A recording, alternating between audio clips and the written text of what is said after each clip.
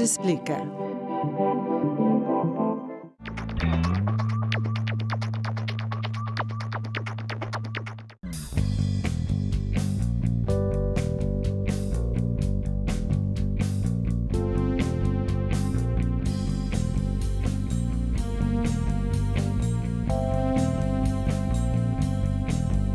Meu nome é Rogério de Souza Eustáquio, nasci em 1985, trabalho de auxiliar de serviços gerais no Senado Federal.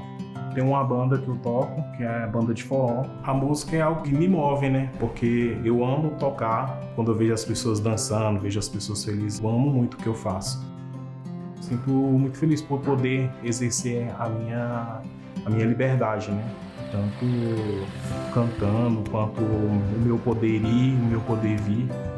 Em 8 de janeiro de 2023, eu trabalhei sim na limpeza no Senado. Me deu uma tristeza no coração. Então, para mim, como se tivesse destruído algo que a gente demorou tanto para construir, né? Se eu tenho um acesso melhor à saúde, é através da democracia. Se eu tenho segurança hoje em dia, é também através da democracia. Meu nome é Rogério e eu nasci com a democracia.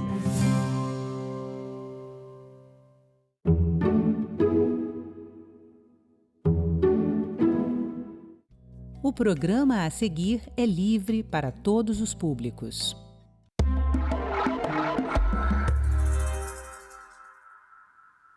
Uma das principais ações de combate às mudanças climáticas é a preservação das florestas e dos ecossistemas. O Greenpeace está com um movimento, uma ação pedindo que as pessoas hajam pelas florestas. E quem vai nos explicar sobre isso é Camila Jardim, especialista em política internacional do Greenpeace Brasil.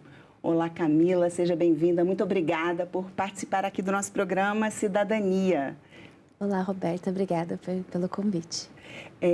Conta pra gente, já existe, né, desde o Acordo de Paris, em 2015, né, essa determinação, né, um dos pontos principais, né, para evitar, né, o aquecimento global, né, tinha esse objetivo que fosse menos de 2% de preferência, que ficasse 1,5% de aquecimento, né, foi, né, assinado por, né, assim, foram na época 196 signatários, né, mas parece que não é bem isso que está. Um dos pontos principais era a preservação das florestas, mas parece que isso não está se concretizando, né? O que está acontecendo aí nesse cenário? Exatamente. Bom, então em 2025 a gente celebra 10 anos do Acordo de Paris, que é esse acordo que você mencionou, feito em 2015. Que é o principal acordo hoje que coordena a ação climática global para a gente combater as mudanças climáticas, né? Ele tem uma série de objetivos e o principal deles é manter a temperatura do planeta idealmente bem abaixo de 2 graus Celsius, ao aumento da temperatura, e idealmente ali até 1,5 grau. Hoje, 10 anos depois, a gente está se aproximando muito rapidamente do aumento de 1,5 grau, e o principal trabalho para combater esse aumento das mudanças climáticas é justamente reduzir a emissão de gases de efeito estufa e, se possível, inclusive, aumentar a captação desses gases de efeito estufa. A floresta e os ecossistemas têm um papel central nessa nossa capacidade de agir pelo clima, tanto no sentido de combater o aquecimento, quanto a nos adaptar a esse novo momento, que o aquecimento já está aí, ele vai continuar acontecendo, e as florestas e os ecossistemas têm esse papel muito importante. Infelizmente, a gente segue perdendo muita floresta globalmente, e a gente entende que é urgente que a meta de deter e reverter o desmatamento até 2030, que é uma meta que os países já se comprometeram repetidas vezes, seja de fato implementada. Por enquanto, ela só está no papel. Então, o que a gente quer é chamar atenção para essa meta. Ela já existe. O que a gente precisa é garantir um mapa do caminho, um roteiro de como a gente vai fazer essa meta se tornar realidade globalmente. E como seria esse caminho, né? Porque a COP30, né? O Acordo de Paris foi ainda na COP15, né? Agora Exato. A COP30 vai ser aqui no Brasil, em Belém do Pará, né? No meio da floresta. Assim, a COP vai ser na floresta, mas e a floresta está sendo lembrada nesse encontro? É justamente essa pergunta que a gente tem feito, né? Essa vai ser a primeira COP que vai acontecer em uma floresta tropical. A 30ª COP, né? Então, a COP30 vai ser na floresta, mas onde estão as florestas na COP30?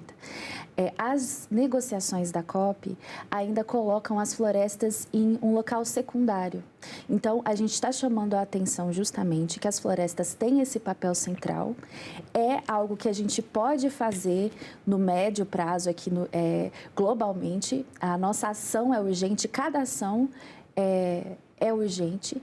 Então, a gente entende que as florestas precisam sair desse local secundário das negociações, utilizando justamente esse momento político tão importante que é ter a COP30 na floresta. Existem muitas coisas que precisam ser feitas para combater a crise climática, né? A gente precisa acabar com os combustíveis fósseis, a gente precisa olhar para vários setores, mas o Brasil é essa grande potência ambiental global que guarda a maior floresta tropical do mundo. E o Brasil é esse grande exemplo no combate ao desmatamento e à degradação florestal. Então, a gente entende que essa é uma grande oportunidade, porque essa meta de deter e reverter o desmatamento até 2030, ela é bastante urgente. Ela está aí e a gente não tem clareza nenhuma de como atingi-la. Então, o que a gente quer é trazer esse tema para as negociações da COP. Ele não está ainda nas negociações, ele aparece de forma secundária, sem um plano coletivo. Então, a gente quer que ele esteja nas negociações e que a gente chegue a um acordo de implementação. O regime do clima, ele tem uma infraestrutura institucional, uma capacidade gigantesca de coordenar ações, de direcionar a implementação técnica, a prioridade política, direcionar o investimento, o financiamento. Então, a gente acredita que esse é um arcabouço poderoso e que pode e deve urgentemente trabalhar pelas florestas. O Greenpeace fez uma pesquisa, né? Conta um pouco para a gente sobre essa pesquisa, né? Que mostra justamente que a população apoia, né, a proteção das florestas. Exato. Essa pesquisa foi muito importante porque a gente entende que os líderes se mobilizam e agem quando eles entendem que a população apoia um determinado tópico. Então, a gente fez uma pesquisa em 17 países, com 17 mil pessoas no total, fazendo algumas perguntas sobre o que eles entendem, qual a relevância da ação climática e da ação para proteger as florestas e como eles relacionam isso. Então, qual é o papel da proteção das florestas para a ação climática, o quanto eles querem que os governos ajam e tomem mais ações para defender as florestas. Então, 82% do agregado global, né, de todos os países, 82% dessas populações querem mais ação pelas florestas, esperam que seus governos tomem atitudes mais contundentes. No Brasil, esse número é ainda maior, 93% das pessoas querem mais ação para proteger as florestas.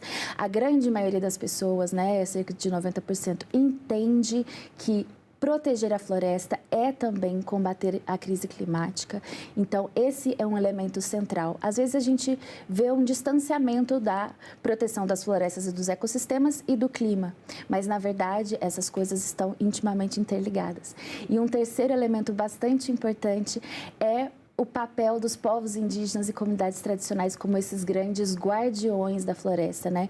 Então, a gente perguntou quanto que as pessoas confiam no papel desses guardiões para estarem justamente na liderança, para estar à frente do combate ao desmatamento e à degradação florestal. Que a gente sabe que onde tem povos indígenas, onde tem terra demarcada, aquelas regiões são as regiões mais conservadas globalmente, né? Então, isso também está claramente demonstrado na pesquisa. Então, a gente vem fazendo agora essa comunicação para os líderes, para que eles saibam que a população espera sim mais ação pelas florestas, que entende que os povos indígenas, as comunidades tradicionais, quem está justamente ali nos territórios, são esses grandes guardiões e a gente precisa agora fazer acontecer. O que falta é vontade política. Então, a gente está tentando mexer justamente aí na vontade política. Agora, e as comunidades tradicionais, né, os povos indígenas e quilombolas, eles também são os que mais sofrem com as mudanças climáticas? Sim, eles estão entre as populações mais vulnerabilizadas. Claro, existem diferentes tipos de vulnerabilidade em diferentes experiências, por exemplo, em zonas urbanas, né, existem regiões de muita vulnerabilidade, mas esses povos que dependem que tem os seus estilos de vida dependente da dinâmica da floresta, dos ecossistemas. Aquilo faz parte de quem eles são, de como eles como eles agem no mundo, de como eles constroem a sua alimentação, as suas formas de vida. Então, essas populações já sentem há muito tempo, elas já sabem há muito tempo que o clima está mudando, que já não dá mais para saber quando é a estação de chuva, quando é a estação de seca, não dá para contar mais com a estabilidade das produções de alimentos. Então, eles estão na ponta, eles sentem muito mais os impactos e, ao mesmo tempo, eles estão ali defendendo uma das nossas maiores armas para combater essa crise. Então, a gente precisa garantir que eles sejam visibilizados e que tenham seus direitos garantidos, né? Eles estão pagando muitas vezes com o próprio sangue, com a própria vida. A gente sabe dos conflitos territoriais que acontecem. Então, demarcação de terra, o direito desses povos, e a gente tem muito a aprender com eles também, porque eles também estão se adaptando e estão utilizando os seus conhecimentos ancestrais para entender como lidar, como se adaptar a essas grandes mudanças que já estão acontecendo. Agora, quando a gente fala, né, em proteção, preservar a floresta em pé, a gente sabe que, além da vontade política, precisa também de recursos. Né? E você, como especialista, né, em política internacional, né, a gente é um planeta só, a gente sabe que esses recursos precisam vir de outros países, né? Como construir essa relação aí? A gente está num momento muito difícil globalmente, em que os países que são os maiores responsáveis pela crise climática não estão contribuindo com o que é necessário para essa ação climática. Então, os países florestais, né, como o Brasil, mas o Brasil, dentre os países do sul global que são florestais, tem muitos recursos, tem muita condição de monitorar o seu desmatamento, tem ainda uma ação de proteção das florestas que é referência. Mas existem tantos outros países hoje que guardam uma imensa quantidade de floresta e que não têm os meios de implementação. Ou seja, não tem financiamento, não tem capacitação técnica, não tem o acesso à tecnologia.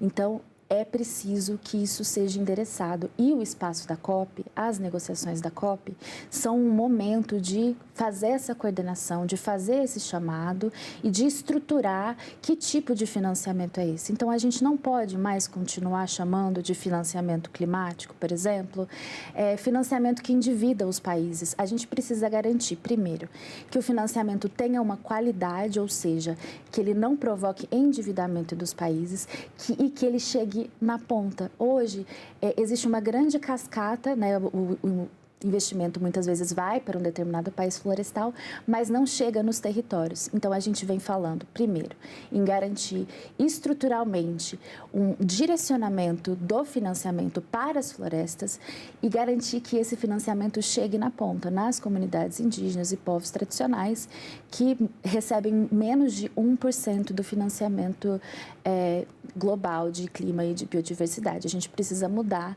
essa realidade. Por quê?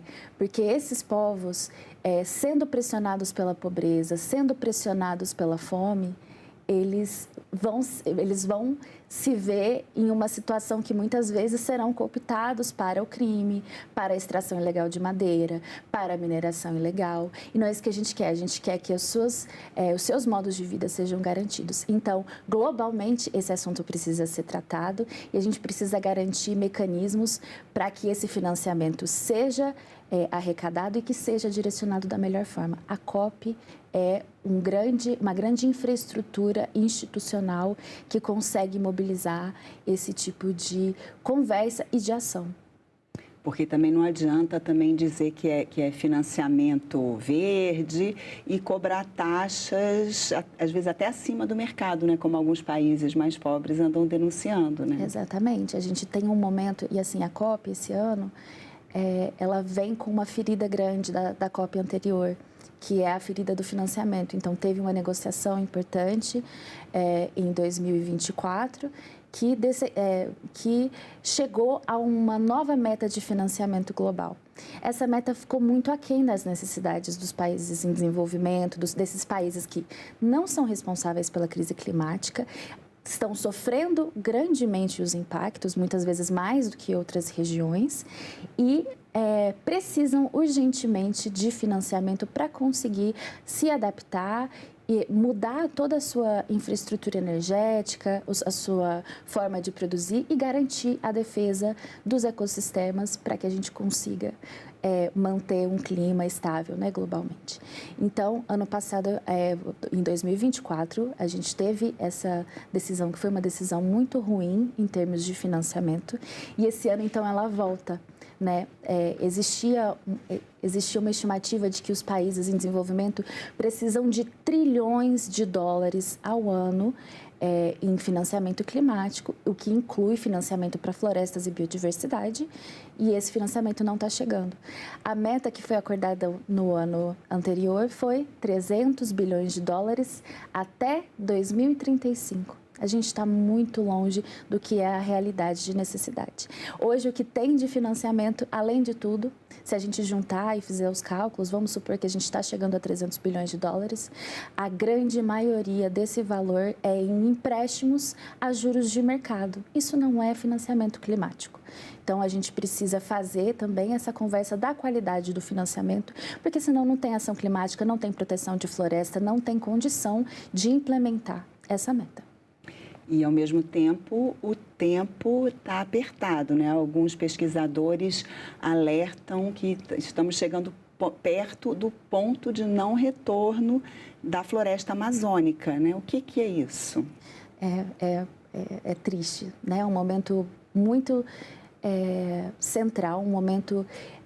tudo que a gente fizer agora vai determinar o que a gente vai encontrar pela frente.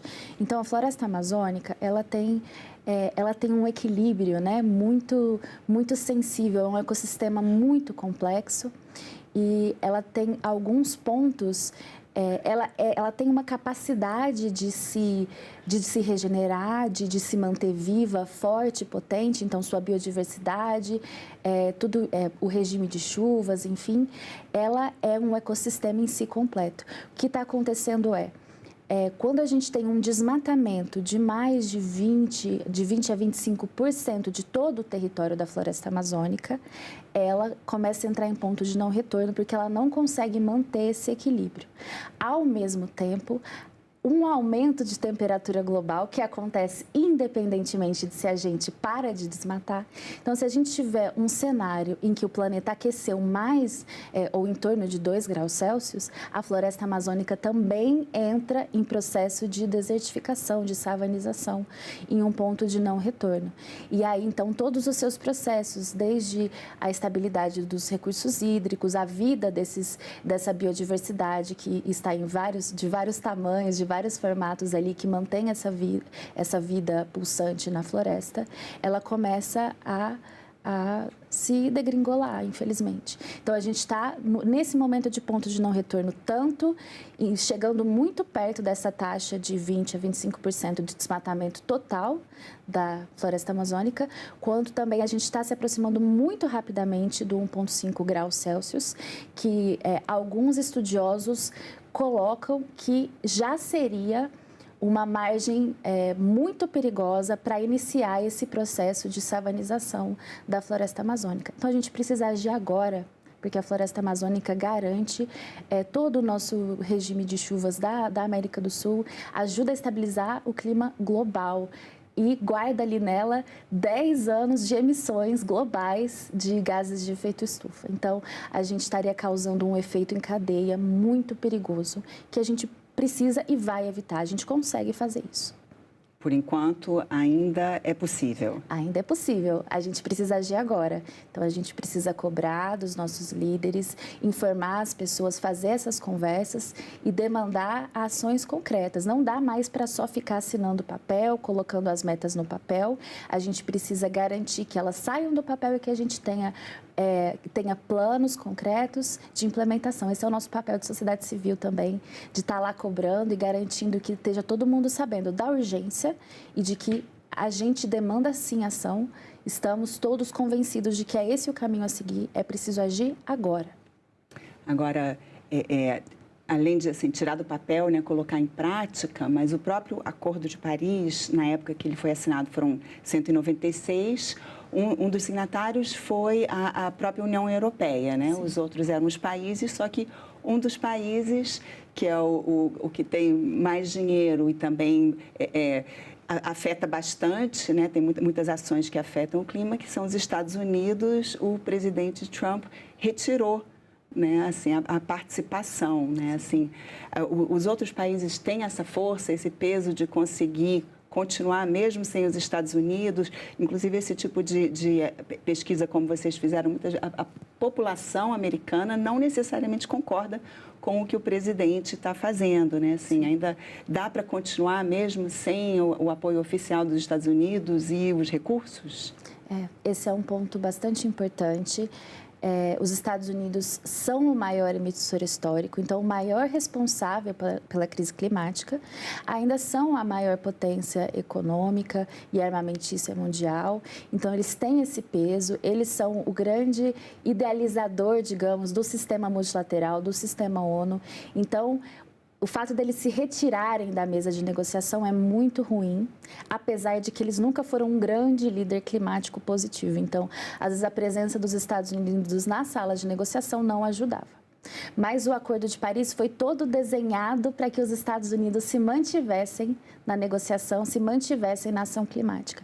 Então, com uma linguagem bastante flexível para garantir que eles estivessem dispostos a negociar. E, no fim das contas, é isso que importa, que todos estejam ali na mesa de negociação. Dado que a gente está nesse momento difícil e que também não é só a saída dos Estados Unidos, a gente vive um momento global de guerras, de crises econômicas. Então, a agenda climática, ela acaba caindo de prioridade globalmente. Então, na prática, a gente precisa fazer com que todos os atores que seguem lá e que seguem engajados na agenda estejam fazendo o máximo possível. Então, ainda tem muito que pode ser feito sem os Estados Unidos na mesa, né? Os Estados Unidos ainda podem ir à COP, eles não estão mais no Acordo de Paris, mas eles ainda são signatários da Convenção do Clima, que é essa instituição da ONU que faz as negociações do clima, onde está hospedado o Acordo de Paris, digamos assim. Então, eles ainda podem aparecer lá e, inclusive, atrapalhar bastante as negociações. Esperemos que isso não, né? Vamos ver, vão ser as cenas dos próximos capítulos. Mas acho que o papel do Brasil, por exemplo, é um papel bastante importante porque se coloca como essa liderança e o que a gente precisa fazer é mobilizar lideranças e em todos os níveis. Então, globalmente, internacionalmente, claro que o papel da União Europeia, por exemplo, é muito importante. A gente quer ver mais ação da China. A China, ela se compromete com muito pouco, porém ela entrega muito mais do que o que ela se compromete. Então, a China vem sendo esse grande motor global, por exemplo, da transição energética, né? Tem sido um ator bastante importante. Então, a gente precisa também dessa liderança política, globalmente. Mas, Estados Unidos saiu, porém, muitos dos seus estados, dos seus governos subnacionais seguem engajados, seguem mobilizados para garantir a ação climática em nível local. Então, é importante a gente fazer tudo o que a gente pode com o que a gente tem agora, com os atores que nós temos agora, garantir que também a opinião pública esteja ciente, cobrando, operante ali, para que essa ação aconteça. Então, a gente acredita que pode sim conseguir acordos e avançar na ação climática, mesmo com essa grande baixa. É necessário, né? Agora, Camila, eu sei que você é especialista em política internacional, mas mesmo nacionalmente, internamente, aqui no Senado, às vezes a gente vê discursos, pessoas, né, se manifestando, dizendo, não, os outros países se desenvolveram, né, às custas do meio ambiente, do desmatamento, nós também temos esse direito. Explica para a gente por que esse pensamento não faz sentido. Nossa, ele vem junto com o negacionismo climático, ele vem junto com o imaginário, né, que aponta para a destruição. Então, existem vários elementos importantes da gente olhar. Primeiro, este modelo de desenvolvimento que aconteceu no século XX, que foi baseado na exploração de combustíveis fósseis, na extração de recursos naturais, na destruição dos ecossistemas, ele está se encerrando, ele acabou. Ele está encontrando um momento de encerramento. Se a gente continua investindo em modelos econômicos que agora se encerram, porque agora a gente está vivendo um novo momento de transição energética, de pensar em novas formas de produção e de consumo, pensar novas formas de desenvolvimento, a gente deixa de surfar essa nova onda, esse novo momento econômico global, essa nova organização do comércio e das formas de produzir riqueza mesmo. Então, por um lado, sim, outros países se desenvolveram, porém, se desenvolveram à custa, na verdade, de terceiros países, dos quais eles extraíam esses recursos. Então, ainda existem zonas de sacrifício ao redor do mundo inteiro, onde a mineração segue avançando, onde não tem titulação de terra, onde os povos locais sofrem com isso, mas não são nos seus próprios territórios e que eles estão fazendo esse tipo de atividade predatória mais. Então, sim, eles foram responsáveis, historicamente, por grande parte do desmatamento em suas regiões. Então, hoje eles têm pouquíssima zona de floresta, mas hoje a zona de floresta e a tendência é que ela valha cada vez mais. Então, a gente precisa conseguir construir e surfar esse novo momento econômico que valoriza a floresta em pé. Então, hoje, e a gente está trabalhando para isso, para garantir que a floresta em pé valha muito mais do que a floresta destruída. Por quê? Porque ela garante as nossas vidas, ela garante a água que a gente bebe, o ar que a gente respira. Então, não dá mais para a gente achar que a madeira extraída vale mais do que isso. Então, esses espaços de coordenação globais, eles garantem que a gente faça essa transição de valorizar muito mais a floresta em pé do que a floresta destruída, de valorizar muito mais os renováveis que são feitos de forma sustentável do que os combustíveis fósseis. E a gente está nesse novo momento. A economia está caminhando para isso. Quem continuar investindo no anterior, primeiro, vai herdar todo tipo de impacto ambiental negativo ali para suas populações, para si próprio, que envolve toda uma poluição, enfim, uma incapacidade de manter o clima agradável e habitável para as pessoas daquela região. E, globalmente, não vai... os países não querem mais comprar produtos que vêm de zonas de desmatamento. Eles não querem mais assumir que estão incentivando a destruição do planeta e dos ecossistemas. Então, o que a gente precisa fazer é garantir que a gente está promovendo a nossa prosperidade e o nosso desenvolvimento de olho nessa nova ordem econômica global que já está aí e que já está gerando bilhões. A gente só precisa garantir que a gente está utilizando os nossos recursos da maneira correta. O Brasil tem muito potencial. O Brasil está num momento e numa posição muito diferente da grande maioria dos países, com a quantidade de recursos naturais que possui, e a gente pode capitalizar isso e impulsionar o nosso desenvolvimento econômico. A questão é só fazer os investimentos certos, né? É isso. Camila, muito obrigada pela sua participação aqui no nosso programa Cidadania, e eu agradeço também a você que nos assiste. Esse programa está disponível no nosso site, senado.leg.br/TV, e também no canal do YouTube. Mais uma vez, obrigada pela atenção e até o próximo Cidadania.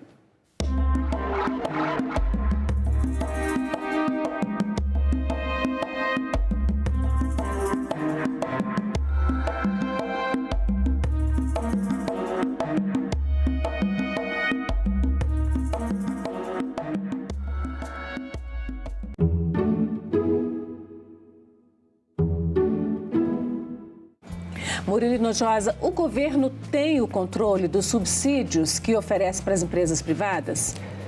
De forma objetiva, esse controle ainda é uma lacuna importante no orçamento público. Existe sim uma melhora recente, a gente observa novas concessões de benefícios tributários em que o governo estabelece prazo, estabelece contrapartidas, então acho que estamos numa evolução positiva, sim.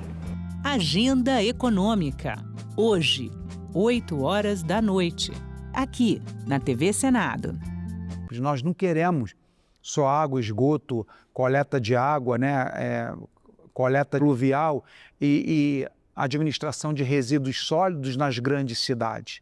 O nosso país é um país continental, o nosso país possui mais de 200 milhões de habitantes e todos eles querem gestão do lixo, querem coleta de água pluvial para reaproveitamento, para não inundar a sua rua. Saber que ainda quase 40 milhões de brasileiros, como eu e você, não dispõem de uma bica, de uma torneira, de um chuveiro para tomar água, que muitas vezes precisam se deslocar até locais, inclusive insalubres, com água barrenta, com água suja, para poder banhar-se, para fazer comida para os seus filhos. É impensável que uma nação tão maravilhosa, tão rica como a nossa, tenha ainda esse problema tão basilar, um problema de infraestrutura, um problema, acima de tudo, de saúde e de dignidade.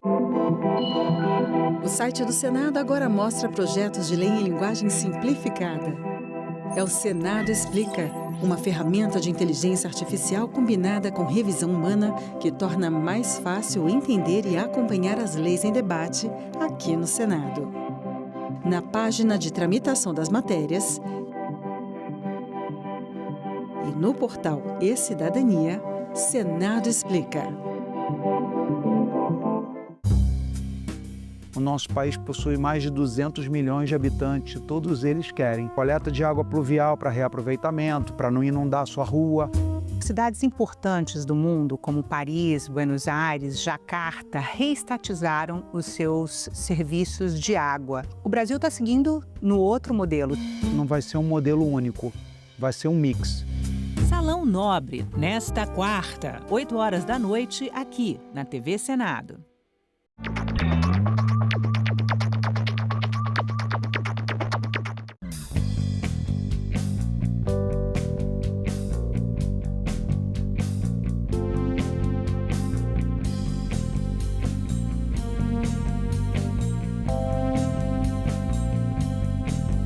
Meu nome é Rogério de Souza Eustáquio, nasci em 1985, trabalho de auxiliar de serviços gerais no Senado Federal.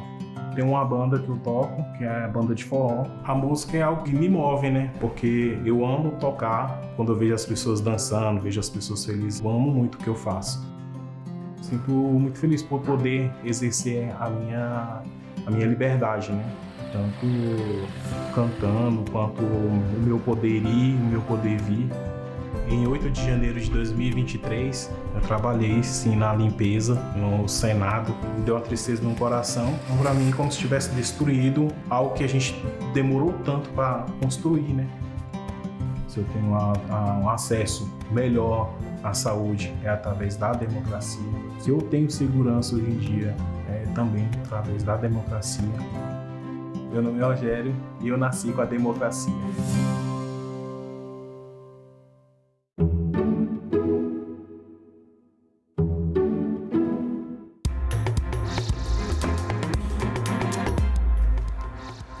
Olá, bom dia. Hoje é terça-feira, 4 de novembro. O Senado Notícias está no ar.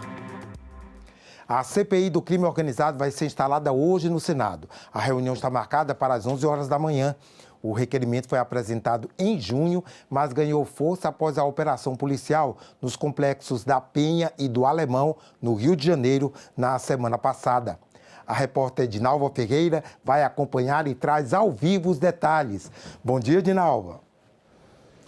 Oi, André, bom dia para você, bom dia a todos. Então, André, essa CPI ela vai ser formada por 11 senadores titulares e 7 suplentes. Eles terão prazo de 120 dias, prorrogáveis pelo mesmo período, para fazer um diagnóstico de como funcionam as facções criminosas e milícias em todo o país. Ou seja, fazer um diagnóstico de como elas atuam, quem financia e quais as rotas que elas usam, com foco no PCC e no Comando Vermelho. Até agora foram indicados como titulares dessa CPI os senadores Alessandro Vieira, que foi quem apresentou o requerimento de criação da comissão parlamentar, Flávio Bolsonaro, Sérgio Moro, Jacques Wagner, que é o líder do governo na casa, Rogério Carvalho, Os senadores Magno Malta, Marcos Duval, Otto Alencar, Jorge Cajuru e Nelsinho Trade. Já os suplentes indicados até o momento são os senadores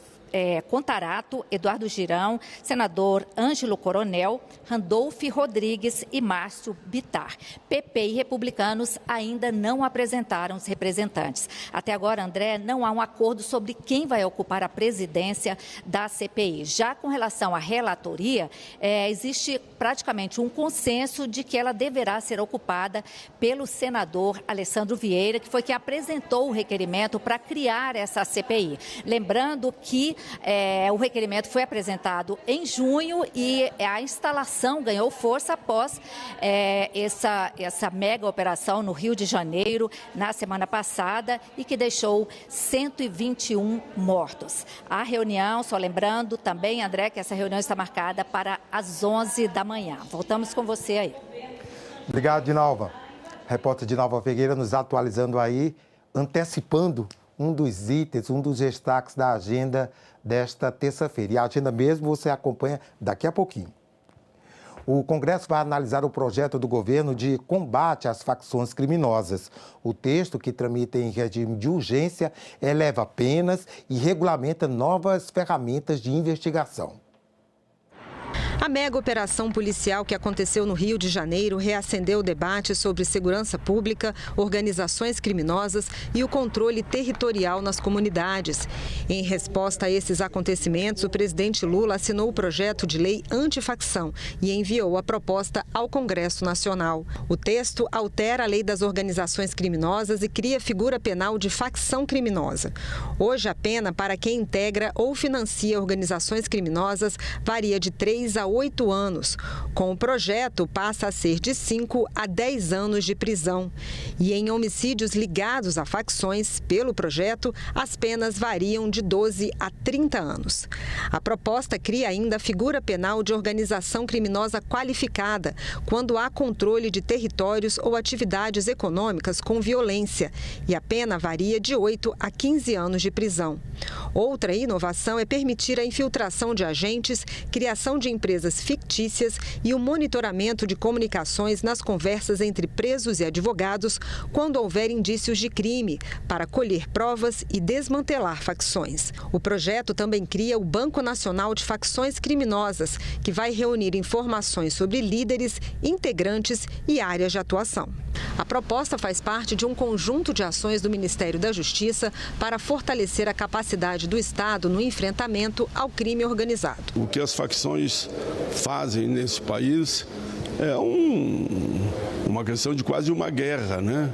Explorando, inclusive, as comunidades mais pobres. O projeto foi enviado aqui para o Congresso Nacional em regime de urgência e será analisado primeiro pela Câmara dos Deputados e depois pelo Senado Federal. Se a Câmara não votar a proposta em 45 dias, a pauta do plenário ficará trancada. Se a proposta for aprovada após esse prazo, já chegará aqui ao Senado, trancando a pauta. O presidente da CPMI do INSS, senador Carlos Viana, determinou na madrugada de hoje a prisão em flagrante de Abraão Lincoln Cruz, presidente da Confederação Brasileira dos Trabalhadores da Pesca e Aquicultura. O pedido de prisão foi feito pelo relator, deputado Alfredo Gaspar. Em 4 oportunidades, o depoente, na qualidade de testemunha nesta casa, faltou com a verdade, fez afirmação falsa ou calou a verdade. E por conta disso, senhor presidente, solicito a Vossa Excelência que, em respeito ao povo brasileiro, em respeito aos parlamentares desta CPMI, que o depoente seja preso em flagrante por infringência ao artigo 342 do Código Penal brasileiro. Em uma série de oportunidades, o depoente, estando na condição de testemunha, fez afirmação falsa, negou ou calou a verdade. Diante do exposto, a comissão, com fundamento no artigo 58, parágrafo 3º da Constituição Federal, determina a prisão em flagrante do senhor Abraão Lincoln Ferreira da Cruz pelo crime próprio de falso testemunho, que trata o inciso 2 do artigo 4º da Lei 1579 de 1952. Em nome dos aposentados, quase 240 mil que a CBPA enganou, o senhor Abraão Lincoln Ferreira da Cruz, o senhor está preso. Determino que a Secretaria de Polícia adotem as providências com relação à determinação de prisão dessa presidência. O depoente foi conduzido para a delegacia da Polícia Legislativa para que cumprisse as formalidades da prisão. O senador Carlos Viana explicou os motivos que levaram Abraão a ser preso. Ele, pelo menos em 4 oportunidades, ele se contradisse. Primeiro, na relação de contrato com o senhor Antônio Carlos Camilo, o careca do INSS. Ele disse que não conhecia, que não tinha relacionamento. Posteriormente, ele confessou que assinou os acordos de contratação dos chamados aos aposentados. Ou seja, nós sabemos das listas falsas que eram vendidas para que as associações pudessem multiplicar o número de associados. Listas ilícitas. Outros pontos, perguntado por que ele se afastou da presidência da antiga CNDA, o que ele fez, da CNPA, me perdoe, o que ele respondeu? Que ele pediu a saída. Não é verdade. Ele foi afastado judicialmente por uma série de suspeitas de venda de licenças ilegais para a pesca. Foi preso, esteve na cadeia por pelo menos 90 dias, responde a processo por corrupção, lavagem de dinheiro e por vendas falsas dessas licenças. Portanto, ele tentou esconder de todas as maneiras, que continuou o mesmo esquema, dessa vez ampliando, não só tirando dos pescadores, mas tirando também dos aposentados que eram vítimas dessas listas vendidas indevidamente. Acabou preso porque mentiu na CPMI. No depoimento à CPMI do INSS, o presidente da CBPA, Confederação Brasileira dos Trabalhadores da Pesca e Aquicultura, Abraão Lincoln, se recusou a responder várias perguntas do relator, mas não negou que a entidade tenha recebido mais de 221 milhões de reais de descontos associativos de aposentados e pensionistas. O presidente da Confederação Brasileira dos Trabalhadores da Pesca e Aquicultura, CBPA, Abraão Lincoln Ferreira da Cruz, compareceu à CPMI munido de um habeas corpus concedido pelo Supremo Tribunal Federal, que garantia a ele o direito de não responder perguntas que pudessem incriminá-lo. A CBPA está entre as associações investigadas pela Polícia Federal na Operação Sem Desconto. O depoente não quis prestar o compromisso de dizer a verdade. Questionado pelo relator, deputado Alfredo Gaspar, sobre a inclusão de descontos em benefícios de pessoas mortas, o depoente não quis responder. Mais de 40 mil mortos tiveram seu cadastro como tentativa de inclusão e desconto associativo. Em 2023, o senhor era presidente da CBPA? Como eu não tenho conhecimento dessa informação, me permaneço calado. Sim, 23 era, sim, senhor. Pronto. Em 2024, o senhor era presidente da CBPA? Sim, senhor. Vocês tentaram colocar 40 mil mortos em descontos associativos. Eu pergunto, de quem é a responsabilidade por essa falcatrua? É do presidente da CBPA ou a quem o senhor delegou poderes para fazer isso? Eu permaneço em silêncio, senhor. O depoente também se recusou a responder se conhece outros investigados nas fraudes do INSS, mas não negou que a CBPA tenha recebido mais de 221 milhões de reais de descontos associativos. O senhor, em 2 anos, recebeu como presidente da CBPA, a sua entidade, na qual o senhor preside, mais de 221 milhões de reais. O senhor confirma ou nega? Eu não sei o valor exato, mas se foi esse que foi repassado e está nos extratos bancários... Agora, o que a gente quer é saber o que o senhor fez com esse dinheiro. Senhor, eu não tenho como falar agora sobre toda a movimentação bancária da CBPA, porque eu não tenho um computador na cabeça. Então, se o senhor quiser, depois eu mando inclusive as cópias que o senhor desejar da documentação. Eu vi que o senhor está com um nível de esquecimento um pouco exagerado e eu não quero puxar tanto. Eu gostaria de saber o que é que demandava a maior despesa mensal da CBPA. Senhor, permaneça em silêncio. O senhor está aqui depondo com habeas corpus. O senhor retirou 221 milhões de aposentados e pensionistas. O senhor repetiu o crime pelo qual foi acusado em 2015. Justiça lenta, tardia. O senhor só foi denunciado por corrupção agora. Infelizmente, 10 anos depois, 10 ou 9 anos depois, repetiu o que já tinha feito. Agora vem com habeas corpus, não explica nada à população brasileira, distribuiu dinheiro a rodo e o pior disso tudo, dinheiro de quem mais precisava. Eu fico me perguntando, esse Brasil tem jeito? 15 reuniões de comissões, sessão especial e sessão deliberativa no plenário. Confira a agenda desta terça-feira. Daqui a pouco, às 9 horas, a Comissão de Infraestrutura tem reunião marcada para, além de definir emendas da Comissão ao Orçamento de 2026, também debater em audiência pública projeto que limita o preço pago pelas concessionárias de distribuição de energia elétrica pela parcela da potência e a energia elétrica vinculada a essa potência que cabe à União. Às 9h30, a Comissão de Educação deve se reunir para examinar emendas da Comissão ao Orçamento de 2026.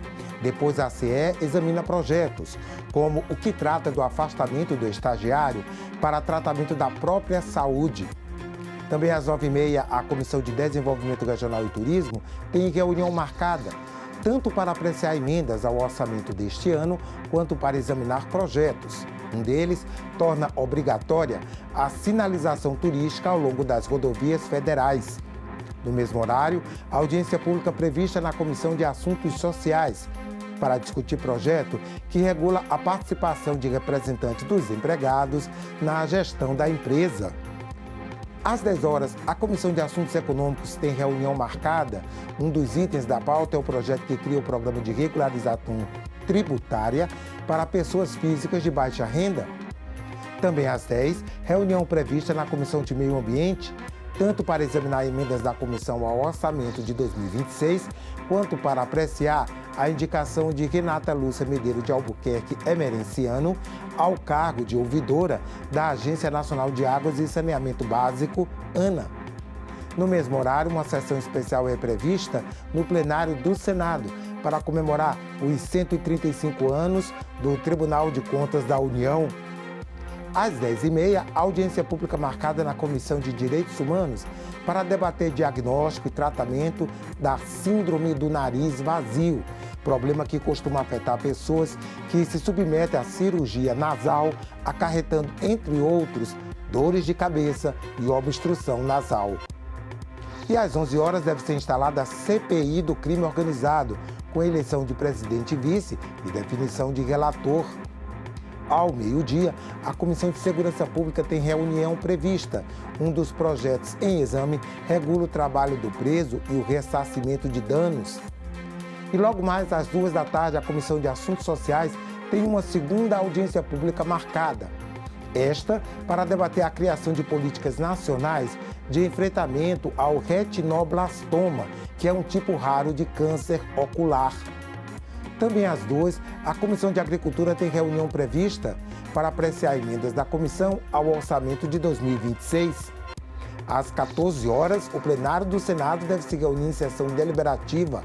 Um dos projetos em exame torna obrigatória a distribuição pelo Sistema Único de Saúde do cordão de fita com desenhos de girassóis para a identificação de pessoas com deficiências ocultas.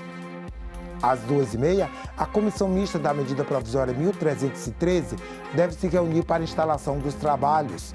A MP traz mudanças que devem melhorar acesso ao gás de cozinha para famílias de baixa renda. Já às 2h40, é a Comissão Mista da Medida Provisória 1317 que deve ser instalada. A MP transforma a Autoridade Nacional de Proteção de Dados em uma agência reguladora. Às 3 da tarde, a Comissão de Infraestrutura deve se reunir uma segunda vez para examinar emendas da Comissão ao Orçamento de 2026. Também às 3, a Comissão Mista de Controle das Atividades de Inteligência tem reunião marcada. Primeiro, para exame de emendas da comissão ao orçamento de 2026. Depois, reunião secreta para apreciar a correspondência do colegiado e pedido de audiência pública. O projeto de lei que estabelece regras para a regularização de terras públicas nas faixas de fronteira deve ser votado nesta terça pelo plenário do Senado. Outros projetos também estão na pauta da ordem do dia.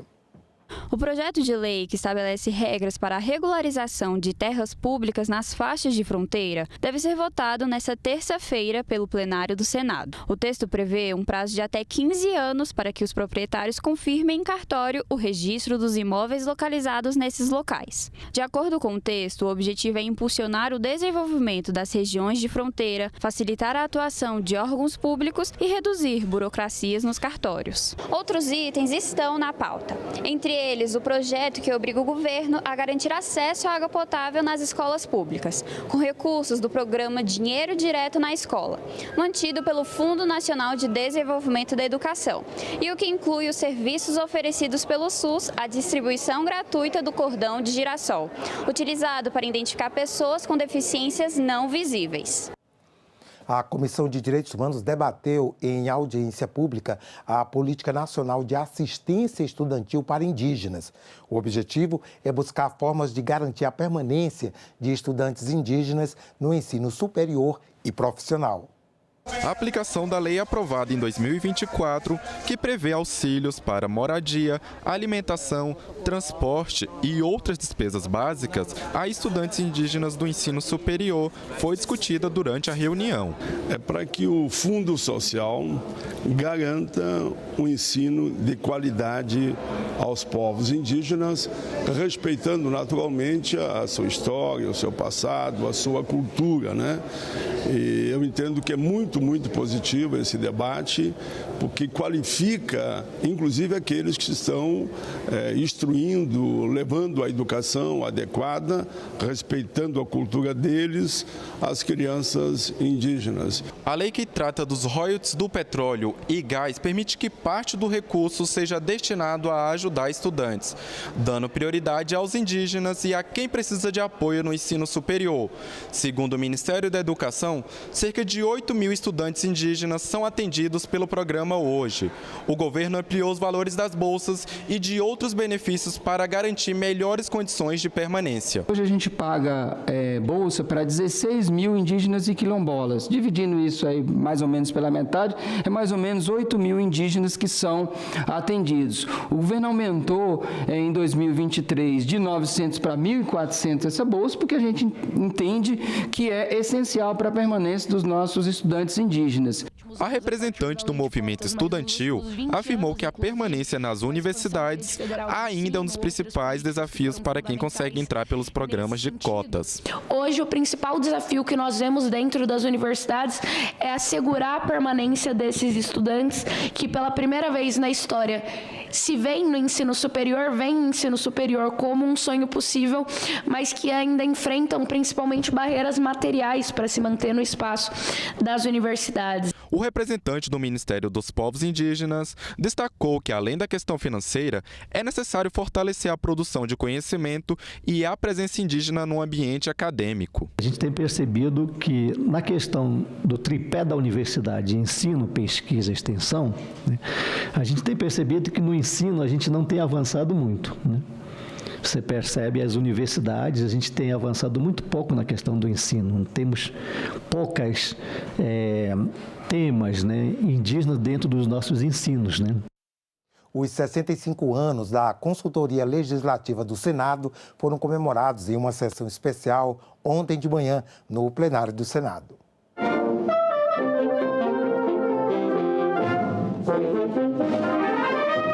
A homenagem foi pedida pelo senador Rodrigo Pacheco, que presidiu a sessão e ressaltou a contribuição da consultoria legislativa para os trabalhos do Senado. Se tive algum êxito na presidência do Senado ao longo dos meus 4 anos, atribuo muito ao papel da consultoria legislativa nos muitos projetos que aprovamos.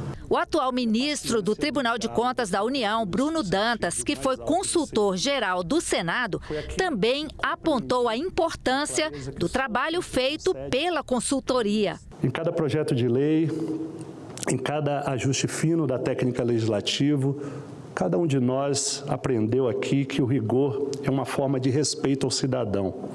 A clareza do texto normativo evita litígios, dá previsibilidade, incentiva investimentos, protege direitos.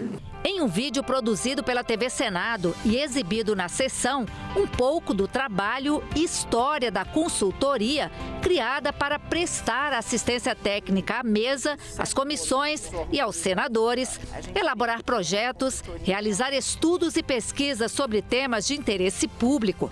Um trabalho que foi sendo aprimorado ao longo do tempo, modernizado, estendido para todos os órgãos da Casa. Quando uma lei nasce bem redigida, clara, justa e possível, é porque antes houve um consultor legislativo analisando cada linha, estudando cada impacto, equilibrando ideias e princípios. Quando o Senado age com eficiência, embasado em dados e rigor técnico, é porque a consultoria está presente, servindo de bússola, de memória e de razão. Cada página mostra que por trás dos pareceres e relatórios existem pessoas, todos reunidos em torno de um propósito único: fazer do conhecimento um instrumento a serviço do interesse público. Ficamos por aqui. Você pode rever as reportagens na nossa página na internet, senado.leg.br/TV. E a gente termina essa edição com imagens da exposição Instrusivo, que pode ser vista aqui no Senado, no espaço Ivandro Cunha Lima. A iniciativa reúne obras de cerâmica do professor da Faculdade de Arquitetura e Urbanismo da Universidade de Brasília, Luiz Pedro Melo. A entrada para a exposição é franca e ela fica em cartaz até 14 de novembro. Acompanhe e venha conferir. Muito obrigado pela sua companhia. Continue sintonizado aqui na TV Senado.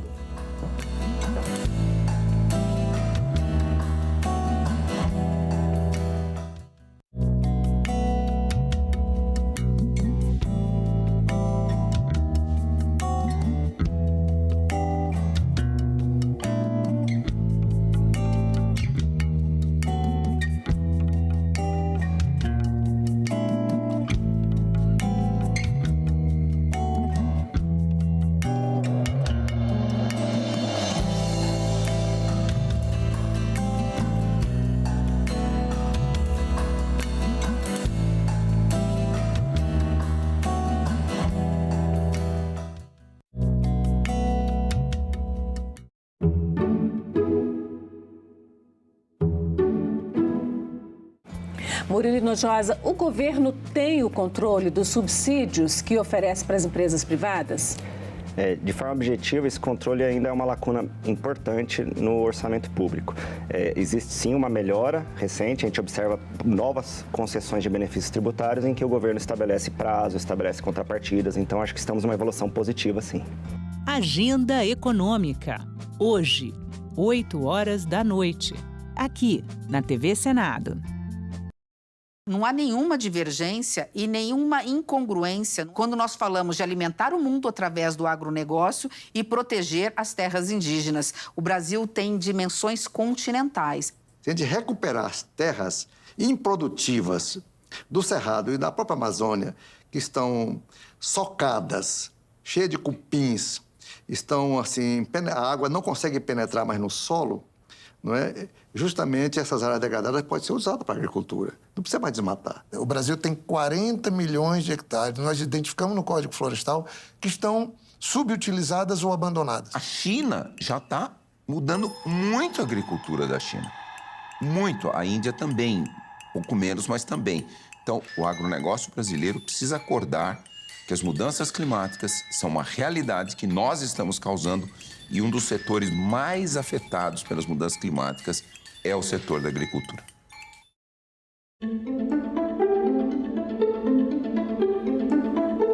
Saindo já no governo do presidente Jair Bolsonaro para assumir pela primeira vez à Procuradoria-Geral do INSS, onde fiquei até 2022.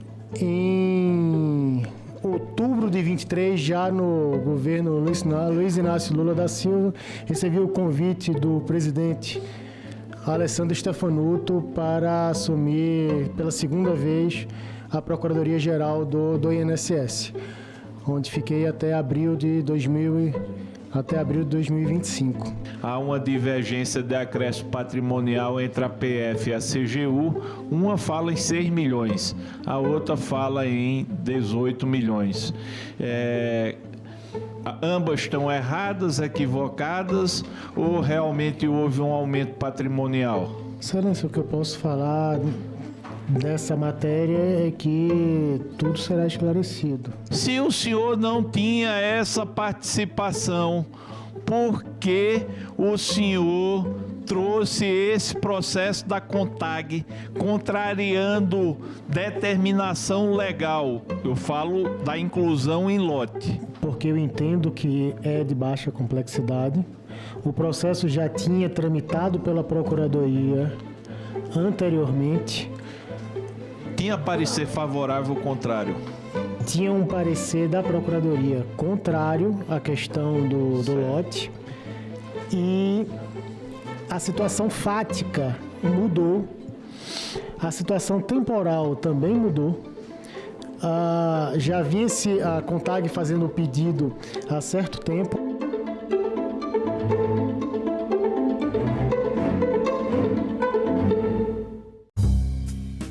O nosso país possui mais de 200 milhões de habitantes, todos eles querem coleta de água pluvial para reaproveitamento, para não inundar a sua rua.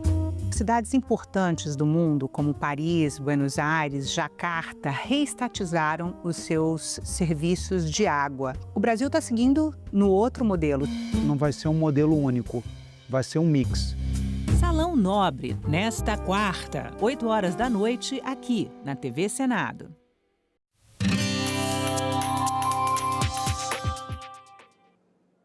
Olá, eu sou a Carla Benevides e este é o programa Argumento. Avaliar a formação dos médicos antes do início da atuação profissional. Essa é a proposta do Exame Nacional de Proficiência em Medicina, que está em análise aqui no Senado.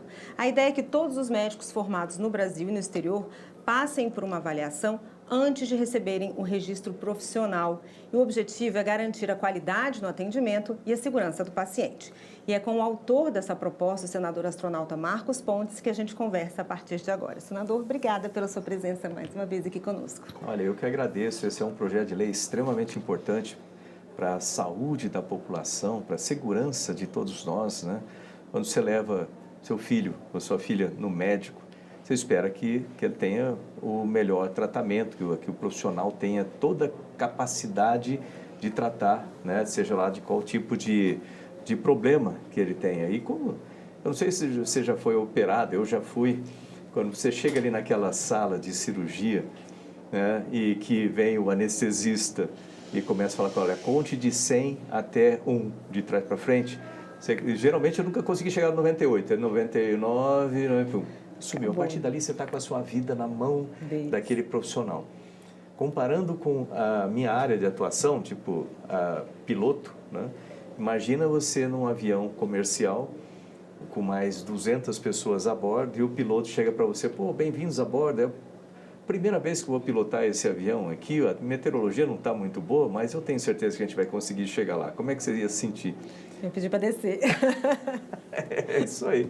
Então, é uma condição que a gente tem no Brasil. Lógico que o ideal seria que nós tivéssemos as universidades, as faculdades de medicina completamente equipadas, com os melhores professores, com hospitais, né, que obviamente é uma profissão que você precisa não só ter conhecimento, mas habilidade, você precisa treinar. Mas isso não é o que acontece no Brasil. Nós temos um excesso de cursos de medicina, né, que se todos eles tivessem uma ótima qualidade, seria muito bom para o país, mas não é o fato. E com isso, o que a gente pode fazer agora para proteger a saúde da população é o exame de proficiência, semelhante ao que existe na OAB, né? E tem que se dividir a formação da profissão. Por exemplo, um piloto. quando ele se forma na academia da Força Aérea, ele faz todos os testes durante a academia, aí se forma, mas se esse piloto quiser voar na aviação comercial, para pilotar um desses aviões comerciais, ele vai ter que fazer um teste já como profissional com a Agência Nacional de Aviação Civil, para que ele tenha todos os requisitos para exercer a profissão. É da mesma forma, as faculdades de medicina elas têm que testar os exames de final de curso e assim por diante. Agora, ele recebeu o diploma de médico. Não significa que ele tem a aprovação do Conselho Regional para que ele possa exercer a profissão de médico. E aí que vem esse exame de proficiência. Senador, foram realizadas várias audiências públicas, né, que reuniram aí representantes do governo, do Conselho Federal de Medicina, da Associação Médica Brasileira e também de escolas de medicina, né, de universidades, faculdades de medicina. Qual foi a percepção do senhor em relação a essa proposta? Como que eles estão vendo essa proposta? Olha, existe praticamente uma unanimidade entre todas aquelas associações e profissionais que entendem realmente do assunto. Eu hoje, por acaso, eu também vi uma pesquisa feita no Brasil como um todo, com mais de 10 mil pessoas. Eu ainda não chequei os dados, mas demonstram uma maioria absoluta da população aprovando a necessidade do exame de proficiência médica, assim como de todos os profissionais já formados para isso. Não é uma questão de corporativismo, é bom colocar aqui muito claro, é uma questão de proteção da saúde das pessoas. O médico é um profissional de extrema importância dentro da sociedade e de extrema importância para a vida de cada um de nós. Então, quando a gente coloca um exame desse, não é para atrapalhar ninguém, não é para prejudicar qualquer pessoa, muito pelo contrário, isso aí é para proteger a grande maioria dos brasileiros. Diga-se de passagem, esse projeto de lei, ele foi proposto para mim, né, para que eu apresentasse pelo Conselho Federal de Medicina, que já vinha identificando esses problemas, assim como problemas para a residência médica, que é outra questão importante. Grande parte dos médicos formados não querem fazer a residência médica, o que é muito ruim, é na residência. Isso eu ouvi de médicos, professores já de dezenas de anos de profissão, falando, olha, o médico se forma, até numa faculdade muito boa, ele ainda não tem as condições ideais para atender o paciente. Ele precisa de um tempo de experiência, isso para que serve a residência médica, dentro de alguma área da medicina. Então, é importante que a gente tenha a residência médica também, não está nesse projeto de lei, mas é algo que eu estou já vendo, né, no futuro aí com a comunidade médica, para que haja condições, primeiro, de receber os alunos necessários, né, o número de alunos necessário para ter residência médica e que essas residências sejam tipicamente de qualidade. Como é que o senhor espera que esse exame de proficiência possa repercutir na formação dos médicos? Isso vai acontecer naturalmente como uma consequência do exame. O que eu quero dizer com isso? Não é que as escolas elas vão preparar os médicos para fazer o exame, como se fosse uma preparação para um vestibular, né? Não é esse o caso. Mesmo porque o exame ele é feito eles são coordenados pelos conselhos regionais de medicina, é feito um exame só. Havia uma proposta na Câmara, uma proposta mais antiga, de que houvesse vários exames ao longo da formação. Isso não é viável, primeiro porque não há condição dos conselhos fazerem isso, mesmo porque não é competência deles interferirem na formação direta, são as escolas que fazem. E o MEC, né, o Ministério da Educação, ele precisa focar, auditar, verificar se as escolas têm as condições necessárias e ao longo do tempo todo esse sistema vai ficar estabilizado.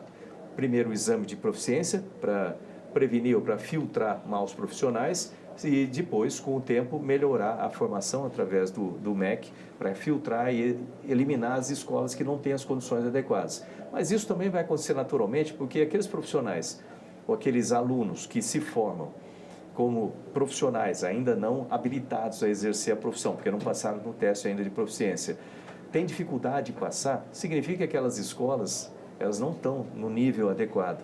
Então, naturalmente, os alunos vão procurar as escolas que tenham mais condição, né, que tenham mais qualidade para que eles se formem e exerçam a profissão passando no teste de proficiência.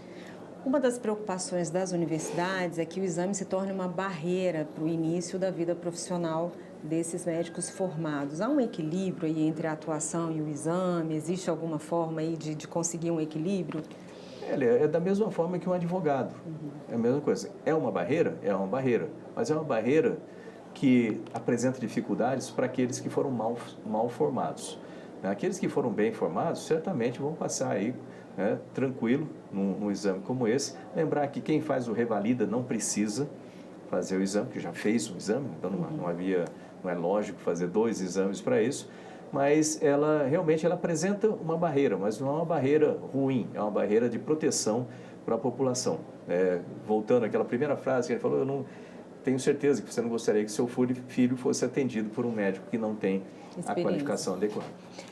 Senador, o senhor falou sobre essa quantidade, esse aumento de escolas, né, de universidades, faculdades de medicina. Há uma preocupação com isso também?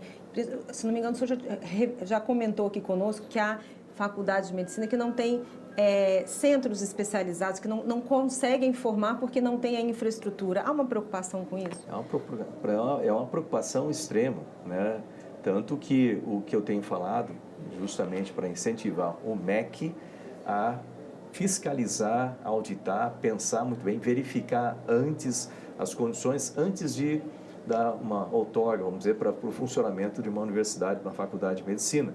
E essa faculdade ela tem que ter as condições, é igual formar um piloto e que você não tenha pista nem avião para formar. Pô, não tem como formar, só com um simulador não se faz um piloto. Então você precisa do conhecimento, né? E lembrar de competência, né? Formar de conhecimento, habilidade e atitude. Então você precisa do conhecimento. Então, o médico ele tem que estudar muito. É uma profissão que exige estudo, muito estudo, e exige uma atualização constante. É bom lembrar disso também. Aí vem a parte de habilidade. Ele precisa de um hospital para treinar com médicos, com instrutores, né, professores gabaritados, para que ele possa aprender na prática ali também como tem que fazer, logicamente supervisionado, e também a atitude do médico. O médico é um profissional que não é um profissional qualquer. Ele precisa ter uma atitude adequada, né, para o tratamento das pessoas, saber como tratar com as pessoas, dar o valor adequado à vida, né? Imagina a seguinte situação, você vai ao médico, o médico nem olha para você, simplesmente passa a ser algo comercial. A atividade do médico não é algo simplesmente comercial, não é para ganhar dinheiro. Muitos jovens se formam, acham que eu tenho que recuperar o dinheiro que eu paguei no curso e se torna uma atividade plenamente comercial. Não é assim. O médico é uma profissão extremamente importante, ela tem que ter essa ligação, ela tem que ter genuinamente o interesse em melhorar a vida da pessoa que ela está ali tratando. Minha filha é médica, por exemplo, eu vivo falando isso aí com ela, olha, presta atenção, você é uma profissional que importa na vida de cada pessoa. Então, lembre disso em cada atendimento, né? Muitas vezes não é simplesmente a parte técnica. Aquela pessoa tem alguma coisa, eu estou entrando aqui na área de medicina, não é o meu caso, mas ela tem, aquilo está acontecendo por alguma outra coisa na vida dela. Pesquise isso aí direitinho. E um ponto onde não é tratado, logicamente, dentro desse exame de proficiência, mas que acontece na vida do piloto, periodicamente o piloto tem que fazer testes para ver se ele ainda continua em condições de voar aquele avião. Tanto exames médicos para saber se ele tem condição física para pilotar, quanto exames de proficiência periódicos depois de formado. Isso ainda não é feito, mas eu já ouvi do próprio conselho, né, que talvez isso seja necessário com incremento, novas tecnologias entrando no mercado, e assim, o médico tem que estar atualizado o tempo todo. Então, não é ainda o caso, estou ressaltando isso, né, desse exame de proficiência, mas talvez no futuro a gente tenha que pensar alguma maneira de se ter exames que possam comprovar que aquele médico ou médica ainda continue em condições de atender, à medida que a idade prossegue também. Com certeza. Senador, só para a gente finalizar, como é que está a tramitação da proposta?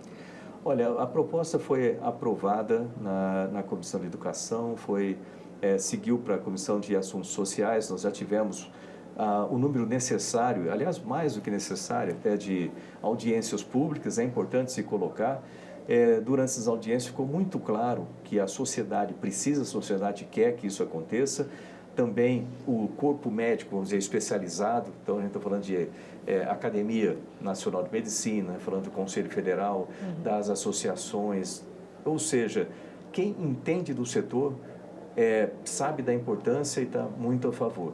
Quem tenta ir contra isso tem algum interesse que não é a saúde da população, e isso é muito preocupante. E nós vimos alguns casos. Eu espero que isso não se propague, porque a gente quer a saúde de todo mundo. Tá certo, senador. Obrigada pelos seus esclarecimentos. Eu que agradeço. E eu agradeço a você também que nos assistiu. Se você quiser rever esse programa, é só acessar o nosso site, senado.leg.br/tv, ou acessar o nosso canal no YouTube. Continue com a gente e até o próximo argumento. Agora é lei.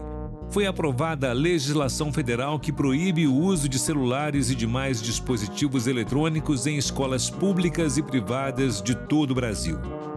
A medida surge em resposta ao debate sobre o uso desses aparelhos nas escolas devido aos impactos negativos no aprendizado, na concentração e na saúde mental dos jovens. O Senado votou, agora é lei.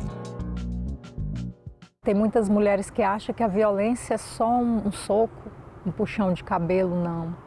Ela se mostra de várias formas.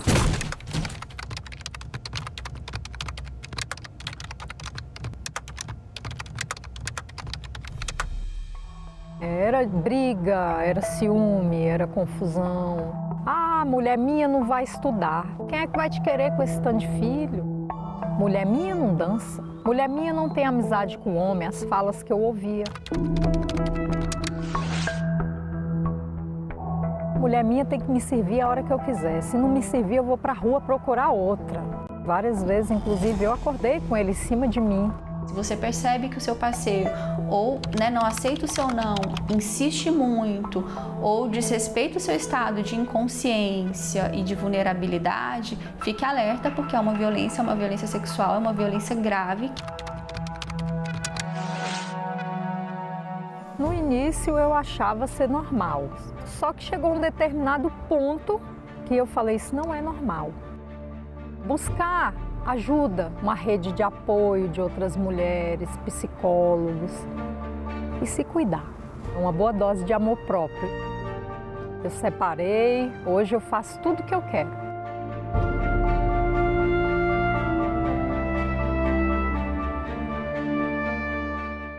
É muito importante que a COP seja no Brasil. Pela primeira vez, a agricultura familiar ela vai ser debatida em uma COP do clima. Isso é muito significativo. Boa parte das práticas mais sustentáveis de agricultura estão na produção familiar. Para discutir a questão ambiental, eu preciso discutir a realidade, eu preciso falar as questões concretas, os problemas. Em discussão, nesta quinta, 20h, aqui na TV Senado. Quer entender tudo sobre as eleições do Brasil?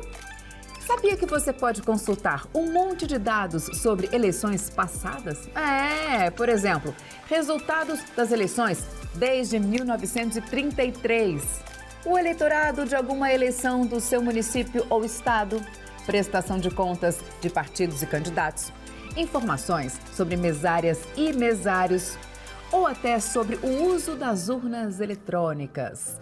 Essa transparência existe e tem endereço certo. O portal de dados abertos do TSE. Bora falar sobre isso? Roda a vinheta, diretor.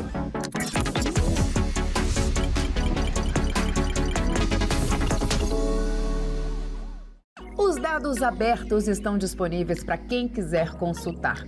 Jornalistas, pesquisadoras e pesquisadores, cientistas políticos, juristas, para o público em geral. É um lugar para estudar, investigar, saber mais. O objetivo da ferramenta é facilitar o acesso a informações oficiais e fortalecer a transparência da Justiça Eleitoral. E o portal também ajuda a combater a desinformação, especialmente durante as eleições, porque lá tem tudo documentado. E também é um recurso importante para quem trabalha com pesquisas e estudos acadêmicos sobre a justiça eleitoral.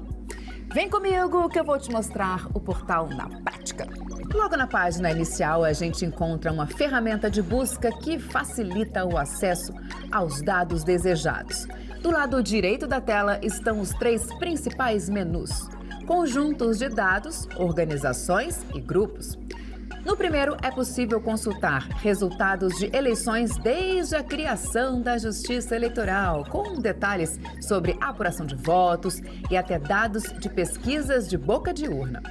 Já na área de organizações, o público tem acesso a informações publicadas por diferentes assessorias e secretarias do TSE. E no menu Grupos, o usuário pode reunir e catalogar dados relacionados a um projeto específico ou tema de interesse, tipo comparecimento e abstenção e pesquisas eleitorais. E tem mais, se alguém sentir falta de algum dado, identificar algum problema ou tiver alguma dúvida, é só acessar o menu Contato no portal de dados abertos. Então é isso, não deixe de seguir a gente nas redes sociais, hein? E lembre-se, quanto mais você souber e pesquisar, melhor e mais consciente vai exercer o seu direito de votar. Tchau! Nós não queremos só água, esgoto, coleta de água, coleta pluvial e administração de resíduos sólidos nas grandes cidades. O nosso país é um país continental, o nosso país possui mais de 200 milhões de habitantes e todos eles querem gestão do lixo, querem coleta de água pluvial para reaproveitamento, para não inundar a sua rua. Saber que ainda quase 40 milhões de brasileiros, como eu e você, não dispõem de uma bica, de uma torneira, de um chuveiro para tomar água, que muitas vezes precisam se deslocar até locais, inclusive insalubres, com água barrenta, com água suja, para poder banhar-se, para fazer comida para os seus filhos. É impensável que uma nação tão maravilhosa, tão rica como a nossa, tenha ainda esse problema tão basilar, um problema de infraestrutura, um problema, acima de tudo, de saúde e de dignidade. O site do Senado agora mostra projetos de lei em linguagem simplificada. É o Senado Explica, uma ferramenta de inteligência artificial combinada com revisão humana que torna mais fácil entender e acompanhar as leis em debate aqui no Senado. Na página de tramitação das matérias e no portal E-Cidadania, Senado Explica. A Assembleia de Sergipe debate gravidez na adolescência. Pessoas surdas têm guichê exclusivo na Assembleia de Mato Grosso. Minerais estratégicos. Câmara discute desafios para o Brasil. E a amizade entre os povos. Dia de la Hispanidad é celebrado em Bagé. Tudo isso no Parlamento Brasil. Parlamento Brasil. Toda sexta, 8 horas da noite. Aqui, na TV Senado.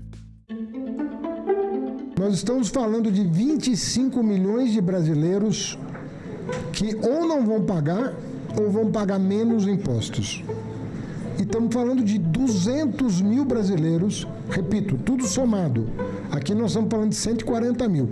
Tudo somado, são cerca de 200 mil brasileiros do andar de cima, nós estamos falando de 0,1% da população, que vão deixar de ter alguns privilégios para que 25 milhões tenham um pouco mais de justiça. Um projeto que melhora a distribuição da renda, que aumenta o consumo das famílias e que promove um maior crescimento econômico é um projeto que merece prosperar.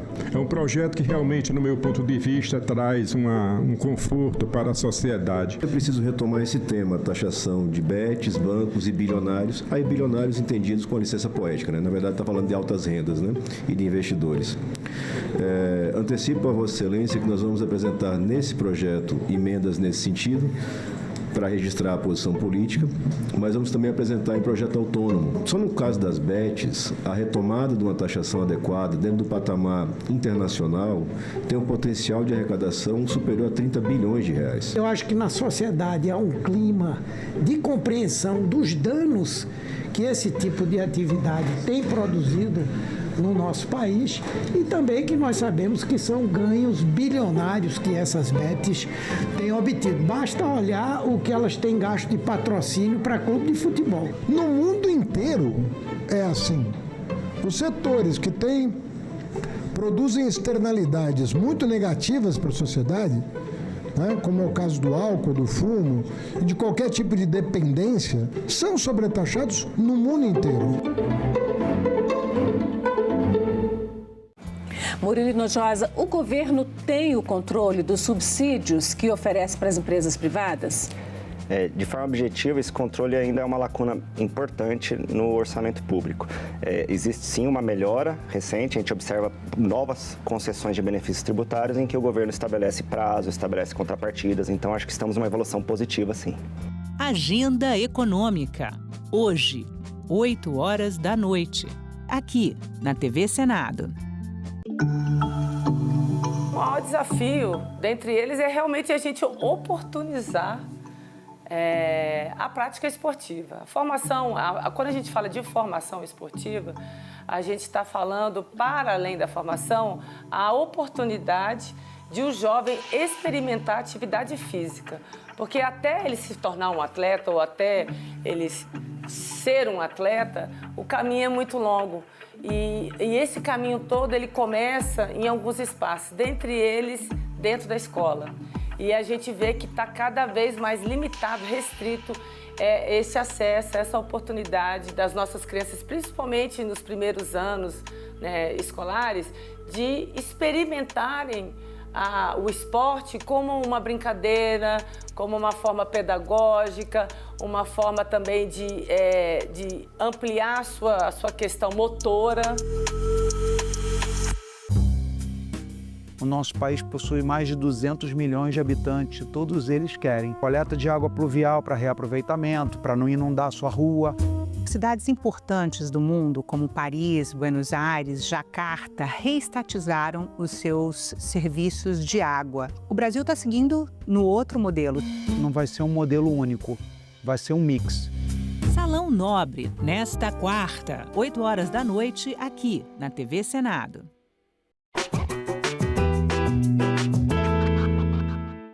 A primeira rádio brasileira foi a Rádio Sociedade, fundada em 1923 pelo médico e escritor Edgar Roquete Pinto, num galpão improvisado no centro do Rio de Janeiro. Os primeiros programas eram feitos pelo próprio Roquete Pinto e seus amigos da Academia Brasileira de Ciências, que tocavam músicas, recitavam poesias e comentavam as notícias do dia. Mas as pessoas logo perceberam que o rádio era também um forte instrumento político. Assim como Hitler na Alemanha, Mussolini na Itália e Roosevelt nos Estados Unidos, Getúlio Vargas usava o rádio como propaganda de seu governo. Em 1936, os aparelhos de rádio podiam ser comprados facilmente nas lojas, e o comércio descobria nos anúncios um meio fantástico para vender seus produtos. Copa do Mundo, notícias da guerra, tudo era transmitido pelas ondas do rádio. Os programas de auditório da Rádio Nacional, uma empresa privada, eram campeões de audiência e os artistas mais famosos passavam por lá. Nós somos as cantoras do rádio, levamos a vida a cantar. Diante de tamanho sucesso, o presidente Vargas estatizou a rádio, mas deixou a publicidade correr solta e investir na programação. Na sua casa tem barata, não vou lá. Na sua casa tem mosquito, não vou lá. Quem sabe o mal que se esconde nos corações humanos? O Sombra sabe. As radionovelas eram transmitidas ao vivo e viraram uma verdadeira febre. O Direito de Nascer ficou por mais de 3 anos no ar. Balança, mas não cai. Humorísticos como Balança, mas não cai marcaram uma época, enquanto programas jornalísticos como Repórter Esso revolucionaram a forma de apresentar as notícias. E atenção, informa o seu Repórter Esso. Os Estados Unidos lançaram hoje sua primeira bomba atômica sobre a cidade japonesa de Hiroshima. O surgimento de novas mídias, como a televisão e a internet, incorporariam diversos programas nascidos no rádio, que mesmo entrando em declínio, se reinventou e continua mais vivo do que nunca.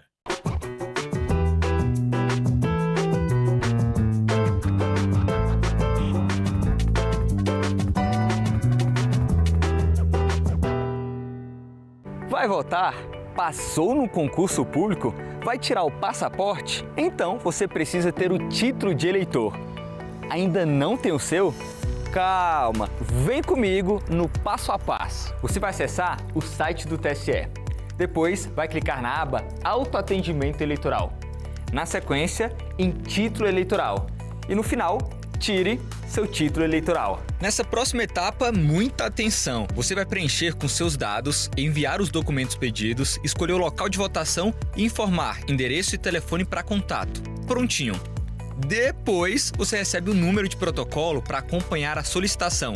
E para isso, é só acessar o site, ir em Autoatendimento Eleitoral e depois clicar na aba Acompanhe uma solicitação. Importante, antes de receber a primeira via do título, você tem 30 dias para ir ao cartório eleitoral cadastrar a biometria.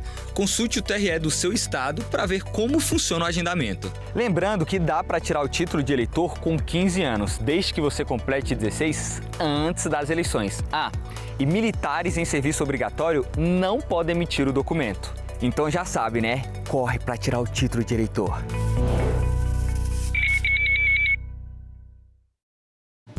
Uma notícia falsa pode vir de quem a gente menos espera, no grupo da família ou nas nossas redes sociais. Mas como saber se uma informação é verdadeira? Agora, as informações sobre o Senado podem ser checadas pelo WhatsApp.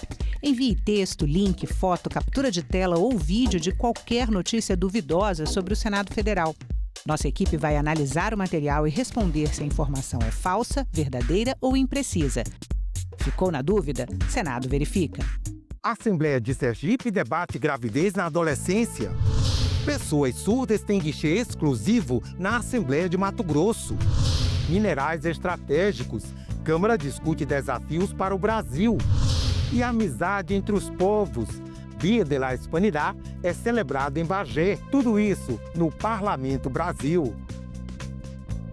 Parlamento Brasil. Toda sexta, 8 horas da noite. Aqui, na TV Senado. Como eu tinha vários poemas sobre bananas podres, eu falei assim, eu vou fazer um livro de colagem usando os poemas sobre bananas podres. Tá, isso aqui é como se fosse na quitanda de meu pai, onde tinha as bananas podres e tal. Aí eu fiz essas figuras aí. Tá, né? Aí fui fazendo, e aí como São Luís é a cidade dos prédios de azulejo, aí eu comecei a fazer isso aqui como se fosse sobrado de azulejo lá de São Luís. É assim que você vê São Luís? Não, isso não... Cara...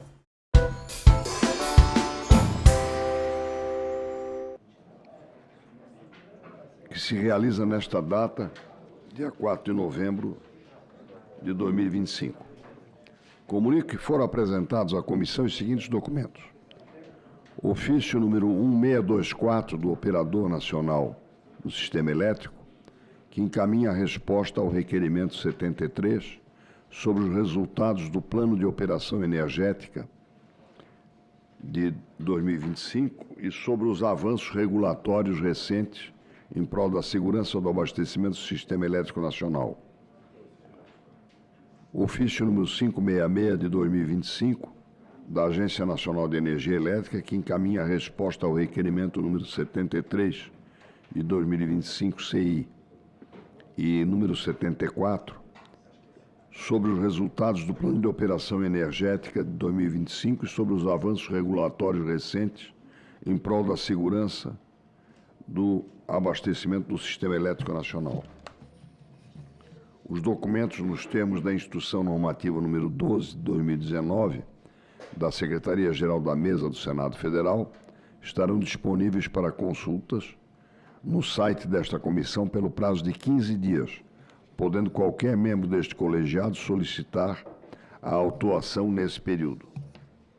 A presente reunião destina-se a realizar audiência pública com o objetivo de audiência pública para a instrução do PL 1830 de 2025, que altera a Lei 5.899, de 5 de julho de 1973, para limitar o preço pago pelas concessionárias de distribuição de energia elétrica pela parcela da potência e energia elétrica vinculada a esta potência que cabe à República Federativa do Brasil, em atenção ao requerimento número 80, de autoria do senador Rogério Carvalho.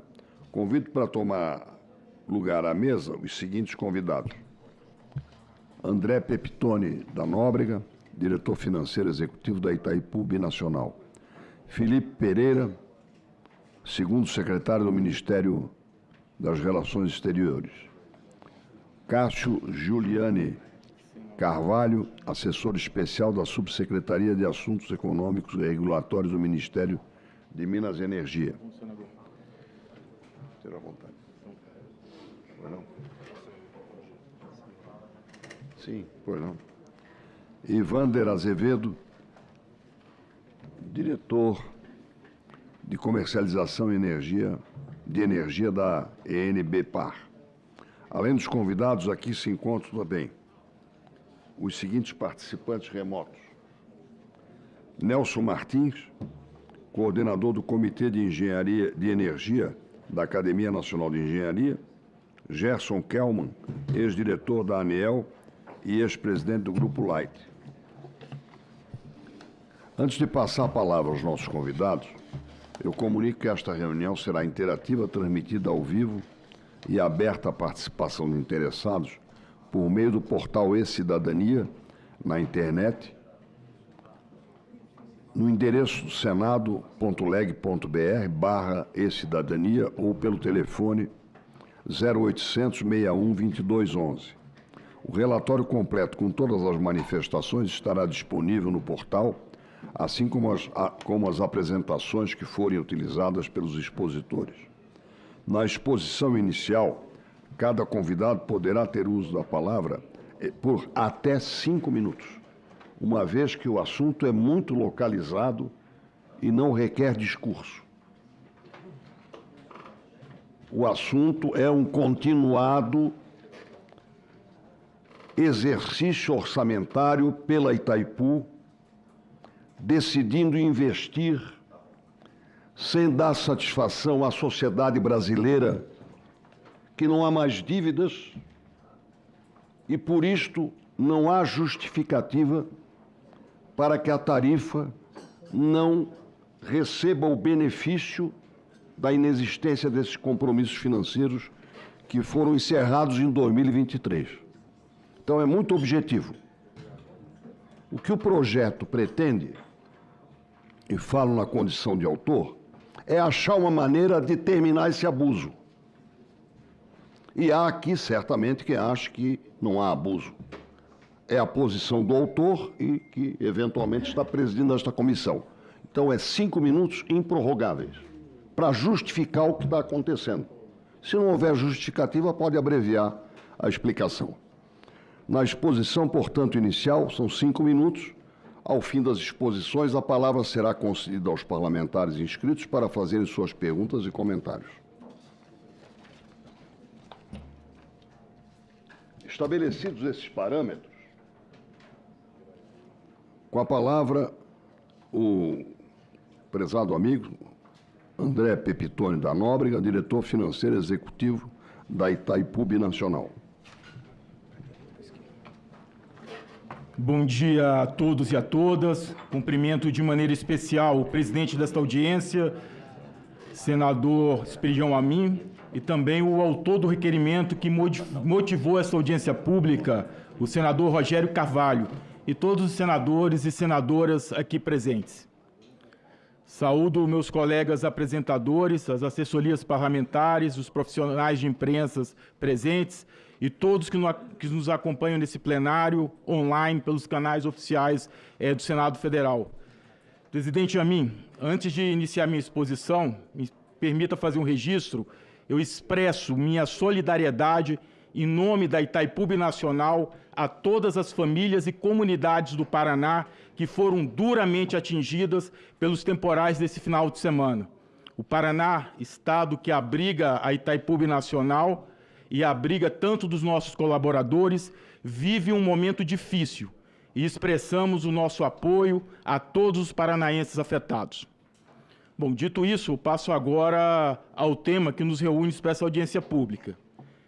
De início, eu apresento meu sincero agradecimento ao diretor-geral brasileiro da Itaipu Binacional, Enio Verri, pela confiança e pela indicação para representar a entidade nesse importante debate. É responsabilidade que assumo com honra e com senso de dever público. Agradeço igualmente a oportunidade de participar dessa audiência, que trata de tema de enorme relevância para o Brasil, para o Paraguai, e que tem reflexos diretos sobre a política energética, competitividade da nossa economia e o desenvolvimento sustentável de ambos os países. A Itaipu Binacional é um empreendimento único no mundo, símbolo de integração latino-americana, soberania energética e cooperação internacional. Fruto da visão estratégica de dois países irmãos, o Brasil e o Paraguai, Itaipu consolidou-se como pilar de segurança energética, responsável por garantir energia limpa, renovável e, desde a quitação da dívida em 2023, energia de baixo custo a milhões de famílias brasileiras da região Sul, Sudeste e Centro-Oeste. E o projeto de lei em discussão, de autoria do senador Amin, propõe alteração na Lei 5899 de 73, com o objetivo de limitar o preço pago pelas concessionárias de distribuição de energia elétrica pela parcela de potência e pela energia elétrica vinculada a essa potência que cabe à República Federativa do Brasil. Trata-se, portanto, de tema que exige análise técnica e sensibilidade política, pois envolve conciliação entre o interesse do consumidor de energia elétrica, a modicidade tarifária e o cumprimento dos compromissos internacionais assumidos pelo Estado brasileiro. E nossa contribuição hoje, presidente, é oferecer a essa comissão dados, análises e perspectivas que possam subsidiar uma decisão equilibrada, técnica e justa, assegurando a competitividade da energia gerada pela Itaipu, patrimônio do povo brasileiro e do povo paraguaio. Bom, passar aqui a apresentação. E eu inicio com o tratado. A usina ela é regida por um tratado binacional, e esse tratado ele foi constituído em 26 de abril de 1973, porém, ele foi ratificado só em 13 de agosto de 73, quando começou a valer. E esse tratado traz uma disposição sobre o anexo C, que é as bases econômicas da usina. E no tratado diz que após 50 anos da entrada em vigor do instrumento, o anexo C pode ser modificado. Mas não significa que ele perde a vigência. Ele abre a janela para ser debatido. Então, o anexo C ele continua vigente, com sua validade, e quando as duas nações apresentarem um documento aprovado nos respectivos congressos dos dois países, esse instrumento pode ser modificado. Bom, falar um pouquinho também sobre a governança da empresa. A Itaipu, ela não pertence apenas ao Brasil, nem apenas ao Paraguai. Ela é dos dois povos, construída sobre o alicerce da cooperação e da confiança mútua. Suas decisões não são unilaterais, mas resultado do consenso. Expressão concreta de como o diálogo pode superar diferenças e gerar resultados extraordinários para ambas as nações. E é justamente esse exercício constante de diálogo entre Brasil e Paraguai que faz da Itaipu um exemplo de integração e de diplomacia energética no mundo. A usina ela vive uma nova fase, desde a quitação da dívida que aconteceu em fevereiro de 2023. Itaipu reduziu substancialmente a tarifa de energia para o consumidor brasileiro da região Sul, Sudeste e Centro-Oeste. E hoje, em 2025, a Itaipu é sinônimo de modicidade tarifária e de segurança operativa para o sistema interligado nacional. Sobre a tarifa, eu chamo a atenção, vou passar para o slide seguinte, que nós temos um valor médio, se calcularmos até 2027, até 2022, um valor de $27,86 o quilowatt mês. Isso é uma média desde quando a usina entrou em operação até o ano de 22. Em 2023, quando foi quitada a dívida, essa tarifa cai 27,4% para o consumidor, alcançando $20,23 o quilowatt mês. E para o triênio 24, 25 e 26, essa tarifa cai 36,6% para o consumidor. E a tarifa de repasse vigente hoje no Brasil, que foi o ano de 24, foi no ano de 25 e será no ano de 26, é $17,66 o quilowatt mês. Essa tarifa também, de acordo com documentos assinados pelo governo brasileiro e pelo governo paraguaio, já tem o sinal que a partir de 2027 apenas o custo de operação será incluído na tarifa, sem incluir custos discricionários. Esse foi o acordo que sobressaiu na negociação bilateral em documento que eu tenho aqui, assinado em Assunção, no Paraguai, no dia 16 de abril de 2024. Mas com a quitação da dívida, Itaipu, que então representava uma tarifa alta para o consumidor, hoje representa uma das tarifas mais baixas no atendimento ao mercado regulado brasileiro.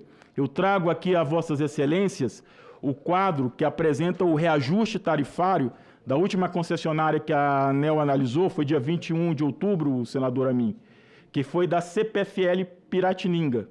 E digo aqui, presidente Amin, que a concessionária Uruçanga também vai refletir esses números. Então, vocês podem ver os preços.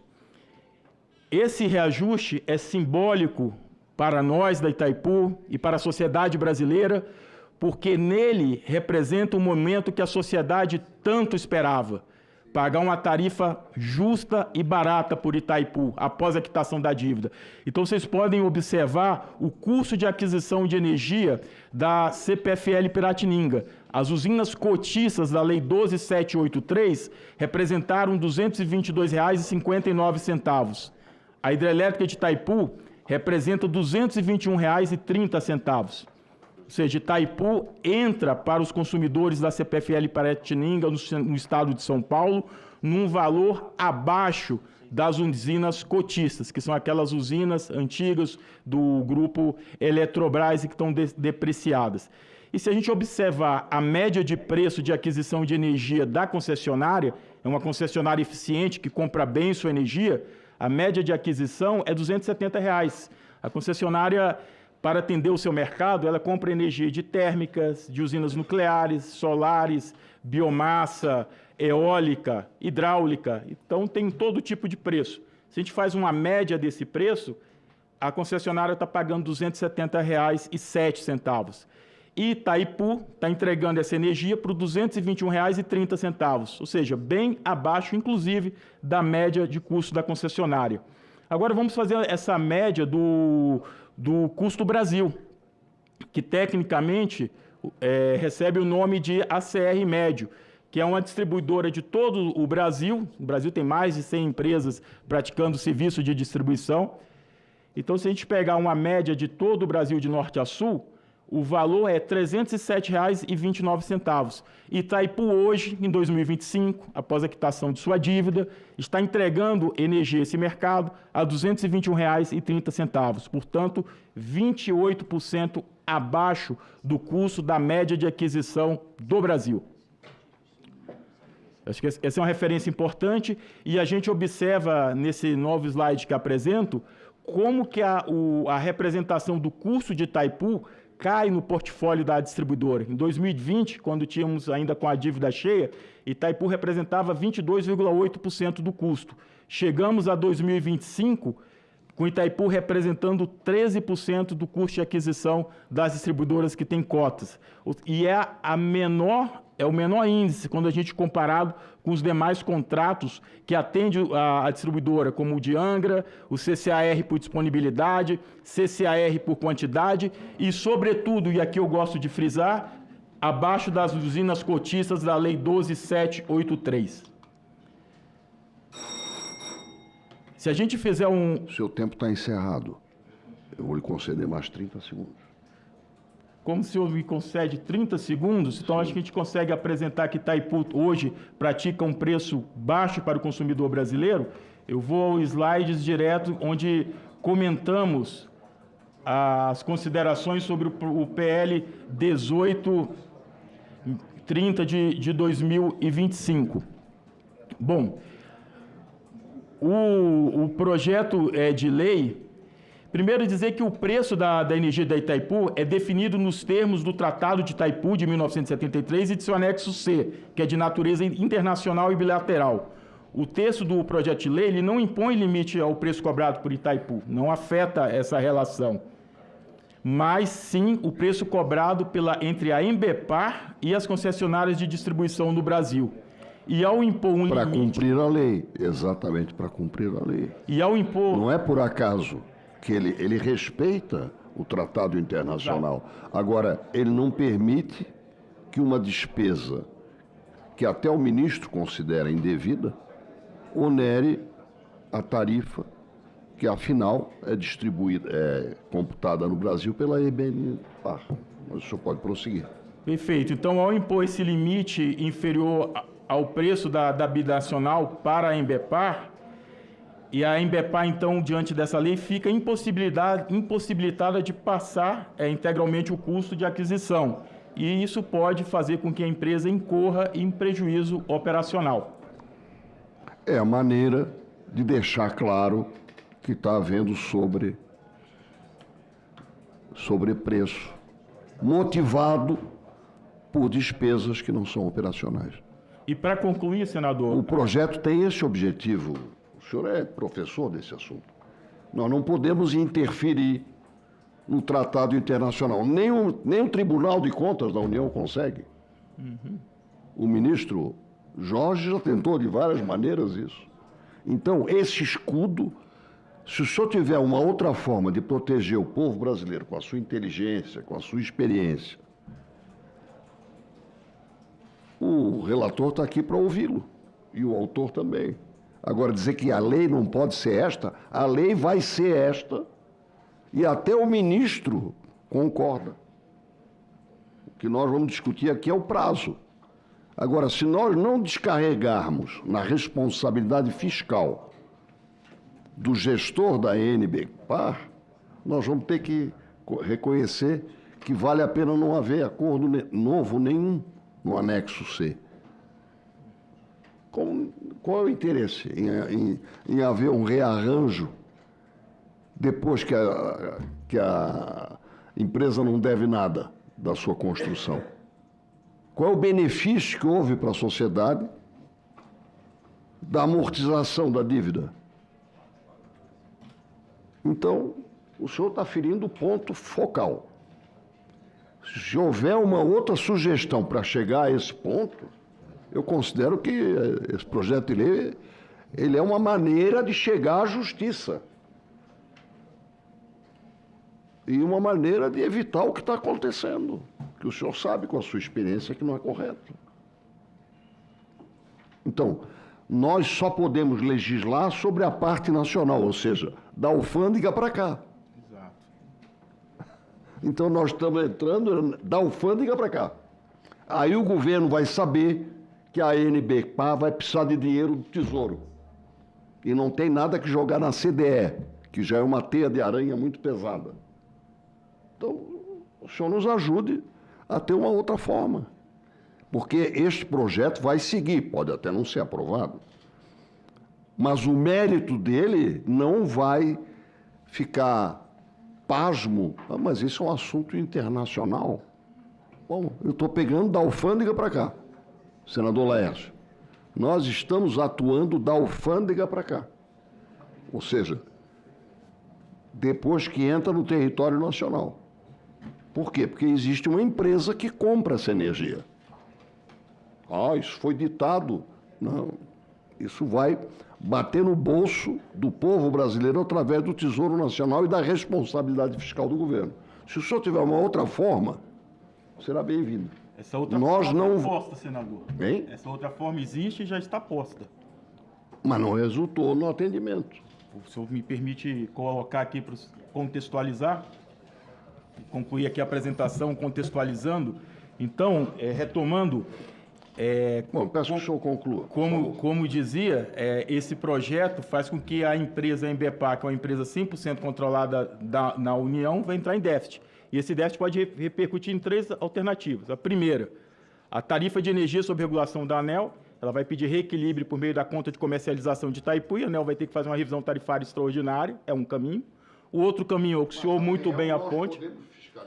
eu não estou falando que vai acontecer, são possibilidades. Mas eu estou só lhe dizendo que se isso acontecer, vai ser bom, porque vai expor o escândalo.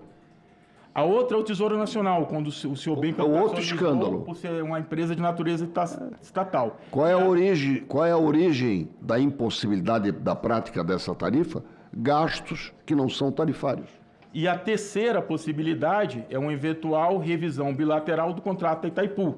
Só que, lembrando que a Itaipu é binacional por essência, não é brasileira nem paraguaia, é do Brasil e é do Paraguai, e isso nos impõe o dever de buscar sempre consenso e diálogo, que são as bases de todas as decisões conquistadas na entidade. E como eu disse que tinha o caminho, o nosso ministro de Minas e Energia, o ministro Alexandre Silveira, apresentou em audiência pública, algumas semanas atrás, na Câmara dos Deputados, na Comissão de Relações Exteriores, um documento assinado pelo governo brasileiro e pelo governo paraguaio, respeitando o tratado, no âmbito do diálogo binacional entre as duas entidades, em que diz que, me permita ler, presidente, a mim, na ocasião, os representantes de ambos os países acordam os seguintes entendimentos.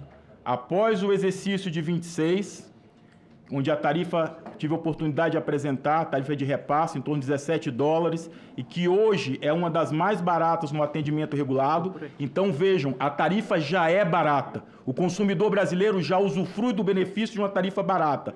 Mas, mesmo assim, após o exercício de 26, as altas partes se comprometem a aplicar tarifa que reflita apenas o custo estrito da operação da empresa binacional, previsto no anexo C do Tratado de Itaipu, sem incluir custos discricionários. Então, o caminho que Vossa Excelência solicitou que fosse apresentado está posto, está assinado e foi tratado no âmbito do diálogo binacional. E para concluir, meu último slide, só colocar que a importância de Itaipu evoluiu junto com o setor elétrico. Hoje ela tem um papel essencial em estabilizar e agregar potência ao sistema interligado nacional.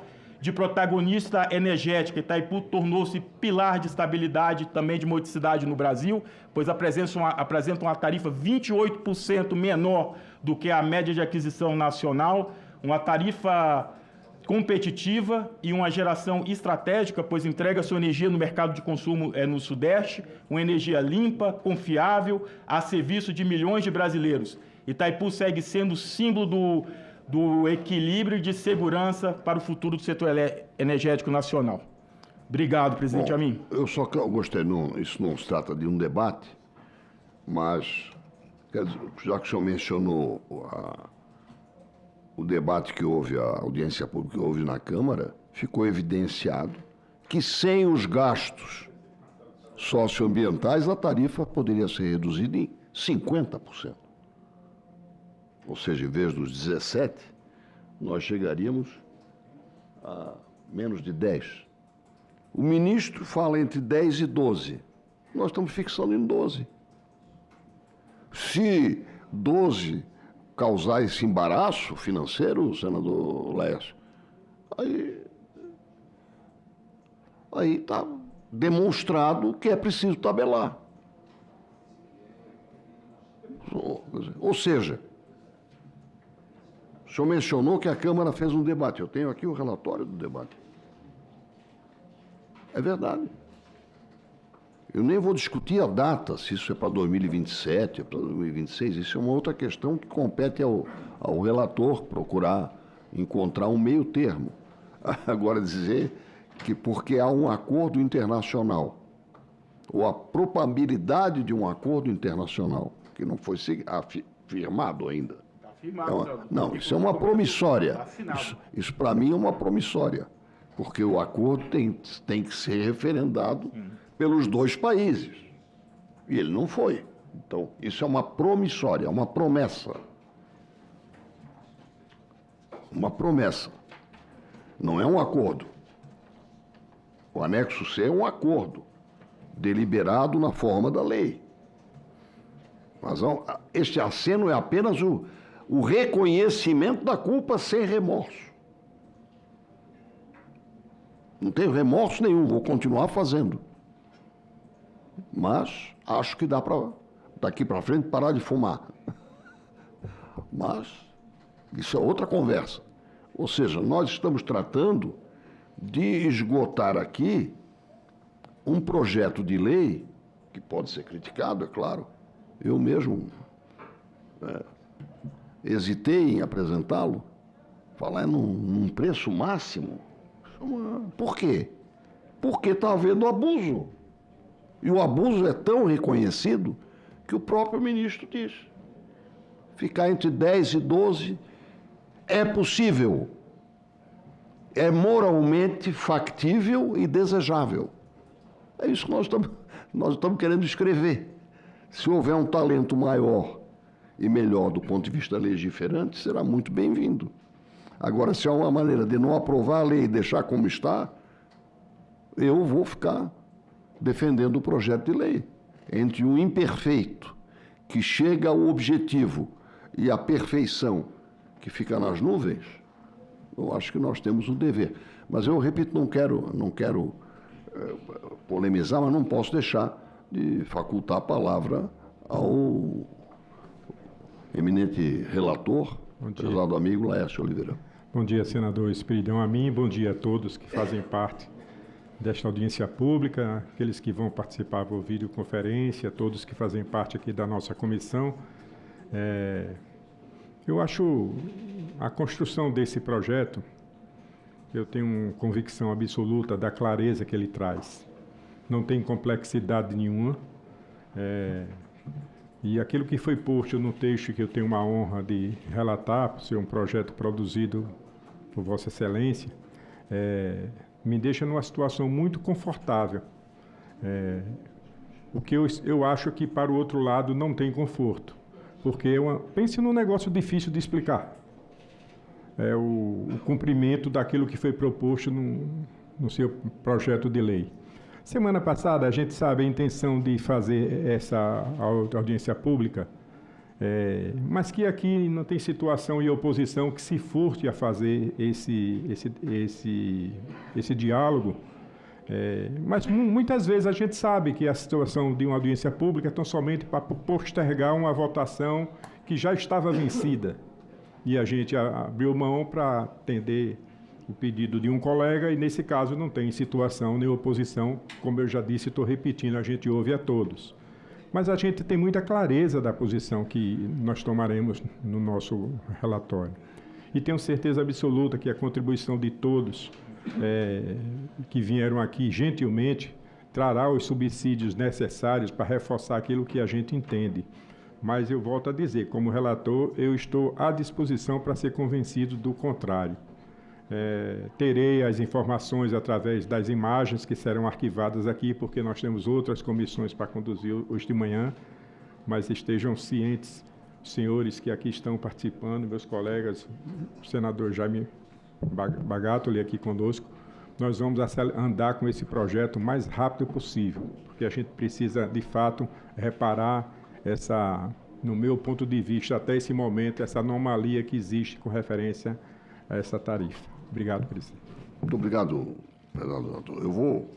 Como nós vamos ter um retorno, eu vou conceder a palavra, por igual período, ao senhor Felipe Pereira, segundo secretário do Ministério das Relações Exteriores, e eu gostaria que nós nos abstraíssemos do tema negociação internacional. Eu quero lhes relatar que eu fui abençoado pelos meus alunos da Universidade Federal de Santa Catarina em 2008, ou seja, 15 anos antes do vencimento do contrato, eles fizeram um trabalho de negociação, um exercício de negociação, e na época se referiam à negociação entre o presidente Lula e o presidente Lugo do Paraguai. Ou seja, uma negociação preventiva. Então, com todo respeito à negociação internacional, nós vamos dar ênfase à questão das consequências dos fatos atuais sobre a tarifa da alfândega para dentro, ou seja, da ENBPR para dentro. Muito obrigado, senhor presidente. Bom dia a todas e a todos. Excelentíssimo senador Espiridião Amin, autor do projeto de lei 1830/2025, em nome de quem cumprimento as senhoras senadoras e senhores senadores, gostaria de cumprimentar os demais integrantes da mesa, de Itaipu, Embepar, Ministério de Minas e Energia, bem como os representantes da Academia Nacional de Engenharia e o Dr. Gerson Kelman. Senhoras senadoras e senhores senadores, é com satisfação que compareço à Comissão de Infraestrutura representando o Ministério das Relações Exteriores para debater os temas de interesse dessa casa.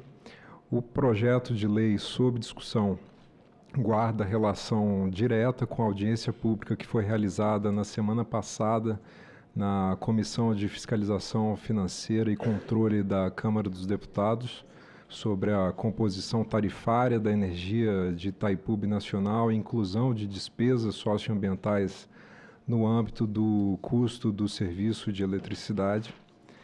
Como é conhecimento, o anexo financeiro ao Tratado de Itaipu, mais conhecido como anexo C, ele estipula as bases financeiras e de prestação dos serviços da entidade binacional. Seu artigo 6º determina que as disposições do anexo C seriam revistas após 50 anos de sua entrada em vigor, isso é, a partir de 13 de agosto de 2023, e visando fixar a tarifa em horizonte temporal pré-determinado e estabelecer as bases para a revisão do anexo C, como já mencionado pelo Dr. André Peptoni. Em 16 de abril do ano passado foi celebrado um entendimento entre Brasil e Paraguai sobre as diretrizes relacionadas à energia de Itaipu Binacional, instrumento assinado pelos ministros Mauro Vieira, Alexandre Silveira, bem como suas contrapartes paraguaias. Esse instrumento consolidou os parâmetros a serem observados no curso do processo negociador da revisão do anexo C ao Tratado de Itaipu e, conforme já mencionado, uma dessas cláusulas, há um compromisso para se aplicar a tarifa que reflita os custos estritos de operação da binacional, sem incluir custos discricionários. Esse dispositivo corrobora também declarações recentes do ministro Alexandre Silveira neste parlamento, está em linha com o compromisso do governo brasileiro em prol da modicidade tarifária. Sendo essa obra de engenharia um empreendimento binacional, as principais decisões relacionadas à usina não são decididas unilateralmente, mas sim em conjunto com o Paraguai. E nesse ponto eu creio que o projeto de lei em apreço foi muito feliz, com a preocupação em especificar que a sujeição a um limite monetário aplica-se à parcela referente à potência contratada pelo Brasil, não a contratada pelo Paraguai. A justificação do projeto de lei traz diversos conceitos do setor elétrico que denotam profundo conhecimento do legislador sobre o que está sob discussão. Gostaria de fazer, apenas a título de reflexão, comentários sobre a natureza da entidade binacional, no sentido de que a Itaipu não deve incorrer em prejuízos ou lucros. Como está inscrito no artigo 4.1 do anexo C, a receita anual da entidade deverá ser igual ao custo do serviço estabelecido, ou seja, estamos diante de um modelo de custo pelo serviço, cost plus, conforme mais conhecido na academia. Nesse sentido, é legítima e sensata a preocupação do legislador de prover maior eficiência à usina hidrelétrica em discussão, considerando que sua sustentabilidade financeira seja mantida ao longo do tempo. Assim, uma hipótese, apenas a título de sugestão, é incluir algum tipo de mecanismo de atualização inflacionária desse valor teto ao longo do tempo. Já há notas reversais, notas verbais assinadas entre Brasil e Paraguai que se referem ao fator de ajuste que é empregue em determinados itens de custo da Itaipu, e também seria algo semelhante aos contratos de concessão de energia elétrica aplicadas no setor elétrico brasileiro. Bom, desse modo, com algum tipo de mecanismo para correção inflacionária ao longo do tempo, seria possível reduzir a possibilidade de o Congresso Nacional ter de rediscutir a questão de qual seria o valor ideal daqui a alguns anos, conforme a inflação avance. Então, nesse sentido, faço votos para que tenhamos discussões frutíferas, cordiais no dia de hoje. Fico à disposição para debater o referido projeto de lei, bem como a responder eventuais questionamentos das senhoras e senhores ao longo do dia de hoje. Muito obrigado, senhor presidente.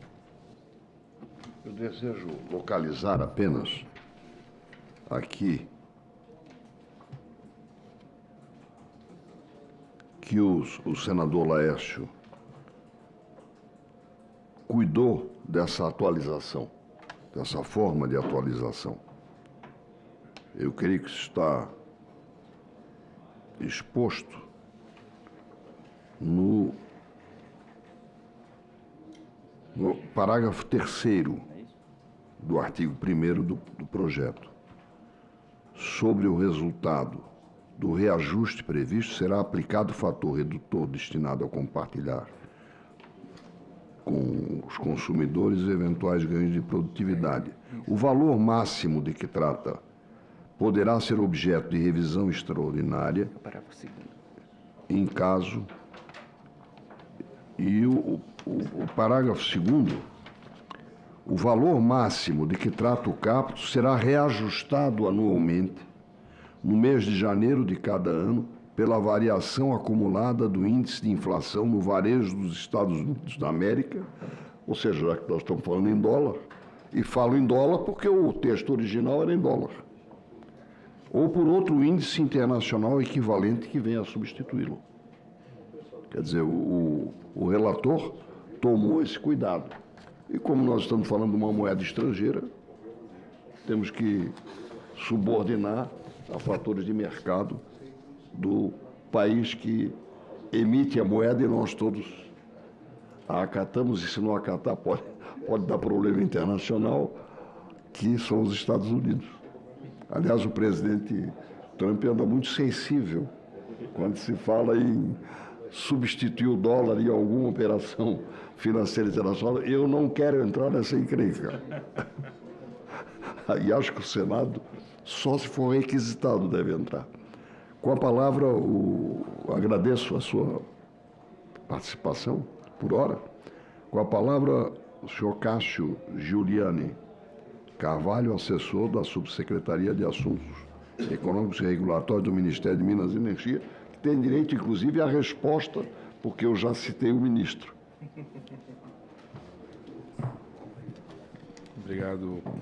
Obrigado, senador.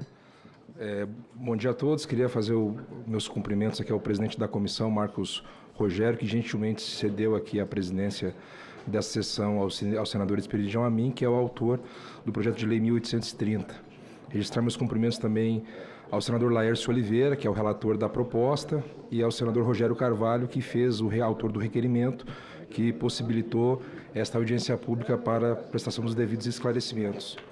Cumprimento ainda aos demais senadores e senadoras presentes, aos colegas aqui do Poder Executivo, ao diretor André e Vander da INBPar, Itaipu e INBPar, e aos demais presentes.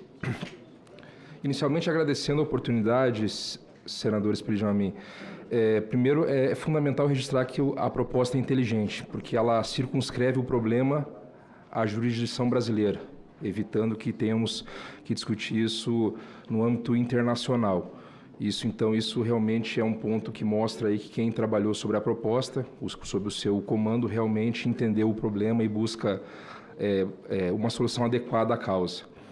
Então, o foco é na tarifa de repasse, que é quanto as concessionárias do Brasil pagam para a INBPar para o recebimento da energia de Itaipu. A proposta é meritória e vai ao encontro do discurso do Ministério de Minas e Energia. Qualquer proposta que busque a modicidade tarifária é sim meritória e terá o nosso apoio.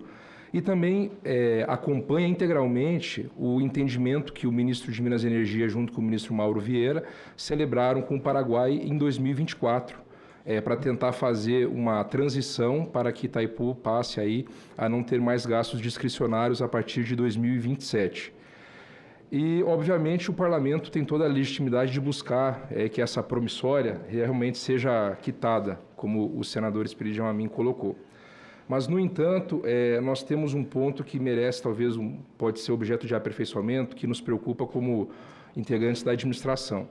A NBPAR, quando esse projeto tornar-se lei, ela terá duas obrigações. A primeira para com o Itaipu, com base no tratado, de adquirir toda a parcela que o Paraguai não quiser usufruir, ao preço definido pelo próprio Conselho de Administração de Itaipu. E, na outro lado, ela terá a obrigação de receber das distribuidoras o limite de $12 por quilowatt-mês que está proposto. Qual é o ponto? Esse arranjo impõe um risco sobre a NBPAR, inclusive de responsabilidade fiscal dos seus gestores. Por quê? Como não há no projeto...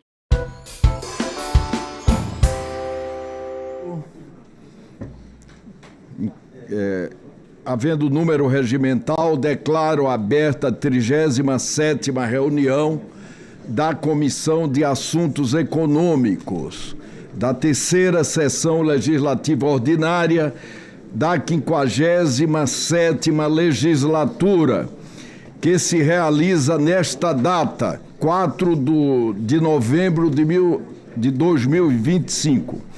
Antes de iniciarmos nossos trabalhos, submeto à deliberação do plenário a dispensa da leitura e a aprovação da ata da 36ª reunião realizada em 28 de outubro. As senhoras senadoras e os senhores senadores que aprovam permaneçam como se encontram. A ata está aprovada. A ata está aprovada e será publicada no Diário do Senado Federal. Senador Isalci Lucas. Queria fazer um apelo a Vossa Excelência, presidente. E tem um projeto que eu sou relator, já tem a pauta, é o 223 de 2023. Eu gostaria que Vossa Excelência, não podendo entrar em extra pauta, que colocasse numa pauta na primeira oportunidade. E eu pedi 3 relatorias, uma de junho, em junho. São 3 projetos que eu pedi à relatoria. Se vocês puderem despachar também, agradeço a Vossa Excelência. Faremos isso, senador Isalci Lucas, com muita satisfação. Comunico que foram apresentados à comissão os seguintes documentos. Ofício SEI número 60521/2025, do Ministério da Fazenda, que encaminha relatório de execução do Programa de Emissões de Títulos e de Administração de Passivos de Responsabilidade do Tesouro Nacional no Exterior. Ofício 25973, do Banco Central do Brasil, que encaminha em atendimento ao artigo 2º da Lei número 14.185, de 14 de julho de 2021, o relatório sobre depósitos voluntários remunerados a prazo do 3º trimestre de 2025. A moção número 2 da Câmara Municipal de Fagundes Varela, Rio Grande do Sul, moção número 46 de 2025 da Câmara de Vereadores de Rio Oeste, Santa Catarina, e moção número 3 de 2025 da Câmara Municipal de Ceará, no estado de Santa Catarina. Os documentos, nos termos da Instrução Normativa número 12 de 2019, da Secretaria-Geral da Mesa do Senado Federal, estarão disponíveis para consulta desta comissão pelo prazo de 15 dias, podendo qualquer membro deste colegiado solicitar a autuação neste período. A presente reunião é destinada à deliberação de matérias e requerimentos apresentados à comissão. Nós vamos passar ao item primeiro da pauta. Eu vou pedir encarecidamente que o senador Fernando Farias faça, por favor, a leitura do parecer e, em seguida, a discussão. Nós vamos pedir vistas para apreciar esse projeto amanhã, com a presença do nosso querido relator, senador Eduardo Braga. Item número 1, projeto 5473/2025, altera a Lei 7.689, de 15 de dezembro de 1988, e a Lei 13.750, de 12 de dezembro, senador Omar, de 2018, para dispor, respectivamente, sobre alíquotas de contribuição sobre lucro líquido em relação às fintechs e sobre o aumento da participação governamental na arrecadação líquida das apostas de cota fixa. Institui o programa de regularização tributária para pessoas físicas de baixa renda, PERT baixa renda. Esse projeto é de nossa autoria, tem como relator o senador Eduardo Braga. Foram apresentadas as emendas número 1T e 18T. Eu tenho a satisfação de conceder a palavra ao senador Fernando Farias. Com a palavra, Vossa Excelência. Obrigado, presidente, e peço licença para ir para as análises. No que tange à regimentalidade, não se verifica qualquer óbice à tramitação da proposta, uma vez que foram observadas integralmente as disposições de regimentos internos do Senado, não havendo vícios formais que impeçam seu regular processamento.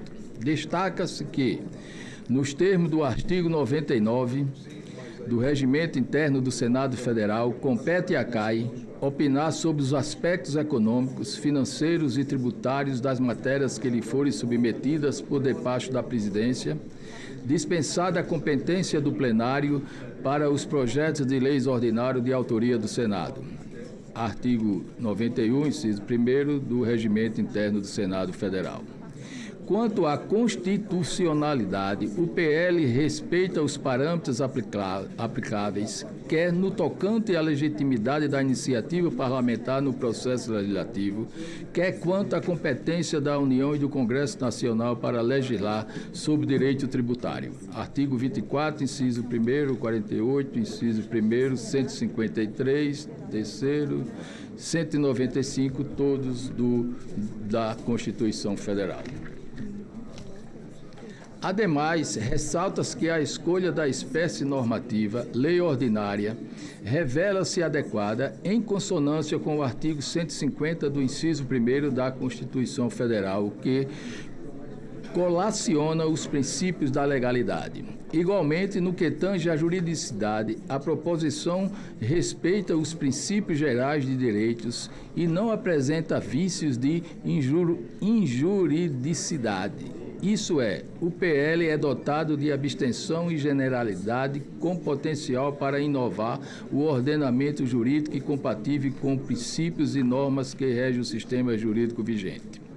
No que concerne à técnica legislativa, o projeto, de forma geral, está em conformidade com os ditames da Lei Complementar número 95, de 26 de fevereiro de 98, que disciplina o processo de elaboração das leis, apresentando linguagem clara, direta e que segue uma ordem lógica. São necessários apenas pequenos ajustes redacionais promovidos pelas emendas apresentada ao final, em que pese a comissão diretora possa efetuar as correções apontadas no momento da elaboração da redação final, artigo 98, 5º do Regimento Interno do Senado Federal. Entendemos que o imediato aperfeiçoamento do texto contribui para a eficiência do processo legislativo. No artigo 16, relativo à cláusula de vigência, efetuamos alterações para deixar o texto mais claro e didático, sempre observando os princípios da anterioridade e da noventena. Quanto à adequação financeira orçamentária, é importante ressaltar que o ajuste das alíquotas da CSLL sobre as instituições financeiras e equiparadas constava da medida provisória número 1303, de 11 de junho de 25, que perdeu eficácia em 8 de outubro passado. Naquela ocasião, a estimativa de aumento da arrecadação era de R$ 1,58 bilhão para o exercício de 26 e R$ 1,582 para 27. Exposição de motivo número 41/2025 do Ministério da Fazenda do MGI. No caso de incremento da tributação sobre as BET, a referida medida provisória também trazia previsões semelhantes. A estimativa para o aumento de receita era de R$ 1,7 bilhões para 26 e o mesmo montante para 27, considerando um percentual adicional na contribuição de 6% sobre o GGR.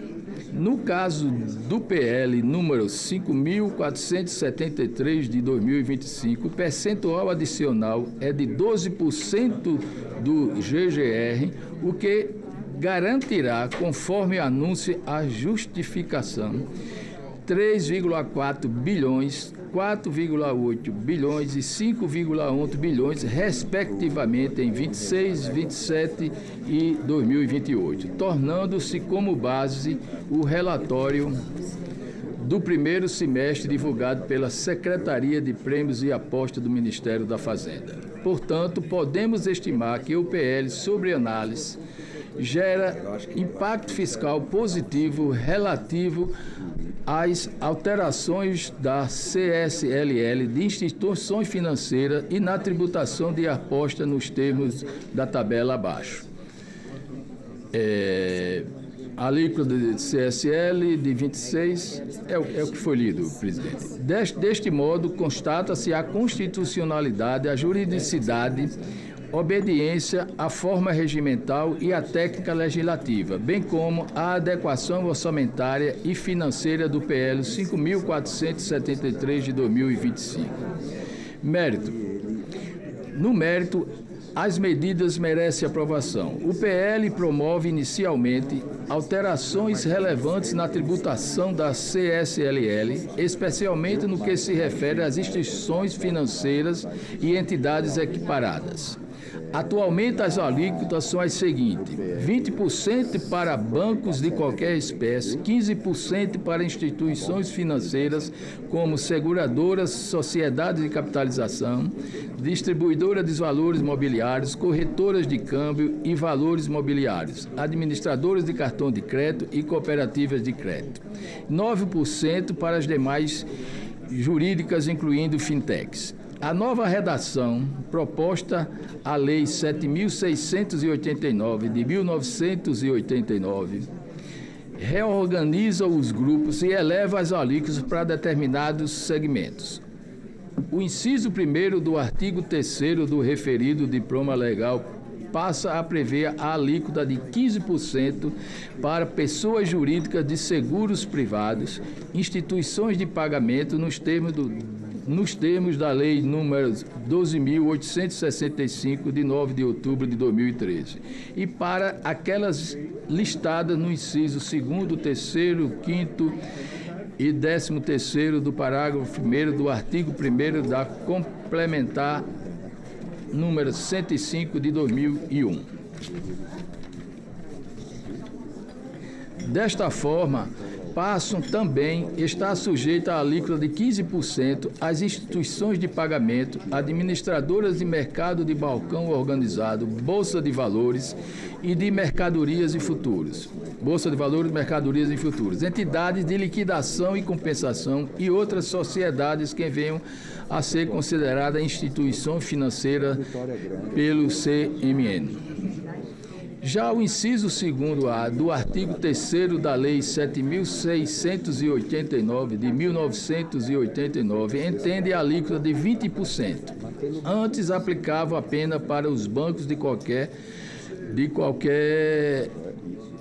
espécie. Inciso 1º, Lei número 105 de 2001. Para sociedades de crédito, financiamento e investimento e para as pessoas jurídicas de capitalização.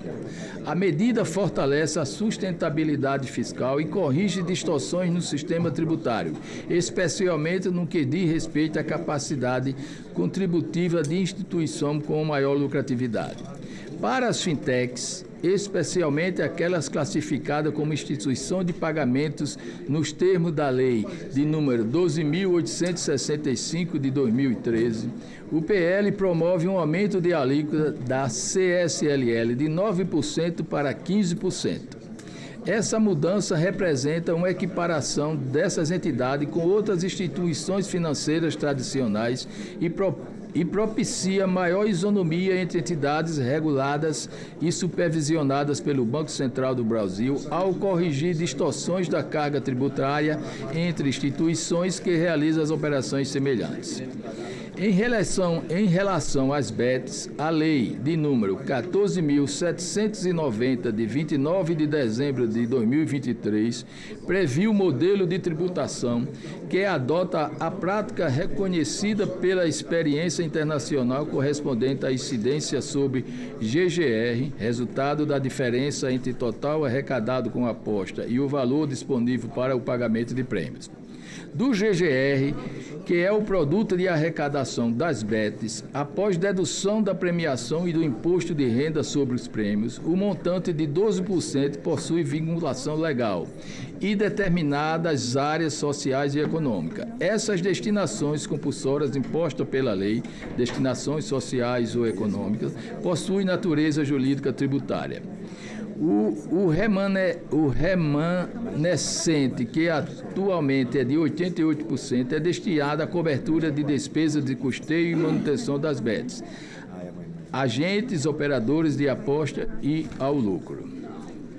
Nos termos do artigo 3 do PL, o modelo de tributação sobre o GGR será mantido, mas a alíquota total será elevada de 12% para 24%. Sendo esse adicional destinado à Seguridade Social com foco em ações na área de saúde. A medida, sem dúvida, corrige uma grave distorção tributária. Além disso, o aumento visa mitigar externalidades negativas e custos sociais associados aos jogos. Ressaltamos a importante previsão de que, nos exercícios de 26 a 28, o valor do incremento de 12% será destinado parcial ou integralmente aos demais entes federativos para a assunção de despesas com Seguridade Social. A medida é relevante para o equilíbrio federativo, uma vez que contribui para a compensação das perdas de arrecadação do Imposto de Renda da Receita Federal, incidentes sobre rendimentos pagos por estados, distritos federais e municípios, cujo valor será afetado pela justa isenção do imposto de renda conferida pelo PL 1087 de 25 às pessoas de baixa renda. O projeto também enfrenta o problema de superendividamento das famílias de baixa renda, instituindo o PERT baixa renda para as pessoas físicas com renda mensal de até R$ 7.350. O programa utiliza a estrutura de benefícios de programas anteriores, mas inova ao escalonar os descontos garantidos, benefícios integrais a quem possui renda até R$ 5.000, em demonstração de justiça social e responsabilidade estabilidade orçamentária.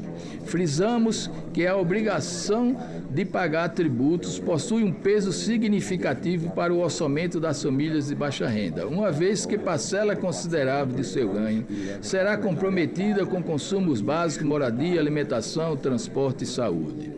Quanto ao endividamento do crédito privado, as famílias de baixa renda tendem a se endividar em modalidades de créditos mais caras e com maiores taxas de juros. A taxa Selic, em níveis altos, limita o acesso de crédito e dificulta a recuperação financeira das famílias mais vulneráveis. Isso significa que a parcela do orçamento das famílias, que poderia ser destinada à quitação de tributos, acaba sendo comprometida pelo pagamento das dívidas bancárias.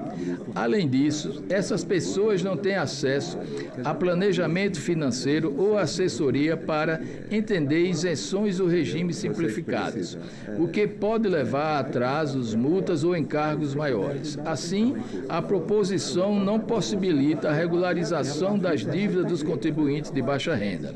Caminha na direção da recuperação financeira de milhões de brasileiros, o que torna sua aprovação imperativa para a justiça tributária e coesão social.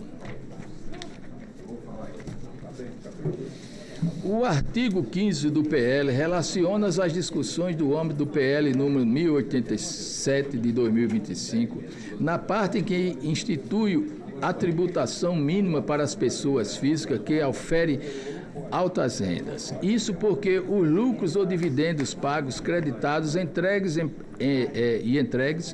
empregados ou remetidos ao exterior, sujeito à incidência do imposto de renda, uma alíquota de 10% para acompanhar a tributação mínima nacional. Caso se verifique que a soma dessa alíquota de 10% com a alíquota efetiva de tributação dos lucros de pessoas jurídicas domiciliadas no Brasil, distribuidoras dos lucros e dividendos, ultrapasse a soma das alíquotas nominais do imposto de renda de pessoa jurídica e da CSLL, será concedida por opção do benefício residente ou domiciliado no exterior, crédito calculado sobre o montante de lucros e dividendos.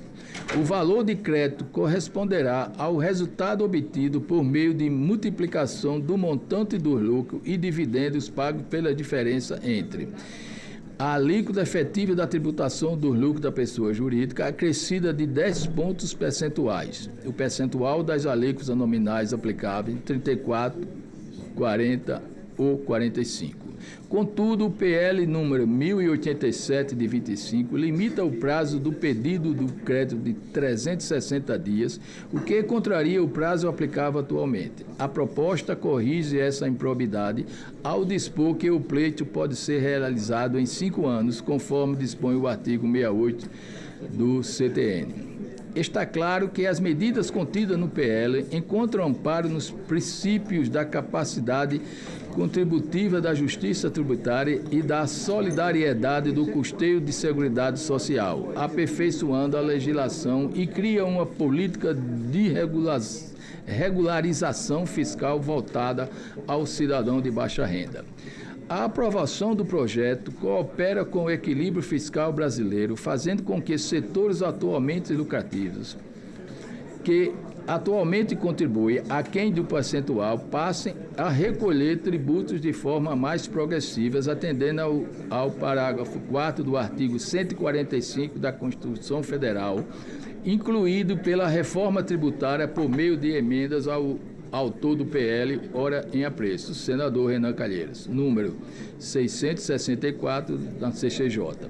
O dispositivo determina que as alterações na legislação tributária, buscando atenuar efeitos regressivos. Ao voto, senhor presidente. Ante o exposto, o voto é pela constitucionalidade, juridicidade, regimentalidade, adequação orçamentária e financeira e boa técnica legislativa do PL número 5.473 de 2025. E no mérito pela aprovação das emendas abaixo. Era o voto, presidente. Nós agradecemos muito ao senador Fernando Farias. Conforme combinamos inicialmente, esse projeto não será apreciado hoje, porque há um pedido de vista sobre a mesa. Mas poderemos adiantar aspectos da própria discussão. Em discussão a matéria, não havendo quem queira, eu tenho a honra de conceder a palavra ao senador Ângelo Coronel. Com a palavra, Vossa Excelência.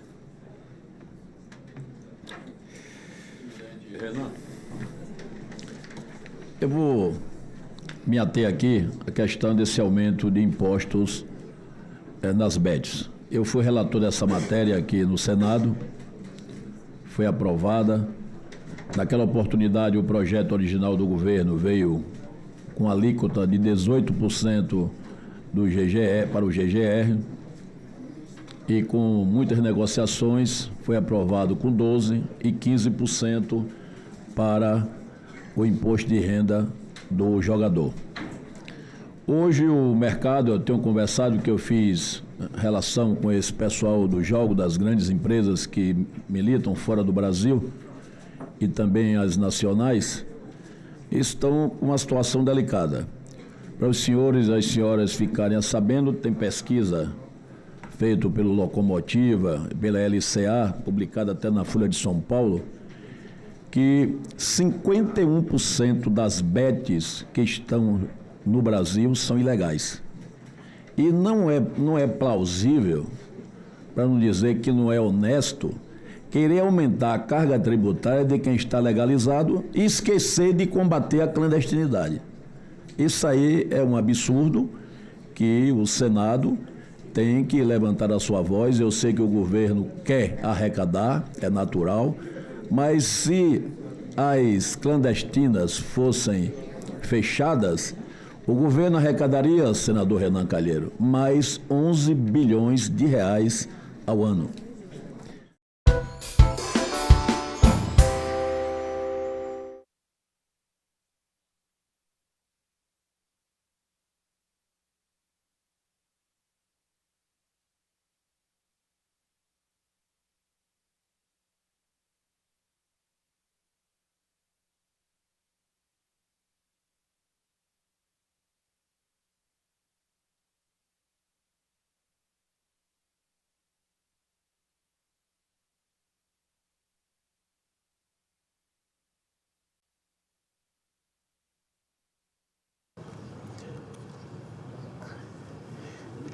Declaro aberta a sessão. Sob a proteção de Deus, iniciamos os nossos trabalhos. A presente sessão especial solene foi convocada em atendimento ao requerimento número 665 de 2025, de autoria do ilustre senador veneziano Vital do Rego, apoiado por outros senadores e senadoras, e aprovado à unanimidade no plenário do Senado Federal. A sessão é destinada a comemorar os 135 anos do Tribunal de Contas da União. Compõem a mesa desta sessão especial as seguintes autoridades: Sua Excelência, senhor senador veneziano Vital do Rego, autor do requerimento desta sessão especial.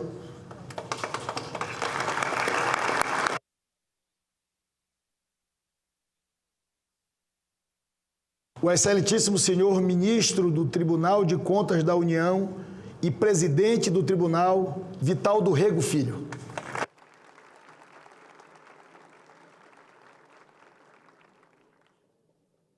O excelentíssimo senhor ministro do Tribunal de Contas da União e vice-presidente do Tribunal, ministro Jorge Antônio de Oliveira Francisco.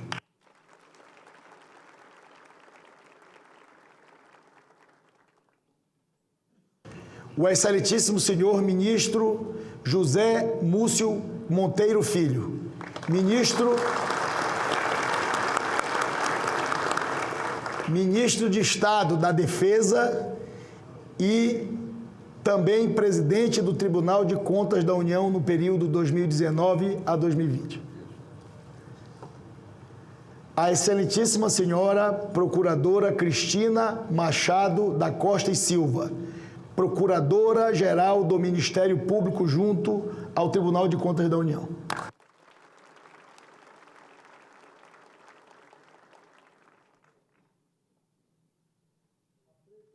A presidência informa que esta sessão também conta com a ilustre presença dos seguintes ministros do Tribunal de Contas da União. Excelentíssimo senhor ministro Walton Alencar Rodrigues, presidente do TCU no período de 2007 a 2008.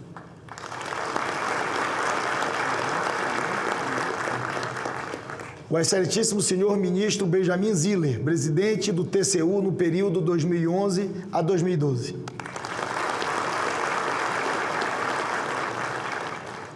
O excelentíssimo senhor ministro João Augusto Ribeiro Nardes, presidente do Tribunal de Contas da União no período 2013 a 2014.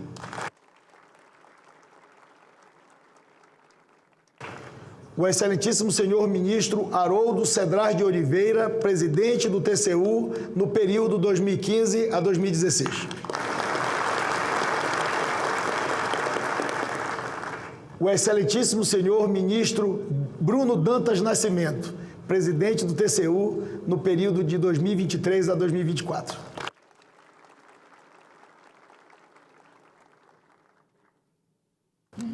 Também presente o ministro professor Antônio Augusto Júnior Anastasia.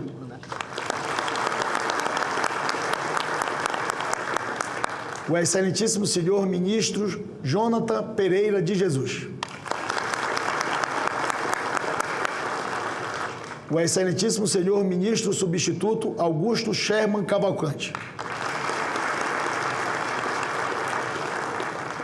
O excelentíssimo senhor ministro substituto Marcos Bem-Querer Costa. O excelentíssimo senhor ministro substituto Weder de Oliveira.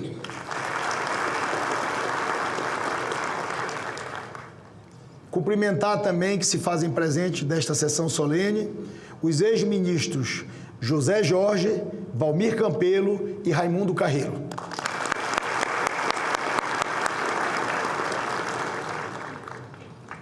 Convido a todos para, em posição de respeito, acompanharmos o hino nacional que será interpretado pela Banda de Música da Base Aérea de Brasília, sob a regência do suboficial Marcelo Mendes de Oliveira.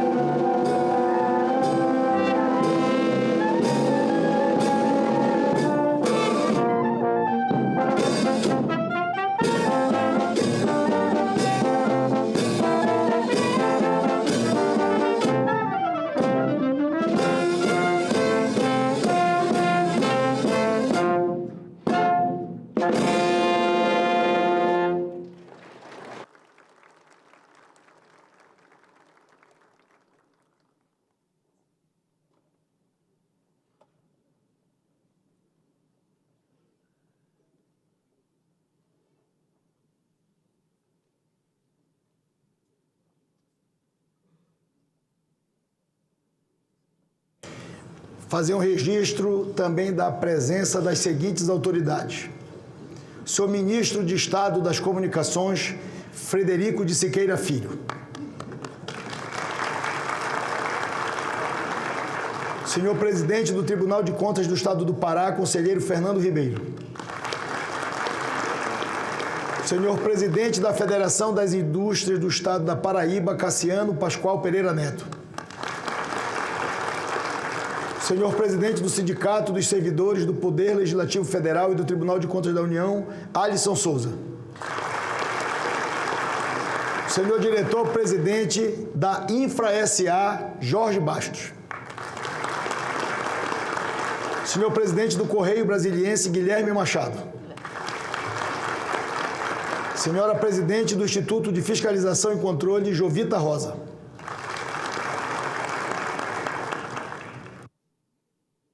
Me permita fazer um registro de forma muito carinhosa e especial e cumprimentar em nome do nosso primeiro vice-presidente do Senado Federal, senador Eduardo Gomes.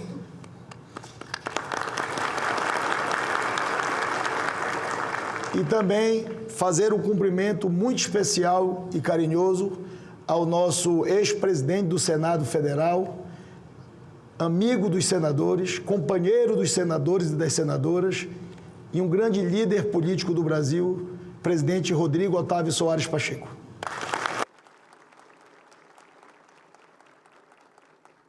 Em nome de Vossas Excelências, eu gostaria de cumprimentar o conjunto de senadores e senadoras aqui presentes.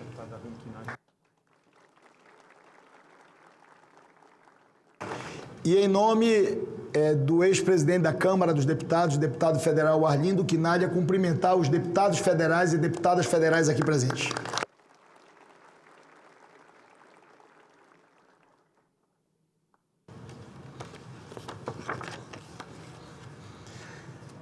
Senhoras e senhores, é uma alegria imensa presidir esta sessão especial em homenagem aos 135 anos do Tribunal de Contas da União, uma das instituições mais respeitadas e essenciais para a boa governança do nosso país. O TCU tem uma história que se confunde com a própria história da construção da República. Mais do que o olhar para o passado, ele é o momento de reconhecer o papel que o Tribunal de Contas cumpre hoje, com seriedade, independência e compromisso com o Brasil. O Congresso Nacional e o Tribunal de Contas da União caminham lado a lado nesta missão de garantir transparência, eficiência e responsabilidade no uso dos recursos públicos. Esta parceria é o que fortalece a democracia e assegura que o dinheiro do contribuinte chegue aonde deve chegar, na vida das pessoas. Quero registrar aqui o respeito do Parlamento brasileiro a todos os ministros, auditores, técnicos e servidores que constroem todos os dias a credibilidade do tribunal e dizer que o trabalho de vocês tem impacto real na vida dos brasileiros e das brasileiras.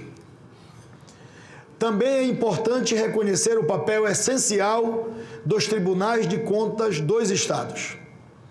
Eles são responsáveis por fiscalizar a correta aplicação dos recursos públicos nas administrações estaduais e municipais, atuando lado a lado com as assembleias legislativas e as câmaras de vereadores. Com autonomia e técnica, os tribunais de contas estaduais garantem que o dinheiro público chegue ao cidadão em forma de obras, serviços e políticas públicas de qualidade. O Senado Federal reconhece essa trajetória e se orgulha desta parceria. Somos órgãos parceiros, colaboradores que cooperam na missão constitucional de fiscalizar as contas públicas. E aqui quero fazer um registro especial ao ministro Vitaldo Rego, que tem conduzido o nosso Tribunal de Contas da União com equilíbrio, sensibilidade e profundo senso público. Sob sua liderança, o TCU tem reafirmado seu compromisso com a ética, com a transparência e com a eficiência, valores que fortalecem a confiança do nosso país e nas instituições brasileiras. Em nome de ambos, saúdo todos os ministros desta Corte, parceira inseparável do Congresso no passado, no presente e no futuro. E, especialmente, também quero parabenizar o senador veneziano Vital do Rego pela iniciativa do requerimento, que deu origem naturalmente a esta sessão, que nos permite, no dia de hoje, celebrarmos juntos este marco tão importante para o controle de contas do Brasil. Meus cumprimentos, meu querido amigo e irmão senador veneziano Vital do Rego. Em nome do Congresso Nacional, deixo aqui o nosso reconhecimento e o nosso agradecimento ao Tribunal de Contas da União pelos 135 anos de contribuição ao país e por seguir sendo um pilar da democracia e da eficiência no serviço público brasileiro. Muito obrigado.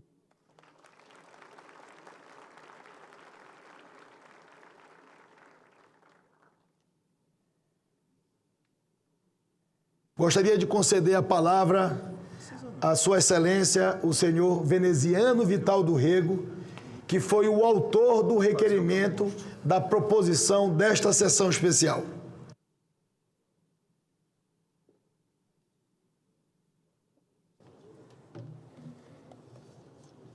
Minhas senhoras, meus senhores, os meus cumprimentos a todos os presentes de forma indistinta. Quando me levantava à mesa, eu, baixinho e educadamente, discretamente dizia: vou fazer o que eu não gosto. E o que é que eu não gosto? É fazer leitura de pronunciamentos. Quem me conhece e quem mais entre todos os presentes bem sabe deste meu perfil é o presidente do Tribunal de Contas, ministro Vital do Rego Filho. Mas também posso ousar em dizer que nesses 6 anos e 10 meses de convivência com essa casa sagrada da política brasileira, alguns dos companheiros que aqui presentes se fazem para homenagear a Corte de Contas também assim reconhecem.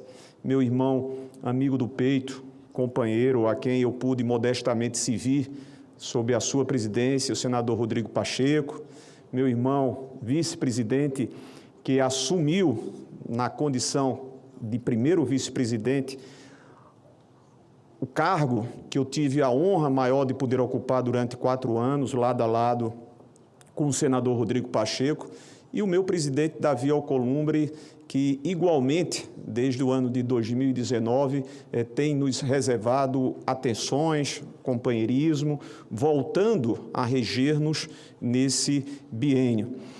E o meu irmão tão querido da nossa família, da família mineira, da família Senado Federal, senador Antônio Anastasia, e todas as vezes que eu o vejo na condição do carinho que o senhor, que Vossa Excelência, que meu amigo do peito, sempre reservou à nossa colega, à sua colega, senadora Nilda Gondim. Vossa Excelência sabe do carinho que nossa mãe sempre dispensou e reservou à Vossa Excelência.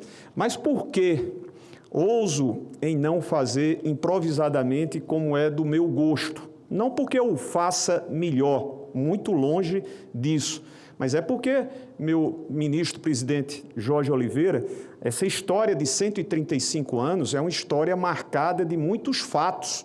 E por mais que nós nos esmerássemos, por mais que nós nos exigíssemos, meu irmão senador Jaime Campos já ia aqui cometendo um ato falho ao não mencionar esse querido amigo que desde a primeira hora eleitor foi a minha causa em 2018, na disputa, né, Jaime? Ao meu deputado, querido amigo e irmão, que sempre nos reservou em visitas particularmente especiais a Campina Grande, deputado Arlindo Quinalha, aos ministros de Estado. Mas eu dizia, e haverei de fazer uma leitura bem rápida, com quanto possa fazê-lo, mas que seja compreensível e entendível. São 135 anos ministro Jorge, e o ministro Vital, nosso presidente, dizia que o senhor, com o labor, com a dedicação, com o esmero que todos nós passamos a saber que possui, que ostenta, pôde fazer esse compêndio aqui, reunindo a passagem de todos os senhores e senhoras ministros da Corte de Contas que nós tivemos nesse 1 século e 35 anos, meu querido e estimado amigo e irmão, senador Beto Faro. Então, quero saudar à mesa, e já o fiz, na figura do nosso presidente Vital do Rego Filho, que se sente muito à vontade porque aqui, nesta casa, pôde emprestar o seu brilhantismo político durante 4 anos.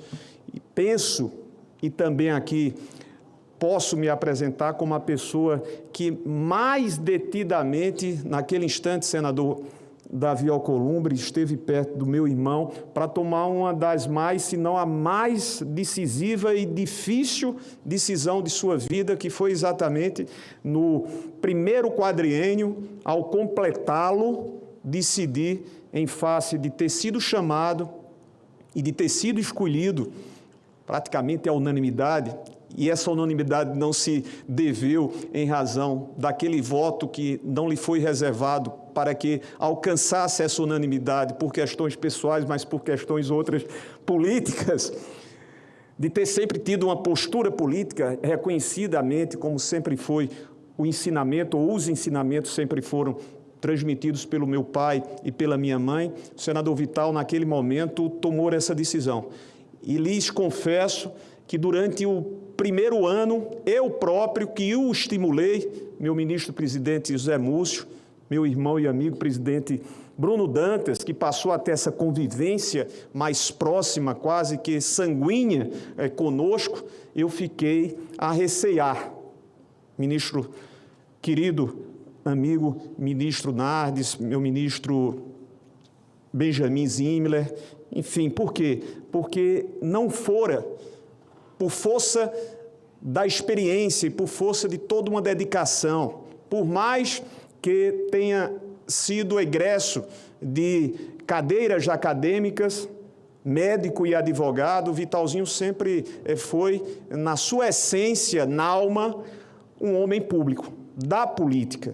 Deixar a política, deixar esse universo com o qual nós estamos a lidar, não foi fácil. Mas a partir do segundo ano, eu fiquei mais aliviado, plenamente mais aliviado, porque ele foi acolhido, ministro Alton, pelos companheiros, pela ministra Arraes, à época, e passou a se sentir na casa, e da mesma forma, e falo não na condição de ser eu quem sou dele, mas falo de quem o observa, crítico que sou, porque também recebo dele as mesmas e necessárias críticas em relação aos meus comportamentos, assim como bem o foi, mesmo que exiguamente no tempo de profissional da medicina, exiguamente no tempo de profissional da advocacia, mais extensivamente na condição de representante na Assembleia Legislativa Paraibana, na Câmara de Vereadores em Campina Grande, nossa cidade natal, na Câmara Federal ao lado do deputado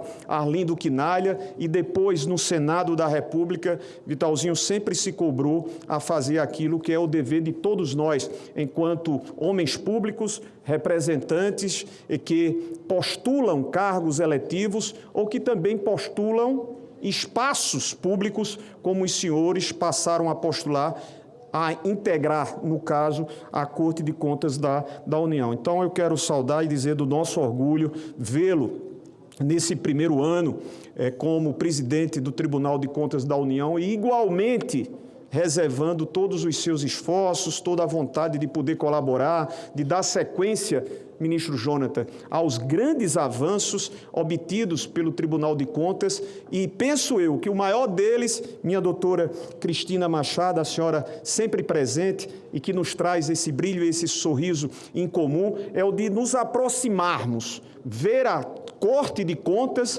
seja esta a da União, sejam estas as dos estados ou municípios, sendo entendidas e visivelmente observadas como parte do que nós somos enquanto cidadãos. Isso penso que é e continuará a ser o maior desafio dos tribunais de conta da União, dos estados e do município, meu querido amigo e irmão, senador Omar Aziz. A presente sessão especial ocorre em razão desse requerimento que nós tivemos a oportunidade de apresentá-lo e a alegria de poder vê-lo subscrito por outros companheiros. Constitui a Corte de Contas da União a personificação, o princípio constitucional da fiscalização contábil, financeira, orçamentária, operacional e patrimonial da União. E, nesse sentido, sua longa trajetória se encontra com a própria história da administração pública brasileira. Ao longo desses 135 anos, 13 décadas e meia, a Corte vem agindo como incansável guardiã do patrimônio nacional e como fiadora, confiável, da correta aplicação dos recursos públicos. Sua escorreita atuação tem como objetivo precípuo garantir o respeito à vontade popular na execução das políticas públicas. A ideia de um órgão independente para fiscalizar as contas públicas surgiu na França, com a criação da Corte de Contas em 1807. Esse modelo influenciou diversos outros países ao estabelecer um tribunal competente para julgar contas de administradores públicos e emitir pareceres sobre a execução orçamentária.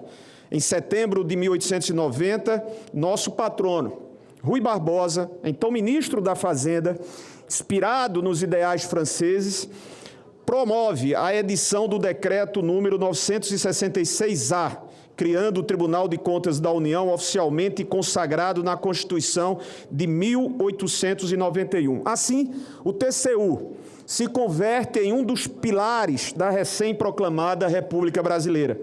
Depois, coube a Inocêncio Cezerdelo Correia instalar efetivamente a Corte de Contas, regulamentando seu funcionamento, defendendo sua autonomia institucional e, sobretudo, consolidando seu papel como órgão técnico e moralizador dos gastos públicos. Em carta enviada ao então presidente da República, Marechal Floriano Peixoto, de quem era ministro da Fazenda, Cezerdelo Correia assim se pronunciou. Forte pronunciamento.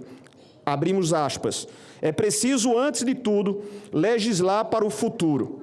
Se a função do tribunal, no espírito da Constituição, é apenas a de liquidar as contas e verificar a sua legalidade depois de feitas, o que eu contesto, eu vos declaro que esse tribunal é mais um meio de aumentar o funcionalismo, de avolumar as despesas sem vantagens para a moralidade da administração, fechou aspas.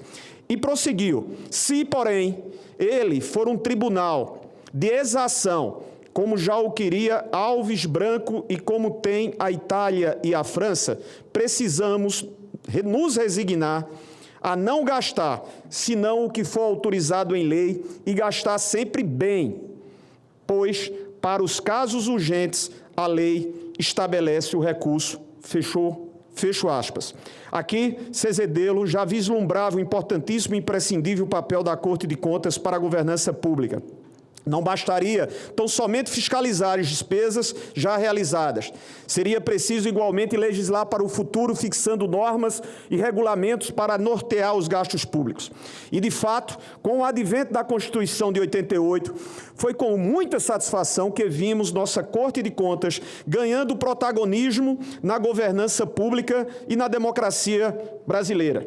Desde então, o TCU passou a desfrutar de autonomia administrativa, financeira e orçamentária, além de ter suas competências ampliadas.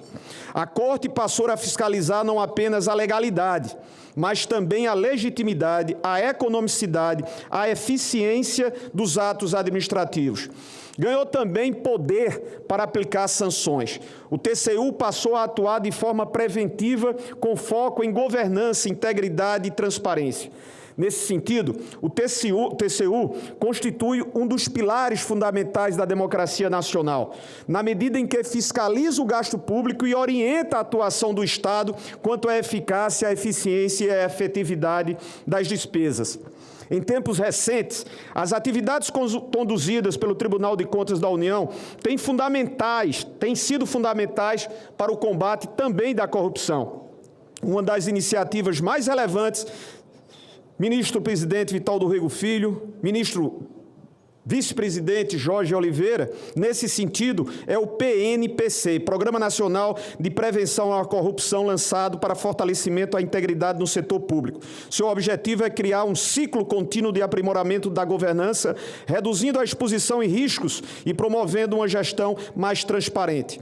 A ação do TCU tem promovido significativas economias para o erário público. Nesse mesmo ano, a Corte constituiu, no ano de 2021, 9 bilhões de reais em multas e apreciou mais de 123 mil atos de pessoal. Minhas senhoras, meus senhores, garanto-lhes que já estou partindo para os derradeiros parágrafos. Ao lembrarmos os 135 anos da existência do TCU, precisamos reservar um especial destaque para os nomes daqueles que foram fundamentais à sua implementação. Já citamos o nosso patrono do Senado Federal, Rui Barbosa, e Cezedelo Corrêa, mas não poderíamos deixar de mencionar e preservar de tudo que foi feito nesse movimento em prol da criação da nossa Corte de Contas, o cidadão Manuel Alves Branco, o segundo Visconde de Caravelas, político e intelectual destacado no período do Império. Um dos mais respeitados estadistas liberais de então, Alves Branco, lançou as bases para a futura implantação do TCU, quando propôs ao imperador Dom Pedro II, no ano de 1845, a instituição de um Tribunal de Contas inspirado nos modelos europeus, dando um salto no tempo para as décadas mais recentes. Não poderíamos e não podemos deixar de destacar a atuação firme e combativa dos auditores e demais senhores e senhoras servidores que aqui se encontram e merecem todo o nosso reconhecimento e o aplauso pelos esforços e dedicações permanentes que se prestam ao Tribunal de Contas. É imprescindível mencionar também que o advento do Tribunal de Contas constituiu exemplo para que fossem criadas instituições similares em outros entes subnacionais da nossa federação. Refiro-me, obviamente, aos tribunais de contas estaduais e aos tribunais de contas dos municípios. Assim, enquanto o TCU atua sobre o orçamento da União e as políticas nacionais, as cortes de contas estaduais controlam as finanças dos estados e os repasses federais, enquanto os municípios têm nos TCUs, nos tribunais de contas municipais, o mesmo desempenho, o mesmo desiderato. Juntos, eles formam o sistema de controle externo brasileiro que complementa o controle interno dos três poderes nas três esferas de governo, buscando a eficiência, a legalidade e a transparência da gestão pública. Ao celebrarmos os 135 anos do TCU, é imperioso reconhecer que os desafios da administração pública não cessam, apenas se transformam. Que esta Casa continue a se reinventar com o mesmo espírito republicano e técnico que a consagrou para enfrentar os novos dilemas da gestão pública contemporânea, ou contemporâneos, os novos dilemas, da transformação digital e da crescente demanda por eficiência e integridade. Que o TCU siga sendo, como sempre foi, um dos esteios da moralidade administrativa e da supremacia dos interesses públicos. Deixamos aqui os nossos mais francos cumprimentos a todos os membros da Corte, extensivamente a todos os seus senhores e senhoras servidores, neste memorável dia, no qual saudamos os 135 anos da nossa Corte de Contas TCU. Lisonjeado, senhor presidente Davi Alcolumbre, com a oportunidade. Muito grato a todos os que presentes estão.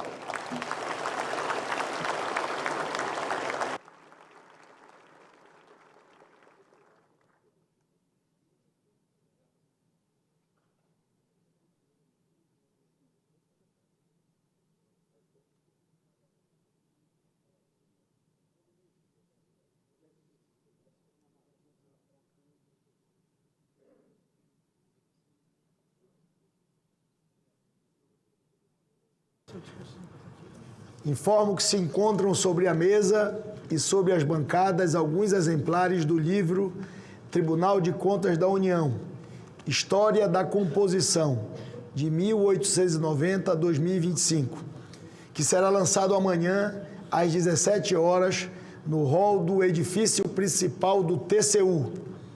A obra de autoria do servidor do Tribunal de Contas da União, Arthur Adolfo Cotias e Silva, oferece um estudo inédito que detalha o contexto histórico da indicação e posse de cada um dos 103 ministros que integram o tribunal desde a sua criação por Rui Barbosa em 1890, bem como os motivos de seus desligamentos.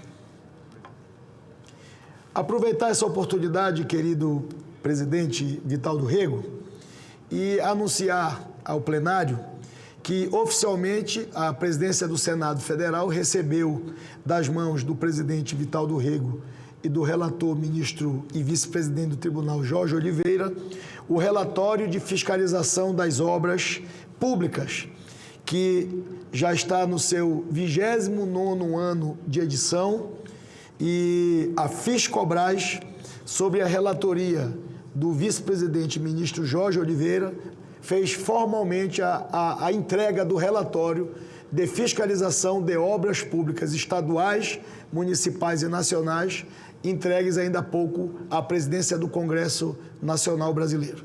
Muito obrigado.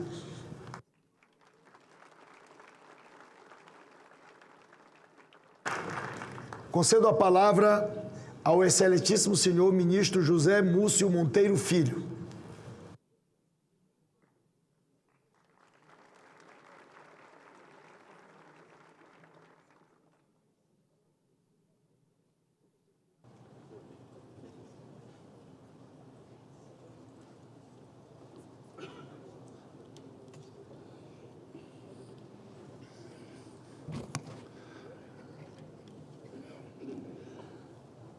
Excelentíssimo presidente do Senado Federal, meu prezado Davi Alcolumbre.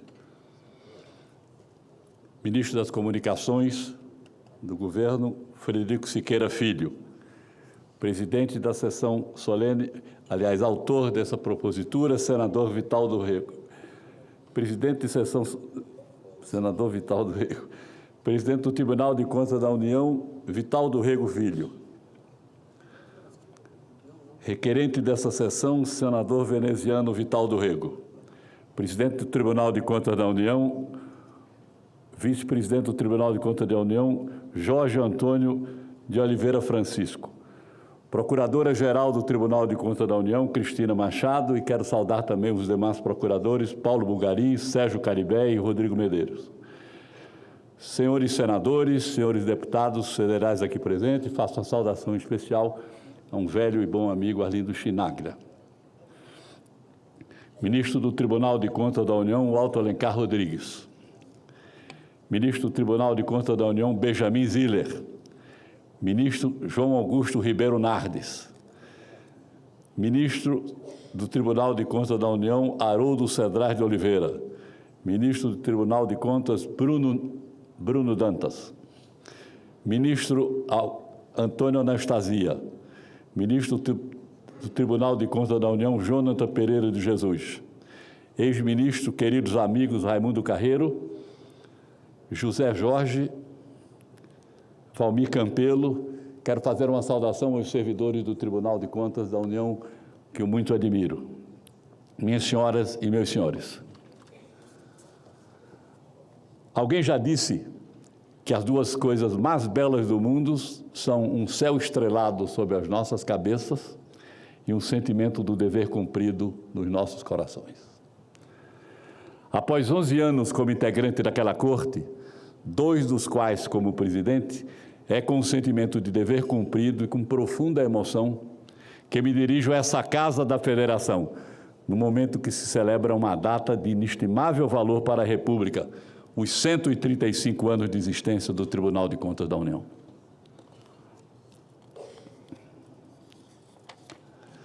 Sou grato ao ministro Vital do Rego, presidente do Tribunal de Contas, cuja dinâmica gestão faço questão de registrar, pela honrosa indicação de me manifestar em nome dos eméritos daquela casa. Muito obrigado, presidente.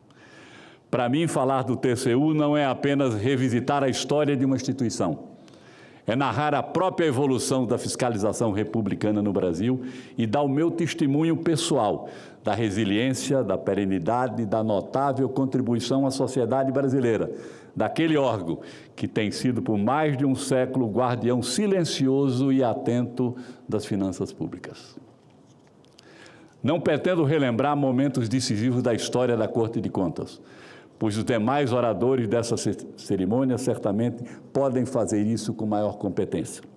Registro, entretanto, o nascimento do Tribunal de Contas não foi mero evento administrativo ou acidente histórico, mas ato de muita visão e muita coragem.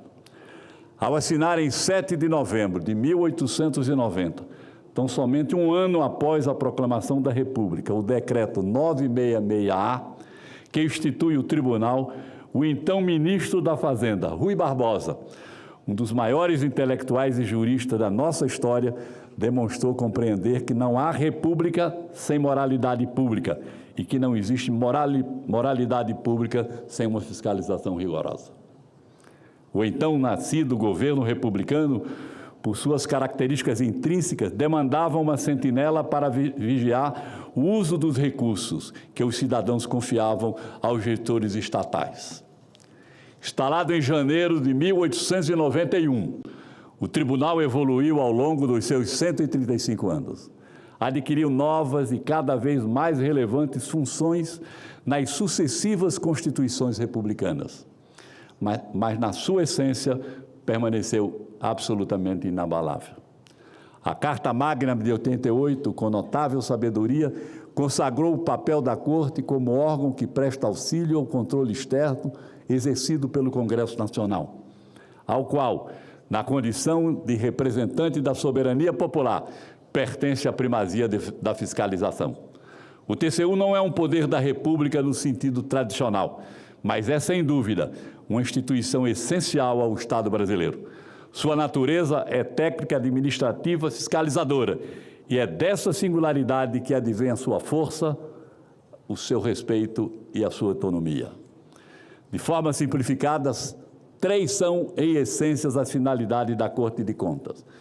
Em primeiro lugar, ela é guardiã do erário ao julgar as contas dos administradores e responsáveis por dinheiros, bens, valores públicos, de forma a garantir que cada centavo do contribuinte seja aplicado com absoluta probidade. Em segundo lugar, ela é a fiscal da lei no sentido amplo ao acompanhar a gestão orçamentária, financeira, contábil, patrimonial e operacional, não apenas sob o aspecto da legalidade, mas também da legitimidade, da economicidade dos atos de gestão. Por fim, o Tribunal é um indutor da boa governança ao realizar auditorias operacionais, que não visa apenas punir malfeitos, mas aprimorar a gestão e a indicar caminhos para que as políticas públicas alcancem seus resultados com máxima eficiência e máxima eficácia. O TCU é, senhor presidente, portanto, a bússola que orienta a gestão pública e garante que o Estado navegue na direção do interesse coletivo, longe dos malefícios da corrupção e do desperdício. Por tais motivos, a história de 135 anos da Corte de Contas é pontilhada por realizações que impactam diretamente a vida de cada brasileiro. O papel do tribunal é crucial na fiscalização de grandes projetos de infraestrutura e de concessões de serviços públicos, áreas em que sua ação preventiva e concomitantemente poupou bilhões de reais aos cofres públicos, além de garantir que pontes, estradas hidrelétricas, portos, ferrovias e outros empreendimentos e serviços fossem entregues ou prestadas com qualidade e preço justo. O TCU também foi ator fundamental na consolidação da Lei da Responsabilidade Fiscal, a grande revolução da gestão pública brasileira, que impôs limites, impôs transparência ao gasto estatal. Em tempos de crise, como durante a recente pandemia do Covid-19, a agilidade do tribunal em fiscalizar os recursos do auxílio emergencial e das demais despesas demonstrou sua capacidade de se adaptar e proteger o cidadão em momento de vulnerabilidade. Também a lista de responsáveis por consta de contas irregulares e a lista de inabilitados para licitar e contratar são exemplos de como o controle externo atua para aperfeiçoar ambientes políticos e administrativos.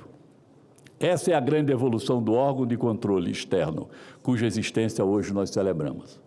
Todavia, senhor presidente, senhores senadores, meus senhores e minhas senhoras, é chamado a enfrentar desafios ainda mais complexos. A transformação digital do Estado, a fiscalização de contratos de alta tecnologia, a promoção da sustentabilidade e o combate a novas e cada vez mais sofisticadas formas de desvios de recursos e de corrupção. Para superar essas questões e continuar a cumprir a sua missão, o TCU necessita de duas coisas fundamentais: autonomia e parceria. Autonomia técnica e administrativa de seus ministros, dos membros do Ministério Público de Contas, do Corpo de Auditores, é o maior patrimônio dessa Corte de Contas. Faço questão, por oportuno, de prestar as minhas sinceras homenagens às autoridades e servidores do Tribunal por sua integridade, competência e dedicação ao aprimoramento do Estado brasileiro e à melhoria dos serviços públicos oferecidos à sociedade. Por sua vez, a parceria com as casas do Congresso é absolutamente imprescindível para o alcance dos objetivos do controle externo exercido em nome do cidadão brasileiro. Juntos, somos a garantia de que a República não será apenas um ideal ou uma palavra utilizada em discurso, mas uma prática diária de serviços ao povo desse país. Que esses 135 anos, senhores ministros, de relevantes contribuições sejam não apenas motivo de orgulho, mas um marco do compromisso que o Tribunal de Contas da União e de todos que o integram com a cidadania, bem como um símbolo da maturidade democrática desse país.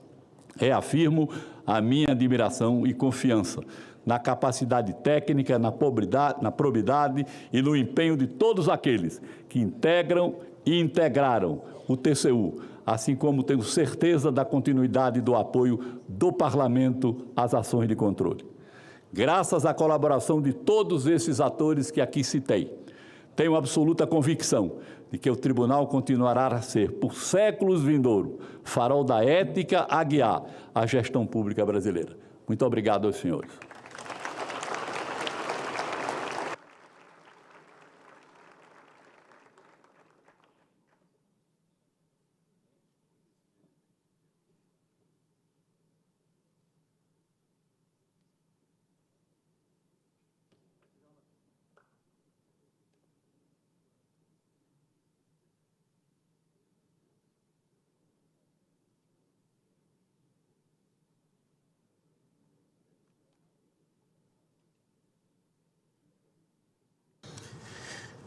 Concedo a palavra à senhora Procuradora-Geral do Ministério Público junto ao Tribunal de Contas da União, a excelentíssima senhora Procuradora Cristina Machado da Costa e Silva.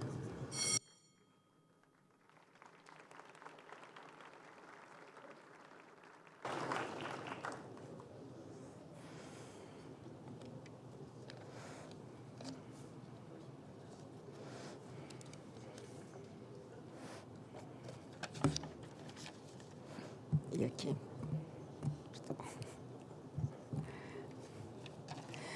Excelentíssimo senhor senador Davi Alcolumbre, presidente do Senado Federal, em nome de quem cumprimento todos os senadores desta casa. Excelentíssimo senhor ministro Vital do Rego, presidente do Tribunal de Contas da União, em nome de quem cumprimento todos os ministros e ministros substitutos do TCU e ministros eméritos. Saudação especial ao nosso vice-presidente, Jorge Oliveira. Excelentíssimo senhor senador veneziano Vital do Rego, parabéns pela iniciativa de Vossa Excelência. Excelentíssimo senhor ministro da Defesa, José Múcio Monteiro. Ministro José Múcio foi presidente do Tribunal no período do meu segundo mandato. Aprendi muito com Vossa Excelência, muito mesmo. Muito obrigado pelos ensinamentos. Assim como o senador Davi Alcolumbre, saúdo os deputados aqui presentes, na pessoa do deputado Arlindo Chinaglia. Excelentíssimos colegas membros do Ministério Público de Contas, senhores servidores do Senado Federal e do Tribunal de Contas da União, senhoras e senhores, primeiramente, bom dia a todos. Essa manhã realmente muito impactante, né? Deixa a gente amanhecemos felizes.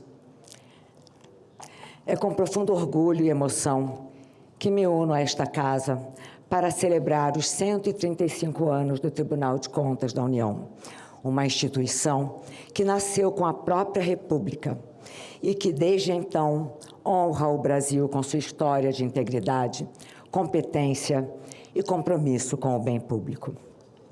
É particularmente simbólico que esta celebração ocorra neste plenário do Senado Federal, Casa da Federação e da Democracia Brasileira. O Senado sempre foi símbolo de equilíbrio, de sabedoria política e de compromisso com a República. Aqui, as grandes causas nacionais encontram espaço para o diálogo, a moderação e o consenso, valores que também inspiram o Tribunal de Contas da União em sua missão de servir ao Estado e à sociedade. São 135 anos de vigilância constante sobre os recursos da nação, de zelo pela legalidade, pela transparência e pela boa gestão. O TCU é, sem dúvida, um dos pilares da nossa democracia, porque assegura que o dinheiro público, que pertence a cada cidadão, seja aplicado com responsabilidade, eficiência e justiça.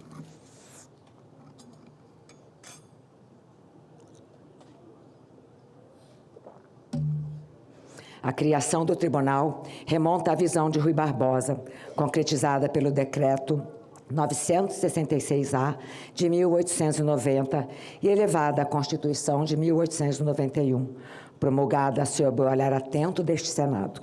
Desde então, o TCU vem se afirmando como instituição essencial ao aprimoramento do Estado brasileiro e ao fortalecimento da governança pública. Não poderia deixar de destacar a importância da participação do Senado Federal na composição do Tribunal de Contas da União.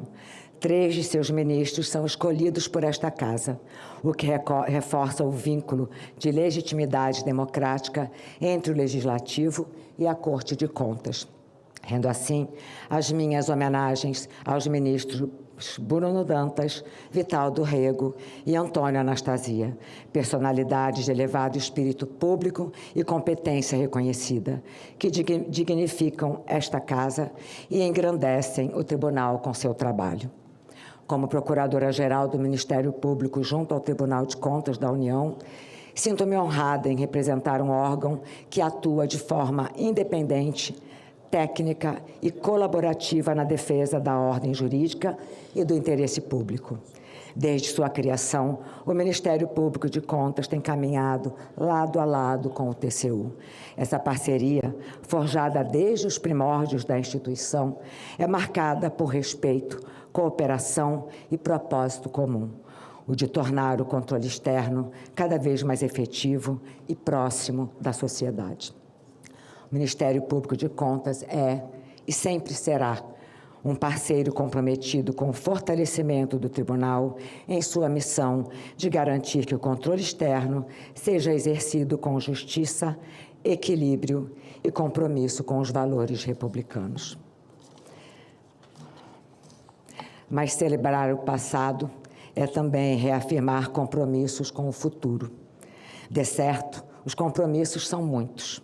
Mas como única mulher a ocupar este púlpito na solenidade de hoje, não poderia deixar de lembrar um compromisso inafastável e inadiável, o da igualdade de gênero.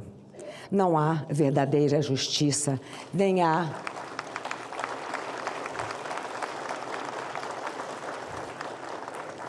Não há verdadeira justiça, nem há eficiência no Estado sem a plena participação das mulheres em todos os espaços de decisão.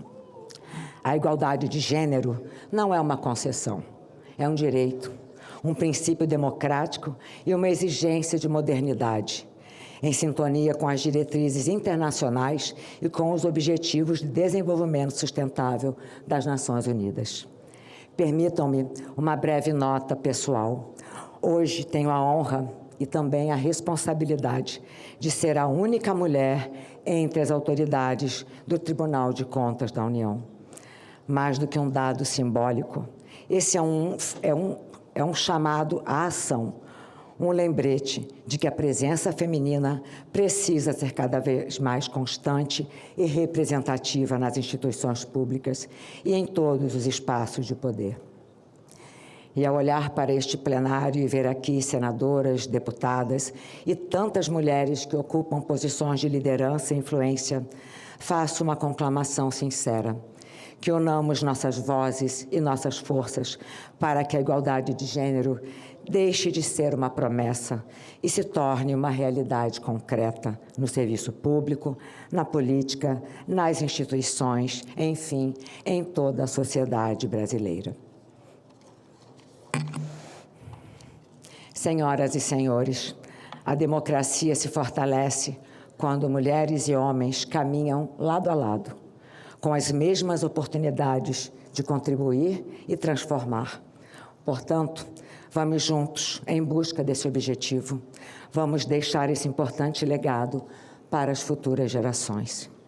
Que esta celebração dos 135 anos do Tribunal de Contas da União, neste Senado que tanto honra a história republicana do país, renove em nós a confiança nas instituições, o compromisso com a integridade e a esperança em um Brasil mais ético, transparente, inclusivo e humano. Muito obrigada.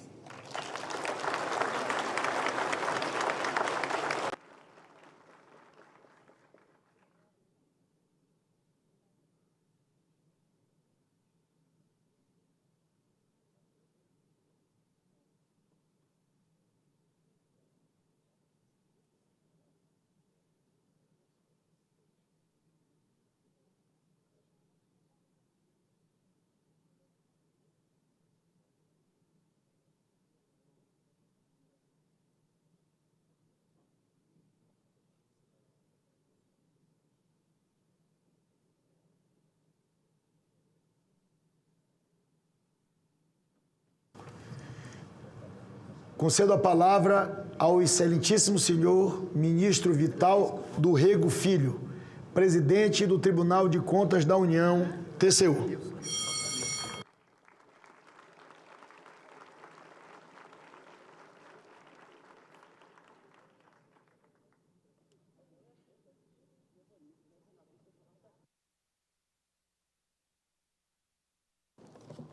Muito bom dia a todos. Senhoras e senhores, me perguntavam agora na mesa por que você não vai falar daquela tribuna. Aí eu disse, não, porque os 4 anos que eu passei aqui, eu só falava dessa tribuna aqui. Então, eu digo, já que eu só falava de uma tribuna só, vou continuar falando assim. Senhoras e senhores, o presidente Davi, ele é uma figura realmente emblemática. Eu sei, queridos amigos, já vou falar sobre vocês. Eu sei o que é uma sessão de homenagem. Em qualquer assembleia, desde a Câmara Municipal até o Senado Federal. E, efetivamente, vocês hão de imaginar a grande agenda que um presidente do Senado tem durante o dia. Davi, muito obrigado pelo respeito que você tem ao TCU, você vir presidir essa sessão. E em seu nome, eu queria cumprimentar todos os senadores, mais de 20 senadoras e senadores e mais de 10 deputados, eu contei pelo menos 10, vieram aqui. E a estes deputados, eu queria saudar na pessoa do meu irmão Arlindo Quinalha. Foi meu líder, foi meu presidente, e sua presença aqui me faz lembrar os 4 anos que passávamos juntos. Certamente, há 2 dias atrás, eu contava a algumas pessoas que a nossa primeira viagem foi ao Japão. E o senhor nos fez ir e voltar do Japão. Só Deus sabe como. Mas isso foi a primeira missão oficial do seu mandato. Depois eu conto a vocês como é que eu fui e voltei com Arlindo Gnad. Mas esses momentos são inesquecíveis. E é costumeiro lá em casa ter dificuldade. Quem trabalha comigo no dia a dia, minhas secretárias, meus secretários, sabem como é difícil para mim fazer um discurso lido. Né? É comum, é problema de casa mesmo. Então, eu tinha aí, pessoalmente, fiz esse discurso, mas eu tenho que falar um pouco sobre a história. E não vou ler a nominata, porque Davi já fez uma homenagem a todos os que estão aqui presentes. Mas eu vou dizer a cada um e a todos que o homenageado deste momento são os meus amigos servidores, são os meus amigos auditores, são os meus amigos técnicos que, mostrando um engajamento nunca visto, mostrando um engajamento nunca visto, lotaram as nossas dependências nesta manhã de hoje. É esse exemplo de servidor público que nós temos em casa. Esse exemplo de homem e mulher comprometido com a Constituição Federal, comprometido com as melhores práticas de governança. É com contida emoção que volto a essa casa, de onde saí há 10 anos. Nesta hora, o passado se faz presente, pela lembrança de um tempo que jamais esquecerei. Muitos me questionam ainda se tenho saudade desse ambiente. Claro que eu tenho. Eu venho, às vezes, muito pouco ao gabinete veneziano para não ter saudade. Muitos questionam essa saudade. Mas saudade, para mim, é uma lembrança terúlica, pois eu me sinto realizado na presença do meu irmão, senador veneziano Vital do Rego, e bem pouco tempo atrás, na presença da minha matriarca, a senadora Nilda Gondim, que me honraram e honram com um exuberante trabalho. Quero, antes de tudo, agradecer ao senador veneziano autor do requerimento.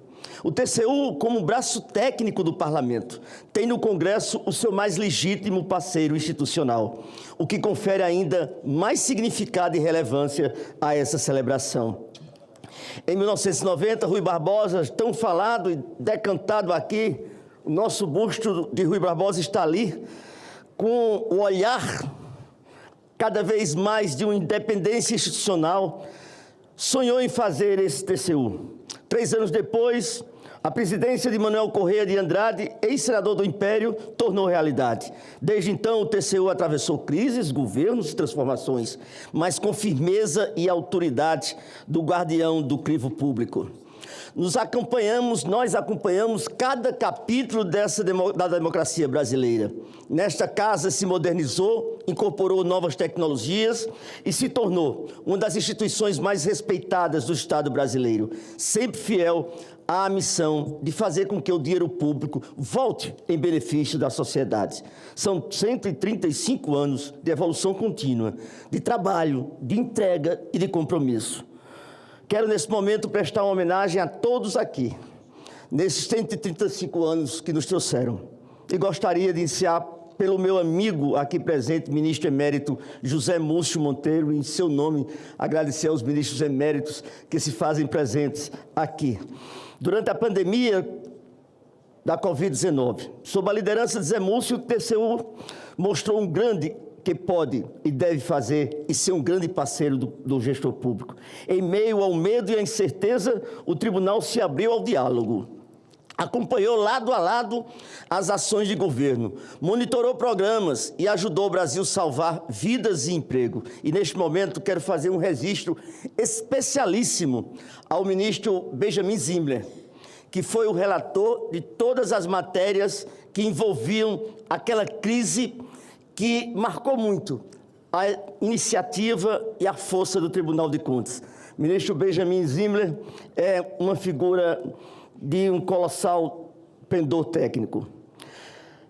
Mas o nosso olhar não ficou restrito às fronteiras do Brasil. Assumimos, sob a grandiosa liderança do ministro Bruno Dantas, a presidência da Intosai, organização que reúne 203 outras entidades de controle no mundo, mais do que a ONU, que tem 194. Lá, o Tribunal Brasileiro ajudou a definir o papel de controle nas instituições, diante dos grandes temas do século XXI, mudanças climáticas, transição energética, inovação tecnológica e, mais recentemente, avaliação da pobreza no mundo. Também passamos a integrar a Junta de Auditores da ONU. Somos auditores da ONU, que tem aqui a supervisão nossa através do nosso decano e exemplo, o Alto Alencar Rodrigues, nosso ministro, que está lá, lado a lado das instituições de controle da França e da China. O Brasil auditando programas das Nações Unidas, fundos de pensões, agências humanitárias e missões de paz.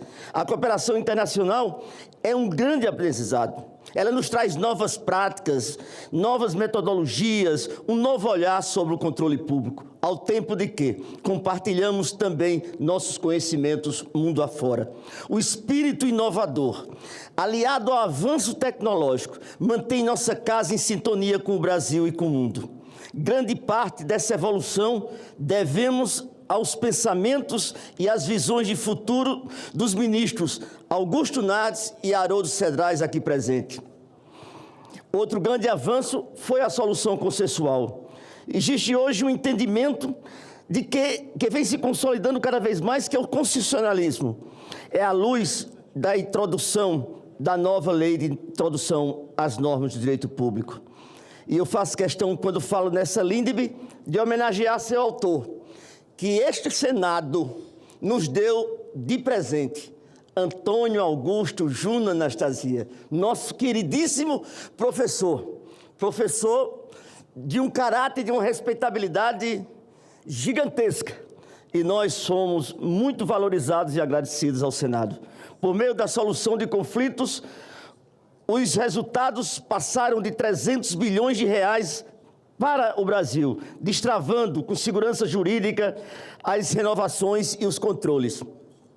Não podia, ao final, deixar de falar do meu amigo Jorge Oliveira, atual vice-presidente da Casa, que em tudo apoia a nossa gestão, que é sua, à frente do TCU. Jorge tem uma generosidade extraordinária. Quero aqui deixar também uma voz de agradecimento ao nosso mais jovem ministro, que integra a nossa corte, com competência e sabedoria, tem feito decisões memoráveis, o ministro Jonathan de Jesus. Senhoras e senhores, agora é tempo de se despedir. Lá se foi o resto do discurso. Mas, sem dúvida alguma, eu tenho um agradecimento especial a fazer. Senhores presidentes de tribunais de contas, vi Fabinho ali, meu querido presidente da Paraíba, os outros presidentes, e vi Fernando aqui do Pará, que vai ser nosso anfitrião da nossa cópia, Dilson, que é o nosso presidente de todos da ATECOM, que reúne todos os tribunais de contas dos estados e municípios, e dizer que agradeço muito aos senhores que puderam vir e ver, senhores deputados e senadores, esse Tribunal de Contas cada vez mais perto do cidadão. Aqui, muitas vezes, durante esses 10 anos, me perguntavam por que daquela decisão que Veneziano falou agora há pouco. E eu dizia aos meus colegas, renúncia é um ato de vontade. Renunciar a esta casa que eu lutei tanto para chegar. Foi, meu senador, grande abraço, Everton. Eu lutei tanto para chegar, 4 anos depois, foi a decisão mais difícil da minha vida. E muitas pessoas sabem que quem Cassiano fez-me espiritualmente estar aqui foi meu pai. E 10 anos depois, eu volto a essa tribuna para dizer muito obrigado ao Senado. Eu escolhi o TCU. O TCU faz parte da minha vida, do meu coração, da minha entrega diária, porque lá é, sem dúvida alguma, uma casa que honra o Brasil e os brasileiros. Muito obrigado aos senhores. Tem um vídeo aí para mostrar, não é isso? Bom, aí depois eu termino.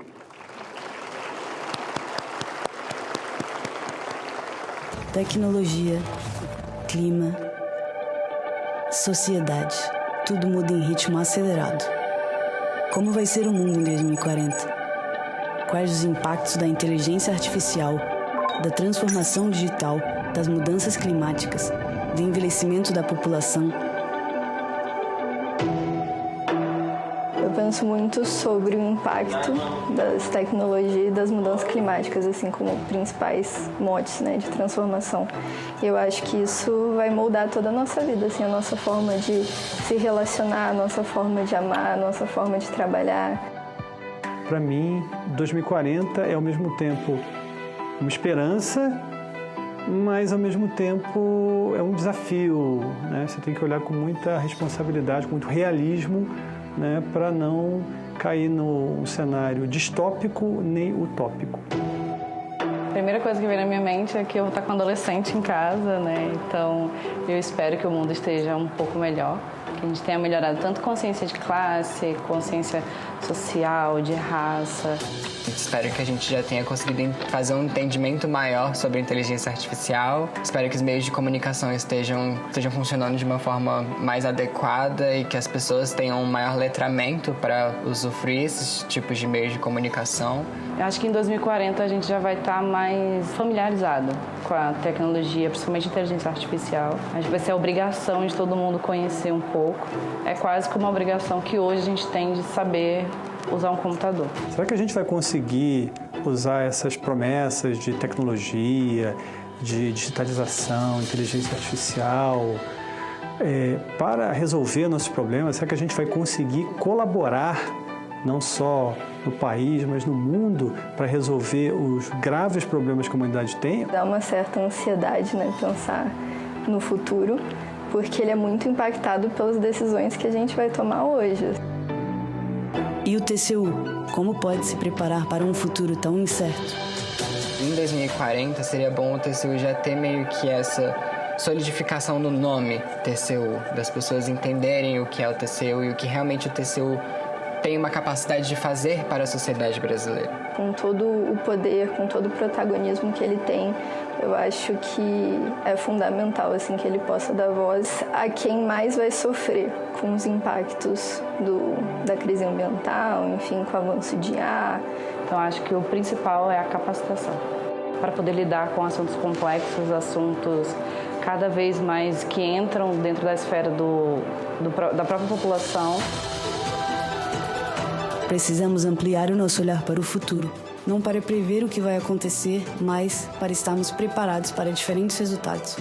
O TCU precisa pensar de forma estratégica e antecipatória, lidar com a potencialidade das pessoas, o aprendizado, olhar para o passado e ver o que se aprendeu, o que deu certo, o que deu errado, para que você aí sim, jogando aí no futuro, você consiga projetar futuros melhores e enfrentar os desafios. Tudo começa com antecipar cenários, analisar riscos e identificar oportunidades. Assim, fortalecemos nossa capacidade de agir com estratégia em um mundo que não para de mudar. Não é sobre prever o futuro, é sobre estar preparado para ele. TCU 2040. Nosso futuro começa hoje. Muito bem.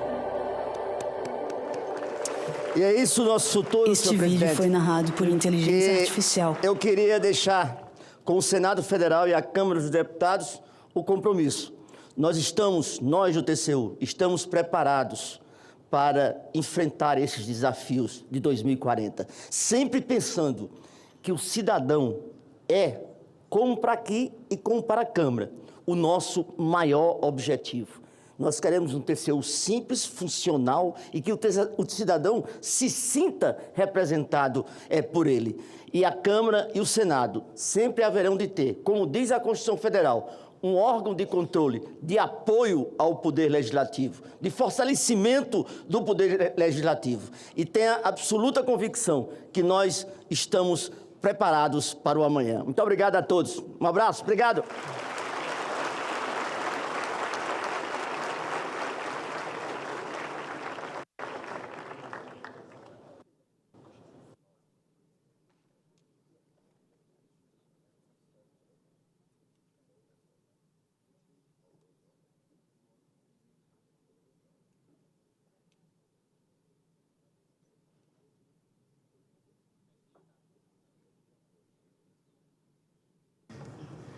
Neste momento, passamos a lista de senadores inscritos para o uso da palavra por até 5 minutos.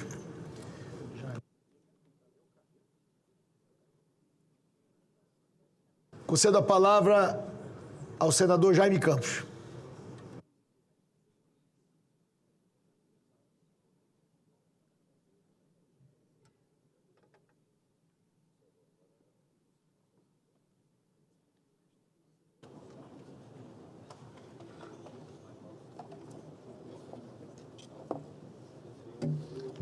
Caro amigo presidente Davi Alcolumbre, ilustres amigos aqui presentes, que eu saúdo inicialmente o querido amigo Zé Múcio, ministro da Defesa do nosso país, cumprimento o amigo senador Vital Dal Rego, presidente do Tribunal de Contas da União, saúdo o ministro Jorge e saúdo o querido amigo também veneziano, e a nossa procuradora. Em seus nomes, saúdo todas as autoridades aqui, representadas por todos os órgãos federais, e, acima de tudo, dizer da minha alegria e meu contentamento, dessa oportunidade ímpar de falar rapidamente, cumprindo aqui o horário dado pelo presidente desta casa. Ao comemorar os 135 anos de criação do Tribunal de Contas da União, uma das instituições mais respeitadas da República, é pilar essencial do sistema de controle e fiscalização dos recursos públicos e é motivo de orgulho para o Brasil. Fundado em 1890, como já disseram aqui, ainda nos primeiros dias do regime republicano, o TCU nasceu com a missão de zelar pela boa aplicação do dinheiro público e garantir a transparência na gestão estatal. Passados 135 anos, sua atuação se consolidou como referência nacional e internacional em auditoria governamental, fiscalização financeira e promoção da boa governança.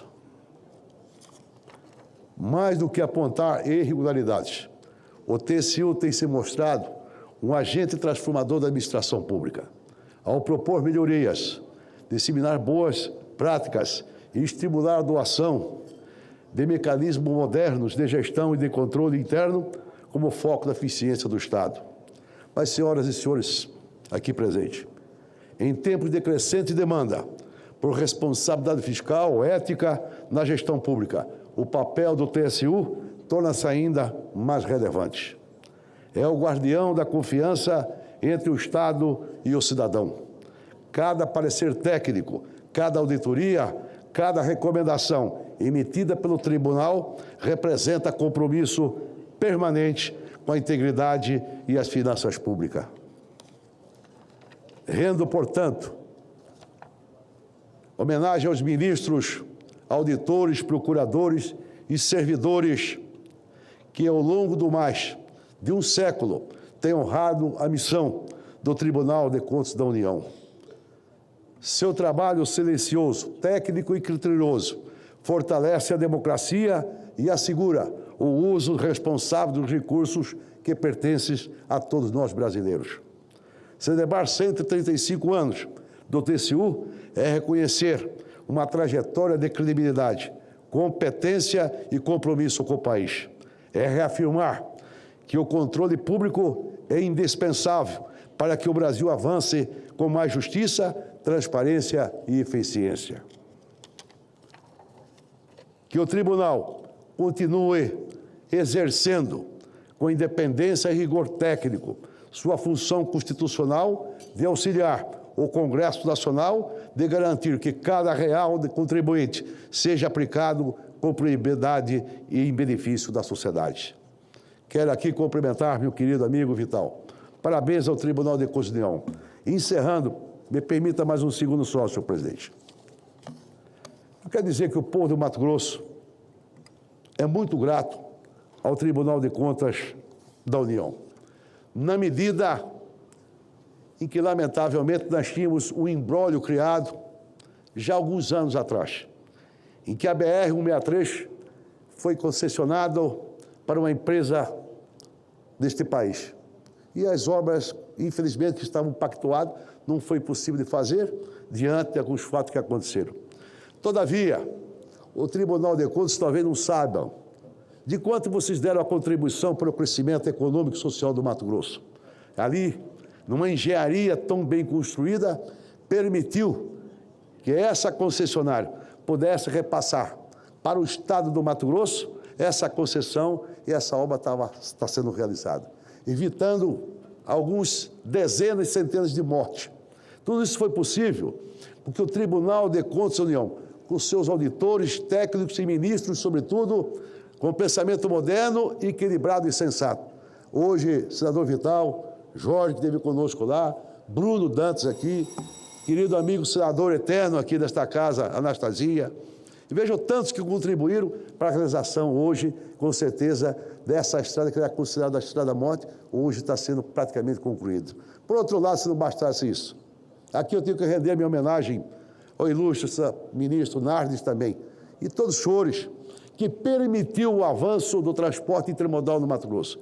Era em relação à ferrovia Rumo, que estava paralisada há alguns anos ali na cidade de Rondonópolis. E nós precisávamos o que fazer? Permitir que fosse renovada a concessão, fazer uma adequação com isso. Hoje a ferrovia, demandando de Rondonópolis, indo até a cidade de Lucas do Rio Verde, melhorando sobremaneira, não só um pouco, com certeza, esvaziando nossa rodovia com excesso de caminhões, mas, sobretudo, barateando o transporte daquele estado que hoje detém a maior produção agrícola desse país. Portanto, eu vim aqui em nome do povo do Mato Grosso agradecer a Vossa Excelência e até todo o grupo de técnicos que permitiu que o Mato Grosso avançasse no seu transporte, melhorando sobremaneira a questão da economia do Mato Grosso. Portanto, meu querido amigo Vital, parabéns a Vossa Excelência pelo seu trabalho exitoso e, sobretudo, dizer aos velhos, querido amigo que veio aqui, Raimundo, que eu tive a primazia de votar em Vossa Excelência. No longo dos meus 15 anos nessa casa, praticamente eu tive a primazia de votar na maioria absoluta dos ministros do Tribunal de Contas da União, com isso a certeza que nós fizemos certo de escolher homens dignos e competentes para fazer com certeza o orgulho do Tribunal de Contas, que hoje comemora seus 135 anos. Um abraço, que Deus nos abençoe. Obrigado.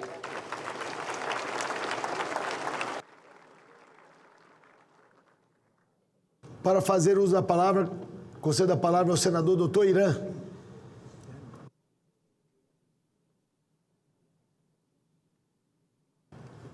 Concedo a palavra ao senador Vanderlan Cardoso.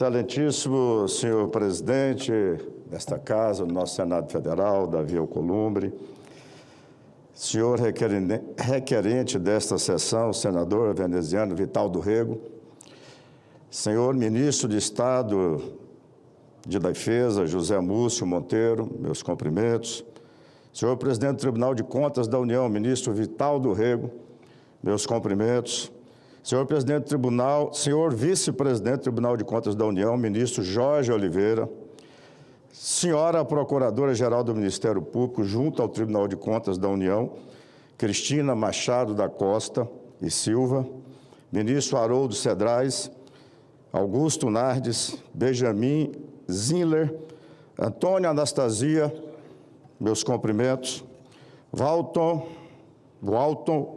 Alencar Rodrigues, meus cumprimentos. Meus pares que estão aqui, senadora Anastasia, que nós aqui, com muito pesar e sentimento, mas não deixamos de apoiar a ida para o TCU. Está fazendo muita falta e fez muita falta, senadora Anastasia. É muito querida aqui por todos nós. Venho a essa tribuna para, em primeiro lugar, parabenizar o TCU pelos seus 135 anos de existência, sendo instituição pública de reconhecida excelência e importância para nosso país. Gostaria ainda de destacar duas importantes iniciativas legislativas que contribuíram e continuarão contribuindo para o fortalecimento institucional do TCU e para a transparência na gestão dos recursos públicos do nosso país. O primeiro tema diz respeito ao antigo projeto de lei número 7926 de 2014, que tive a honra de relatar aqui no Senado Federal. Esse projeto tramitava há quase uma década e, finalmente, conseguimos destravá-lo e aprová-lo em 2023. O texto foi sancionado em 2024 como a Lei número 14.832, que altera a Lei número 10.358 de 2001, para instituir o adicional de especialização e qualificação AEC para os servidores do Tribunal de Contas da União, o TCU. Esse adicional é um importante instrumento de valorização e modernização do TCU.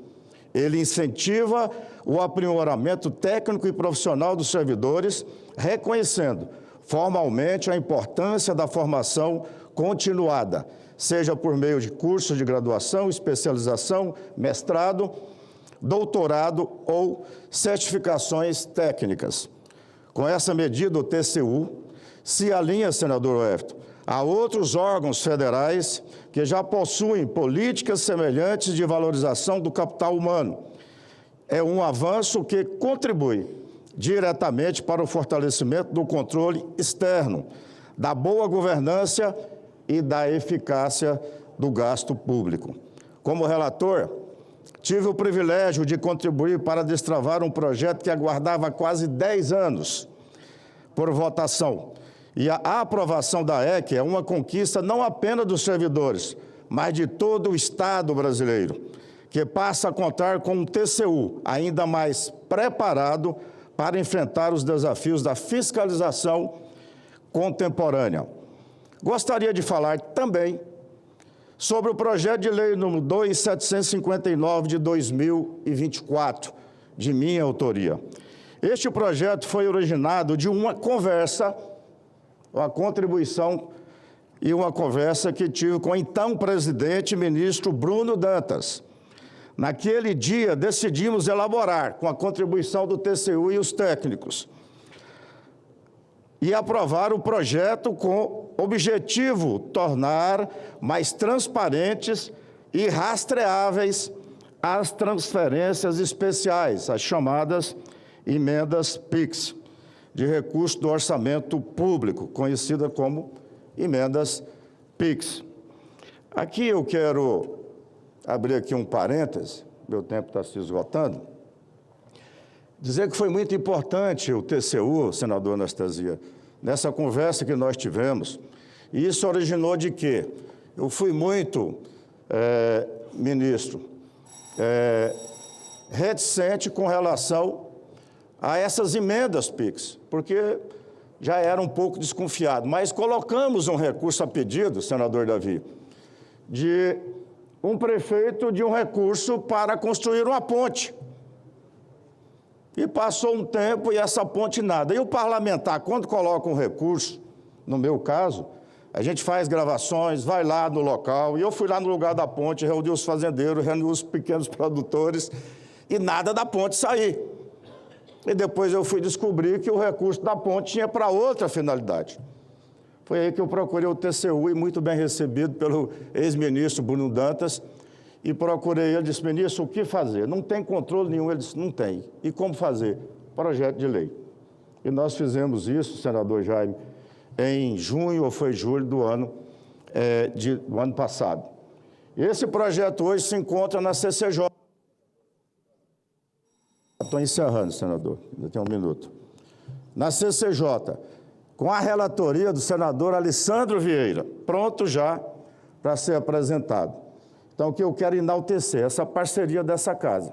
Se na época, quando aprovamos esse plano, que foi esse projeto de lei que estava há mais de 10 anos, e também bem pilotado pelo ex-ministro Bruno Dantas, e com o apoio integral dessa casa, não teve um voto contra. Nosso presidente Rodrigo Pacheco. Então, nós tivemos essa ajuda também do TCU para a elaboração a 4 mãos desse projeto, que nada mais é, senador Davi, o que o ministro Flávio Dino colocou 3 meses depois as normas que eu fui lá parabenizá-lo, de fiscalização dessas emendas. Porque, na verdade, tinha virado uma festa as emendas de transferências especiais. Então, essas emendas PIX, criadas para dar maior agilidade de repasse de recursos federais, estados e municípios, precisam de regras claras e instrumentos eficazes de controle. Nosso projeto traz medidas concretas para isso.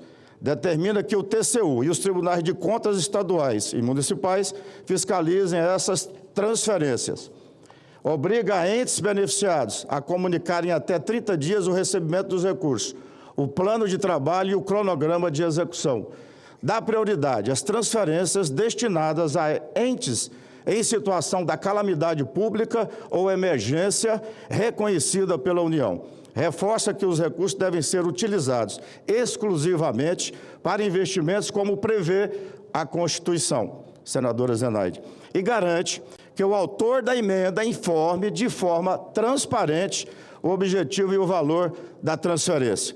Atualmente, o projeto encontra-se na CCJ. Essas 2 iniciativas, a Lei nº 14.802 de 2024, que valoriza os servidores do TCU, e o PL 2.759 de 2024, que aprimora o controle sobre as transferências especiais, simbolizam o nosso compromisso com a eficiência, a transparência, a responsabilidade na administração pública. Seguirei aqui trabalhando e buscando essas parcerias. Podem contar com essa casa, com o Senado Federal, e nós também, pode ter certeza, da mesma forma que eu fui lá buscar conselhos e ajuda para a elaboração desse projeto, nós estaremos aí apoiando o nosso TCU. Parabéns a todos e essa é uma justa homenagem. Obrigado, senhores.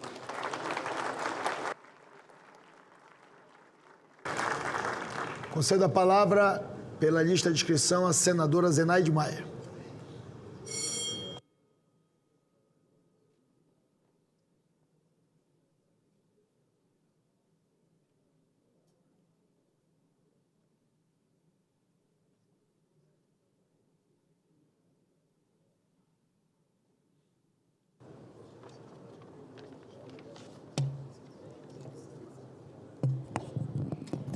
Bom dia a todos e a todas.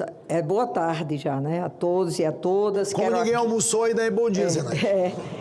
Quero cumprimentar aqui o excelentíssimo senhor presidente do Senado Federal, o senador Davi Alcolumbre, nosso senador requerente desta sessão, o senador veneziano Vital do Rego, o senhor ministro de Estado de Defesa, José Múcio Monteiro Filho, o senhor presidente do Tribunal de Contas da União, o ministro Vital do Rego, a senhora procuradora-geral falou sobre a presença feminina, está aqui a senadora, e a nossa procuradora-geral do Ministério Público junto ao Tribunal de Contas, a Cristina Machado de Costa e Silva. Quero aqui cumprimentar os demais ministros, que eu diria que já dava para fazer uma sessão plenária aqui, com todos esses ministros. O senador Antônio Anastasia, Benjamin Zinler, Augusto Nardes, Haroldo Cedrais,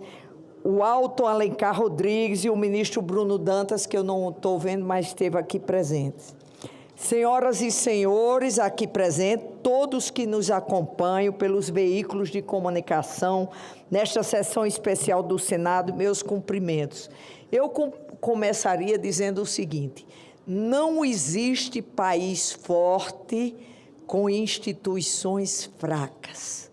Por isso a importância de estarmos hoje aqui, dando visibilidade à população brasileira da importância do Tribunal de Contas da União. Os 135 anos do Tribunal de Contas da União fazem o país refletir o presente, o passado e o futuro. Por isso que eu vi aí 2040, já pensando no futuro. Se ultrapassamos mais de um século com este órgão de Estado responsável pela fiscalização do bom uso dos recursos públicos ou do público, é sinal que podemos evoluir ainda mais em respeito ao dinheiro pago pelos contribuintes brasileiros por meio de impostos. E nisso entra o que chamo de compromisso dos 3 poderes com ajuste fiscal. O equilíbrio das contas públicas não é exclusividade do Poder Executivo, é uma tarefa compartilhada com igual dever, Executivo, Legislativo e Judiciário. O grande desafio num país como o Brasil, marcado por tantas desigualdades sociais, é combater privilégio, distribuir tributos de forma justa e devolver aos cidadãos serviços em troca de impostos que pagam diariamente. Não existe desenvolvimento com tanta desigualdade social. Eu já vi isso até no ministro Bruno, na capa da revista dele, dizendo: não vamos desenvolver com tanta desigualdade social. O TCU tem feito um exemplar trabalho preventivo e punitivo, dotado de técnicos e de profissionais altamente preparados. O tribunal auxilia o Congresso Nacional na missão de direcionar investimentos de forma sustentável e sem desperdício para financiar políticas públicas, investimentos e obras necessárias ao desenvolvimento socialmente justo do país. Saúde parabeniza a todos os integrantes da Corte de Contas e reitero meu apoio à gestão eficiente da administração pública. Cada real bem aplicado na saúde, educação, assistência social, segurança pública, esporte e cultura, cada centavo tem que ter origem e destino marcado por transparência, probidade e economicidade. Esses são princípios e valores republicanos que devem nortear a conduta de cada agente público. Isso se chama respeito aos brasileiros.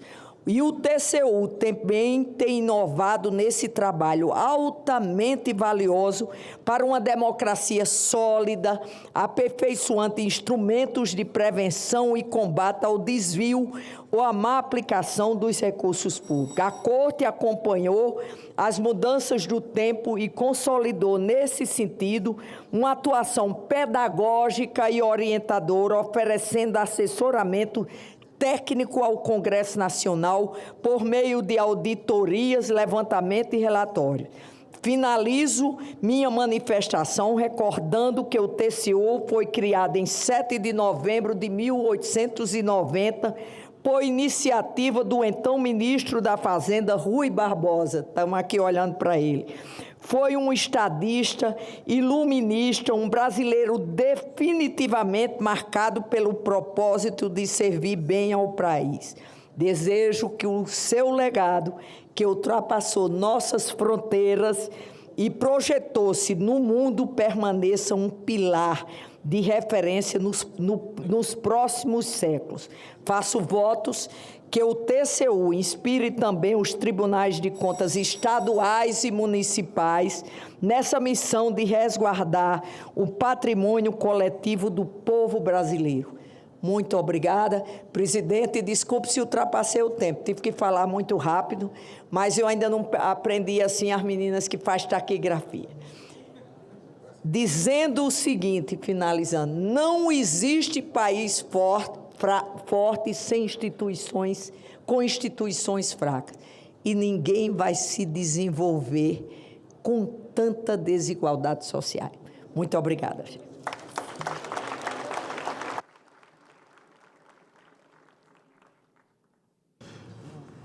Como último orador inscrito, concedo a palavra a Sua Excelência o senador Everton.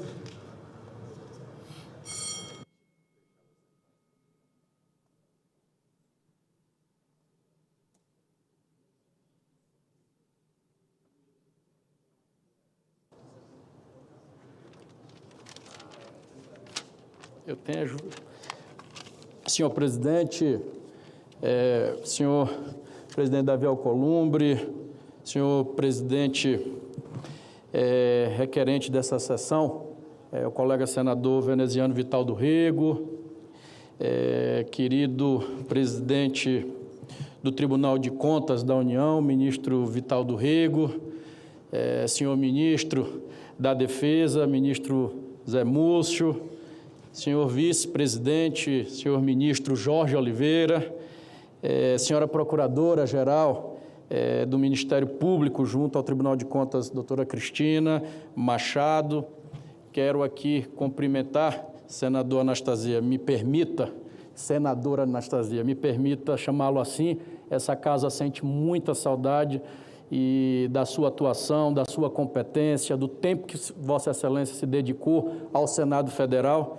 E eu tenho certeza que lá, da mesma forma, com certeza os seus colegas ministros estão também tendo essa satisfação de tê-lo junto àquela brilhante corte, ajudando o Brasil, ajudando a nossa democracia. Quero aqui cumprimentar todos os servidores do Tribunal de Contas da União, através do seu sindicato, Sindileges, o Alisson, que tem aqui os servidores da Câmara, do Senado e do Tribunal de Contas.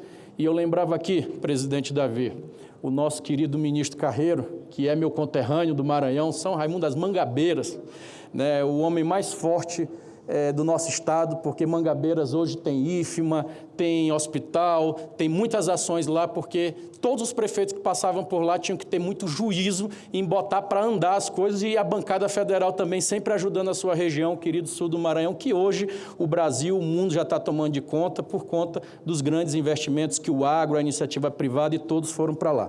Eu não fiz questão de não trazer nenhum tipo de discurso aqui. Eu vim trazer primeiro os meus parabéns a todos vocês que formam o Tribunal de Contas da União. Por que os parabéns? Porque tudo é um processo de evolução. Meu pai, que é técnico agrícola, lá do interiorzinho do Maranhão, ele já dizia que todo dia é um dia de aprender. Tanto que ele, filho de lavrador, com 70 anos de idade, foi formar no curso de Direitos. Então, ele está todo o tempo evoluindo. E o Tribunal de Contas da União, ministro Mussi, evoluiu. Você, quando... Eu sou bem mais novo que todos, obviamente, né? Daqui dos meus colegas senadores, mas ainda quando eu me formei em administração pública, gestão pública, a gente tinha a imagem lá atrás, isso há 2 décadas atrás, de quê? De o tribunal sempre da repressão, do punitivismo, aquela coisa mais dura. E hoje você percebe a evolução. E qual é essa evolução? É justamente o que foi colocado aqui pela senadora Zenaide, a questão educativa, pedagógica, a de orientação, porque há de se entender que cada prefeito eleito nesses quase 5 mil e poucos municípios que nós temos no Brasil, nenhum deles tiveram que fazer obrigatoriamente um concurso antes para mostrar a sua capacidade técnica de fazer uma gestão pública.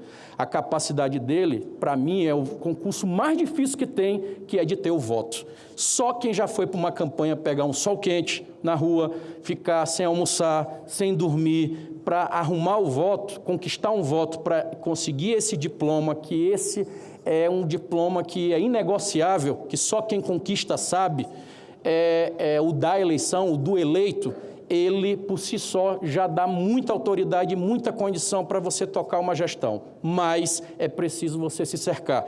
E esse efeito pedagógico de nós aqui, de todos que estão em volta, e o Tribunal de Contas da União, dos estados, dos municípios, é preciso que tenha esse dever cívico de estar sempre conscientizando, ministro Jorge, sempre estar conversando para que esses gestores evitem possíveis erros que muitas das vezes acontecem por falta de orientação. Uma coisa é o erro com dolo, o outro é o erro sem dolo, porque muitos deles, repito, já responderam um processo, quem sabe já estão até cumprindo algum tipo de pena, até com a não possibilidade de disputar uma eleição por falta de uma orientação correta para que ele pudesse dar o passo certo dentro da sua gestão. Então, esse processo evolutivo que o Tribunal de Contas tem tido junto ao povo brasileiro no sentido de fortalecer a administração pública, isso é fundamental, porque tanto se fala aqui de democracia, mas ela é a soma justamente das instituições funcionando de forma plena, harmônica e independente. E hoje o Senado Federal deu essa contribuição concreta. Claro que é uma casa mais antiga que a do Tribunal de Contas, até porque surgiu daqui. Mas esses 135 anos, se pegar todas as legislações, não precisa ser da época ainda do senador Vital do Rego, mas se puxar ainda do primeiro mandato do presidente Davi, do presidente Pacheco e agora, olha o tanto de legislação aperfeiçoada, melhorada, no sentido sempre de garantir não só a transparência, mas também esse fortalecimento dessas instituições. Por isso, eu não poderia deixar de sair lá da comissão, mas vim aqui dar esse abraço, esse reconhecimento, e eu tenho certeza que juntos nós vamos ter condições de comemorar muitos mais aniversários, mas mais do que isso, a cada legislatura e a cada gestão que tivermos para frente, ela ser sempre nesse sentido de evolução, nesse sentido construtivo, para um dia, quem sabe, a gente poder chegar e dizer assim, nossa, o nosso Tribunal da União tem poucos processos porque estão chegando tudo correto, está rodando tudo certo, e assim fazermos com que a plena democracia continue forte como ela tem que ser. Parabéns a todos e meu muito obrigado.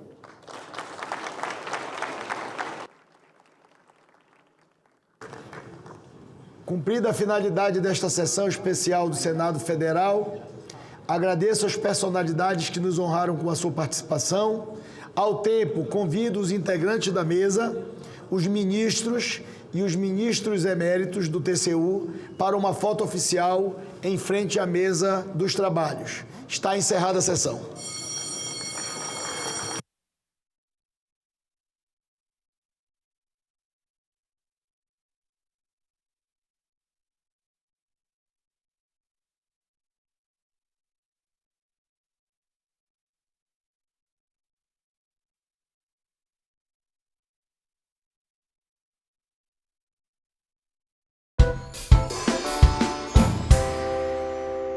Os motivos que implicam a necessidade de, nesse momento, rejeitarmos as emendas apresentadas que, embora louváveis e meritórias, resultem em redução de estimativas de receita, salvo a emenda de redação número 22 do senador Eduardo Gomes. Ademais, a aprovação de qualquer emenda que não seja redacional demandaria o retorno do PL à casa iniciadora.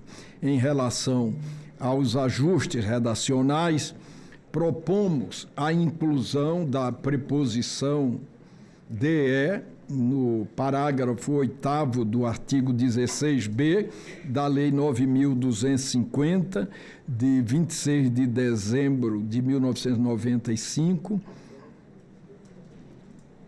na redação conferida pelo artigo 2º do PL 1087 de 2025. Altera-se assim a data de 13 de janeiro de 2005 para 13 de janeiro de 2005. Também incluímos, em atenção à emenda 22, a expressão inclusive corporais no inciso 6º do parágrafo 1º do artigo 16 da Lei 9.250, na redação conferida pelo artigo 2º do PL 1087. Com essa modificação, eliminamos a ambiguidade, assegurando que todas as verbas indenizatórias, exceto lucros cessantes, sejam excluídos da base de cálculo da incidência anual da tributação mínima pelo imposto de renda.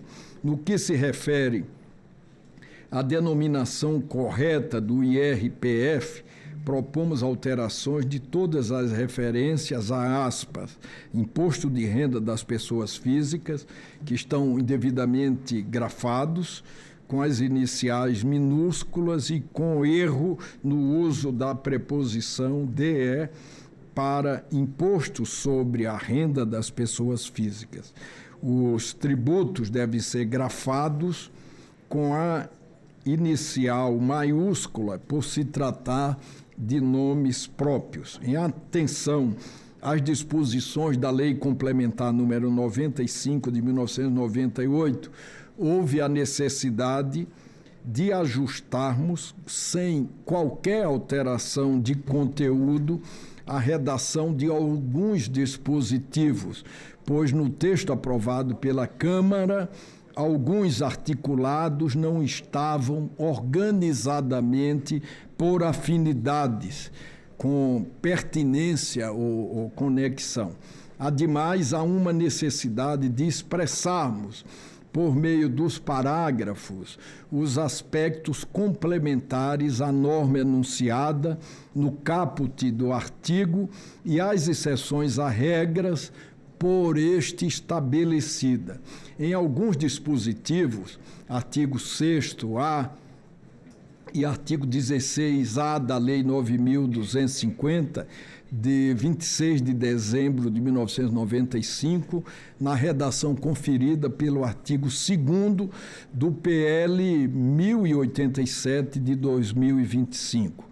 As exceções estavam no corpo do próprio comando e não nos incisos, como exige a LCP número 95 de 1998. A promoção das discriminações e enumerações devem ser realizadas por meio dos incisos, alíneas e itens. Por isso, as emendas de redação ora propostas. Especificamos, assim, todas as exceções nos incisos, como deveria ter sido realizado desde o início, e agrupamos por assunto as exceções realizadas à atividade rural e aos investimentos imobiliários. O voto pelo exposto, o voto é pela constitucionalidade, juridicidade, regimentalidade e boa técnica legislativa do PL 1087 de 2025 e no mérito por sua aprovação e parcialmente da emenda número 22 na forma das seguintes emendas de redação e pela rejeição das demais emendas. Nós elencamos aqui todas as emendas e alterações de redação feitas, portanto, ao projeto. Era esse, senhor presidente, o meu parecer, que a partir de agora me coloco inteiramente à disposição para que nós possamos discuti-lo até amanhã, quando vencerá o prazo do pedido de vistas coletivo para apreciarmos a matéria. Obrigado a todos. Obrigado, relator Renan Calheiros, por sua longa, mas esclarecedora exposição. Vossa Excelência fez questão de ser detalhista, inclusive citando as audiências que nós fizemos e participamos aqui na Comissão de Assuntos Econômicos. Eu quero dizer que daremos a palavra a todos os senadores que pediram inscrição. Nós já temos 2 aqui, mas, mais uma vez, ratificar aquilo que foi combinado já no começo da vista coletiva, e amanhã nós voltaremos para o debate desse projeto apresentado, conforme relatoria apresentada pelo senador Renan Calheiros. Portanto, a matéria está não é que esteja em discussão, mas nós vamos abrir para ouvir os senadores, e o primeiro inscrito é o senador Eduardo Braga, a quem eu tenho a satisfação de passar a palavra. Eu agradeço a Vossa Excelência, presidente Laércio, cumprimento o relator, o senador Renan Calheiros, cumprimento as senhoras senadoras, os senhores senadores e os senhores telespectadores que nos acompanham. É, sem dúvida, senhor presidente, uma matéria extremamente importante e que compõe uma série de iniciativas que o Brasil precisa tomar para que nós possamos fazer justiça tributária com a renda. Lamentavelmente, nas últimas décadas, diria eu, o imposto de renda foi deixando de ser um imposto sobre renda para se transformar num imposto sobre salário. Eu já tive a oportunidade de dizer isto nesta casa. E a história e o histórico desta questão me parece ser necessário a ser aditado no grande relatório apresentado pelo eminente relator, senador Renan Calheiros. No passado, o Brasil já teve a tributação de imposto de renda sobre a pessoa jurídica e sobre os dividendos. O que aconteceu foi que, com o incremento da tributação sobre as pessoas jurídicas, foi crescendo o argumento de que a tributação acabaria sendo uma bitributação, porque já havia uma tributação sobre a pessoa jurídica e sobre o lucro. E o dividendo nada mais é do que a distribuição deste lucro que já foi tributado na pessoa jurídica. É óbvio que, ao longo dos anos, estas distorções acabaram levando o Brasil, há mais ou menos 20 anos atrás, ou mais de 20 anos, a acabar com a tributação sobre o dividendo, optando por uma majoração na tributação sobre a pessoa jurídica. Isto é muito importante ser dito neste momento, porque nós temos 3 incongruências nesse tema. A primeira, transformar imposto de renda em imposto sobre salário. A segunda, um excesso de tributação sobre o setor produtivo. A carga tributária sobre a pessoa jurídica chegou a um montante tão grande que inviabilizou a tributação sobre a distribuição destes lucros na forma de dividendo.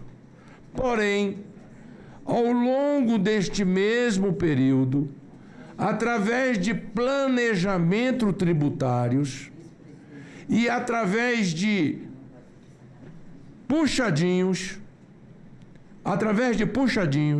remendos, porque não fizemos uma reforma sobre o imposto de renda neste país, fomos fazendo puxadinhos, fomos fazendo remendos, nós acabamos distorcendo novamente este princípio, fazendo com que a carga tributária fosse disfarçada. É exatamente a mesma coisa que aconteceu sob o tributo em bens de consumo, aonde a tributação ficou embutida, ficou invisível e sequer sabíamos o montante da carga tributária que um determinado produto estava tendo. E com uma diversidade tamanha e tão grande de legislações, sejam estaduais, sejam municipais, que criamos um verdadeiro manicômio tributário sobre os bens de consumo. Acabamos de concluir aqui no Senado um amplo debate que durou 3 anos para que nós pudéssemos concluir uma reforma tributária sobre os bens de consumo que buscasse a transparência, a neutralidade da carga, a justiça tributária e, ao mesmo tempo, a inovação de introduzirmos novos elementos tecnológicos para que pudéssemos avançar. Cito como exemplo o cashback, o split payment, etc. É óbvio que a tributação sobre o salário chegou a patamares ridículos no Brasil, ao ponto de um cidadão que ganha menos de R$5.000 pagar mais imposto de renda do que um cidadão que recebe R$1 milhão de dividendo. E, ao mesmo tempo, nós passamos a ter uma tributação oculta sobre as pessoas jurídicas, em função das deduções. Quando você... Vou dar o exemplo do sistema financeiro, do sistema bancário. O tributo nominal estabelecido para o setor financeiro é muito grande, aparentemente. Mas quando nós vamos ver a tributação efetivamente líquida, paga por cada uma dessas instituições, a redução chega a ser de mais de 50% do valor efetivamente pago. Portanto, não é simples a matéria que nós estamos tratando. O que é simples é de que não é justo manter a distorção da carga tributária sobre o salário. Já disse aqui, nesta comissão, de que, em alguns casos, a isenção do imposto de renda para a pessoa física até R$5.000 significaria um 14º salário. E as audiências públicas e os estudos confirmaram exatamente esta afirmação aqui nesta comissão, e por isso quero parabenizar e ressaltar a qualidade do debate estabelecido pelo presidente Renan Calheiros e relator desta matéria. Nós estamos praticando, em primeiro lugar, a função social do tributo, que no Código Nacional de Tributação, no Código Tributário Nacional, um dos fundamentos do tributo brasileiro é a função social, não é só a função arrecadatória. Muitos confundem tributo como sendo evidentemente, exclusivamente arrecadatório. Não o é. Tanto é que existem tributos que têm função extrafiscal e que acabam sendo distorcidos e mal compreendidos pelo poder executivo, que acabam distorcendo e transformando esses tributos em tributos arrecadatórios. Exatamente. O IOF é um deles. O outro é um imposto seletivo, que não pode ser transformado em imposto arrecadatório, como se observou, inclusive, quando da aprovação da emenda constitucional 132. Então, em primeiro lugar, nós temos que comemorar muito o fato de que nós estamos fazendo justiça tributária ao desonerarmos em 100% o salário de até R$5.000, o que equivale a um 14º salário. O senador Renan disse que o valor equivale a 4.600 e alguns reais, o que equivale, portanto, um 14º salário. Digo, não apenas no ABC, mas na Zona Franca de Manaus, quase que 99% dos trabalhadores de chão de fábrica terão exatamente isso, o direito a um 14º salário. O impacto disso não será apenas no consumo, que gera, portanto, um crescimento econômico, porque as indústrias terão que aumentar a sua produção, porque a capacidade industrial será tomada, o que demandará novos investimentos de bens de capital e fará com que a movimentação econômica gere desenvolvimento econômico e social. Mas também terá um impacto de redução na inadimplência que nós temos hoje no crédito neste país. A redução da inadimplência fará com que nós tenhamos espaço para discutir novamente, com amplitude, a redução do spread e do Delcred que existe no sistema bancário brasileiro, que é exageradamente alto. Agora, uma tributação com teto de 10% para os dividendos é extremamente correta. Por quê? Porque é justo, é equilibrado. Diante do quadro de planejamento tributário que é executado pelas pessoas jurídicas.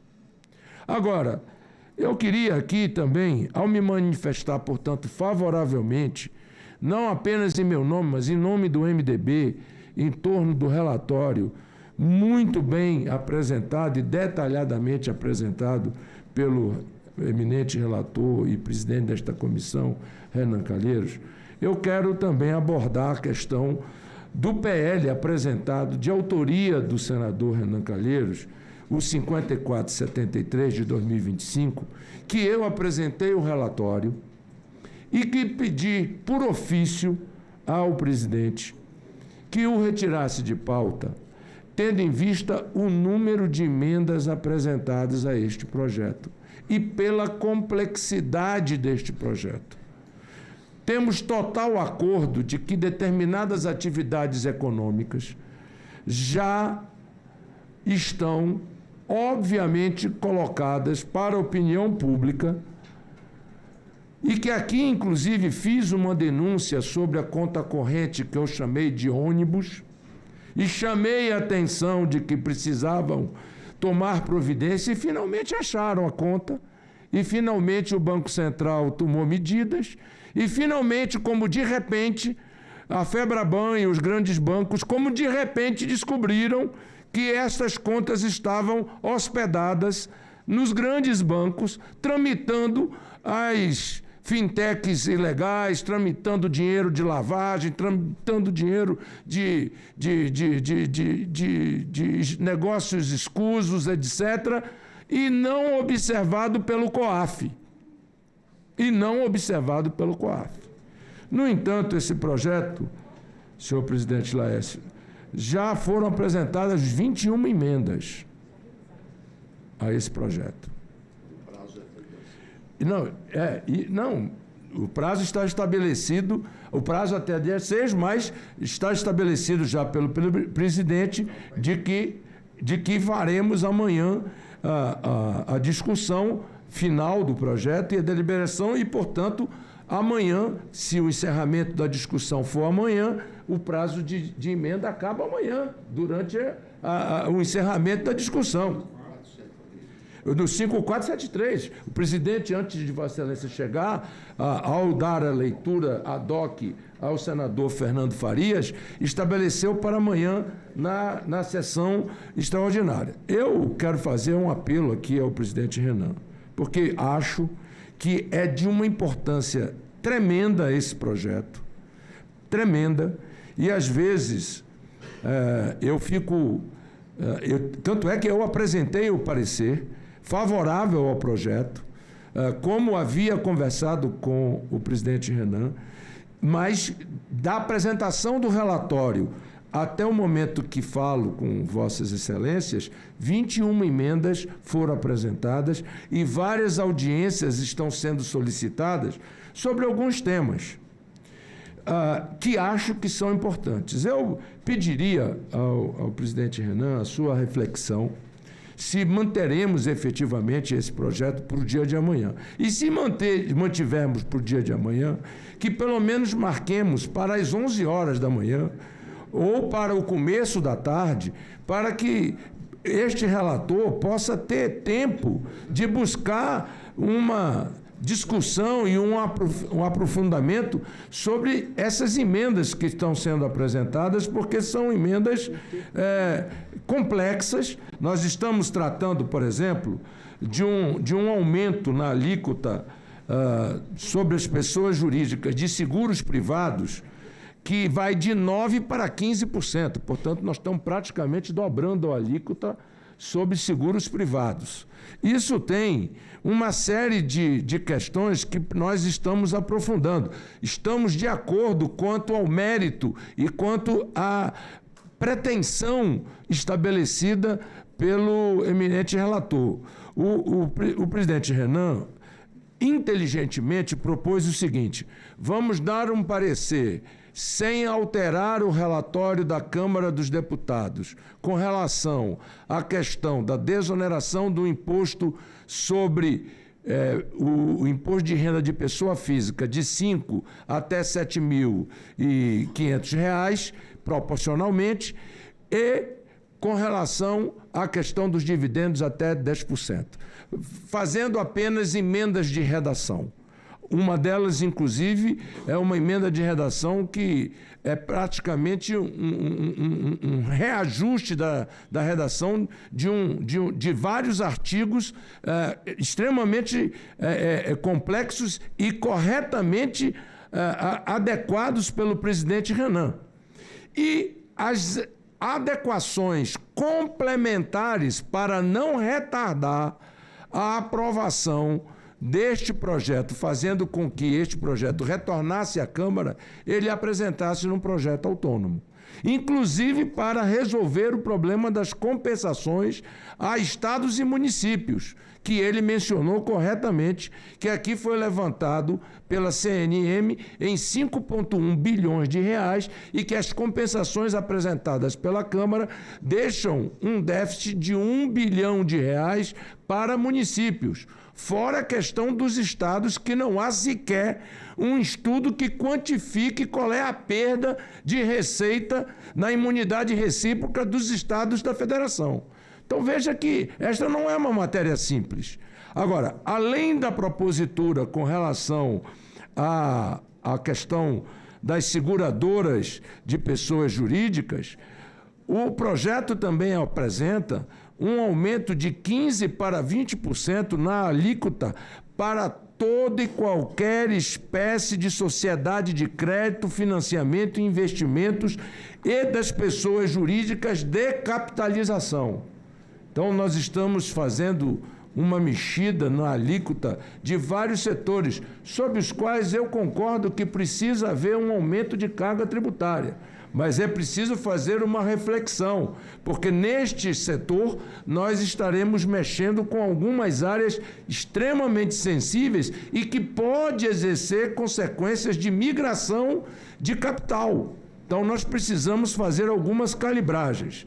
E, por fim, uma questão que eu acho extremamente justa e que vai enfrentar uma brutal resistência. E, mais uma vez, este senador que vos fala será atacado brutalmente pelos lobistas, que têm o único interesse de ganhar dinheiro em detrimento do país e do desenvolvimento econômico e social do país.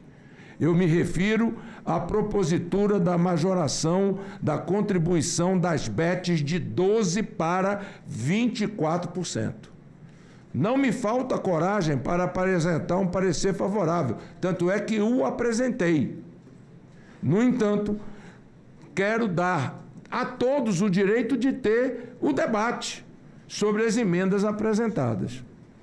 E, por fim, quero levantar a instituição do ponto 3, que é a instituição do Programa de Regularização Tributária para Pessoas Físicas de Baixa Renda, que eu acho que é um tema extremamente positivo, que fará também justiça, porque é um tipo de refis para pessoas físicas, tá certo?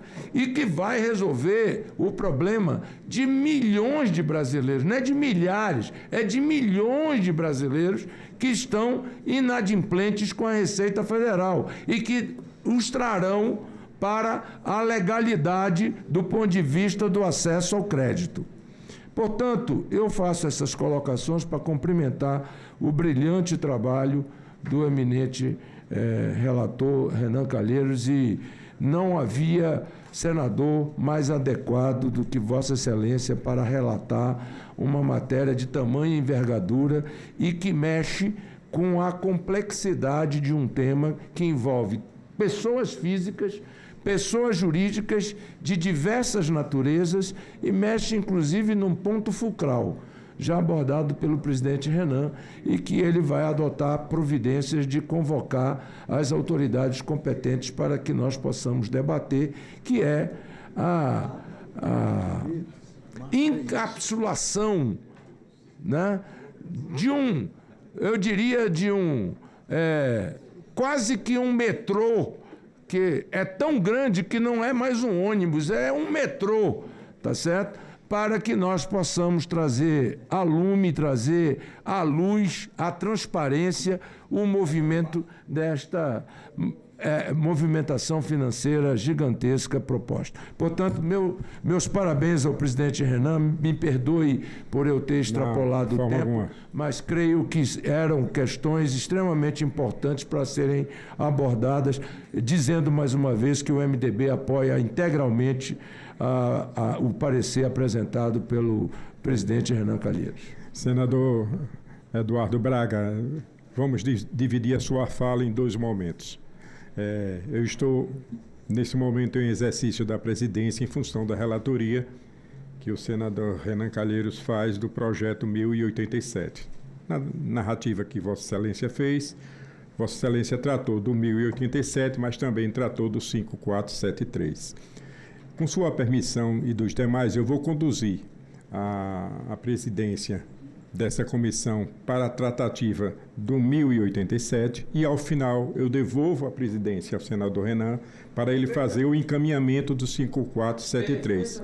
Quero só acrescentar para Vossa Excelência que, durante o transcorrer dessa comissão, no dia de hoje, o presidente Renan Calheiros trouxe para conhecimento de todos uma manifestação dessa comissão com referência à convocação dos atores envolvidos nesse assunto citado pelo senhor COAF, Banco Central, para a gente fazer uma discussão aqui na comissão, só para conhecimento de Vossa Excelência.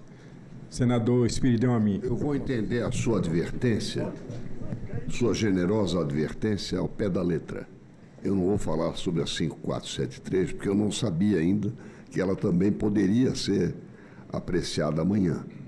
Mas quero dizer que vou fazer perguntas muito sólidas, quando oportuno, sobre a 5473. Vou me deter a 1087. Primeiro, quero cumprimentar o senador Renan Calheiros. Ele se ouve no estrito cumprimento do compromisso possível, política é a arte do possível, de, em 30 dias, ouvir as pessoas. E o passivo que está indo para 5473 é fruto dessa paciência. Se não tivesse havido essas 4, digamos, audiências bastante abrangentes, não haveria o 5473.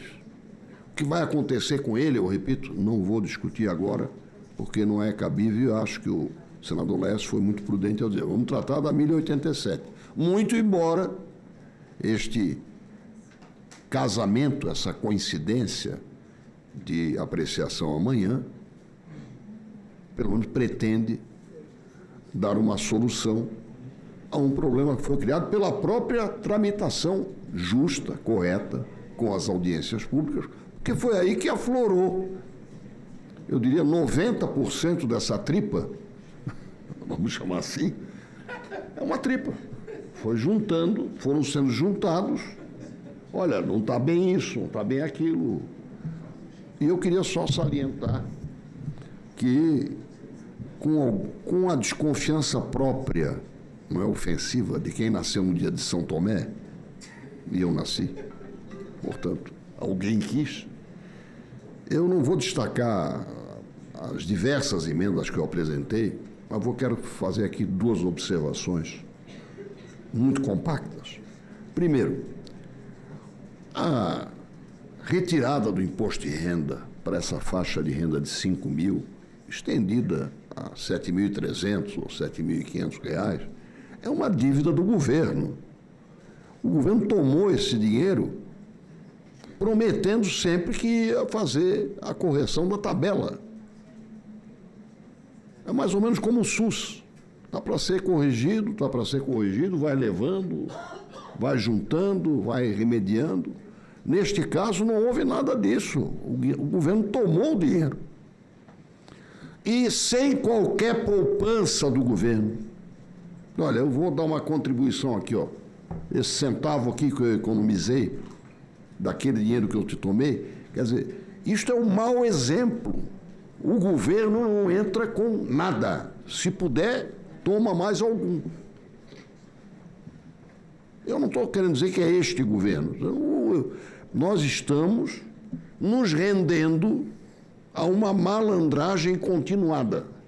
Malandragem no pior sentido da palavra. E não tenho proposta melhor para oferecer, mas sei o que seria melhor. Seria o governo contribuir com a economia, coisa que não tem feito. Aí me refiro a este governo, né? Nas suas várias e sofisticadas tentativas de aumentar a receita, porque precisa de dinheiro, e aumentando o déficit. Então, a causa é nobre, mas o caminho é tortuoso. E o segundo, não vou destacar todas as emendas, que seria até abusivo.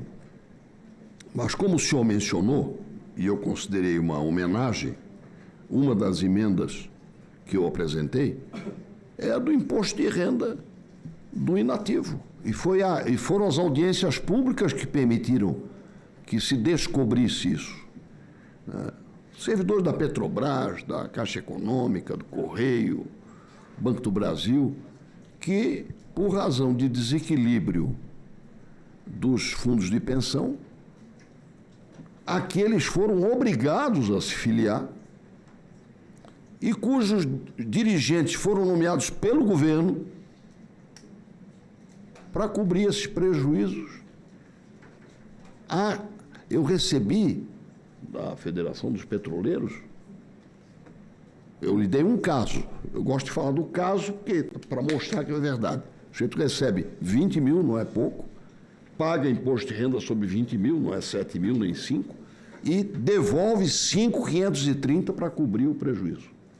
Mas eu recebi contra-cheque que vão a quase zero. Quer dizer, esse passivo está acumulado. E eu apresentei essa emenda em 3 lugares. No 1952, que é de sua autoria, relatado pelo senador Renan. No 1739, cujo relator é o senador Humberto Costa, e no 1087. Agora vou apresentá-la no 5473. Quer dizer, ela vai tentar o 4º noivo e o dote já foi tomado. Então é uma situação... E o dote já foi tomado em gasto. Não, e pior, com bebida ruim e talvez até com metanol. Não se sabe com o quê. Com todas as espécies de perversão. Então eu não estou lamentando, eu estou dizendo que eu vou continuar buscando isso. Então faço questão de deixar este passivo a descoberto para a reflexão de todos e reiterando aqui o meu cumprimento, porque o senador Renan Calheiros se ouve como era possível e no prazo devido. E talvez a grande contribuição seja realmente o conjunto das audiências públicas que permitiu, que gerou isso que eu chamei de tripa. Nós temos um bairro em que nós chamamos de Tripeiro, não vou dizer qual é. Quer dizer, é onde havia os açougues. Então, é só fazer uma ressalva antes do prazo, né? O prazo era dia 8. Não, exatamente. Então, 4 dias. Cumprimentando pela exação. Obrigado. Obrigado. O senador, com muita honra, senador Fernando Doeire, por gentileza, a palavra é de Vossa Excelência. Fui censurado pelo senador Fernando. Senhor presidente, senhores senadores, nunca é demais fazer um registro ao trabalho, à estratégia adotada pelo senador Renan Calheiros. Parabéns, senador. Fez uma ampla escuta, como aqui foi falado, e a partir disso nós tivemos uma matéria crítica para tornar esse assunto mais amplo.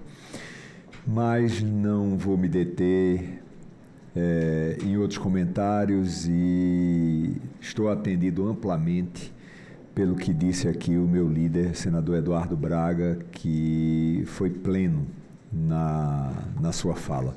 Portanto, muito obrigado.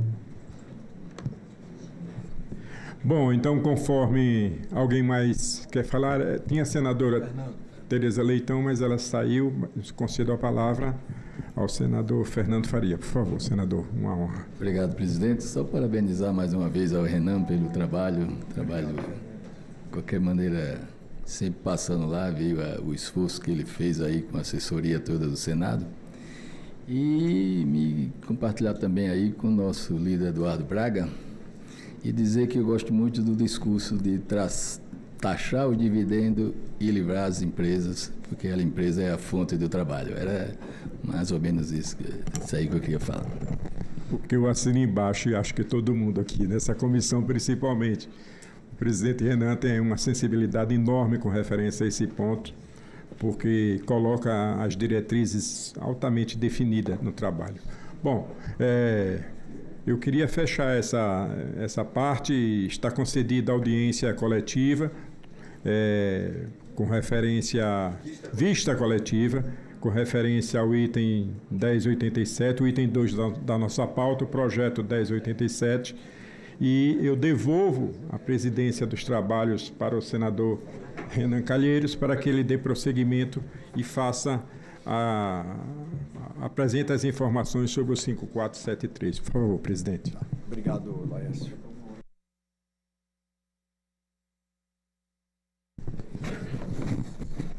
Agradeço mais uma vez a condução dos nossos trabalhos pelo senador Laércio Oliveira, vice-presidente da comissão, e quero de pronto dizer ao senador Eduardo Braga que eu concordo em gênero, número e grau com todo o prazo que Vossa Excelência entender que é necessário para que nós possamos construir um consenso, um entendimento óbvio com relação à matéria que foi proposta. Eu fiz questão de ler aqui.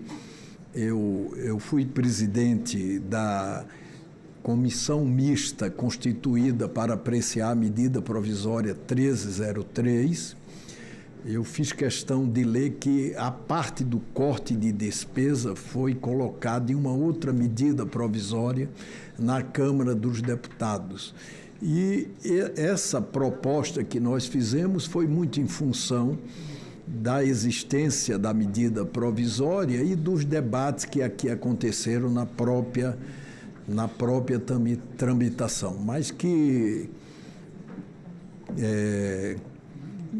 aceitamos qualquer sugestão de tempo, de prazo que Vossa Excelência entender que é necessário. Voltamos à nossa pauta. Tem o pedido do senador Rogério Carvalho, ele pediu para o senador Fernando Faria ler a DOC, o relatório da operação de crédito do Ministério da Agricultura. Tá, de Pernambuco. Aqui, Pernambuco é essa aqui.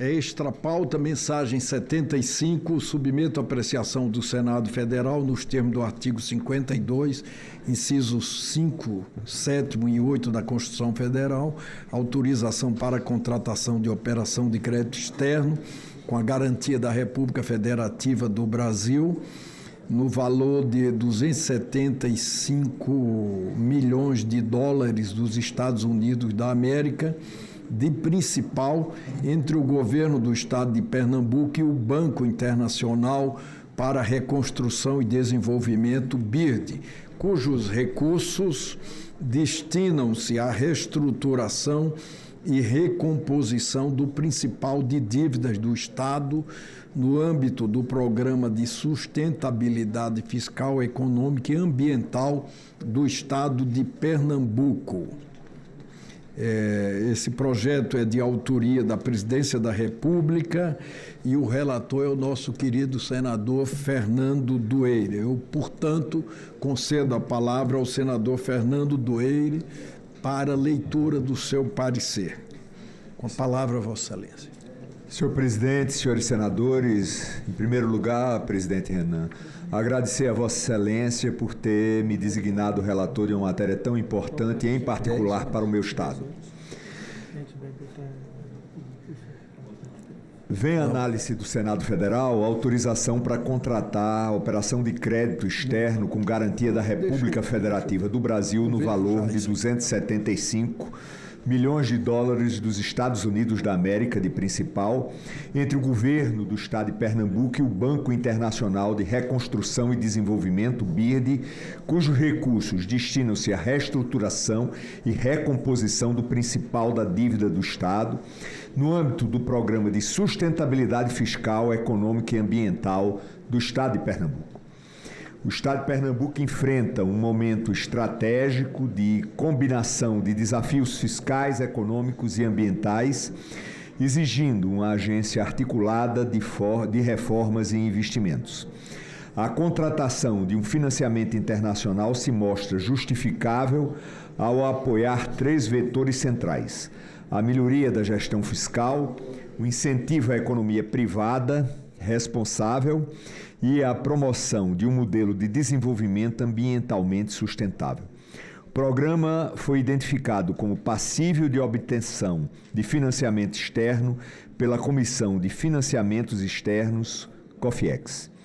A Secretaria do Tesouro Nacional prestou as devidas informações sobre as finanças externas da União, bem como analisou as informações referentes ao município, ao mutuário, manifestando-se favoravelmente ao oferecimento da garantia da República Federativa do Brasil à referida operação de crédito, haja vista que o mutuário cumpre os requisitos legais para a operação. A Procuradoria-Geral da Fazenda Nacional pronunciou-se pela legalidade das minutas contratuais e pela regularidade na apresentação de comprovações requeridas pela legislação, visando o encaminhamento do processo no Senado Federal para fim de autorização da operação de crédito em tela. Cabe ainda enfatizar que a Procuradoria da Fazenda Nacional atestou em seu parecer que o contrato negociado não contém cláusulas de natureza política atentatórias à soberania nacional e à ordem pública, contrárias à Constituição e às leis brasileiras, bem assim que impliquem na compensação automática de débitos e créditos. Fica amplamente evidenciada não só a importância do empréstimo, cuja aprovação iremos propor nesta data, neste momento, como sua extrema relevância. Trata-se de iniciativa que, com certeza, trará enormes ganhos ao Estado de Pernambuco. Peço autorização e permissão a Vossa Excelência para encaminhar o voto. Em conclusão, o pleito encaminhado pela Presidência da República encontra-se de acordo com o que preceituam as normas do Senado Federal relativas à matéria em análise, devendo ser concedida a autorização para a contratação da operação de crédito externo pretendida nos termos do projeto de resolução apresentado e disponível a todos. Era o que eu tinha a relatar, senhor presidente. A matéria está em discussão. Não havendo quem queira discutir a matéria, nós declaramos encerrada a discussão e passamos à votação. Os senadores e senadoras que aprovam permaneçam como se encontram. Eu coloco em votação também o pedido de urgência do senador Fernando Dueire. As senadoras e senadores que concordam com o pedido de urgência permaneçam como se encontram. Aprovado. O último item da pauta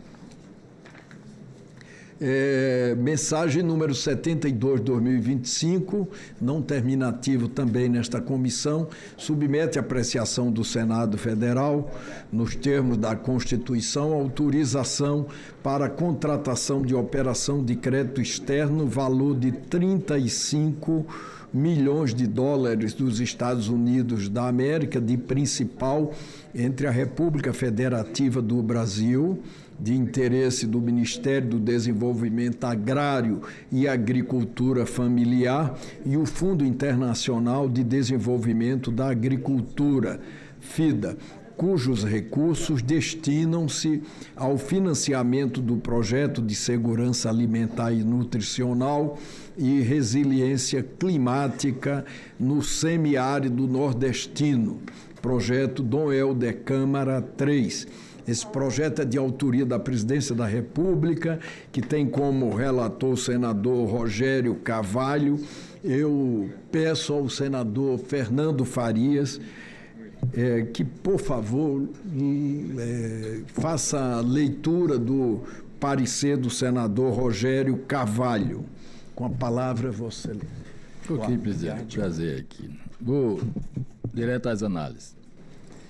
O anexo 1 da minuta de contrato de empréstimo informa que o objetivo do projeto é contribuir para a redução da pobreza rural e da insegurança alimentar e nutricional na agricultura familiar. Ele está dividido em 3 componentes: promoção de segurança alimentar e nutricional a partir de uma perspectiva de agroecológica,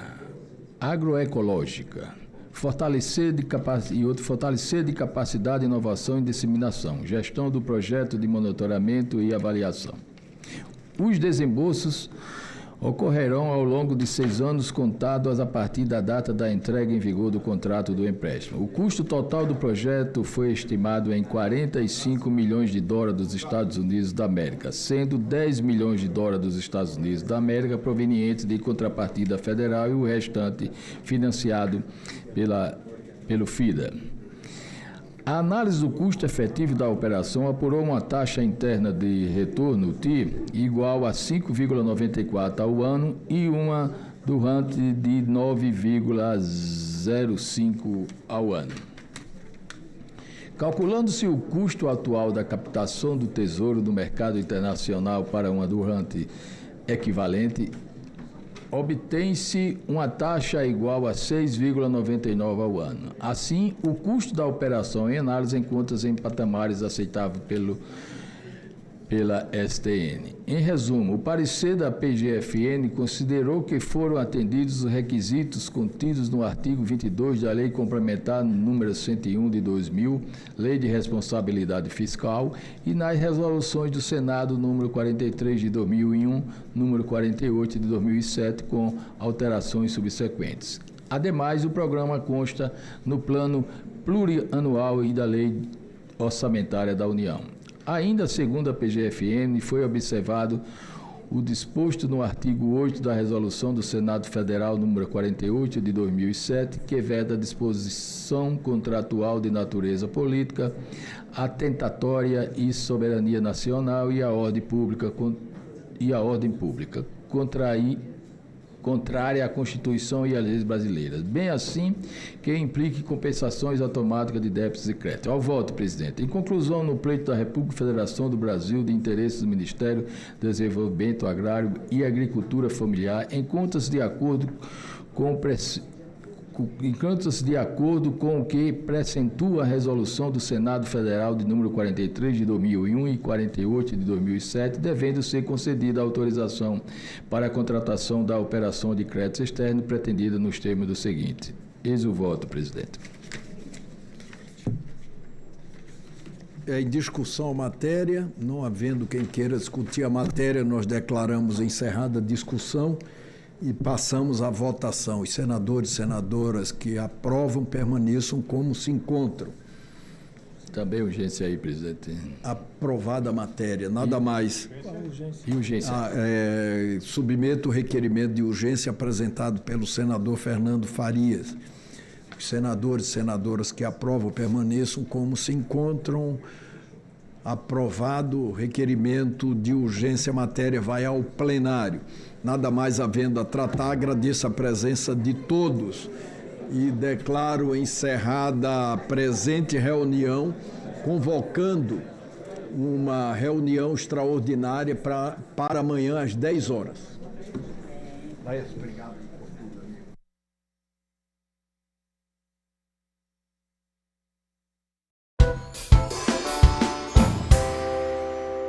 Que apresenta. Observação, a matéria seguirá a CCJ.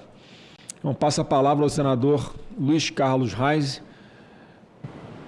ad hoc, para a leitura do relatório elaborado pelo senador Carlos Portinho, em homenagem à senadora Margarete Busetti, que está aqui presente em nossa comissão hoje, sempre tomando conta, né, com muita atenção, muita proximidade de todos os seus projetos. É por isso que ela é recordista de aprovação em projetos aqui nessa casa. Cumprimentando a senadora Margarete, vamos direto à análise. Nos termos do artigo 104F, inciso 1º, alíneas A, K e L do Regimento Interno do Senado Federal, compete a essa comissão opinar sobre o mérito de proposição pertinentes, respectivamente à segurança pública, às políticas públicas de prevenção à violência e de promoção da paz social e ao combate ao crime organizado. Consideramos o projeto altamente valoroso e meritório. O Brasil sempre se notabilizou por forte concentração de poderes estatais em uma autoridade centralizada. Nos períodos colonial e imperial, as tentativas de secessão foram duramente reprimidas. Durante a Primeira República, especialmente na Constituição de 1891, os Estados-membros foram fortalecidos, adotando-se competências bastante descentralizadas. A autonomia dos Estados-membros, no entanto, teve curta duração. O Estado Novo, em 1937, centralizou novamente os poderes na autoridade federal. Isto se repetiu novamente em 1964, durante o governo militar que durou até 1985. A herança centralizada de poderes legislativos na União foi repetida na Constituição Federal de 1988, atribuindo-se as competências legislativas mais importantes ao ente federal, como exemplifica o extenso rol do artigo 22 da Constituição Federal. O Brasil é um país de dimensões continentais, altamente heterogêneo do ponto de vista socioeconômico, exemplificativamente devido ao processo de industrialização concentrado na região sudeste, tem diversas metrópoles nessa região, ao passo que os estados do Amazonas e do Pará têm densidade demográfica diminuída. Diante desse quadro, é ilógico estabelecer e impor a mesma legislação penal e processual penal em todos os cantos do Brasil. Isto porque a natureza da criminalidade varia de acordo com a região em foco. Enquanto garimpos e madeireiras ilegais vicejam na região norte, no Rio de Janeiro, existe grave problema de criminalidade violenta organizada, normalmente roubos e tráfico de drogas em ambiente urbano. Sabiamente, a Constituição Federal de 1988 previu que seria possível aos Estados-membros legislar sobre assuntos específicos das matérias disciplinadas no artigo 22 do texto constitucional, desde que houvesse lei complementar federal para tal fim. É exatamente o que faz esse projeto.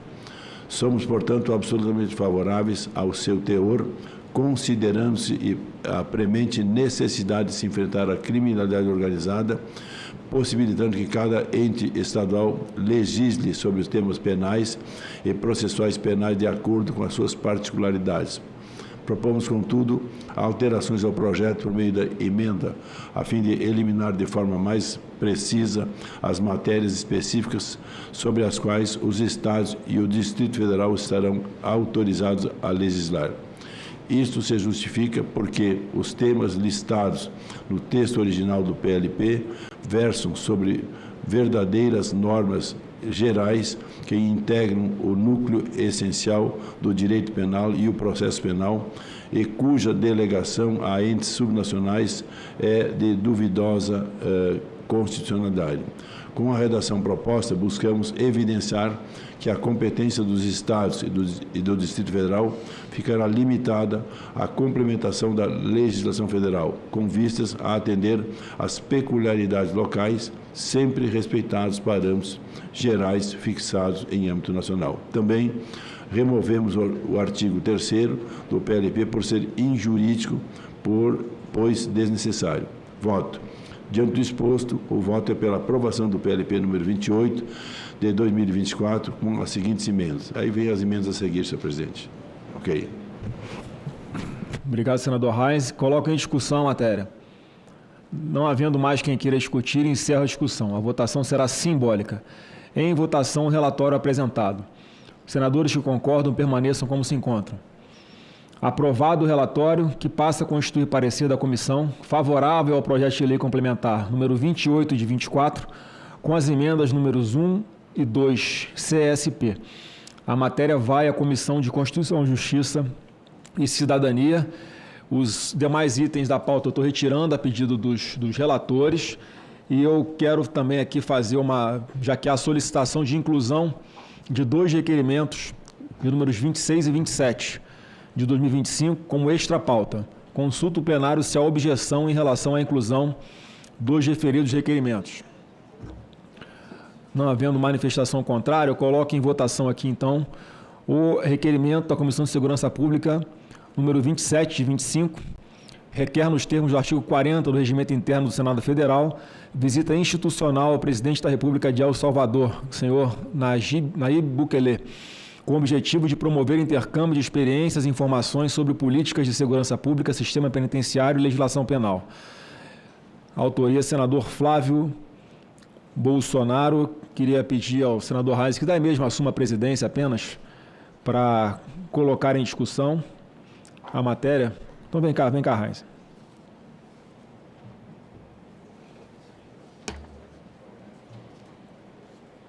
Vamos trabalhar. Deixou o óculos para trás.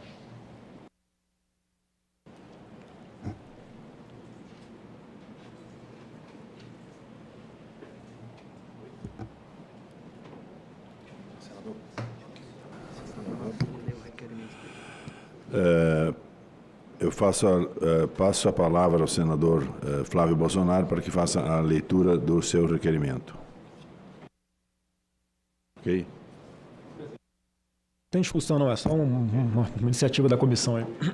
Não havendo mais quem queira discutir, encerra a discussão. Em votação, requerimento. Senadores e senadoras que concordam, permaneçam como se encontram. Aprovado. Devolvo a presidência para o senador Flávio Bolsonaro. Obrigado, senador Reis. Eu coloco em votação outro requerimento extra pauta, de autoria do senador Jorge Seife. Requer nos termos do artigo 58, parágrafo 2º, inciso 2 da Constituição Federal e do artigo 93, inciso 2 do Regimento Interno do Senado Federal, a realização de audiência pública com o objetivo de esclarecer fatos relacionados ao esquema de descontos fraudulentos em aposentadorias no âmbito do Instituto Nacional de Seguro Social, INSS, e ele propõe a presença na audiência do senhor Edson Claro Medeiros, e segundo o autor do requerimento, ele estaria se sentindo aí ameaçado de morte e é voluntário para vir aqui até esta comissão fazer as suas denúncias. Eu coloco em discussão o requerimento. Os senhores concordam, permaneçam como se encontram. Não havendo mais de querer discutir, coloco em votação o requerimento. Os senhores concordam, permaneçam como se encontram. Aprovado o requerimento. Dando os parabéns à senadora Margarete Buzzetti pela aprovação aqui na CSP de mais esse importante projeto que visa dar mais autonomia para que os estados, diante das suas realidades específicas, possam ter essa autonomia para tratar de questões processuais penais e administrativas também, que são complementares a esses institutos legais. Então, parabéns, senadora Margarete Buzzetti, está aqui cumprida mais uma palavra da presidência da Comissão de Segurança Pública e já declarando o meu voto também quando esse projeto for a plenário favoravelmente a ele. Nada mais a tratar, declaro encerrada essa sessão, desejando uma excelente semana a todos.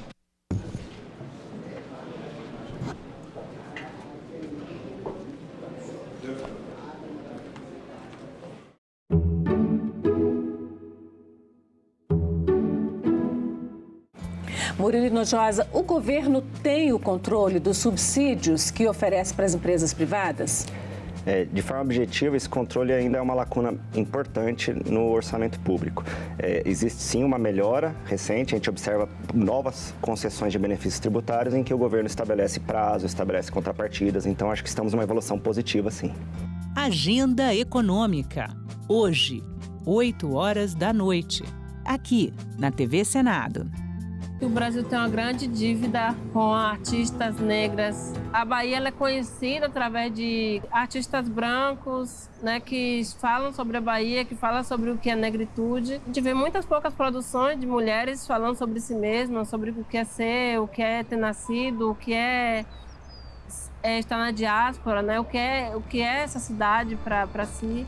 Eu não entendo. Agora eu estive numa residência em Madrid, nunca tive minha obra em um museu de arte daqui do Brasil. Muito menos da Bahia, sabe? Os corpos negros só são bem-vindos a partir de uma mirada branca sobre nossa cultura, sobre nossa religião. E nisso é que está a dívida. Porque onde é que estão as artistas negras?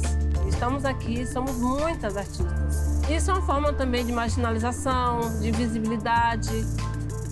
E, enfim, eu acho que uma hora ou outra isso vai cair, porque o mundo está começando a se perguntar por nossa existência, né?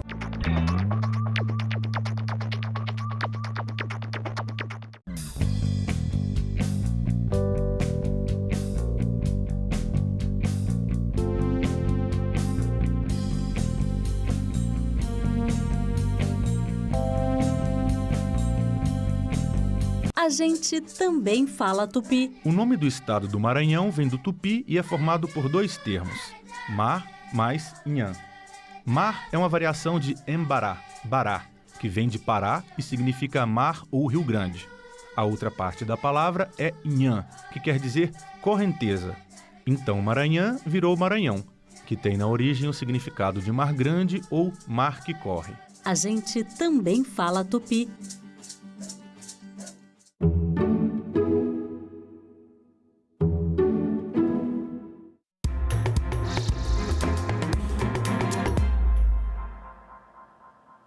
Olá, boa tarde. Em Brasília, 13h30 e o Senado Notícias está no ar.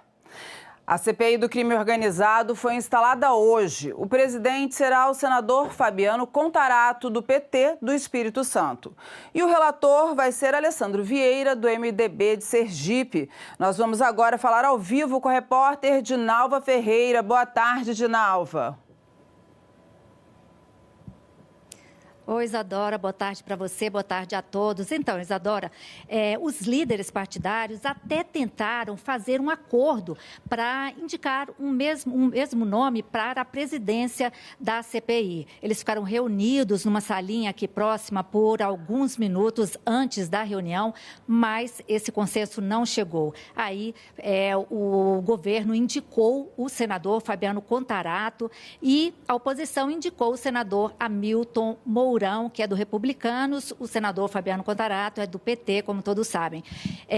Foi para o voto e o senador Fabiano Contarato venceu por 6-5. Aí ele indicou o relator, quer dizer, ele confirmou a indicação do relator da CPI, que será o senador Alessandro Vieira, que foi quem apresentou o requerimento para criar essa comissão parlamentar de inquérito. Como a gente sabe, o requerimento para criar essa CPI, ele foi apresentado em junho deste ano, e ele ganhou urgência após essa operação policial nos complexos do Alemão e da Penha, no Rio de Janeiro, na semana passada, e que deixou 121 mortos.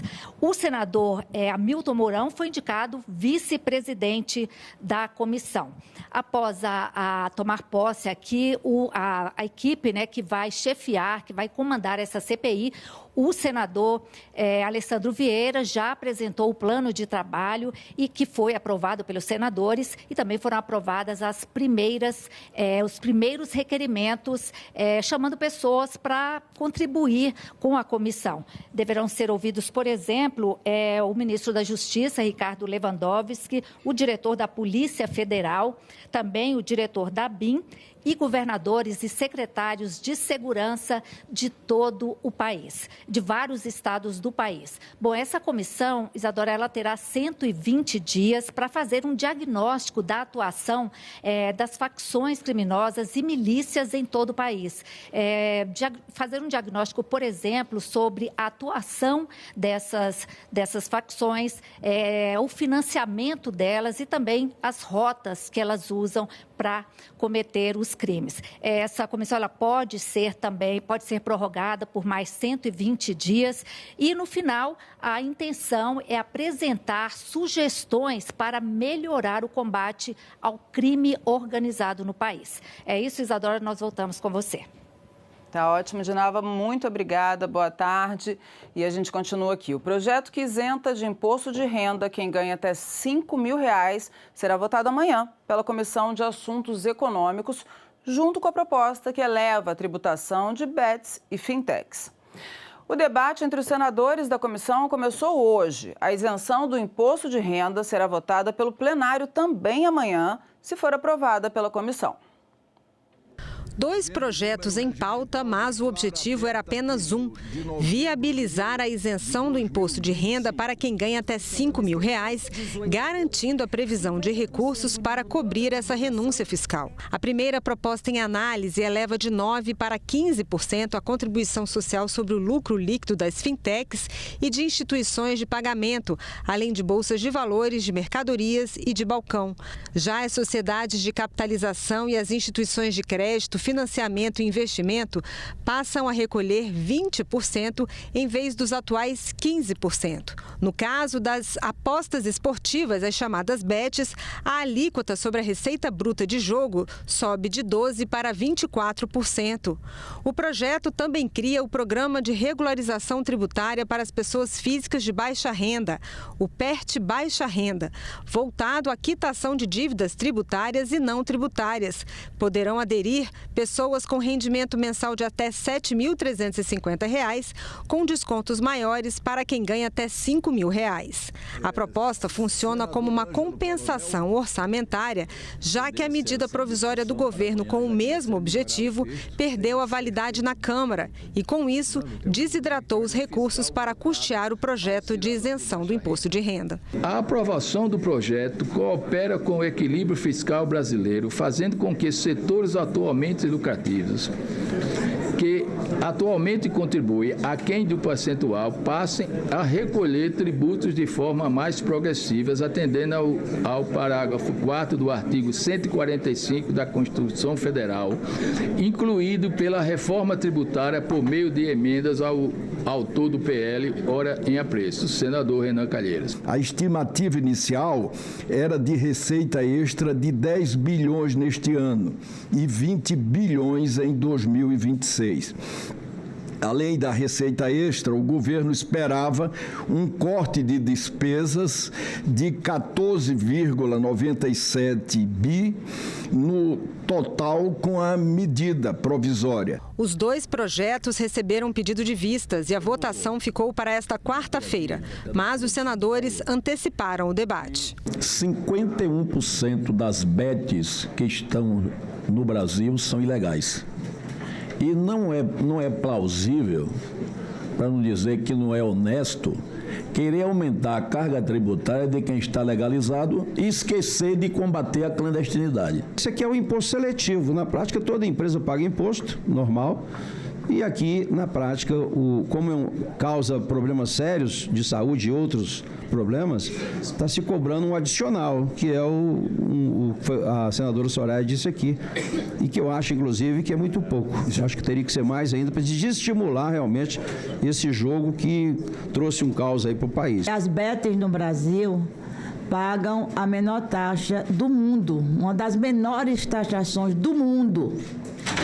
Aí se diz que elas estão acabando com a família. Interessante é que quem defende um certo modelo de família devia estar preocupado com isso também. O relator da proposta, que isenta do imposto de renda quem ganha até R$ 5.000, senador Renan Calheiros, apresentou o relatório apenas com 4 emendas de redação. E, com isso, a matéria não volta para a análise da Câmara dos Deputados. O texto prevê ainda uma redução gradual das alíquotas de quem recebe entre R$ 5.000 e R$ 7.350 por mês e passa a tributar lucros e dividendos pagos a pessoas físicas com alíquota de 10% sobre valores acima de R$ 50.000 por mês, que são faixas mais altas e de setores mais lucrativos. O que você acha da participação de um funcionário nas decisões mais importantes da empresa? Esse foi o tema da audiência pública realizada essa manhã na Comissão de Assuntos Sociais.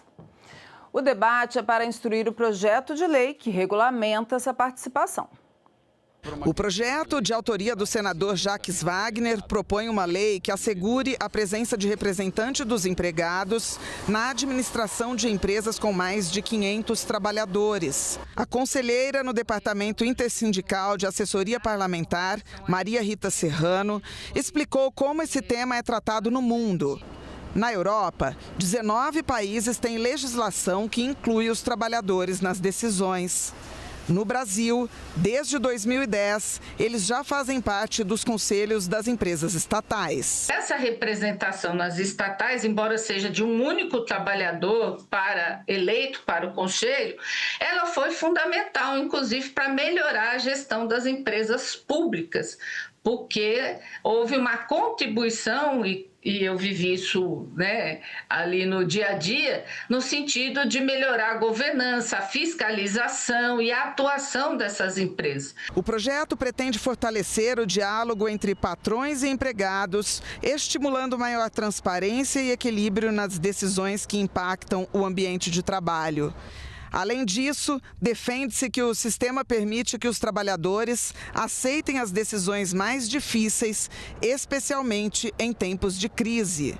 O diretor do Sindicato dos Metalúrgicos do ABC, Wellington Damasceno, apresentou exemplos de empresas alemãs que atuam no Brasil e têm representantes dos trabalhadores em seus conselhos de administração. Garante previsibilidade para os trabalhadores e para a empresa. A previsibilidade para a empresa é muito importante, mas também é muito importante a previsibilidade para os trabalhadores. Facilita a comunicação com os trabalhadores, respeitada a sigilosidade das informações que são discutidas dentro do Conselho e, claro, que é o maior envolvimento dos trabalhadores nas decisões estratégicas da empresa, uma vez que os trabalhadores se sentem parte da empresa. O representante da Confederação Nacional da Indústria, Marcelo Caio, lembrou que na legislação brasileira nunca houve a previsão para esse tipo de obrigação geral por parte das empresas e que é preciso cautela nas decisões. É fundamental lembrar, conforme o caput do artigo 2º da CLT,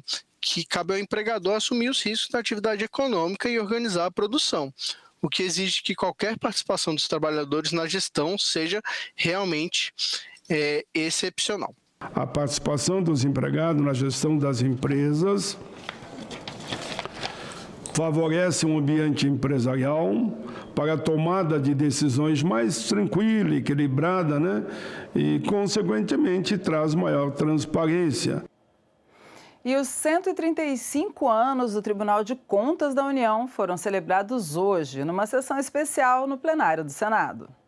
O TCU também tem inovado nesse trabalho altamente valioso para uma democracia sólida, aperfeiçoando instrumentos de prevenção e combate ao desvio ou à má aplicação dos recursos públicos. A Corte acompanhou as mudanças do tempo e consolidou, nesse sentido, uma atuação pedagógica e orientadora, oferecendo assessoramento técnico ao Congresso Nacional por meio de auditorias, levantamento e relatório. Ao assinar em 7 de novembro de 1890, então somente um ano após a proclamação da República, o decreto 966-A, que institui o tribunal, o então ministro da Fazenda, Rui Barbosa, um dos maiores intelectuais e juristas da nossa história, demonstrou compreender que não há república sem moralidade pública e que não existe moralidade pública sem uma fiscalização rigorosa. Também passamos a integrar a Junta de Auditores da ONU. Somos auditores da ONU, que tem aqui a supervisão nossa através do nosso decano e exemplo, o Alto Alencar Rodrigues, nosso ministro, que está lá, lado a lado das instituições de controle da França e da China. O Brasil auditando programas das Nações Unidas, fundos de pensões, agências humanitárias e missões de paz. A cooperação internacional é um grande aprendizado. Ela nos traz novas práticas, novas metodologias, um novo olhar sobre o controle público. O TCU tem uma história que se confunde com a própria história da construção da República. Mais do que o olhar para o passado, ele é o momento de reconhecer o papel que o Tribunal de Contas cumpre hoje, com seriedade, independência e compromisso com o Brasil.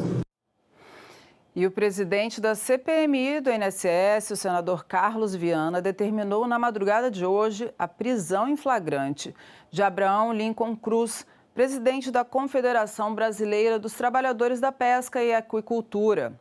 O pedido de prisão foi feito pelo relator, o deputado Alfredo Gaspar.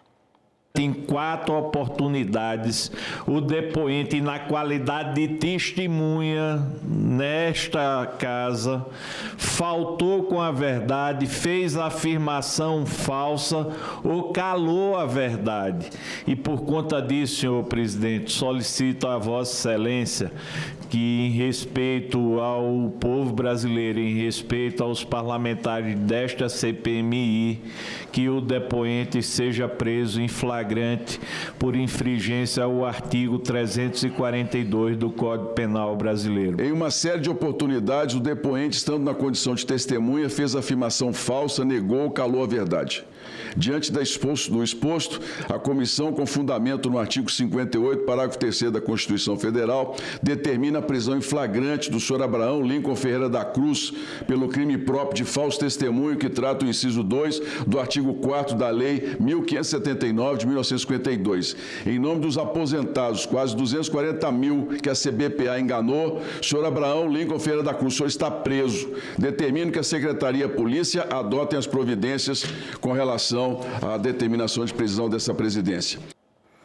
E o depoente foi conduzido para a delegacia da Polícia Legislativa para que cumprisse as formalidades da prisão. O senador Carlos Viana explicou os motivos que levaram Abraão a ser preso. Ele, pelo menos em 4 oportunidades, ele se contradisse. Primeiro, na relação de contrato com o senhor Antônio Carlos Camilo, o careca do INSS. Ele disse que não conhecia, que não tinha relacionamento. Posteriormente, ele confessou que assinou os acordos de contratação dos chamados aos aposentados. Ou seja, nós sabemos das listas falsas que eram vendidas para que as associações pudessem multiplicar o número de associados. Listas ilícitas. Outros pontos, perguntado por que ele se afastou da presidência da antiga CNDA, o que ele fez, da CNPA, me perdoe, o que ele respondeu? Que ele pediu a saída. Não é verdade. Ele foi afastado judicialmente por uma série de suspeitas de venda de licenças ilegais para a pesca. Foi preso, esteve na cadeia por pelo menos 90 dias, responde a processo por corrupção, lavagem de dinheiro e por vendas falsas dessas licenças. Portanto, ele tentou esconder de todas as maneiras, que continuou o mesmo esquema, dessa vez ampliando, não só tirando dos pescadores, mas tirando também dos aposentados que eram vítimas dessas listas vendidas indevidamente. Acabou preso porque mentiu na CPMI. E olha só, no depoimento à CPMI, o presidente da Confederação Brasileira dos Trabalhadores da Pesca e Aquicultura, o Abraão Lincoln, se recusou a responder várias perguntas do relator, mas não negou que a entidade tem recebido mais de 221 milhões de reais de descontos associativos de aposentados e pensionistas. O presidente da Confederação Brasileira dos Trabalhadores da Pesca e Aquicultura, CBPA, Abraão Lincoln Ferreira da Cruz, compareceu à CPMI munido de um habeas corpus concedido pelo Supremo Tribunal Federal, que garantia a ele o direito de não responder perguntas que pudessem incriminá-lo. A CBPA está entre as associações investigadas pela Polícia Federal na Operação Sem Desconto. O depoente não quis prestar o compromisso de dizer a verdade. Questionado pelo relator, deputado Alfredo Gaspar, sobre a inclusão de descontos em benefícios de pessoas mortas, o depoente não quis responder. Mais de 40 mil mortos tiveram seu cadastro como tentativa de inclusão e desconto associativo. Em 2023, o senhor era presidente da CBPA? Como eu não tenho conhecimento dessa informação, me permaneço calado.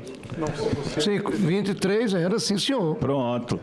Em 2024, o senhor era presidente da CBPA?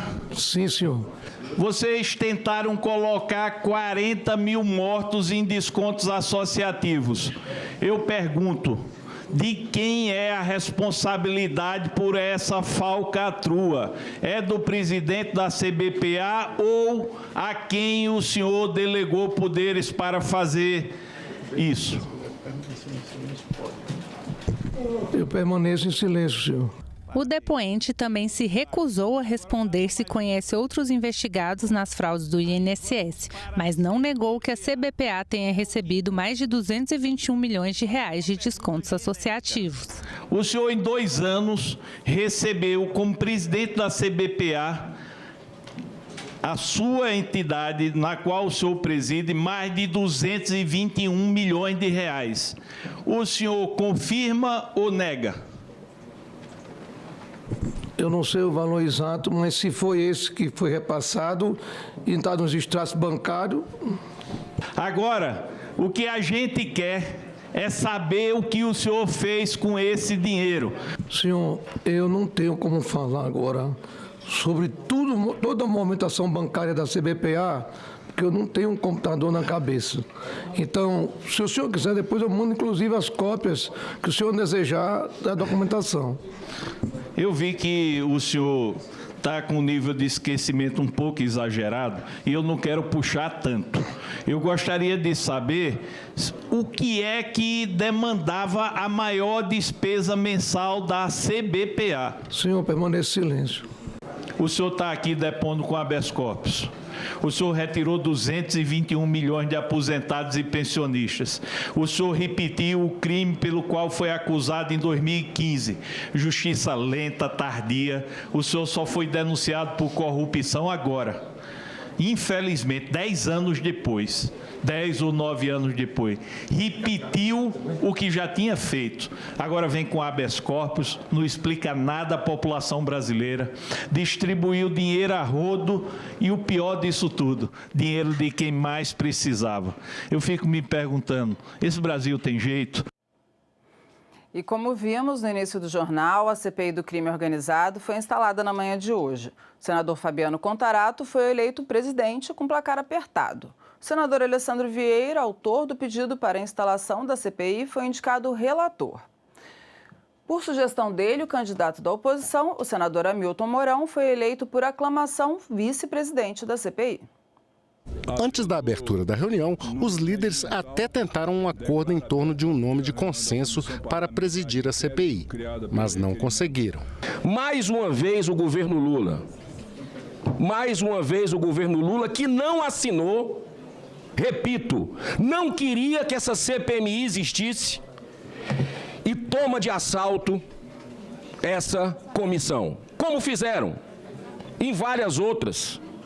Eu aqui presidindo, não haverá palanque para absolutamente nenhum senador ou senadora. Vamos ter que investigar plenamente quem cometeu os seus equívocos e os seus erros. Esse é o meu procedimento. Ofertar um caminho, é isso que é o objetivo dessa CPI, ofertar um caminho, sugestões, que a gente consiga enfrentar essa chaga que virou o crime organizado no país, com as milícias mandando em vários territórios, com 10, 15% da população brasileira vivendo sob esse comando. O governo indicou o senador Fabiano Contarato, do PT do Espírito Santo. A oposição indicou o senador Hamilton Mourão, do Republicanos do Rio Grande do Sul. A esquerda, e digo aqui para os meus companheiros, meus colegas de esquerda, tem dificuldade de entender isso, tem dificuldade de aceitar, não é, que o bandido não é um desprovido social.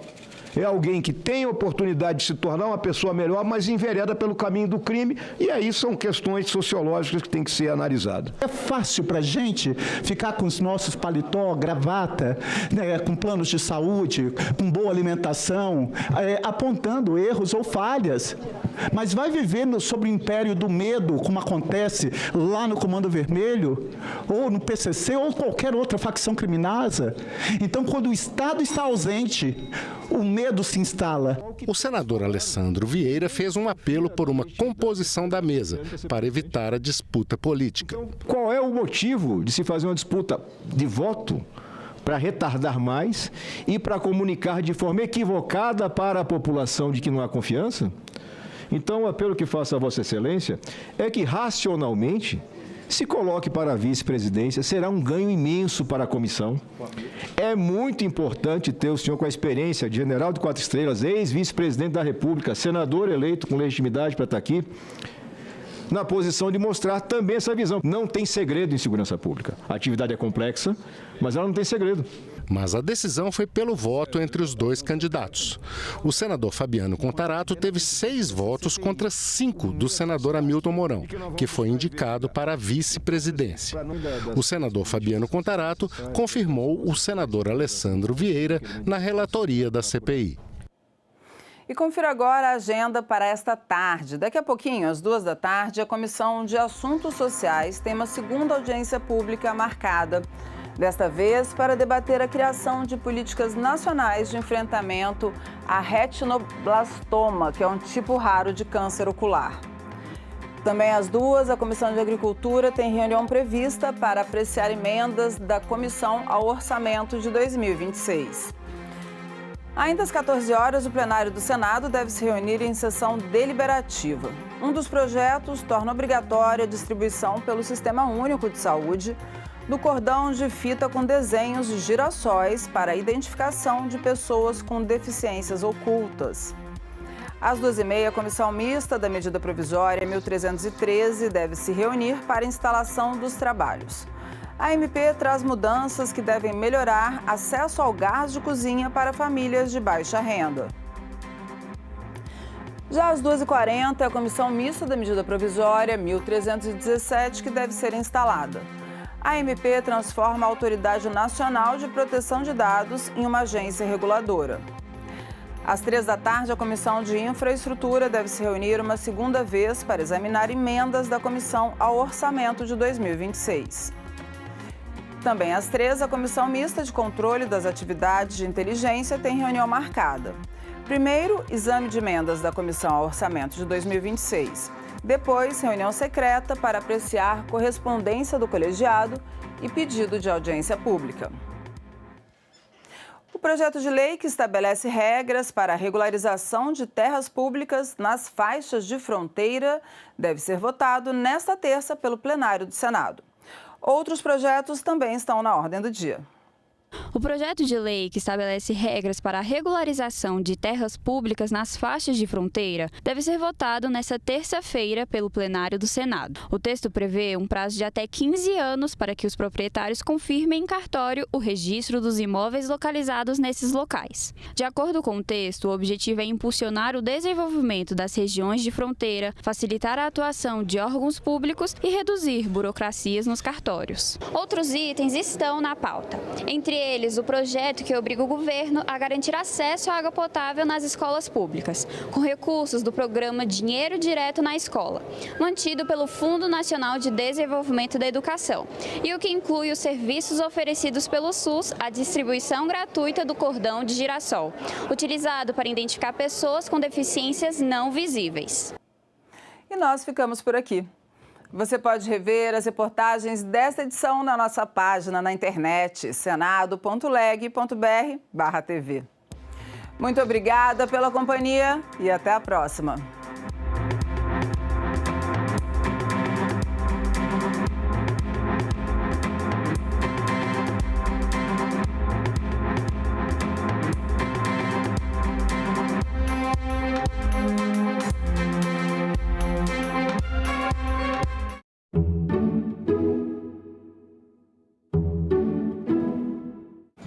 Murilo e Nojosa, o governo tem o controle dos subsídios que oferece para as empresas privadas?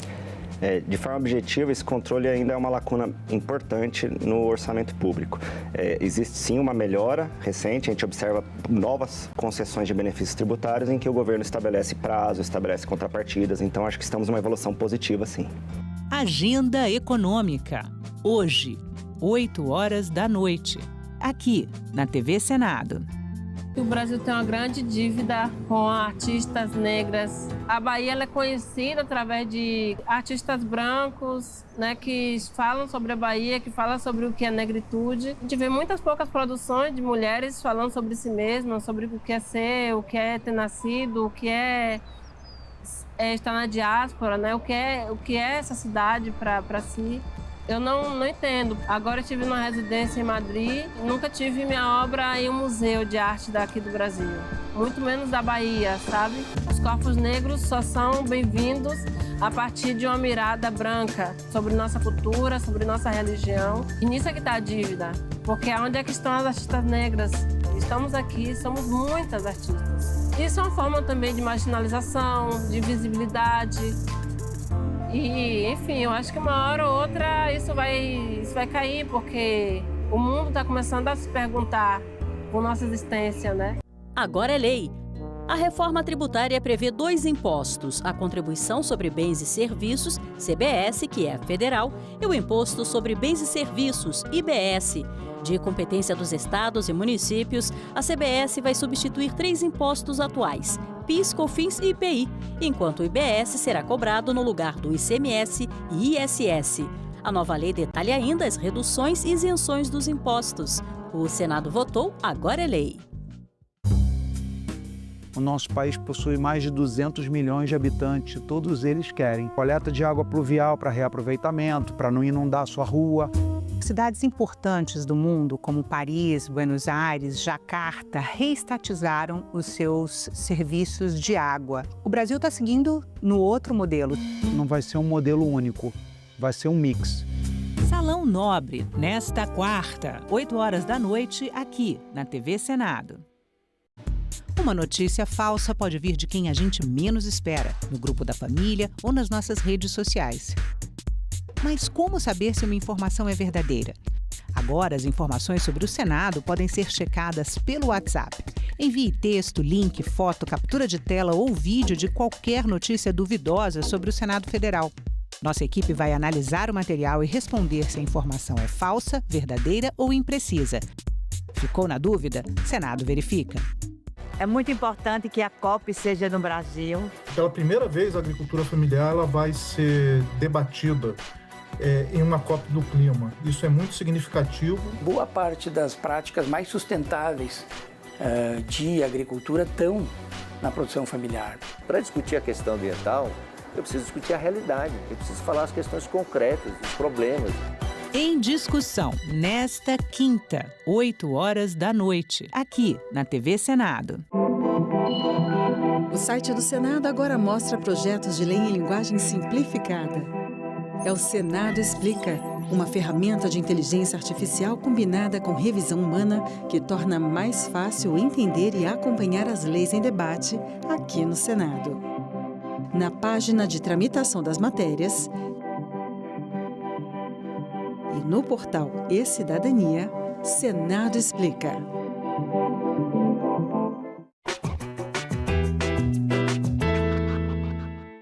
E se Nova York fosse em Pernambuco? Essa pergunta, aparentemente descabida, tem um fundo de verdade. Entre 1630 e 1654, o Nordeste brasileiro é ocupado pelos holandeses que passam a explorar a produção e o comércio do açúcar. Sob o comando de Maurício de Nassau, Recife se torna um moderno centro urbano com pontes, canais, saneamento e iluminação pública e se transforma na capital da Nova Holanda. Já Natal passa a ser chamada Nova Amsterdã. Os portugueses, no entanto, não gostam nem um pouco disso e tentam reaver o território perdido.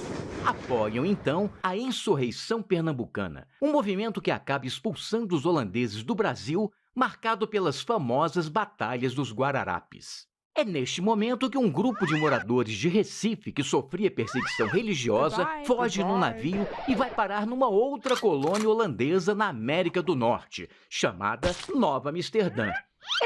Os holandeses não eram, digamos, tão criativos, mas aquela pequena vila se transformaria na cidade mais importante dos Estados Unidos, Nova York. É por isso que se pergunta, se os holandeses não tivessem sido expulsos do Brasil, Recife poderia ser uma cidade como Nova York? Talvez sim, talvez não.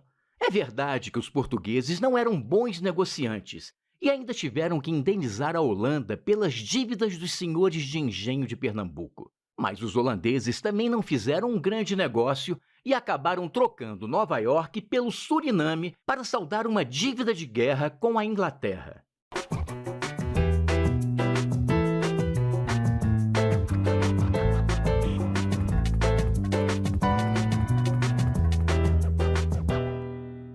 Assembleia de Sergipe debate gravidez na adolescência. Pessoas surdas têm guichê exclusivo na Assembleia de Mato Grosso. Minerais estratégicos. Câmara discute desafios para o Brasil. E a amizade entre os povos. Dia de la Hispanidad é celebrado em Bagé. Tudo isso no Parlamento Brasil. Parlamento Brasil, toda sexta, 8 horas da noite, aqui na TV Senado. Meu nome é Ana Reis, eu nasci em 1985 e sou farmacêutica e cantora. Eu também sempre segui essas duas profissões, né? Completo 20 anos da minha carreira como cantora e também tem 20 anos que eu entrei na UNB para o curso de farmácia. Dos direitos, dos que eu mais prezo, é a liberdade de expressão. Eu posso trazer em todos os âmbitos da minha vida, assim, mas principalmente na minha atividade como cantora. Eu sempre pude escolher, por exemplo, um repertório de um show com as músicas que eu queria cantar. Eu sou mãe do Hugo. O Hugo tem 6 anos hoje. Eu adoro ele pedindo as músicas. Mamãe, põe um Luiz Gonzaga aí pra gente ouvir. Quando ele pede umas músicas assim, eu vejo que eu tô fazendo um bom papel, porque acho que nossa cidadania, ela não... Ordinária da Comissão de Assuntos Sociais da 3ª Sessão Legislativa Ordinária da 57ª Legislatura. A presente reunião atende ao requerimento número 77 de 2025, CAS, Comissão de Assuntos Sociais, de minha autoria e de autoria da senadora Damares Alves, para a realização de audiência pública destinada a debater a criação de políticas nacionais de enfrentamento ao retinoblastoma. Informo que a audiência tem a cobertura da TV Senado, da Agência Senado, do Jornal do Senado, da Rádio Senado e contará com serviços de interatividade com o cidadão, ouvidoria através do telefone 0800 061 2211 e cidadania por meio do portal www.senado.leg.br/cidadania, que transmitirá ao vivo a presente reunião e possibilitará o recebimento de perguntas e comentários aos expositores via internet. Inclusive, já recebemos algumas perguntas e comentários, leio rapidamente. A Ana de São Paulo, Ministério da Saúde, considera incluir o retinoblastoma nas políticas nacionais de detecção precoce do câncer infantil. Arthur de São Paulo, haverá algum projeto para viabilizar o acesso a remédios e tratamentos para a população de baixa renda? Amanda do Ceará, quais são as formas mais eficazes de promover a conscientização para o enfrentamento precoce do retinoblastoma? Enzo de Rondônia, como pretendem superar a insuficiência de recursos e de equipes preparadas para atender a demanda que tais políticas geram? E também comentários. Josefa, do Distrito Federal, o diagnóstico precoce e a garantia de tratamento mais breve possível reduzem custos e promove a saúde da criança. Comentário, né? Vicente de Goiás, outro comentário. Excelente iniciativa, parabéns. A conscientização e a prevenção do câncer são de extrema importância. A descoberta precoce é o melhor. Participam desta audiência pública remotamente e quero dar as boas-vindas aos expositores e expositoras. Tiago Leifert, diretor-presidente da ONG De Olho nos Olhinhos. Seja muito bem-vindo, Tiago. Obrigado por ter aceitado o convite. Eu sei que você está na Europa e participando da Europa para esclarecer toda essa iniciativa, né, muito bem desenvolvida por você, pela sua esposa, né, Daiane, e também pela filha que inspirou vocês na campanha Lua. Que bom que você está participando dessa audiência pública e poderá explicar todo o contexto da área. Participa também a Ângela Souza, que é presidente da organização Retina Brasil. Parabéns, Ângela, pelo trabalho todo desenvolvido. Uma alegria tê-la conosco. E a Retina Brasil é uma entidade de muita credibilidade em nosso país. Parabéns pelo trabalho. A Vilma Leles Barbosa Lorenzo Acácio, doutora Vilma, presidente do Conselho Brasileiro de Oftalmologia. Seja muito bem-vinda, Vilma. Uma alegria ter o Conselho participando dessa audiência pública. Bruna Bragança Borelli Volpone, assessora técnica da Coordenação Geral de Atenção à Saúde das Crianças, Adolescentes e Jovens da Secretaria de Atenção Primária à Saúde do Ministério da Saúde. Obrigado, Bruna. Uma alegria tê-la também participando dessa iniciativa. Suiane Camille Caldeira Monteiro, servidora, do Departamento de Atenção ao Câncer do Ministério da Saúde. Ieda Castro, diretora do departamento, seja bem-vinda também, Suiane, muito bom estarmos juntos. Ieda Castro, me desculpem, diretora do Departamento de Gestão do Cadastro Único do Ministério do Desenvolvimento e Assistência Social, Família e Combate à Fome. Eu quero esclarecer que a iniciativa me permite chamar do Tiago Leifert e Família, chegou ao conhecimento, obviamente, da sociedade, das pessoas, do Congresso Nacional, do Senado Federal, e foi debatido aqui no Senado Federal qual que seria um caminho para colaborar com a conscientização, a prevenção, a identificação precoce, políticas públicas nessa área, e achamos por bem termos a presença do Ministério da Saúde, porque a saúde básica para identificar o mais precocemente possível, através dos médicos, enfermeiros, postos de saúde, também do Ministério do Desenvolvimento Social e Combate à Fome, que tem toda a rede de CRAS e CREAS no Brasil para atender as famílias justamente de renda mais baixa e que podem ser orientadas também sobre eventuais identificações feitas.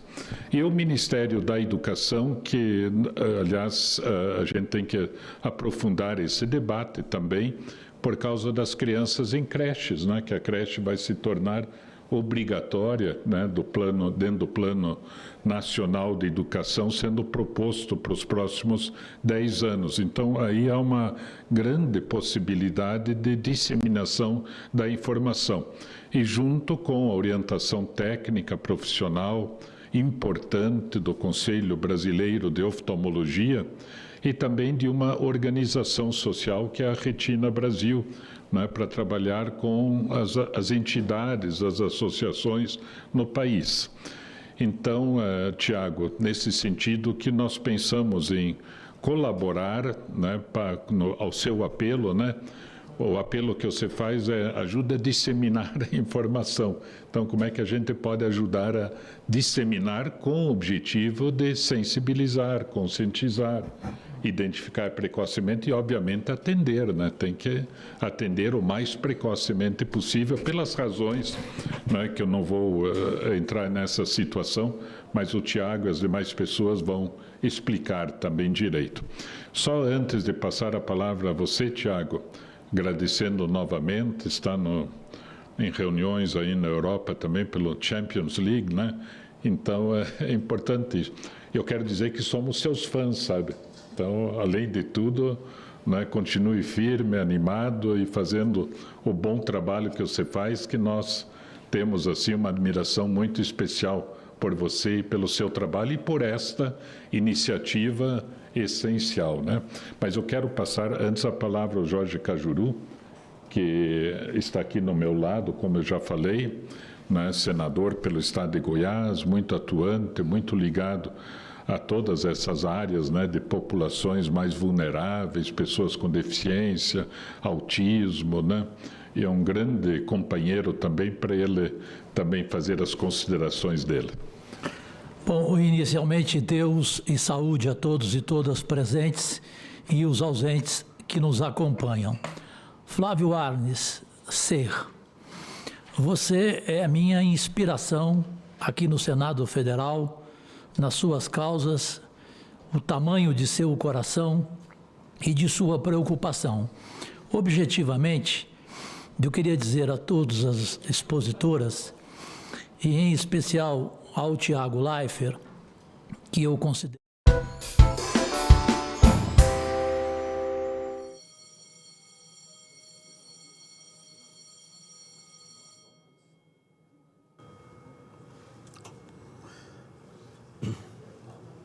Sessão deliberativa ordinária, dia 4/11/2025. A número regimental. Declaro aberta a sessão. Sobre a proteção de Deus, iniciamos os nossos trabalhos. As senadoras e os senadores poderão se inscrever para o uso da palavra por meio do aplicativo Senado Digital, por lista de inscrição que se encontra sobre a mesa ou por intermédio dos totens disponibilizados na casa. A presente sessão deliberativa ordinária é destinada à apreciação das seguintes matérias já disponibilizadas em avulsos eletrônicos e na ordem do dia eletrônica de hoje. Projeto de lei número 4.497 de 2024, do deputado Tião Medeiros. Projeto de lei 5.696 de 2023, da deputada Duda Salemberg. E projeto de lei número 2.631 de 2023, do deputado Capitão Alberto Neto. Passamos aos oradores inscritos, que terão o prazo de 10 minutos para o uso da palavra. Como primeiro orador inscrito, o senador Paulo Paim, do PT do Rio Grande do Sul. Vossa Excelência dispõe de 10 minutos.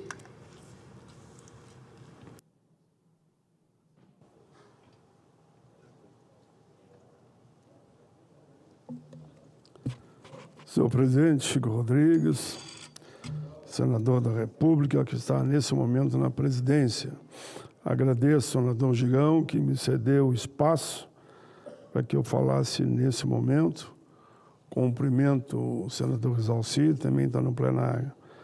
Senhor presidente, eu quero falar de uma audiência que tive ontem com o ministro da Secretaria-Geral da Presidência, Guilherme Boulos, do governo Lula, e que foi muito produtivo. Tratamos de 3 temas de grande relevância: o fim da escala 6x1, o direito dos motoristas de aplicativo e o Fundo de Promoção da Igualdade Racial. São propostas que impactam diretamente o dia a dia das pessoas, promovendo mais dignidade, saúde e qualidade de vida. O caminho é longo, eu sei, porque viemos peleando pelas 40 horas desde a Assembleia Nacional Constituinte, onde lá reduzimos de 48 para 44. Enfim, temos a obrigação de lutar por esses direitos. Aproveitei para convidar o ministro a participar de uma audiência pública aqui no Senado, onde ele deverá apresentar os trabalhos e as iniciativas da sua pasta. Senhor presidente, a PEC 148 de 2025 prevê 40 horas semanais sem redução salarial. E, num segundo momento, 1 hora por ano, até chegar às 36 horas semanais. O que é uma tendência mundial. O mundo caminha para uma escala de 4x3. Tudo isso, claro, com planejamento, sem prejuízo para as empresas, nem para a economia, e melhorar, com certeza vai melhorar, a qualidade de vida dos trabalhadores. A OIT recomenda a jornada de 40 horas desde 1935.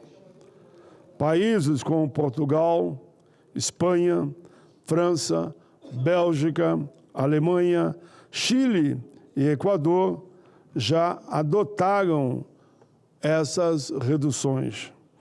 Na União Europeia, a média é de 36 horas semanais, variando de 31 horas na Holanda, como exemplo, e 43 na Turquia. Estudos do DIEESE indicam que a redução para 40 horas pode criar 3,5 milhões de novos empregos e aumentar a massa salarial em 9,25 bilhões. Outra pesquisa aponta que 467 mil empregos seriam gerados apenas nas regiões metropolitanas. Mas a principal é a melhoria na qualidade de vida. A PEC 148 está na Comissão de Constituição e Justiça do Senado, sob a relatoria do líder senador Rogério Carvalho.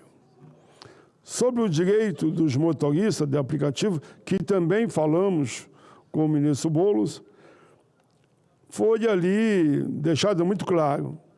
Eles são trabalhadores, sim, e como todo trabalhador, deve ter garantido seus direitos sociais e trabalhistas.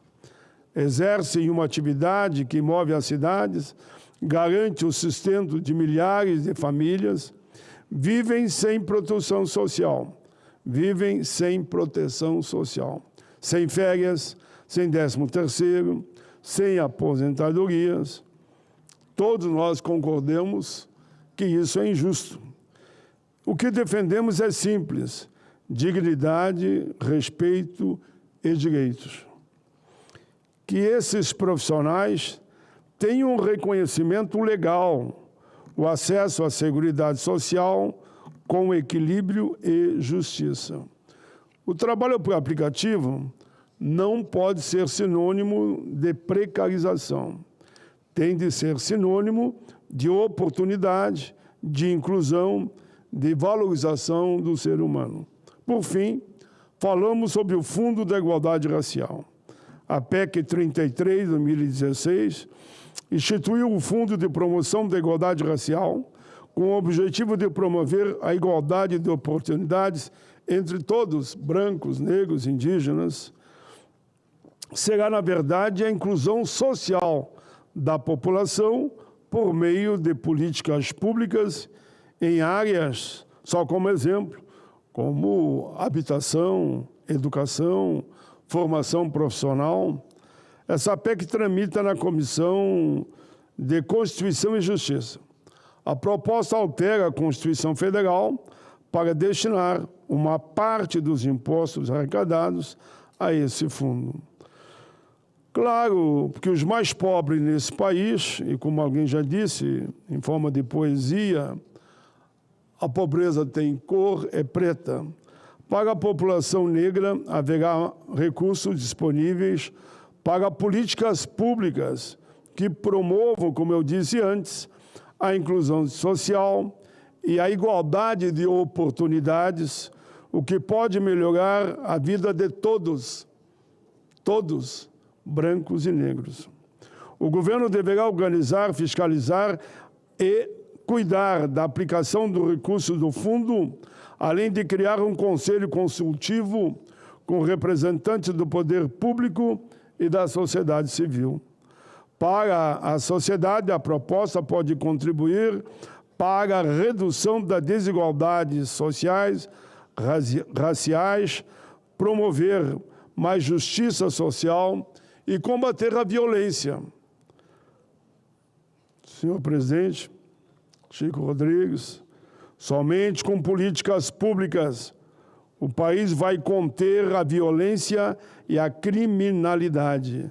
As nossas crianças precisam de educação, saúde, moradia, alimentação.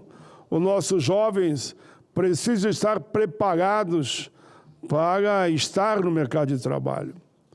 Apresentei o PL 113 ainda lá em 2008, que criava e cria, se for aprovado, os quilombos do amanhã, com o objetivo de oferecer ensino básico, fundamental e tecnológico, levando também a todos a disciplina com o esporte, avançar na questão cultural, lazer, saúde, educação digital para todos.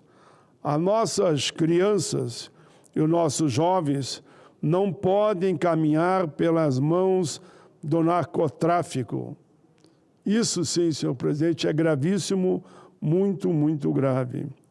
As nossas crianças e os nossos jovens precisam construir os seus horizontes pela educação, pela formação, pelos direitos da cidadania e da Constituição. Somente com muito trabalho nessa área, inclusive, dou meu exemplo, eu cheguei aqui graças ao ensino técnico. Foi fundamental para mim deixar de ser um vendedor de banana, nada contra, para quem está nesse estágio da vida, vendedor de laranja, e fiz um curso técnico no Senai. Isso que me abriu as portas para que eu tivesse um bom emprego, um bom salário e pudesse, inclusive, estudar. Senhor presidente, terminei, conforme havia combinado com o senador Girão, o tempo foi perfeito, fiz todo o meu pronunciamento. Obrigado, presidente. Chico Rodrigues. Senador, Vossa Excelência, senador Paulo Paim, né? Eu vi aqui no início do pronunciamento de Vossa Excelência o contato que Vossa Excelência teve, a reunião que teve com o secretário-geral, o Guilherme Boulos, apresentando demandas reprimidas para o Brasil, que são incontestáveis. Quando você se dirige a uma autoridade de Estado, que ela tem sensibilidade tácita também para absorver e compreender a dimensão dessas demandas, isso é muito importante, né, para nós parlamentares, porque nos sentimos prestigiados com o ouvir e com o fazer, com o realizar. Portanto, tenho certeza que esse convite que Vossa Excelência fez ao ministro Guilherme Boulos para uma audiência pública, com certeza deverá ser muito proveitoso, até porque está se tratando de temas que Vossa Excelência conhece como ninguém. Portanto, parabéns a Vossa Excelência por mais esta iniciativa no exercício de senador da República. Parabéns. Passo a palavra ao próximo orador inscrito, o senador Eduardo Girão, do Novo do Ceará. Vossa Excelência dispõe de 10 minutos.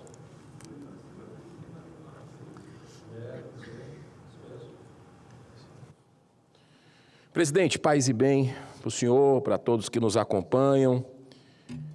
Olha, eu confesso que a gente, nesse trabalho aqui no Senado, que para mim é missão de vida, senador Exalci, a gente tem vitórias e tem derrotas. Isso faz parte do mundo democrático que a gente vive. Mas o que eu vi hoje na CPI do crime organizado, presidente Chico Rodrigues, que o país tinha uma expectativa enorme com relação a passar limpo a tragédia humanitária que nós vivemos no Brasil, onde mais de 50 milhões da população vive sob o domínio de facções criminosas. O Senado teve a chance. Eu mesmo, em 2022, protocolei requerimento semelhante a esse que eu vou falar da vergonhosa instalação hoje, dessa CPI. Mas eu protocolei com compromisso com o povo cearense de campanha para que a gente fizesse uma CPI do narcotráfico. Eu consegui 30 assinaturas de senadores, mas foi arquivado. O presidente do Senado, na época, não leu.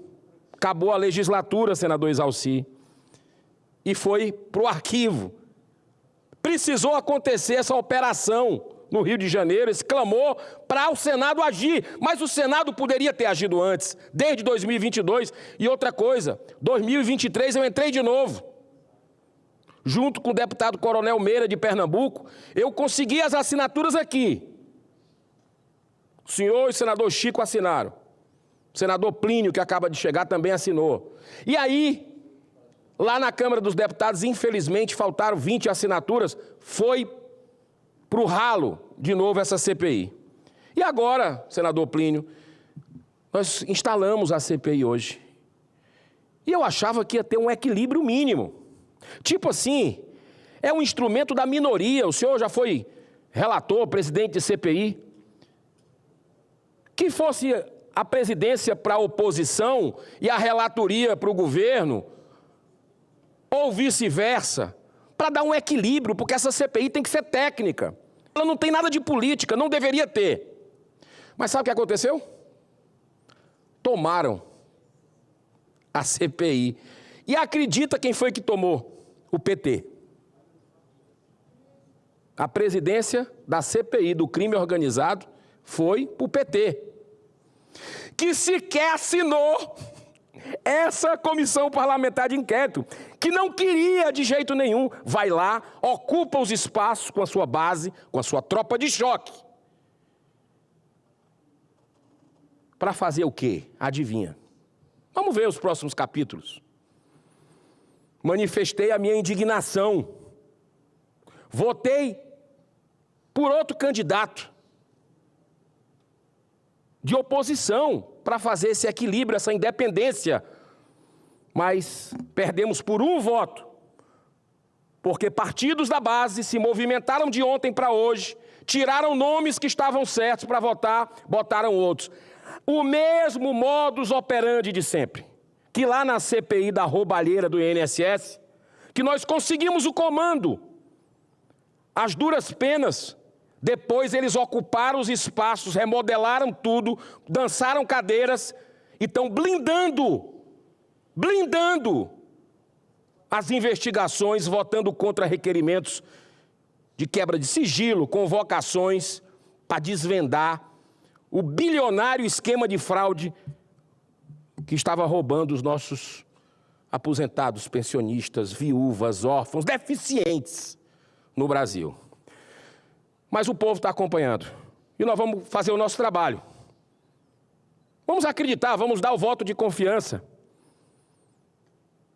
Agora está na casa do sem jeito, para ver se a postura vai ser diferente. Eu acredito muito que reflexões possam ser feitas nesse período e de que possamos ter uma independência. Difícil, mas eu acredito, senhor presidente, porque o meu estado do Ceará está vivendo uma tragédia, eu não vou repetir aqui. O senhor sabe das pessoas sendo expulsas de casa, do crime organizado dominando comércio, dominando áreas do empreendedorismo, deixando a população aterrorizada. E esse governo, que hoje emplacou o presidente, é um governo que não declara o crime organizado, essas facções, como terroristas. Aliás, esse governo passa a mão na cabeça de terroristas, como o do Hamas, como o narcoditador Nicolás Maduro, Daniel Ortega e por aí vai. O Brasil está vendo isso. O próprio presidente Lula, ele votou contra. Uma lei que nós fizemos aqui, que nós aprovamos, ele vetou, na verdade, que é o fim da saidinha temporária. Olha os sinais trocados desse governo o tempo inteiro. Repito, dos 12 municípios mais violentos desse país, de meu Deus, 10 estão em estados administrados pelo PT. O Ceará, o meu Ceará e a Bahia. Mas, senhor presidente, a questão é muito complexa. E por isso que essa CPI poderia entrar numa seara que é do judiciário também, que faz a polícia enxugar gelo. Vai lá, faz o seu trabalho e depois começa a flexibilizar, a soltar gente, e aí vem a impunidade. Em 2019, o PSB de bola ingressou no STF com a DPF 635, que é que questionava a forma como o estado do Rio de Janeiro, outro estado lindo que tem uma tragédia humanitária acontecendo, conduzia as operações policiais nas comunidades mais pobres, localizadas nos morros. Essa ação ficou conhecida como a DPF das favelas e estava sob a condução do ministro Fachin.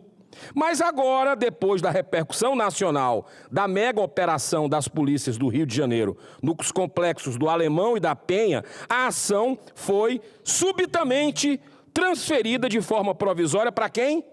Para o ministro Alexandre de Moraes, que acabou de sair agora aqui do Senado, a tiracolo com o presidente dessa casa, que não analisa, não coloca para votar, para abrir um processo de impeachment aqui, há tempos, são mais de 80, e o campeão é o ministro Alexandre de Moraes, acabou de sair daqui, a tiracolo.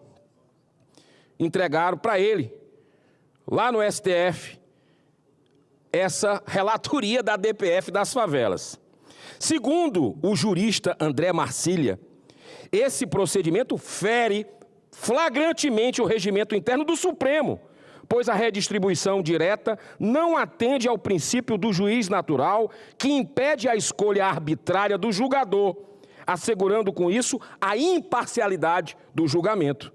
Então, nesse caso específico, a DPF deveria ser inicialmente transferida ao ministro mais antigo, já que o Barroso era o relator e saiu. O decano deveria assumir, que atualmente é o Gilmar Mendes. Mas, estranhamente, mais uma vez, é assumida por Alexandre de Moraes. Fica parecendo que ele é o único ministro com capacidade para julgar ações complexas.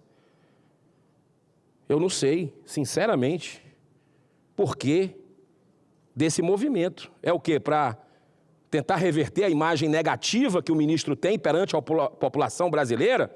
Está querendo entrar nessa seara? Que a população do Rio apoia a mega operação, está claro que apoia, cidadão de bem, que é a maioria do povo, quer um enfrentamento, sim, à criminalidade. Claro, para ter o direito de ir e vir, de lazer. Então, senhor presidente, utilizaram como argumento para entregar a relatoria para o ministro Alexandre de Moraes que essa mudança é em caráter de urgência e provisória. Argumento insustentável. Basta lembrar sobre o famigerado inquérito das fake news, que deixa esse nosso país de joelhos para a ordem e o progresso. Que Dias Toffoli transferiu diretamente para Alexandre de Moraes ainda em 2019 e está aberto até hoje como uma espada na fronte do cidadão brasileiro de bem. O inquérito interminável, o inquérito do fim do mundo, como dizia o ministro Marco Aurélio Mello. Normalmente, o inquérito, senhor presidente, é objetivo e tem início, meio e fim e nunca permanece por mais de 6 anos. Funcionando na prática como um instrumento de censura. É hoje esse famigerado inquérito das fake news, um instrumento de repressão à liberdade de expressão do brasileiro que foi para o beleléu, desde que foi instituído esse caos institucional, essa desordem por causa do inquérito das fake news. Estamos, portanto, senhor presidente, diante de mais uma arbitrariedade. Um objetivo claro de Moraes é aproveitar a DPF das favelas como instrumento político para intervenção na segurança pública ou algum tipo de holofote. Lhe agradeço a benevolência e vou terminar o meu pronunciamento. Prova disso foi a imediata convocação da audiência para ouvir autoridades do Rio de Janeiro, como, por exemplo, o presidente do Tribunal de Justiça, o Ministério Público e principalmente o governador Cláudio Castro. Tudo irregular, pois no julgamento de qualquer DPF não cabe esse tipo de ação, cabe apenas audiências temáticas com o objetivo de levantar informações necessárias para o melhor julgamento. E o ministro Moraes foi lá no Rio de Janeiro, fez questão de ir lá no Rio de Janeiro, atuando como um verdadeiro político. Ou seja, o ministro do STF não deve investigar e nem fiscalizar. Isso é atribuição das polícias e do Ministério Público. Ministro apenas julga. Mas nós temos lá um delegado, temos a vítima, temos tudo junto. A gente já viu esse filme acontecer no próprio julgamento do dia 8 de janeiro. Estamos, portanto, diante de mais um abuso de autoridade. São ações claramente políticas de alguém que, mesmo não tendo recebido nenhum voto da sociedade, quer invadir competências, funcionando ora como presidente da República, ora como presidente do Congresso e agora como governador. Nesses 40 segundos eu encerro com a frase. Um pensamento do célebre escritor russo Leon Tolstói, que teve sua obra literária proibida pelo regime da União Soviética por mais de 80 anos, senhor presidente. Abro aspas. Temos que viver construindo um caminho para um mundo melhor. Nosso objetivo deve ser o de deixar esse lugar melhor e mais alegre para se viver tanto para aqueles que vieram conosco, como para aqueles que vierem depois de nós. Que Deus abençoe a nossa nação. Muito obrigado pela sua benevolência, sempre, presidente, muito presente nessa sessão, de segunda a sexta, senador Chico Rodrigues, pontual como sempre. Obrigado. Quero agradecer a Vossa Excelência, nobre senador Eduardo Girão, ao tempo em que deixo aqui também o registro que foi feito por Vossa Excelência da instalação da CPI do crime organizado. A CPI foi instalada hoje pela manhã e tem como presidente o senador Fabiano Contarato e como vice o senador Hamilton Mourão e relator o senador Alessandro Vieira. Portanto, está instalada a CPI. Tenho certeza que nesse momento de crise profunda que vive a segurança pública brasileira, que Vossa Excelência se expressa com insistência permanente e oportuna, né, em relação a todos os estados brasileiros, porque, obviamente, a segurança pública ela tem que ser revista e reprogramada e repensada urgentemente. Né? Do meu estado, o estado de Roraima, lá na fronteira norte, no hemisfério norte. Nós estamos, o estado, 2/3 do meu estado está no hemisfério norte, em uma fronteira extremamente sensível, porque ali está exatamente a fronteira com a Venezuela, com a Guiana, a Venezuela que vive uma crise interna hoje muito importante, e a marginalidade venezuelana, inclusive um tal de um trem de Aragua, hoje se estabelecendo no nosso estado. E tem que ter realmente um controle extremamente rígido da Polícia Federal, da Polícia Penal, porque o presídio do nosso estado tem praticamente 10% dos apenados ali são venezuelanos, já aqueles que praticaram crimes, inclusive muitas vezes hediondos lá na Venezuela, e mostrando que é realmente hoje o retrato do Brasil inseguro. Infelizmente, aquele episódio que aconteceu no Rio de Janeiro nos últimos dias, aquilo ali foi, na verdade, a gota d'água para que pudéssemos, o país inteiro, de forma silenciosa, ver a reação do governo ao instalar, e do Congresso Nacional ao instalar essa CPI do crime organizado. Portanto, fica o registro aqui hoje. Tenho certeza que vai ser uma comissão que vai ser acompanhada, assim como está sendo acompanhada a CPMI do INSS, para que possa, na verdade, levar algum alento à população brasileira. Então, parabéns pelo pronunciamento de Vossa Excelência. Concedo a palavra ao senador Isalci Lucas, do PL do Distrito Federal. Vossa Excelência dispõe de 10 minutos.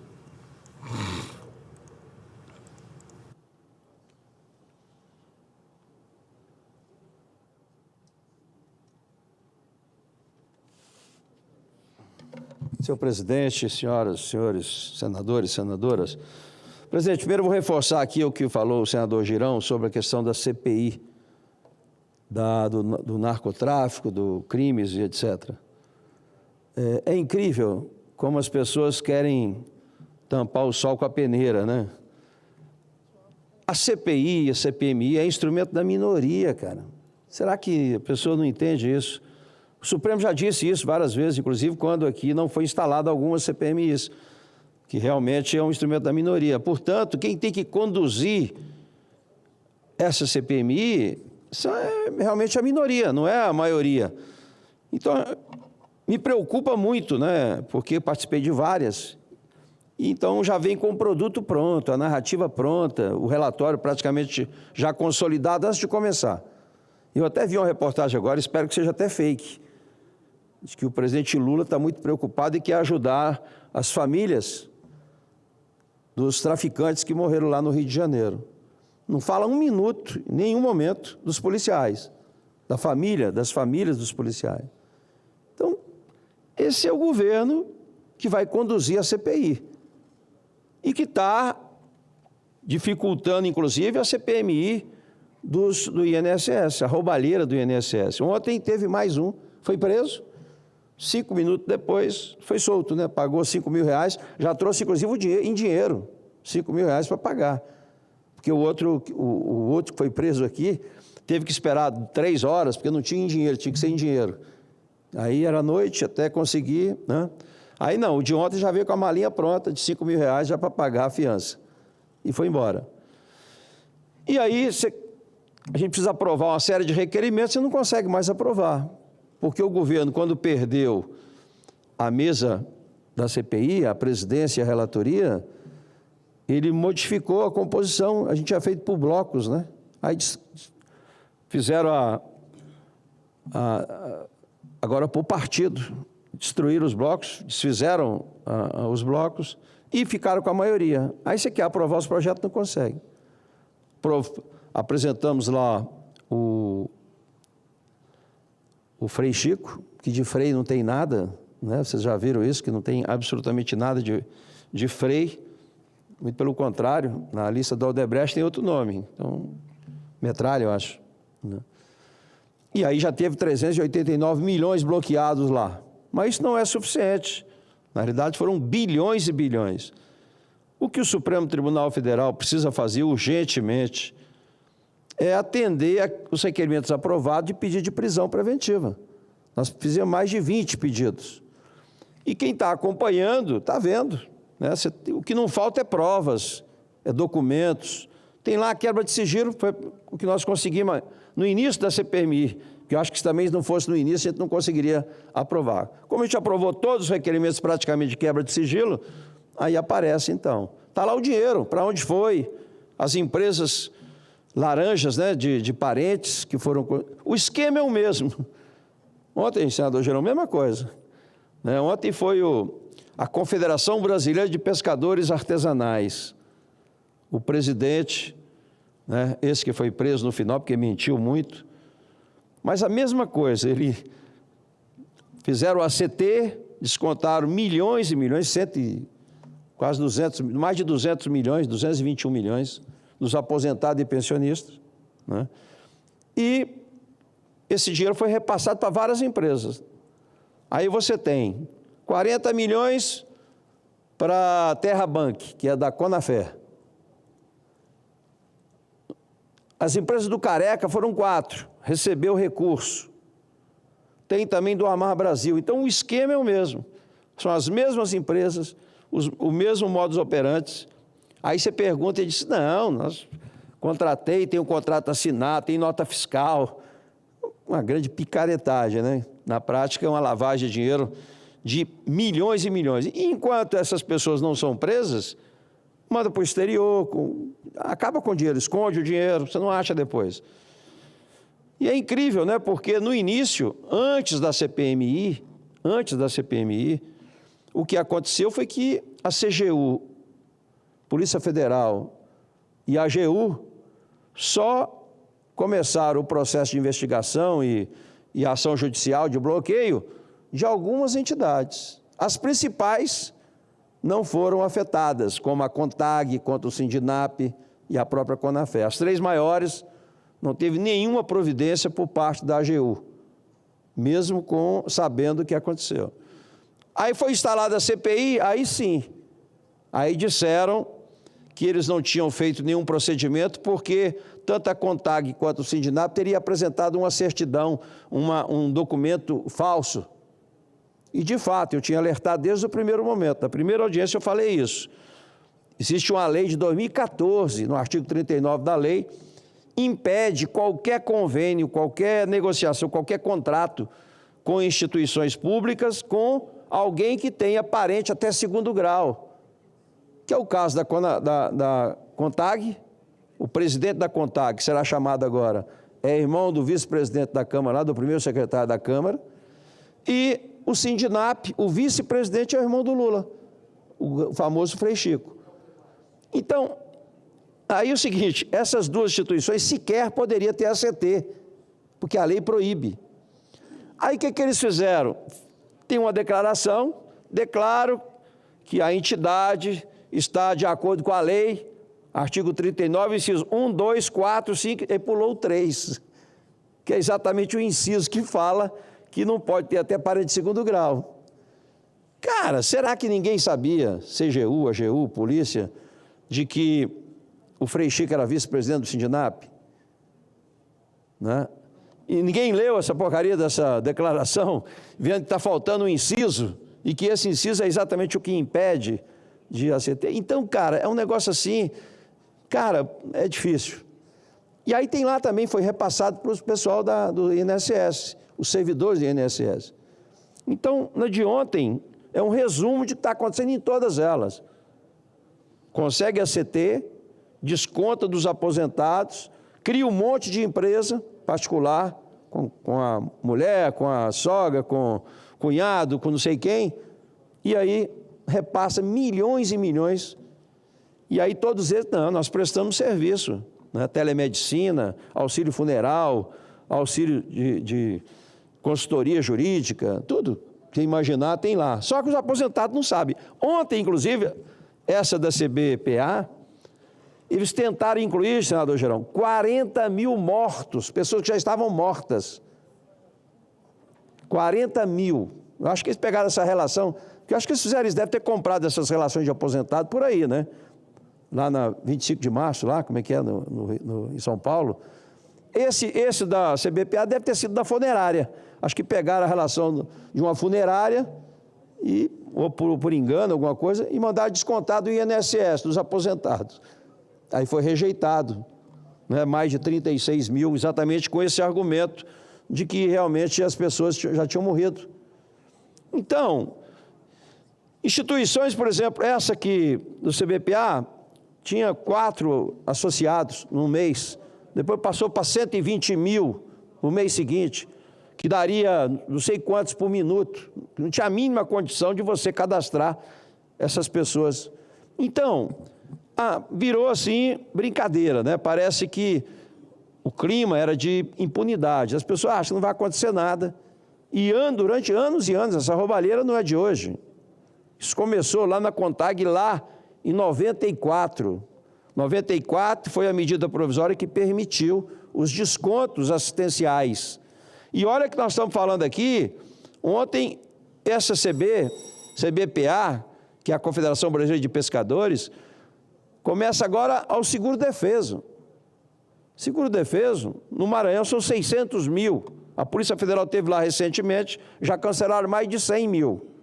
Pessoas que... Ontem teve lá o relator colocou uma senhora que mandou uma mensagem que ela tentou durante anos tirar esse desconto da mãe dela, aposentada, que nunca foi pescadora, mas que recebe seguro-defesa. Então, é uma roubalheira danada, inclusive vamos entrar agora nos consignados, né, que tem envolvimento aí de muitos bancos, né, e também do seguro-defeso, que é exatamente isso. Hoje nós temos mais pescadores aí, né, do que peixe. Aqui em Brasília mesmo, eu me lembro que eu fui relator da 871, na época, se você pegasse todos os pescadores do DF e botasse em volta do lago, não cabia. É muito pescador. Então, esse é o problema, a gente está tendo aí agora, né, você não consegue nem mais mão de obra, Gerão. Ontem eu estava com a reunião com o pessoal da área rural, e na área urbana também, você não consegue mais mão de obra. Para ganhar R$ 2.000, R$ 2.500, ninguém quer mais. Então, Por que isso? Graças aos programas, seguro-defesa, Bolsa Família, não sei o que não tem porta de saída. São milhões e milhões, mais de 50 milhões de pessoas recebendo isso. Então, e aí punindo, criando todo dia imposto para quem produz pagar, né? É o que nós vamos aprovar já já, aí um monte de projetos de aumento de imposto. Toda vez, todo dia tem um aumento de imposto aqui no Congresso Nacional. Então, presidente, eu lamento realmente que essa composição da CPMI, do crime organizado, seja a base de governo tomou conta e sequestrou realmente a CPMI. Esse é o termo correto, sequestrou a CPMI. Muito obrigado.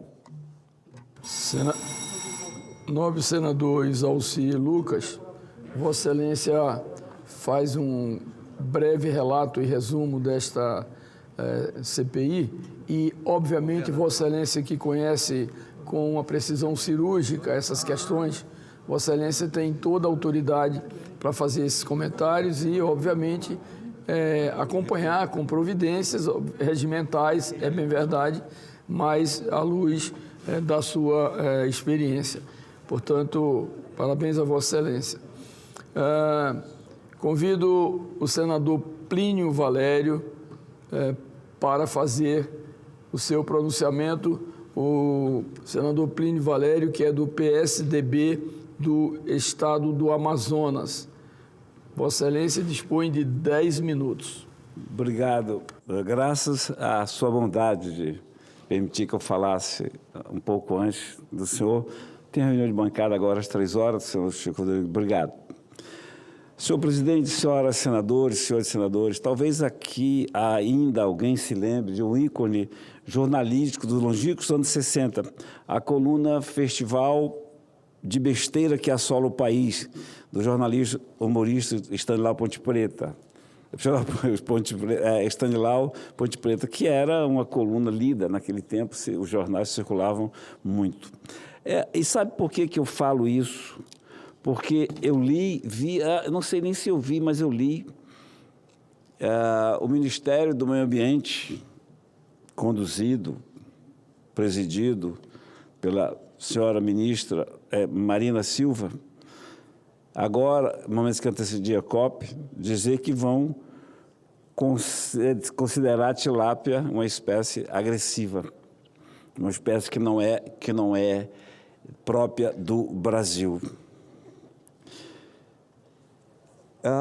E por que a tilápia? A tilápia, hoje, no Brasil, ela representa 80% da produção do pescado. 68% da produção nacional e um potencial imenso, um potencial enorme. São bilhões de reais movimentados, milhares de empregos. Isso está afetando, certamente, alguns países que criam tilápia. Por que eu falei que é um besterol? E prefiro considerar realmente como uma grande besteira. O problema é que essa gente não tem senso do ridículo. Na sua ânsia de servir, não mede consequências e também estão se lixando porque você pensa, porque eu penso. Eles vivem num outro patamar, se acham que vivem no outro patamar, não têm satisfações a dar, e daí esses argumentos imbecis, engraçados, se não afetasse nada. Para mostrar a imbecilidade do argumento, basta ver a origem do café. Olha só, se a gente quer considerar a tilápia uma espécie agressiva, nós teríamos também que, para a plantação, o café não é brasileiro. O café veio da Etiópia. A cana-de-açúcar, que é asiática, a cana-de-açúcar não a soja, que é asiática, a cana-de-açúcar trazida pelos portugueses, o café na Etiópia, o algodão, o gado Nelore, o frango, o suíno, daqui a pouco vão querer também considerar uma espécie exótica. E eles dizem, eu também já li argumentando, não, isso é só, por enquanto, não estão me pedindo o cultivo, é só para considerar como espécie agressiva, mas não vamos fazer nada por enquanto. Ora, não vão fazer nada por enquanto. Dizem que é uma ameaça em potencial, mas por precaução só. Quer dizer, brincadeira, brincam com a gente, hipocrisia levada ao extremo. talvez o próximo passo seja exatamente essa lista nacional que eu citei aqui, de espécies econômicas. E quem sabe, senador Girão, podemos chegar também à prática esportiva, futebol, que foi trazido pelos ingleses, foi usurpado dos ingleses. Enquanto isso, Girão, olha só a hipocrisia. A Alemanha está criando, é tambaqui ou é pirarucu, espécie amazônica. Estados Unidos também, quer dizer, as nossas espécies vão para lá, produzem aos milhares, aos milhões, não tem problema nenhum. Agora querem considerar tilápia, porque ameaça o mercado do pescado lá fora. Simplesmente é aquilo que eu digo sempre, é esse pessoal, a serviço de governos estrangeiros, defendendo interesses de governo estrangeiro e nunca defendendo o nosso interesse. Porque, se assim fosse, estavam se lixando e não citavam a coitada da tilápia, que agora fica como vilã, que agora fica como bandida. Dizem que é só para citar, mas eles logo vão estar proibidos esse cultivo aqui. A COP30, em Belém do Pará agora, eu vi o presidente Lula lá no iate, que até do Amazonas, o iate, navegando no Rio Tapajós, lindo o Rio Tapajós, de águas verdes, lindíssimo, assim como é o Rio Negro, dizendo que o brasileiro precisa conhecer a Amazônia. É o que eu venho dizendo aqui sempre. Primeiro, para que você, brasileiro, conheça a Amazônia, porque se você conhecendo, você vai amar. E se você vai amar, vai defender. Nós precisamos disso. Mas eu acho que o alerta do presidente Lula é para que o brasileiro conheça antes que ele entregue para os estrangeiros a nossa Amazônia. Navegando no Rio Tapajós, esquece, ou talvez nem saiba, que há pouco estava anunciando o edital de leilão de privatização do Rio Tapajós, Tocantins e do Amazonas. Olha só, o brasileiro, ele incentiva o brasileiro a conhecer a Amazônia, mas ao mesmo tempo ele quer entregar o próprio Rio Tapajós a uma empresa privada, que eu vou dizer aqui, ou é a JBS ou é um grupo chinês. Não vai passar disso, serão um dos dois. O javali, que está nessa lista de animais que são nocivos à nossa cultura, a coitada da tilápia agora está entregue. E o presidente está lá e a COP está sendo realizada. É que na COP, a turma da COP procura alvos mais fáceis. Pode atacar e empobrecer produtor de tilápia, tendo como aliado o santuarista do Ministério do Meio Ambiente.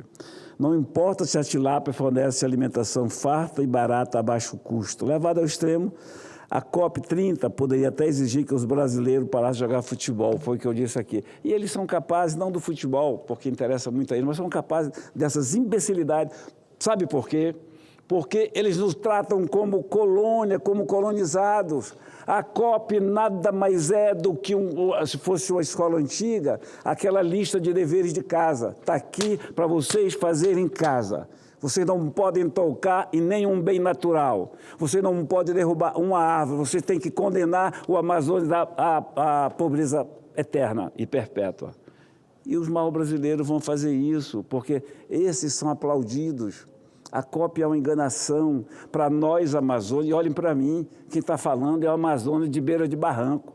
Eu não estou falando aqui usando o meu iPhone, eu não estou em ar-condicionado pago pelo governo, eu não estou em barca, eu não estou em avião, eu sou de beira de rio, eu sei o que é bom para nós, me ensinem o que quiser, me ensinem finanças, me ensinem economia, me ensinem até religião, mas não me ensinem o que é bom para a Amazônia, porque nós sabemos o que é bom.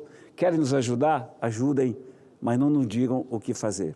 E a COP não passa do cartão de dever de casa para dizer o seguinte: olha, eu vou mandar dinheiro para vocês, o que é uma enganação também, não vou mandar nada, para vocês não fazerem o que nós fizemos lá no passado, para vocês não fazerem o que nós estamos fazendo no presente, e para que vocês não façam o que nós vamos fazer no futuro, que é explorar nossos recursos naturais. E nós, brasileiros, aí assumimos, como diz o meu guru Espiridião de Amin, assumimos os remorsos dos europeus, dos americanos, remorsos por terem destruído seus bens naturais, remorsos por não terem mais floresta, remorsos por estarem, eles sim, mudando o clima, remorsos por terem poluído a atmosfera. E querem transferir a penitência, que é nos condenar à pobreza eterna. E para isso pagam a penitência que a gente tem que cumprir. Eu não vou cumprir essa penitência. Deus permitiu que eu me tornasse senador da República por 8 anos, ou 16, se for sua vontade, para que eu possa estar dizendo isso aqui. Eu estaria traindo a minha população, a minha consciência, eu não estaria sendo o amazônica que sou ao dizer que a COP aumenta alguma coisa. A COP não colabora em coisa nenhuma, é um show de hipocrisia, de balões, de festa, de aniversário do escambau A4. Só serve para isso, para nós a Amazônia não serve para nada. Meu amigo, senador Girão, o senhor compartilha, senador Chico Rodrigues, senador Exalci, vocês compartilham disso e falavam aqui há pouco da condução da CPI, da forma como o governo conduz. Infelizmente, e eu encerro, presidente, infelizmente a Amazônia está tomada por essa gente. O narcotráfico é um poder paralelo, ONGs é outro poder paralelo.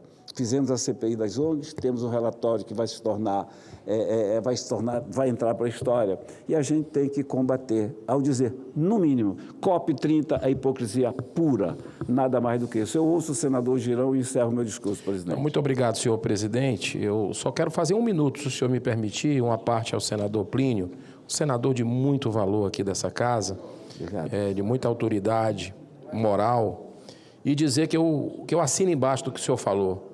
Eu, inclusive, vejo essa hipocrisia que está acontecendo na COP30, inclusive até fizeram um gesto simbólico aqui, eu votei contra, de trazer a capital do Brasil lá para Belém, com todo respeito ao povo de Belém, mas a gente sabe que aquilo ali, até desmataram, senador Plínio, o senhor trouxe, até desmataram lá, em nome da COP30, para fazer pistas de acesso para os visitantes. Você quer mais? Acabou de ter um assalto lá a jornalistas que vieram de fora. E o PT assume uma investigação do crime organizado dentro do parlamento, que sequer assinou.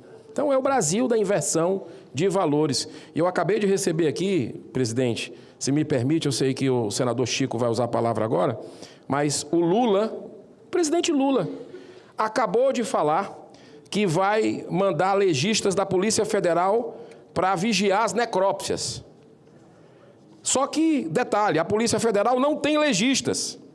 Inclusive, é o pessoal do IML, que são os legistas, né, e fazem esses exames de integridade física da própria Polícia Federal.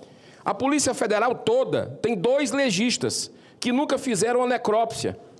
Entraram no concurso e, com pouco tempo, passaram para a PF e foram embora. Ou seja, presidente, o IML fez um trabalho de excelência, nesse caso da mega operação do Rio de Janeiro, e ouvir essa fala do presidente Lula para eles é como se eles fossem bandidos. Estão revoltados aqui o pessoal lá do IML do Rio de Janeiro com essa fala do Lula. Para você ver como eles não sabem nem o que estão falando, não entendem de nada. O presidente, o ministro da Justiça do Brasil, sabe onde é que ele estava? No dia seguinte da mega operação, estava no Ceará, recebendo o prêmio de cidadão cearense. Ainda falando que o Ceará é referência em segurança pública, onde no governo dele, ele sabe que são os piores índices, são do Ceará. Administrado por quem? Pelo PT. E os da Bahia, administrado por quem? Pelo PT. É brincadeira o que esses caras estão fazendo. Parabéns, senador Plínio. Obrigado. Eu encerro. Em homenagem ao meu amigo, senador Jorge Seif, acaba de chegar. Nós estávamos falando da tilápia, pessoa que é expert nisso. Tilápia, coitada, está elevada à categoria de vilã. E para que você, brasileiro e brasileira, entenda por que eu estou aqui sempre reclamando, muitas vezes indignado. Olha só, nós estamos tentando explorar uma mina de potássio, nós que eu digo, nós lá cedendo para um grupo, há anos e não podemos. A JBS acaba de comprar uma mina de potássio, me parece em Sergipe, e vai explorar. E depois querem que a gente aceite isso sem chamar esse pessoal de hipócrita, imbecil, trombeteiro do apocalipse ambiental. Não passam de aproveitadores que enriquecem, que vivem à custa da pobreza da nossa gente. Obrigado, presidente. Chico, mais uma vez, obrigado. Agora, concedemos a palavra ao senador Chico Rodrigues. Posso falar que é o amigo do Dé, né? O Dé Rico, seu um grande artista nosso. Também.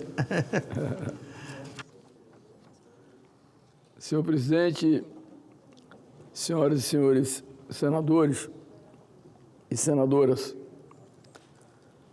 Hoje venho falar sobre a importância de uma iniciativa que deverá ser votada na sessão de amanhã, neste plenário do Senado Federal. Trata-se do projeto de lei 1087 de 2025, encaminhado pelo governo, que propõe uma ampla revisão da tributação da renda das pessoas físicas, ampliando a isenção do imposto de renda para quem recebe até R$ 5 mil e instituindo o mecanismo de tributação mínima para as rendas mais elevadas. Esse é um compromisso que agora, com a anuência do Congresso Nacional, se tornará realidade. Essa proposta merece ser analisada com atenção e equilíbrio, pois toca em um dos pilares da justiça tributária, a progressividade. Essa é a referência mais forte deste instrumento para beneficiar aqueles que ganham até R$ 5 mil. O nosso sistema tributário é historicamente regressivo, cobra mais de quem consome e menos de quem acumula. Esse projeto de lei dá um passo na direção contrária ao aliviar a carga de quem ganha menos e criar uma alíquota mínima de quem tem ganho extraordinário. Trata-se, portanto, de uma medida de justiça fiscal, de estímulo econômico e de fortalecimento da classe média e dos trabalhadores brasileiros. Pela primeira vez em muitos anos, o Estado volta seu olhar para a distribuição mais equilibrada do esforço tributário, aliviando quem mais sente o peso do custo de vida e da carga de impostos do dia a dia da população brasileira. Senhoras e senhores senadores, o Brasil convive há décadas com uma estrutura tributária regressiva que penaliza o consumo e o trabalho, enquanto protege rendas altas e ganhos de capital, muitas vezes extraordinário e nem sempre legais. Essa proposta inverte, ao menos em parte, essa lógica. Quem ganha menos, paga menos. Quem ganha mais, contribui mais. É simples, é justo e é socialmente correto. A isenção de R$ 5 mil significa colocar mais dinheiro no bolso de cerca de 35 milhões de brasileiros e brasileiras, professores, servidores, técnicos, pequenos empreendedores, enfermeiros, comerciários, pais e mães de família que sustentam o país com o seu trabalho honesto. Esse alívio tributário não é apenas uma questão de aritmética fiscal, é um ato de reconhecimento. Reconhecimento de que o trabalhador assalariado vem sustentando há anos o peso desproporcional do sistema tributário brasileiro e que é hora de corrigir esses desequilíbrios. Senhor presidente, o impacto econômico dessa medida será positivo. O aumento da renda disponível das famílias impulsionará o consumo, estimulará o comércio e os serviços, fortalecendo o mercado interno, gerando um círculo virtuoso de crescimento e arrecadação sustentável. Mas o significado político e social vai além. Trata-se de um gesto de confiança no povo brasileiro, de reconexão entre o Estado e o contribuinte. O cidadão, quando vê que o tributo é justo, paga com consciência, mas quando sente que o sistema é injusto, perde a fé nas instituições. O PL 1087 ajuda a reconstruir, de certa forma, essa confiança. Por tudo isso, eu vejo um avanço institucional e técnico relevante e, por isso, quero expressar meu apoio e meu reconhecimento à iniciativa do governo federal, que teve a coragem e a sensibilidade de propor essa atualização tão necessária da tabela do imposto de renda, tornando o nosso sistema mais próximo e coerente com o modelo tributário progressivo, inclusivo e economicamente sustentável. Faço um apelo aos meus colegas senadores e senadoras, que o Senado Federal aprove com celeridade essa medida, que faz justiça, estimula a economia e reafirma o compromisso do Estado brasileiro com a dignidade do trabalho e a equidade tributária. Que possamos dizer ao povo brasileiro que o Congresso Nacional ouviu esse clamor e agiu com responsabilidade e sensibilidade. Portanto, senhor presidente, o mérito é também deste Congresso. As discussões se alargaram por várias comissões.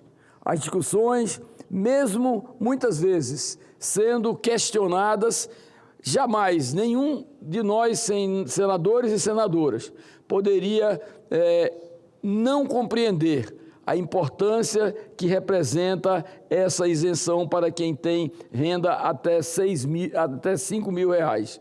Obviamente que nós queríamos que o imposto para aqueles que ganham mais, e é justo, fosse realmente representativo para compensar essas perdas, entre aspas, porque leva o ganho para aqueles trabalhadores que menos ganham.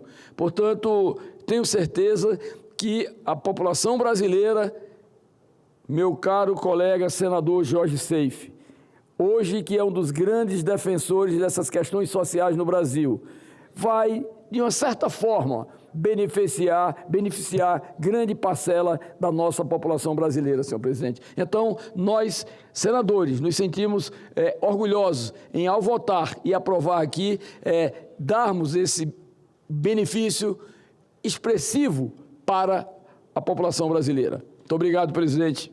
Gostaria que fosse divulgado em todos os órgãos de comunicação desta casa esse meu pronunciamento.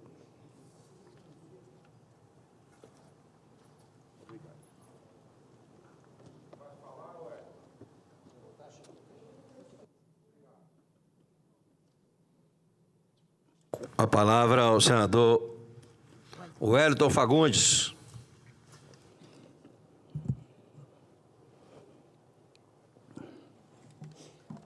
Senhor presidente Isalci, eu quero aqui tratar de 3 assuntos importantes. Primeiro, uma audiência que tive ontem lá no município de Nova Mutum, no nortão de Mato Grosso, senador Seife, junto com o deputado Gilberto Catani, ele que é um assentado lá do assentamento do Marupi. Esta região é uma área de 34 mil hectares, que tem quase 500 famílias assentadas, e que lá já estão há muito tempo. E ontem o deputado Catani propôs essa audiência na Assembleia Legislativa, uma audiência oficial, mas fizemos lá dentro do assentamento. Mas lá estava a TV Assembleia, a Rádio Assembleia, toda a estrutura da Assembleia Legislativa. E foram convidados várias pessoas, várias autoridades. A secretária de Agricultura Familiar lá estava, representando o governo do Estado. Lá estavam vereadores da região. Lá estava o prefeito de uma cidade vizinha, enfim, proprietários, pequenos produtores. A maioria ali são de menos de 40, 50 hectares. Então, é essa a realidade do interior do Mato Grosso, que muitos pensam, senador Seife, que o Mato Grosso, primeiro, é uma grandiosidade em tudo, só tem fazendas de 10 mil hectares para frente. Não é nada disso. Mais de 70% das propriedades são propriedades de 500 hectares para baixo, onde estão os assentamentos feitos pelo INCRA, mas que, infelizmente, nesta audiência, lá não estava a figura mais importante, que era o INCRA, convidado para estar lá presente, senador Isalci, e não foram. E isso causou uma revolta muito grande nos assentados, porque são pessoas que acreditaram no Brasil, acreditaram para ocupar aquela região, pessoas que saíram de vários estados brasileiros, aí eu falo inclusive do meu pai, que saiu da Bahia e foi para Mato Grosso a pé, na cidade de Poxoréu. Uma realidade de Mato Grosso, primeiro foram os bandeirantes, a busca do ouro. Cuiabá, nossa capital, é toda ela uma mina de ouro. Depois foram para lá os nordestinos, a busca do diamante. E, finalmente, os sulistas, para plantar naquela terra que era parecia inóspita, que era o Cerrado brasileiro. E hoje o Mato Grosso se transformou nessa grande produção agropecuária. Estamos no coração do Brasil, quando eu falo isso. É lá em Nova Mutum, no coração da produção do Brasil. De produção de alimentos. E que, presidente Exalci, essas pessoas não conseguem ter o sossego. Porque meu pai me dizia, olha, eu quero deixar minhas coisas tudo organizadinha, tudo documentado, porque quando eu for, eu quero que vocês tenham tranquilidade, pelo menos, de fazer, cada um ter a sua propriedade, que foi com muito suor, meu pai e minha mãe, pessoas simples, que conseguiu deixar um patrimônio. Assim como essas pessoas que estão lá, seja uma casa, seja um sítio, o pai, a mãe de família, ela quer deixar tranquilidade para os seus filhos. E o documento é o mínimo necessário.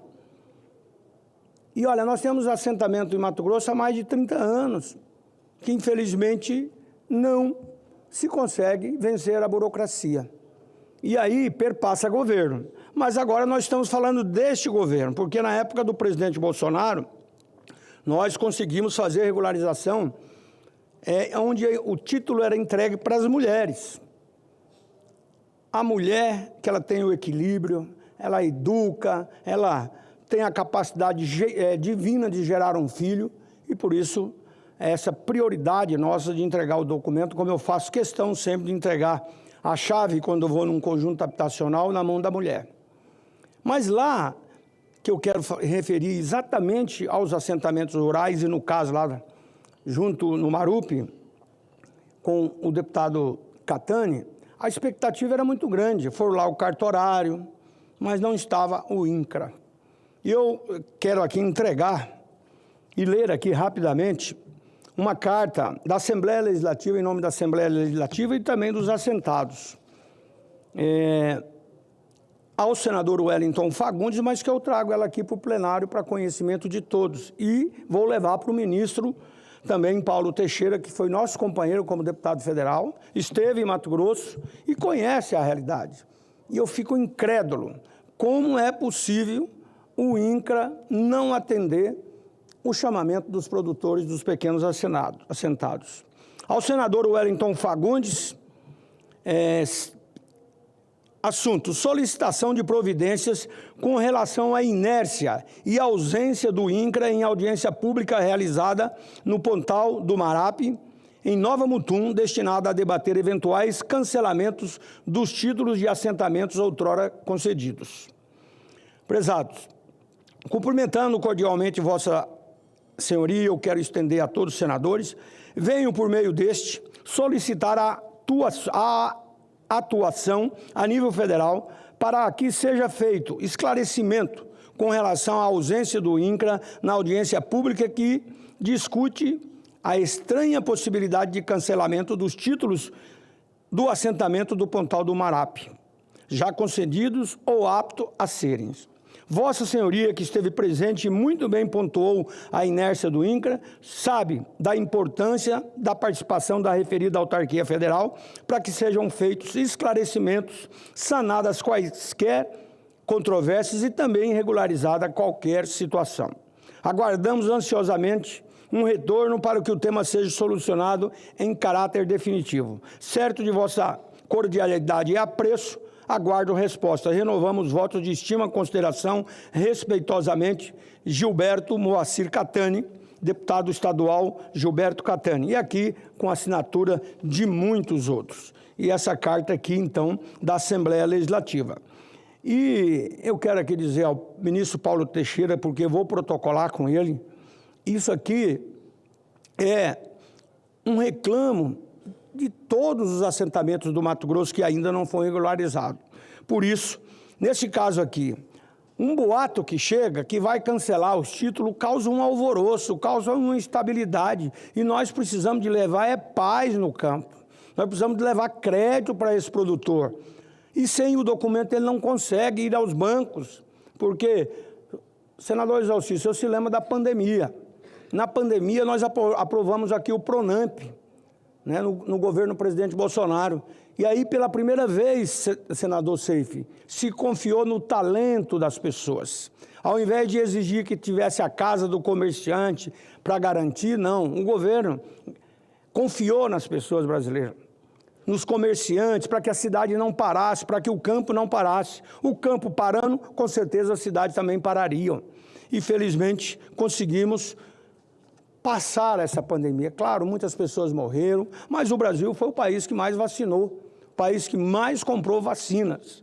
Então, por isso, eu concluo essa questão dizendo também que a base jurídica e da regularização foi exatamente uma lei, senador Exalci, 13.465, de 11 de julho de 2017, originada da medida provisória 759.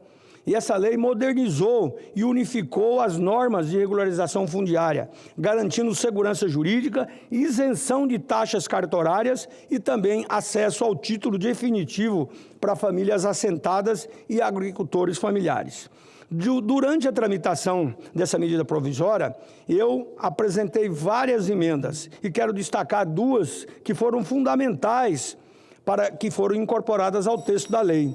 É a emenda número 1, que garantiu que áreas de até 4 módulos fiscais fossem contempladas na regularização, respeitando assim a fração mínima de parcelamento, ampliando o alcance da lei para que os pequenos produtores pudessem, então, ter também a sua regularização. E depois a emenda 2, que estabeleceu que em áreas de assentamentos localizadas dentro do perímetro urbano, quando houver interesse público na expansão urbana, o poder público possa solicitar a baixa das cláusulas resolutivas. E essa medida, então, facilita o desenvolvimento urbano e o planejamento sustentável de municípios originados dos assentamentos do INCRA. Essas contribuições, presidente, reforçaram a função social da terra e também o compromisso com a regularização fundiária em Mato Grosso e em todo o Brasil. Por isso eu quero dizer aqui que o nosso papel em estar legislando aqui, ele se dá exatamente com as audiências públicas, mas é importante quando a gente vai na base. Por isso eu sou um municipalista convicto, senador Seife, porque lá onde vivem as pessoas, nós temos que ir lá conversar, ouvir, como fizemos ontem lá no assentamento do Marupe. Então eu agradeço aqui a oportunidade do senador Gilberto Catani, dessa parceria que estamos fazendo, e tenho certeza, nós não vamos parar, não vamos aqui adormecer enquanto essas pessoas não tiverem a sua documentação. E eu espero que o INCRA cumpra o seu papel de ir lá, de fazer toda a burocracia, porque não dá para esperar mais, né? Lá é uma região de grande produção. Por exemplo, tinha um empresário lá que quer montar uma indústria de etanol. Mato Grosso, senador Exalci, graças aqui o senador Marcos Pontes e todos nós que trabalhamos a ciência e tecnologia, Vossa Excelência é uma pessoa extremamente aplicada e conhecedor, trabalhamos no governo do Bolsonaro com o Marcos Pontes exatamente para que pudéssemos fazer a pesquisa para uma cadeia a mais do desenvolvimento do etanol. E poderemos, o Mato Grosso, poderemos ser a Arábia Saudita do mundo com o etanol verde para a aviação. Isso vai agregar muito valor, vai gerar mais emprego e essa é a nossa luta, que estamos aqui então para fazer esse apelo. Senhor presidente, eu concluo aqui esse assunto, espero então que a gente tenha a definição e eu quero aqui apenas dizer que amanhã nós teremos um evento da Ambravet, Vossa Excelência já esteve lá comigo no Conselho Federal de Medicina Veterinária, e eu destaco aqui o nosso colega deputado, senador, colega veterinário, Jusélio de Andrade Moura, ele que foi inclusive ministro, e também o presidente do CONAGRO, que é o Valnei Souza Correia, além da nossa presidente do Conselho Federal de Medicina Veterinária, que é a Ana Elisa Fernandes. Então amanhã nós vamos estar tendo esse encontro, e eu quero dizer que o cumprimento Aqui fica também estendido a todos os médicos veterinários, zootecnistas e profissionais que estão aqui hoje e amanhã. E é um prazer estar entre os colegas que compartilham a mesma missão de cuidar da vida, do campo e da natureza. Por isso será uma honra para mim estar aqui para falar um tema que carrego no coração.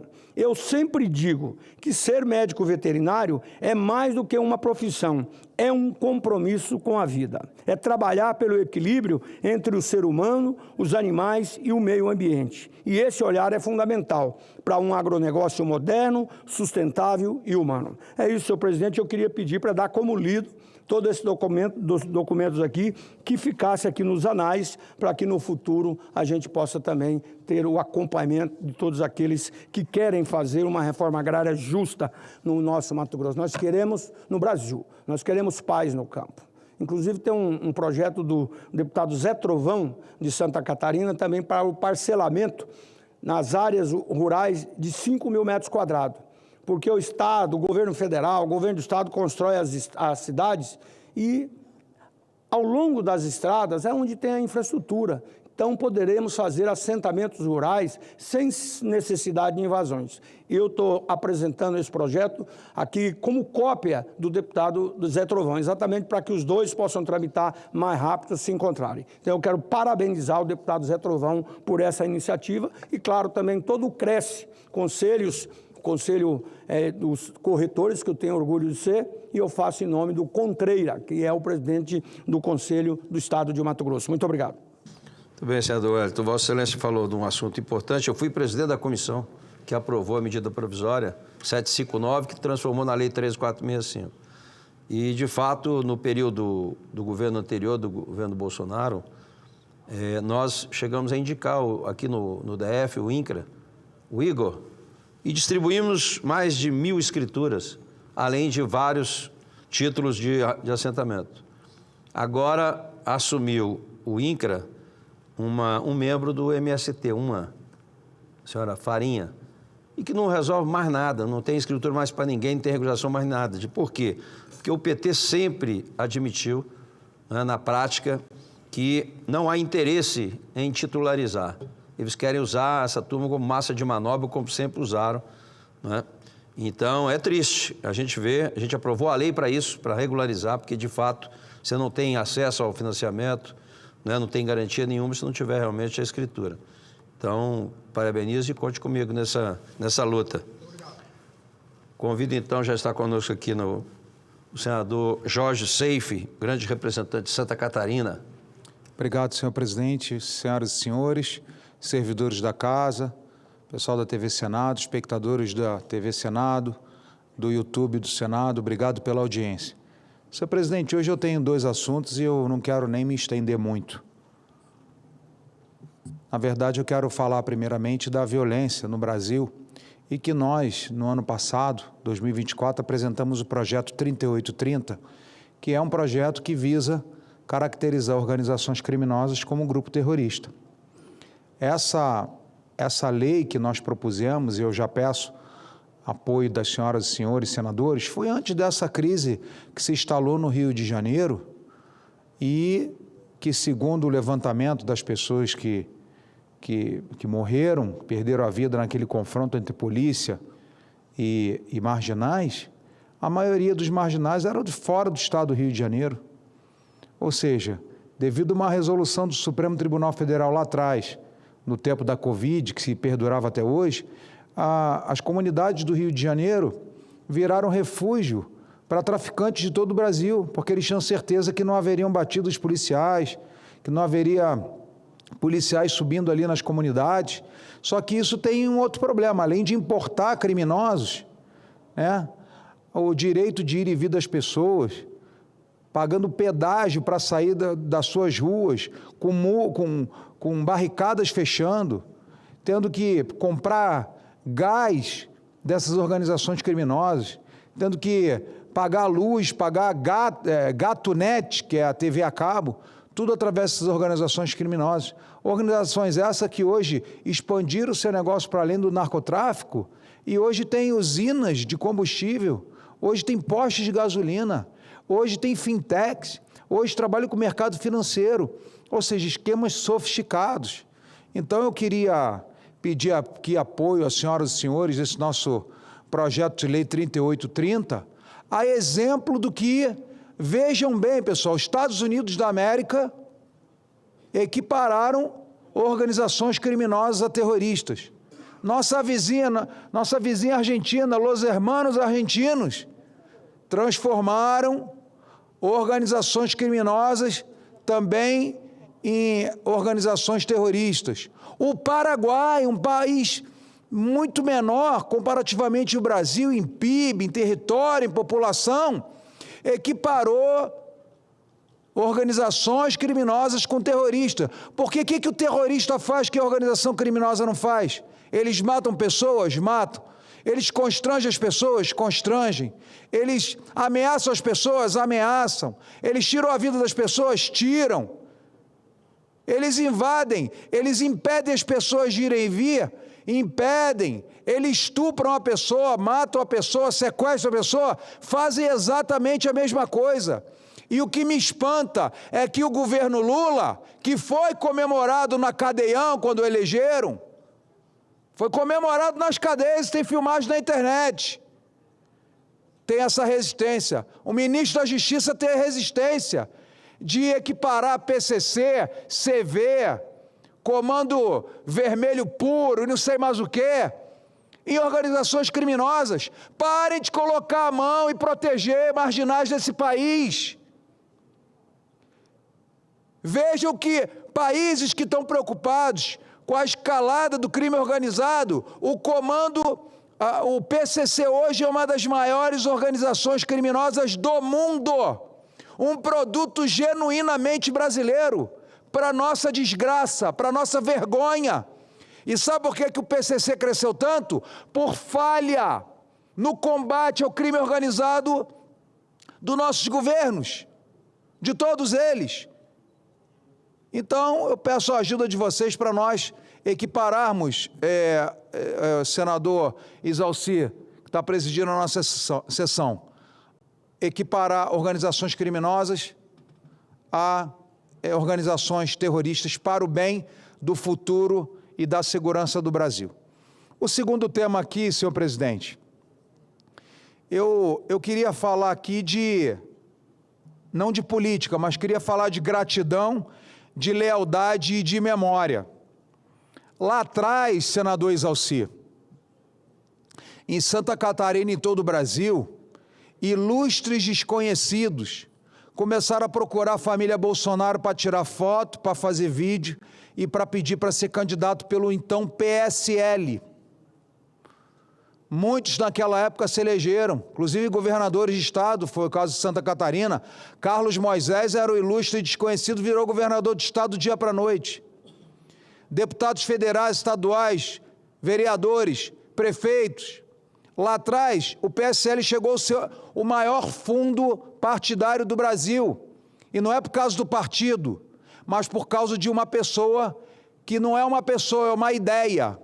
É uma pessoa que elucidou para o Brasil o que é direita e esquerda, um homem que foi corajoso, que é perseguido hoje pelo judiciário, um homem que sangrou por nós, tomou uma facada pelo Brasil, um homem hoje que é preso na sua casa por um golpe irreal, surreal, inventado pelo Supremo Tribunal Federal e pelo PGR para perseguir Jair Bolsonaro, porque a força de Bolsonaro é muito grande.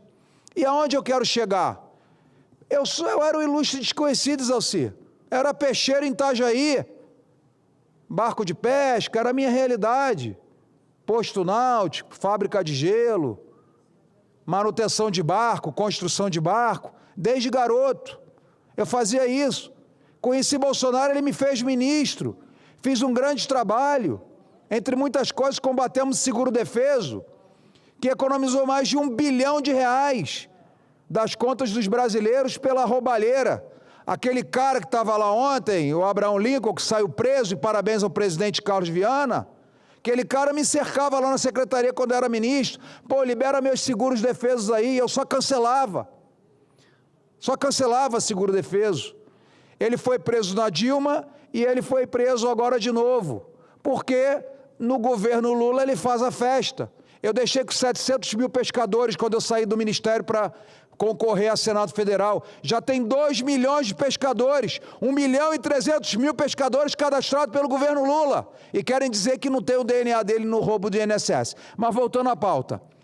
Jorge Seife, senador da República, graças a Jair Bolsonaro. Tarcísio de Freitas, governador de estado, graças a Jair Bolsonaro. Júlia Zanata, deputado federal, graças a Jair Bolsonaro. Zé Trovão, deputado federal, graças a Jair Bolsonaro. Daniel Freitas, mesma coisa. Carol Detone, mesma coisa. Governador Jorginho Melo e tantos outros. Todo mundo queria abraçar o velho Bolsonaro, queria o prestígio do velho Bolsonaro, queria a transferência de voto de velho Bolsonaro. E eu nunca vi, e eu quero fazer aqui um exercício com vocês, vocês já viram um soldado chegar para o general e falar assim, ó, eu não vou cumprir essa missão, me dê outra missão, essa missão eu não quero cumprir. Ou ele tem que desertar, ou ele vai ser preso, ou vai acontecer alguma coisa com ele. Jair Bolsonaro, entendendo que Santa Catarina é o maior estado conservador da República, fez um pedido para mim, fez um pedido para Jorginho Melo, fez um pedido aos catarinenses, acolham meu filho Carlos Bolsonaro. Vocês são o estado que mais me apoiaram em 2018, 2022. Acolham o meu filho. Eu não posso fazer campanha para ele. Santa Catarina elegeu a maioria de sua bancada é do PL, o senador é do PL, o governador é do PL. Abracem meu filho, Santa Catarina. Foi um pedido do presidente, que é meu líder ainda. Aí agora vem uma deputada estadual, que não era nada até ontem, era professora, e agora está se achando que é a líder da direita de Santa Catarina, falando mal contra o filho do presidente Bolsonaro. Mas, Seife, Carlos não nasceu em Santa Catarina. E Tarcísio nasceu em São Paulo, e Bolsonaro nasceu no Rio, e Marina Silva nasceu em São Paulo, e Jorge Seife nasceu em Santa Catarina, e Jorge Bornhausen nasceu em Santa Catarina. E quantos outros? E Lindbergh Farias nasceu no Rio de Janeiro? E quantos políticos? Não existe carioca, catarina ou paulista, existe brasileiro. Aqui a vaga do Senado, vocês têm dúvida da conduta do filho do presidente Bolsonaro aqui dentro dessa casa? Como é que nós vamos desobedecer, desrespeitar, desonrar e ser ingrato com Jair Bolsonaro? Dizendo que nós não vamos apoiar, o presidente nunca me pediu nada. Ele só me pediu para apoiar o filho dele. E ele não pediu para mim, ele pediu para o povo catarinense. Catarinenses, abracem meu filho. Catarinenses, conduzam meu filho ao Senado. Ano que vem é importante. Nós precisamos tomar algumas iniciativas no Brasil. O Supremo está fora de controle. Eu confio no meu filho. Eu não posso fazer campanha para ele, eu tenho certeza que Santa Catarina não vai virar as costas para Carlos Bolsonaro. A imprensa catarinense está fazendo uma campanha para destruir Carlos Bolsonaro, mas não é Carlos Bolsonaro, é Jair Bolsonaro. E depois, o que me espanta é que pessoas que até hoje iam tirar fotinho no PL com o Bolsonaro, agora viram as costas para ele e se rebelam contra ele. Sai do Partido Liberal, funda o seu partido. Uma cambada de ingrato. Uma cambada de oportunista, uma gente que esquece quem é Jair Bolsonaro. Jair Bolsonaro é mito pelo tudo que ele representa. Até poucos anos atrás todo mundo achava que PSDB era direita no Brasil. O brasileiro de bem, de direita, deve muito a Jair Bolsonaro. Eu não tomei facada pelo Brasil não, Bolsonaro tomou. Santa Catarina foi um pedido do presidente Bolsonaro. Como é que gente hoje do Partido Liberal, que foi eleito graças ao prestígio de Jair Bolsonaro, vem se rebelar contra um pedido, um desejo do meu presidente? Funde o seu partido. Olavo de Carvalho, que é o mentor de muitos dessas pessoas, falou que Carlos Bolsonaro é um herói nacional. Vocês não são olavistas? Por que estão esquecendo dessa menção do professor Olavo a Carlos Bolsonaro? Por que estão se rebelando contra o nosso líder? O Bolsonaro não é mais o líder de vocês. Quem é o líder de vocês agora? Não sejam ingratos. se elegeram graças a Bolsonaro, como eu me elegi graças a Bolsonaro. Porque ele me abençoou, ele me abraçou, ele falou, catarinenses, esse aqui é meu garoto de confiança para o Senado. E agora vocês estão se rebelando contra ele, no momento que ele está mais fragilizado, mais perseguido, com a sua voz calada, sem falar com os filhos, numa prisão domiciliar, com polícia federal dentro da casa dele. Vocês fazem a traição no pior momento, vocês são ingratos. Vocês são ingratos. Eu não vou pagar honra, não vou pagar confiança com ingratidão. Meu candidato é Carlos Bolsonaro. É pedido do meu presidente. Eu tenho líder. Meu líder é Jair Bolsonaro. Ponto final. E Carol Detone, apoio ela também. Grande mulher. E Espiridion Amin, patrimônio dessa casa, apoio também. Que venham os três e que o catarinense escolha. Não precisamos preterir um ao outro. Agora, um parlamentar da direita, do partido de Jair Bolsonaro, falar contra o filho do nosso líder? Cambada de traidor, de oportunista, de covarde. Eu não me presto esse papel. Não foi pedido de Carlos Bolsonaro, foi pedido de Jair Bolsonaro, foi missão do general, do líder, do presidente do PL, Jair Bolsonaro. Eu vou desrespeitar, vou desonrar, vou desobedecer, vou ser ingrato? Meu candidato é Carlos Bolsonaro, meu candidato é Carol Detone e meu candidato é Espiridion Amin. Olha como 3 candidatos só tem 2 vagas. São 3 excelentes nomes. Para encerrar, senador. Então, senhor presidente, gratidão, lealdade e memória. Não se pode perder isso na vida pública. Não esqueçam quem foi Bolsonaro para vocês, ou apaguem as fotos de vocês nas redes sociais, com Bolsonaro pedindo voto e fazendo o número de vocês, cambada de ingrato traidor. O povo não perdoa ingratidão e traição. Não sejam ingratos ou saiam do Partido Liberal, que é o partido do meu presidente. O PL não era nada sem Jair Bolsonaro, assim como o PSL não era nada sem Jair Bolsonaro. Aí agora que o cara está preso, não pode pedir voto para o filho dele, dá uma missão para nós, pede para Santa Catarina abraçar o filho dele, aí começa a vir quem pensa que é líder.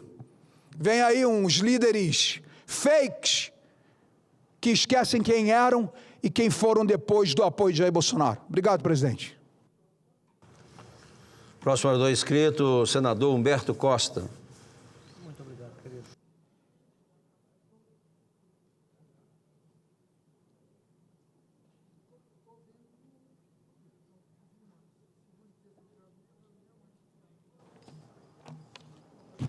Senhor presidente, senhoras senadoras, senhores senadores, o público que nos acompanha pelos serviços de comunicação do Senado, nos segue pelas redes sociais.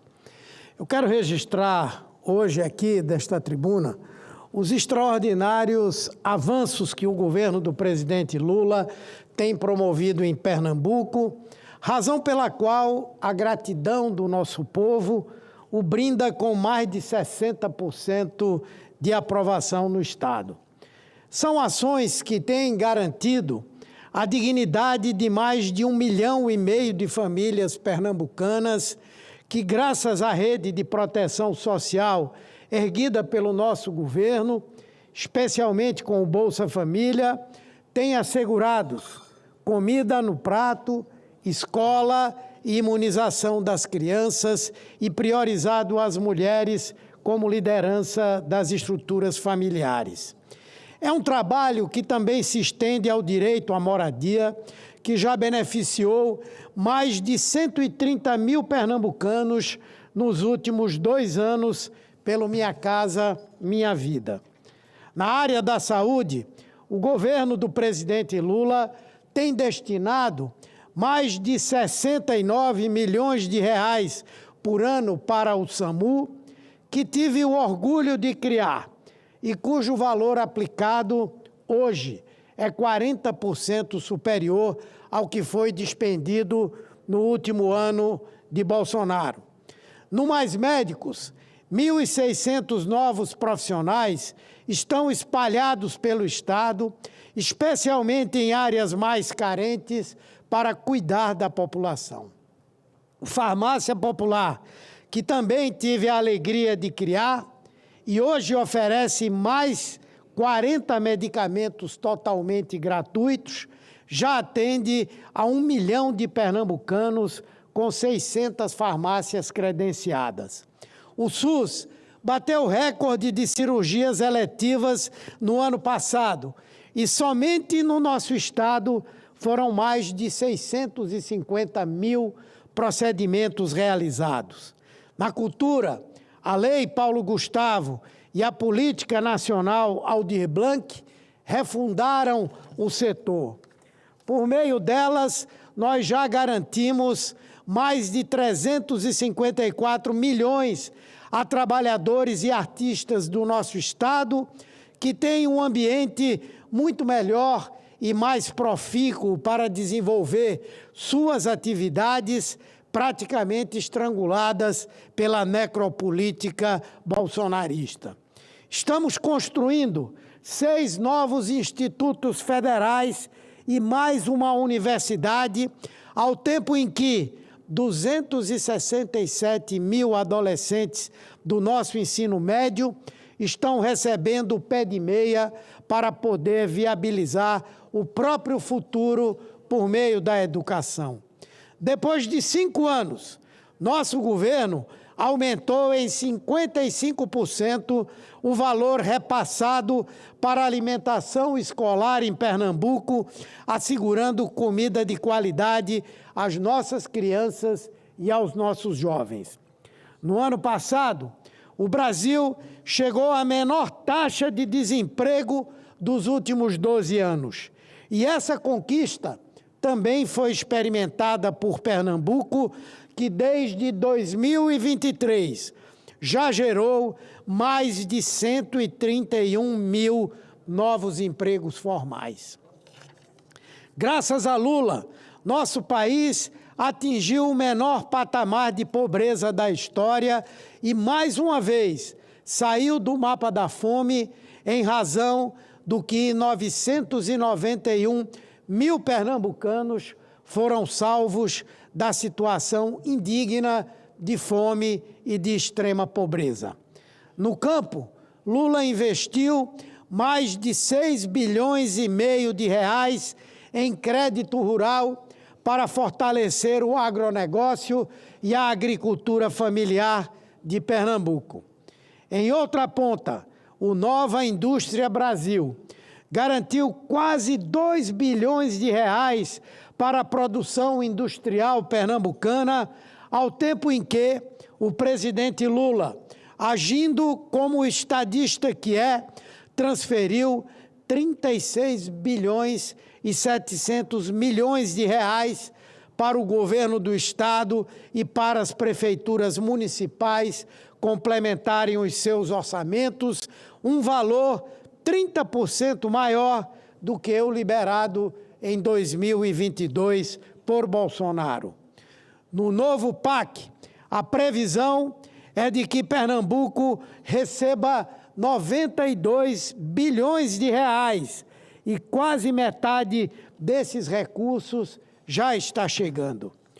45 bilhões e 700 milhões de reais já começaram a viabilizar mais de 1.400 empreendimentos em todo o estado, obras fundamentais e estruturantes em todas as áreas. Temos o Hospital da Criança do Recife, a duplicação da BR-423 entre São Caetano e Lagedo, a duplicação da BR-104, a adutora do Agreste, a conclusão da refinaria Abreu e Lima, enfim, obras absolutamente essenciais para o desenvolvimento de Pernambuco. Na semana passada, por exemplo, eu tive a alegria de ver a abertura do edital de licitação para a retomada das obras da ferrovia transnordestina em Pernambuco, ligando Salgueiro, no Sertão, ao Porto de Suape, no Litoral Sul, uma obra que Bolsonaro e Tarcísio de Freitas negaram ao nosso Estado e que o presidente Lula e o ministro Renan Filho tiveram a determinação de retomar como um eixo de desenvolvimento fundamental, não só para Pernambuco, como para todo o Nordeste. Esse trecho ligará Custódia a Arco Verde, terá 73 quilômetros de extensão e receberá 415 milhões de reais em investimentos via Novo PAC, com previsão de gerar cerca de 6 mil empregos diretos e indiretos, desde o projeto executivo até a execução da obra. A licitação está marcada para 8 de janeiro do próximo ano e o prazo estimado de conclusão é de 57 meses após a assinatura do contrato. Este corredor da Transnordestina em Pernambuco vai passar por Sertânia, Buíque e Arco Verde. Nos próximos meses, o governo lançará outros 2 editais para esse ramal, o trecho Cachoeirinha a Belém de Maria e Arco Verde a Pesqueira, totalizando 106 quilômetros adicionais. Tivemos igualmente na semana passada um animador anúncio feito pela empresa AENA, que administra o Aeroporto Internacional do Recife e vai investir mais de R$500 bilhão na sua modernização e ampliação, gerando mais de 15 mil empregos diretos e indiretos. Serão 580 milhões de reais em um projeto com obras que devem começar no primeiro semestre de 2026 e com previsão de conclusão em até 2 anos. Então, por tudo isso, podemos dizer que vivemos um momento extraordinário em Pernambuco, com muitos investimentos do governo do presidente Lula, que tem melhorado a realidade social, o ambiente de negócios, com a iniciativa privada animada em investir e mudado para melhor o nosso Estado e a vida dos pernambucanos. E os pernambucanos, como diz o ditado, jamais se vergam senão para agradecer. E é nesse nosso agradecimento, em nome de Pernambuco e do seu povo, que quero trazer aqui hoje ao presidente Lula e a todo o seu governo, que tanto tem feito por nós, depois de tantos anos de discriminação e retaliação ao nosso Estado e à nossa região. Muito obrigado, senhor presidente. Muito obrigado a todos e a todas. Próximo orador, senador Márcio Bittar.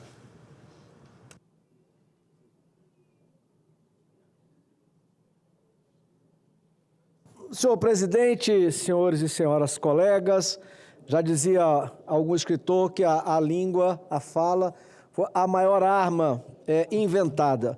Veja bem, a esquerda, só o PT, está no 5º mandato no Brasil. Vai para 20 anos de PT. Mais os 2 mandatos do PSDB, que é quem a gente achava que seria direita, era com quem nós nos apegávamos, são 7 mandatos. Portanto, depois de quase 30 anos que a esquerda ou a centro-esquerda governa o Brasil, o país se tornou um dos mais violentos do mundo. E o orador que me antecedeu, craque na retórica, pinta um quadro de Pernambuco como se nos últimos 30 anos Pernambuco resolveu os seus problemas. Não! É um dos estados mais violentos do Brasil. Olha só, Cabo de Santo Agostinho, quase 67 mortes. Cabo de Santo Agostinho, 68,9 a 81 homicídios por 100 mil habitantes. 5º lugar nacional. Vitória de Santo Antão, 51,5 a 57 homicídios, 20º lugar. São Lourenço da Mata, 30º lugar. Garanhuns, 44, quase 45 a 48 homicídios por 100 mil habitantes. Camaragibe, e por aí vai. Cidades das mais violentas. Se você for pegar por saneamento básico, também é um dos mais atrasados. Veja, senhor presidente, segurança pública é algo que divide com muita clareza dois pensamentos. De um lado, a esquerda que governa o Brasil praticamente desde a reabertura democrática e que é useira e vezeira de discursos e de atitudes, de leniência, de complacência com o crime, com o criminoso. Olha que o presidente do PT, porque não é presidente do Brasil, ele é presidente do PT, do PSOL, do PCdoB. Primeiro ficou calado um tempão.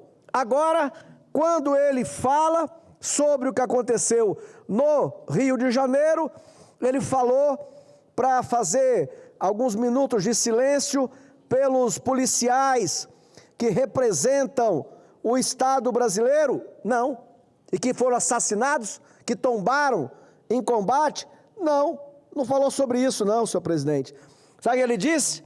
Que houve uma matança no estado do Rio de Janeiro. Olha, abre aspas, a dura realidade, palavra dele, é que temos, em termos de número de mortos, alguns podem considerar a operação um sucesso, mas do ponto de vista da ação estatal, acredito que foi desastrosa, fecha aspas. Não, senhor presidente, sucesso é o dele.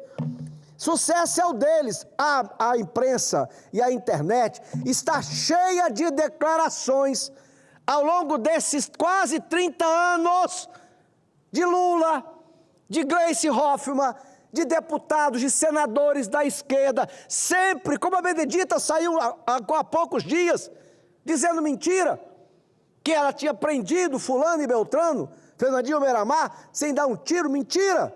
Nos 9 meses em que ela governou, teve mais mortes no Rio de Janeiro do que nos outros anos. E mente descaradamente. Mas o resultado dessa política leniente com o crime e com o criminoso é resultado desse tipo de comportamento aqui do Lula.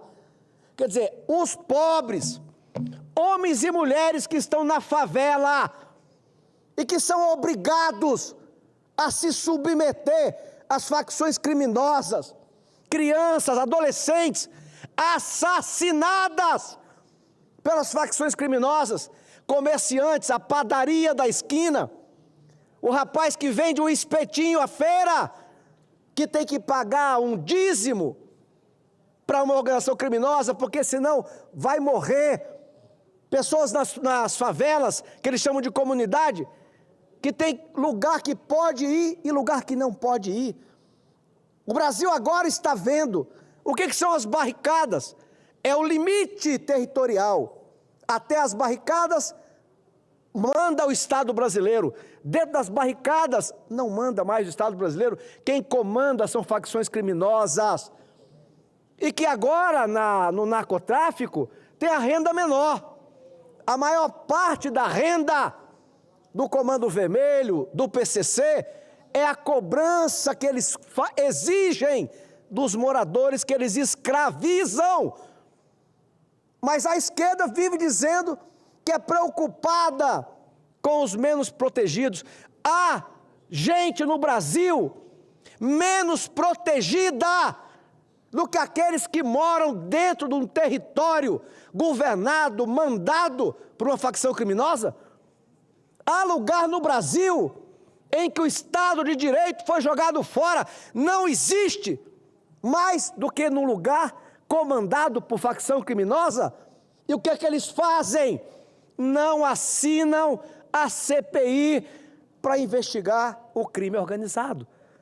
Se não tivesse acontecido o que aconteceu no Rio de Janeiro, provavelmente nós não teríamos instalado a CPI no dia de hoje.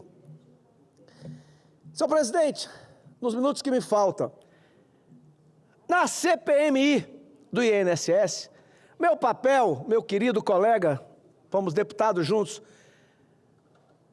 não é disputar com pessoas que estão arguindo os depoentes. Meu papel é dizer que a roubalheira no INSS é o modo da esquerda.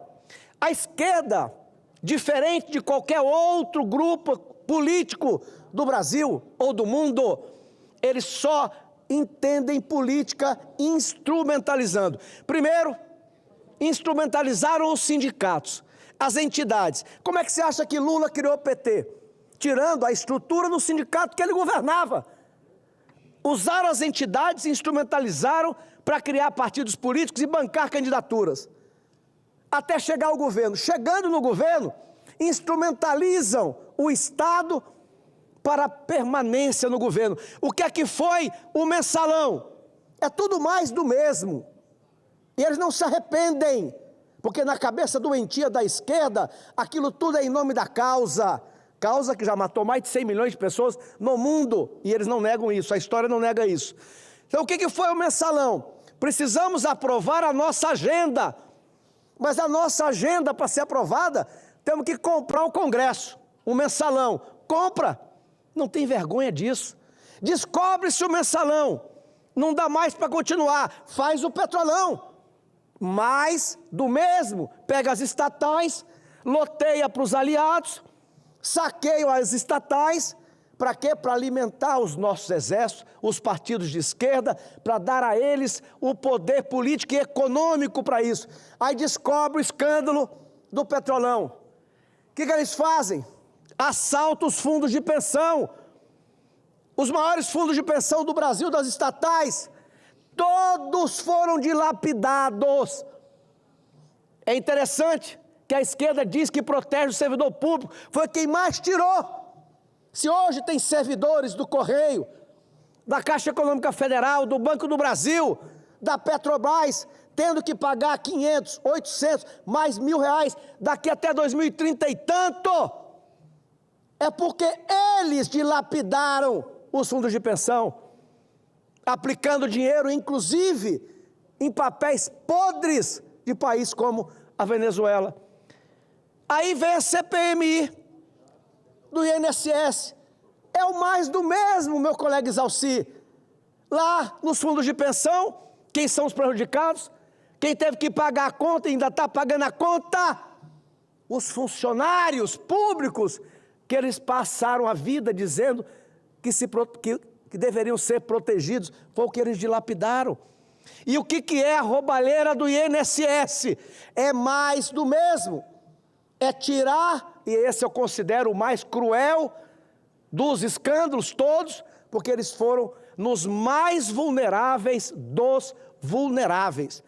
Dos 40 milhões de aposentados do INSS, eles foram em cima de 4 milhões, aqueles que têm comorbidade, porque sabe que tem dificuldade de estar andando no posto do INSS. Foram para cima dos amazônidas, os que moram em beira de rio, os indígenas, que esses passam às vezes 3 meses ou 4 meses sem ir à cidade, porque se for todo mês, o benefício vai ficar pelo meio do caminho, pelo preço que se paga de combustível, de locomoção, pelo tempo que se leva. Portanto, senhor presidente, meu colega Exalci, meu papel na CPMI e aqui no plenário é dizer que esse é o modo esquerda. População, a parte do Brasil que não está afiliada a partido político, que não está dominada por ideologia, precisa compreender. Em qualquer partido grande, você vai encontrar pessoas que você gosta, que não gosta, que fazem o bem ou que fazem o mal. Isso não é exclusividade. Agora, um grupo político que faz com a maior sem-vergonhice do mundo, sem sentir vergonha, se apoderar da máquina pública, se locupletar dela, em nome do seu partido, em nome do seu projeto, saquear e não se arrepender, senhor presidente, porque é em nome da causa, eles são tratados como heróis. Zé Dirceu, quando foi pego como um dos o criador, o que criou a mentalidade do mensalão, levantou a mão para o céu, cerrando o punho, e é tratado até hoje pelos seus pares como se herói fosse. Aliás, como aqueles que soltaram bombas, que mataram pessoas inocentes na época da luta contra a ditadura militar, e que hoje gritam sem anistia para homens e mulheres que foram presos e condenados por um crime que não cometeram, porque não houve tentativa de golpe de Estado no Brasil. no dia 8 de janeiro. E, para terminar, senhor presidente, um lembrete do meu estado.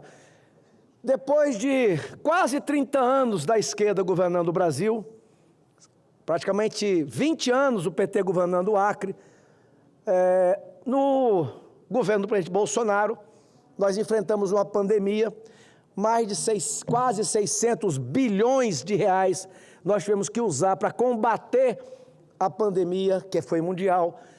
E aí a BR-364, que corta o meu estado, acabou não recebendo no governo do nosso presidente Bolsonaro os recursos necessários para sua manutenção. Mas note, ela é uma obra construída, administrada e quase 30 anos da esquerda. Aí o PT volta à cena do crime, palavras do vice-presidente Geraldo Alckmin, e logo se assanhou dizendo que eles agora iam recuperar a BR-364.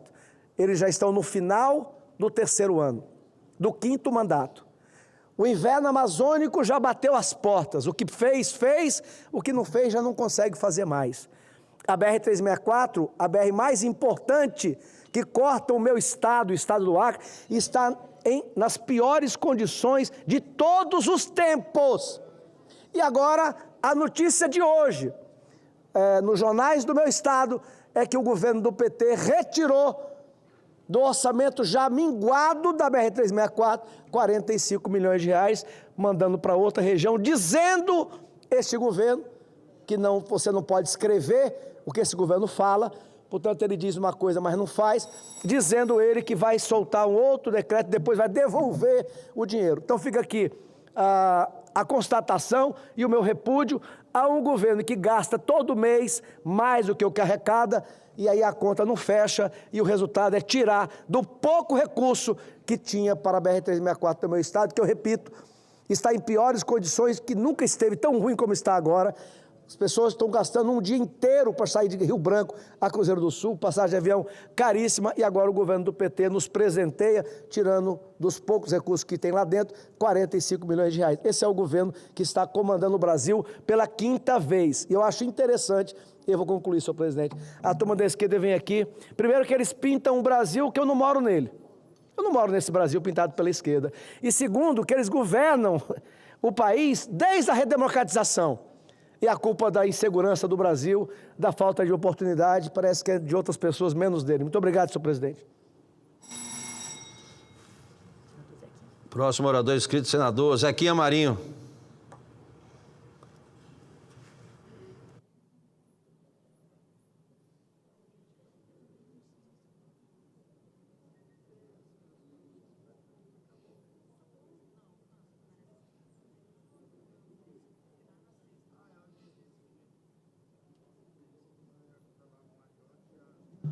Muito obrigado, presidente. Eu volto à tribuna para fazer um relato simples da nossa viagem ao estado de Rondônia, nos dias 30 e 31 do mês passado, mês de outubro. Fomos ali para atender uma diligência pela Comissão de Agricultura, Subcomissão CRA-Terras, que trata sobre embargos na região amazônica, né, em alta escala, tirando toda a condição de trabalho e de sobrevivência, né, dos nossos pequenos produtores rurais. E ali estivemos na capital Porto Velho. No primeiro dia fomos ao interior, saindo cedo no dia 30. Visitamos várias localidades, incluindo o distrito União Bandeirantes, onde tivemos a oportunidade de conversar, reunir, debater uma boa quantidade de produtores rurais pequenos. E ouvir a situação deprimente. Se tratasse de gente grande, até que tudo bem, mas se trata de uma pessoa que depende do que tem, do pouco que tem para sobreviver. Tivemos ali a liderança do senador Jaime Bagatoli, que é o presidente da subcomissão, do senador Hamilton Mourão, que é o relator dessa subcomissão, e também a presença do nosso líder lá, senador Marcos Rogério, do PL, que esteve conosco em toda essa jornada. E a situação é crítica. O IBAMA, ele embarga via satélite, não avisa a pessoa que foi embargada, Mas quando o frigorífico quer comprar algum gado, ele primeiro, antes de receber o gado, ele entra no sistema para ver se aquela propriedade está livre. E aí o que ocorre? Algumas situações, presidente, foi tão assim inusitada, o gado do rapaz já estava na carretinha para ir para o frigorífico. Quando chegou a notícia, não, olhamos aqui, a propriedade está embargada, você não pode vender nada daí. Então, desce o gado e coloca no pasto, porque se quer poder vender alguma coisa, não se pode, porque não há como fazer isso. E o dono da propriedade, a propriedade de 50 hectares, de 60 hectares, de 30, de 40, pensa num negócio constrangedor. Coisinha pequenininha, por causa de um problema, você pega uma imagem via satélite de 2008, que é um marco temporal para esse tempo, para esse assunto, e pega uma imagem de 2008 para 2025, você tem pelo menos 17 anos aí. Então você coloca na tela, não é igual, não vai ser igual, né? 31 de dezembro de 2007, ali entrou para 2008, e agora, né, nesse momento.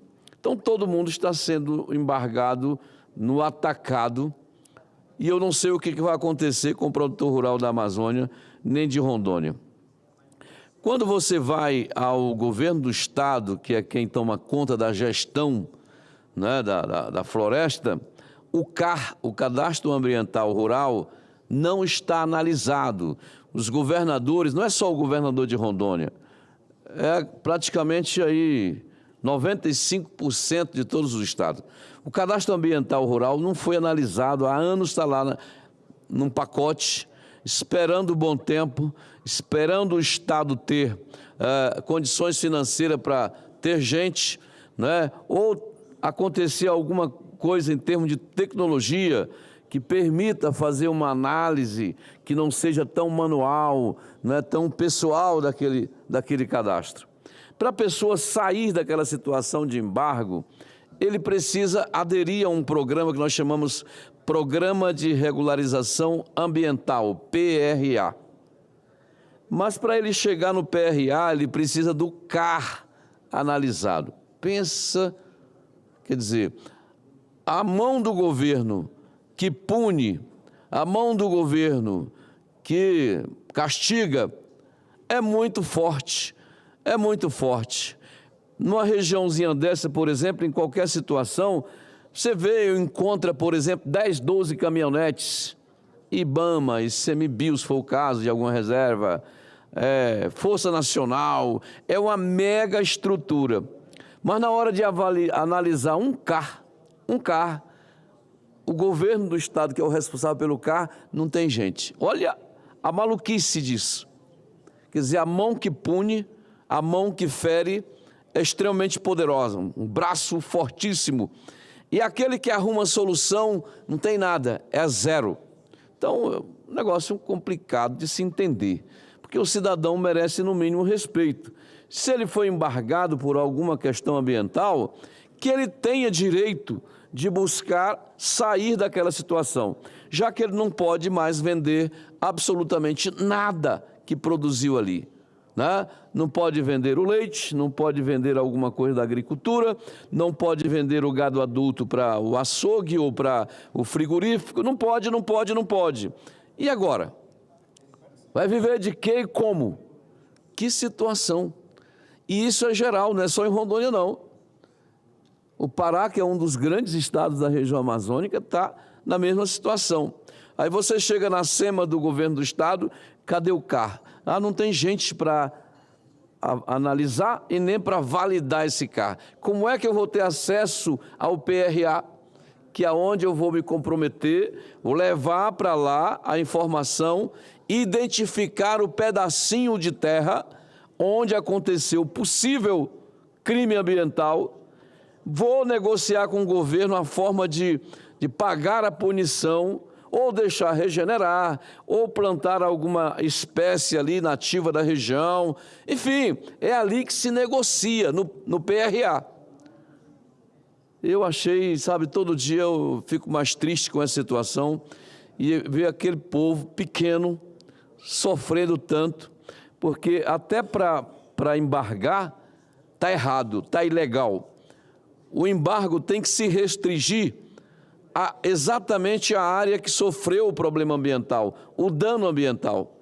Mas aí não tem como o cara ir lá identificar, porque para fazer isso tem que ser presencialmente, tem que ir na propriedade e embargar apenas aquele pedacinho ali, 2, 3, 4 hectares, talvez menos que isso.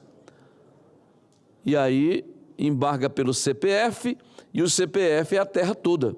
Então a terra toda fica comprometida, engessada, sem poder fazer absolutamente nada. Eu nunca vi tanta confusão para prejudicar, né? Que coisa difícil. Eu estou cansado de estar comentando esse tipo de coisa aqui nessa tribuna, na expectativa de que o governo tome providências. Como é que você vai mandar embargar num estado que o CAR não foi analisado? O cara precisa do CAR. Quem é que analisa o CAR? É o produtor? Não. É o governo do estado, né? É o governo do estado. Para que ele chegue e fale, bom, eu cometi algum erro durante esses 17 anos, então eu preciso me regularizar, né? Eu preciso que se identifique exatamente a área que aconteceu o problema ambiental. Não pode, né? Não pode. Que tribulação, que tipo de governo é esse, né? Tanto o governo estadual quanto o governo federal, passando o trator sobre o coitado do mini produtor rural, pequeno produtor rural, para destruí-lo e expulsá-lo da sua terra. É simplesmente isso, para que ele abandone aquele lugar, né? Quando não sequestra o gado. Lá no meu estado, quase 10 mil cabeças de gado, de todos os tamanhos, já foram sequestrados. Ninguém sabe, ninguém viu. Para quem disse, foi entregue para deparar, senão não foi entregue para mim. O gado sumiu, abduziu-se. Que coisa mais feia, que coisa mais horrível, não é? Mas é essa a nossa situação. E eu espero que os governos estaduais, incluindo o governo de Rondônia, incluindo os governos da Amazônia, chegando ao meu estado do Pará, que, pelo amor de Deus, pelo menos analisem e validem os cadastros ambientais rurais, para que, diante de uma situação tão constrangedora como é de um mini produtor embargado, ele tenha como chegar e sentar para negociar e aderir ao programa de regularização ambiental, pagando ou sofrendo a pena que lhe couber por possível crime ambiental. Quanta dificuldade, quanto constrangimento, quanta falta de respeito e atenção a quem não está na periferia, mas está lá trabalhando, criando os filhos, né? E comendo e vivendo pelo menos com um pouco de dignidade. O INCRA, que tem inúmeros projetos de assentamento, não é? Que deu essa terra, quer dizer, o governo dá com a mão e arrebenta com a outra. E aí o meu apelo ao INCRA. O INCRA é responsável pelo assentado. O INCRA foi quem comprou a área. O INCRA foi quem cortou e entregou cada parcela. O INCRA está de braços cruzados e precisa fazer alguma coisa, porque esse produtor rural, na mão do IBAMA, do governo federal, e na mão dos governadores estaduais, o coitado do produtor está perdido, não é? Numa situação crítica Zequinha. E realmente sem saída para esse momento. Senador Muito obrigado. Zequinha. Senador Zequinha aqui, senador. Olá, senador Messias. Vossa Excelência me concede uma parte? Pois não, toda a honra. Com a aquiescência do nosso presidente, senador Exalci, quero me juntar a Vossa Excelência pelo seu brilhante pronunciamento na tarde de hoje, dizer que, lamentavelmente, o governo federal, através do IBAMA, faz questão de anular os brasileiros, sobretudo os brasileiros que vivem da produção rural. Nós temos em Roraima, você vê, o menor estado da Federação Brasileira, presidente Exalci, tem mais de 2.400 propriedades embargadas e multadas pelo IBAMA do governo federal. mais de 2.400 propriedades, sobretudo dos pequenos produtores, multadas e embargadas, sem poder produzir. De que forma esse produtor vai conseguir pagar essa multa? De que forma esse produtor vai conseguir manter e sustentar a família deles? De que forma esse produtor vai conseguir dar esperança a seus filhos de que eles podem ter uma vida melhor se o próprio governo federal não dá a ele oportunidade de se defender? Porque o IBAMA tem, senhor presidente Isalci, meu caro senador Zequinha Marinho, 2.400 multas, propriedades embargadas há mais de 2 anos, sem responder administrativamente o produtor. Eles embargam, multam, o produtor vai lá, faz a defesa e eles ficam 1 ano, 2 anos e não responde administrativamente. Qual é a intenção do IBAMA com relação a isso? Até me parece, e às vezes eu chego a me perguntar, as pessoas que trabalham no IBAMA, será que são pessoas humanas como nós, que têm um coração, pulmão, rins, que têm um organismo, um intestino? Será que são humanos dessa natureza? Porque precisava se colocar no lugar do pai de família, que vive da sua propriedade rural, que tem 5, 6 filhos, para sustentar, para bancar os estudos dele, às vezes, na cidade. Portanto, quero parabenizar o senador Zequinha Marinho pelo seu pronunciamento, me juntar a Vossa Excelência em 100% do que Vossa Excelência colocou nesse momento. Por um Brasil melhor e mais justo, é necessário que o governo federal, em todo o Brasil e em especial na Amazônia, libere o pequeno produtor rural, o médio e até mesmo o grande que gera emprego. Libere essas pessoas para terem uma vida digna e possam trabalhar com esperança e a certeza de que estão num país que protege quem trabalha. Muito obrigado, senador Zequinha. Eu que agradeço, senador Messias. Quero que juntem o meu pronunciamento à parte de Vossa Excelência. Rapidinho, presidente, só para fazer uma complementação. Quando o senador Messias fala, será que não tem compreensão, são humanos ou não? Mas eles estão fazendo um trabalho que a gente fica transtornado diante dessa situação, mas está lá no Supremo, por ordem do ministro Barroso, que comanda esse tipo de operação para que o IBAMA faça o que está fazendo. Tem um respaldo, uma cobertura judicial. Aí não se trata de uma pessoa simples do IBAMA, se trata de um ministro que teve todas as oportunidades da vida de estudar, de trabalhar o direito, de trabalhar as pessoas. Agora, ver um ministro da magnitude de um ministro do Supremo Tribunal Federal determinando isso para uma turma que usa o uniforme de servidor público, mas é um agente político militante do seu partido e faz aquilo com prazer, E aonde tem algum probleminha, ele range os dentes de raiva, porque tem que destruir as pessoas que estão vivendo e trabalhando. Eu não sei qual é o problema dessa guerra. Eu acho que deveria ter se Freud pudesse ressuscitar, fazer uma análise disso, porque até hoje não compreendi o motivo de tanta raiva contra alguém que vive numa situação de dificuldade no campo, que é o pequeno produtor rural. Muito obrigado. Próximo orador, senador Messias de Jesus.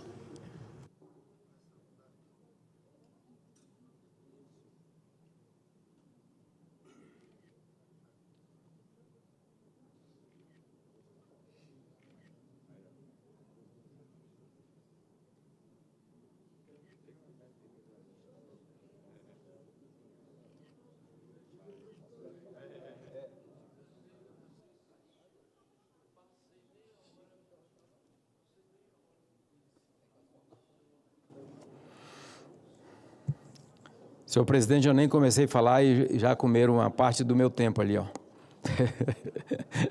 Senhor presidente, querido amigo senador Isalci, senhoras senadoras e senadores, venho hoje a essa tribuna abordar os recentes acontecimentos a respeito da mega operação das Forças de Segurança no estado do Rio de Janeiro, realizada nas áreas do Complexo do Alemão e da Penha, na capital fluminense.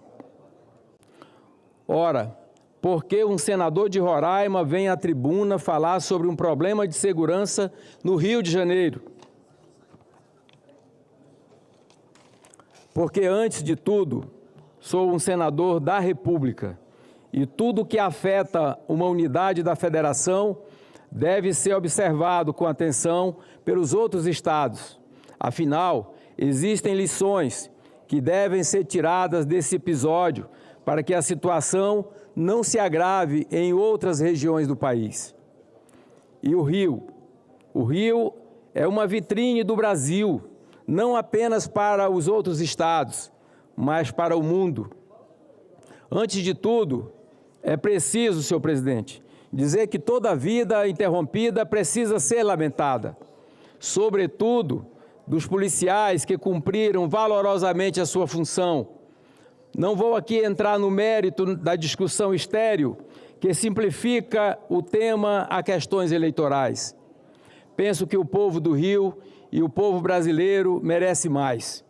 Os brasileiros de Roraima ao Rio Grande do Sul, da Paraíba ao Acre, de São Paulo ao Amapá, merecem uma mobilização do tamanho do nosso país para encarar de forma técnica e efetiva a questão de segurança pública.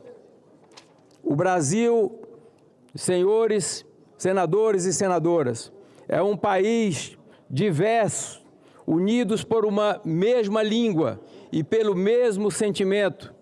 Podemos considerar que reunimos relevos, culturas e características econômicas e sociais com grandes diferenças.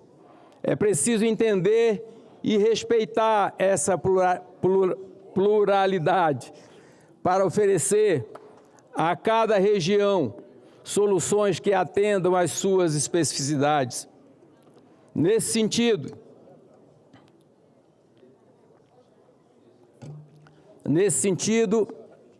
a proposta que apresentei à Constituição, a PEC 3 de 2025, ainda no início do ano, tem como objetivo garantir a autonomia dos estados na definição das políticas de segurança e resguardar ao Congresso Nacional o papel central na discussão e no estabelecimento das normas gerais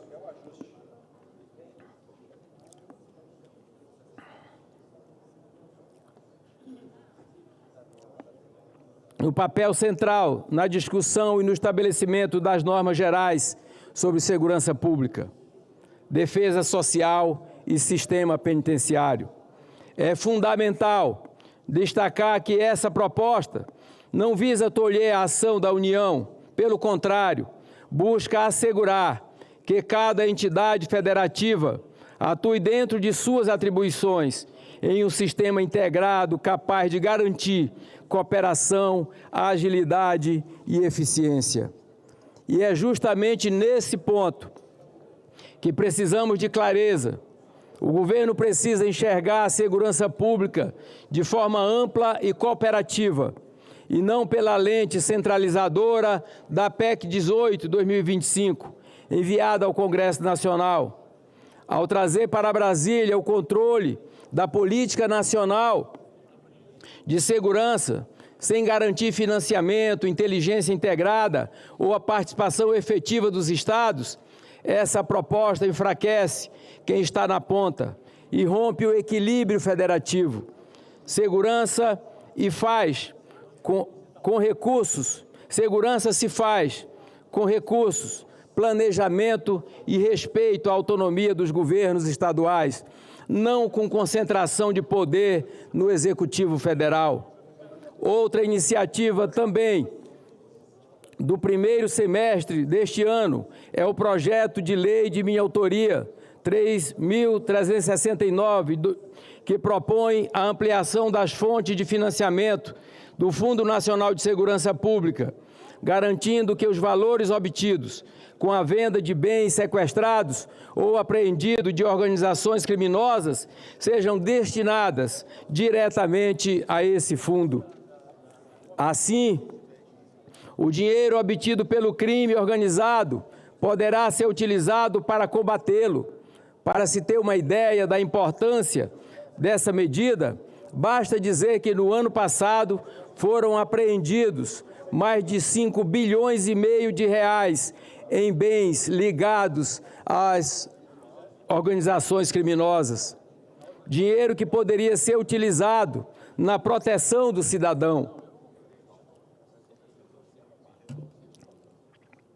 Outro projeto, também de minha autoria, é o PL 3.145 de 2025, que propõe o aumento da pena prevista para quem promove, constitui, financia ou integra a organização criminosa.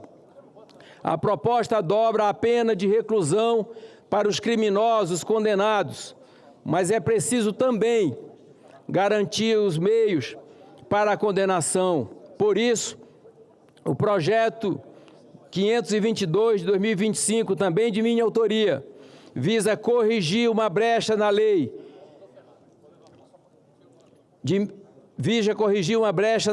de drogas. Criminosos apreendidos portando armas de fogo terão suas penas aumentadas, mesmo que a arma não tenha sido utilizada diretamente no crime. O Brasil não planta pés de coca, nem refina a droga em escala industrial. No entanto, o nosso país aparece como um dos grandes exportadores mundiais. Isso ocorre porque a droga produzida pelos países vizinhos atravessa as extensas fronteiras brasileiras, até ganhar os portos e aeroportos nacionais rumos a outros mercados. Mas antes, deixa um rastro de destruição em famílias e números de criminalidade e mortes que superam os índices das mais violentas guerras pelo mundo. Vejam, senhores senadoras e senadores, citei apenas alguns projetos de minha autoria que estão nesta casa, senhor presidente, e que possuem resultados efetivos no combate à criminalidade. Essa é a missão do Congresso e do Senado Federal. E o Senado Federal tem movimentado no sentido de oferecer as respostas concretas que o país tanto carece.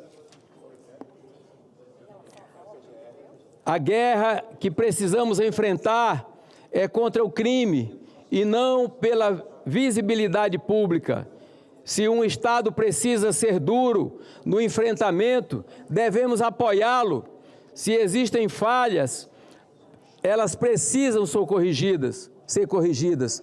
Porém, portanto, manifesto aqui o meu apoio integral ao governador Cláudio Castro do Rio de Janeiro e a toda a população do Rio de Janeiro. Senhor presidente, o que se espera do governo federal e das demais instituições agora é a grandeza de não politizar a questão e oferecer ao povo do Rio de Janeiro e às demais regiões do país o apoio necessário para que os governantes dos estados, através de suas forças de segurança, possam realizar as ações para as quais foram eleitos com respeito e civilidade. O crime organizado é um problema nacional, mas o seu enfrentamento precisa ocorrer com inteligência e autonomia dos estados, apoio da União, equilíbrio da justiça e contribuição do Legislativo. Para o inimigo comum, a solução deve ser compartilhada. Senhor presidente, esse país certamente está sendo governado por alguém que olha de forma ao contrário. Dizer que o traficante é humilhado pelos usuários. É lamentável ouvir isso do comandante máximo da nossa nação. Muito obrigado, senhor presidente, senhoras e senhores senadores.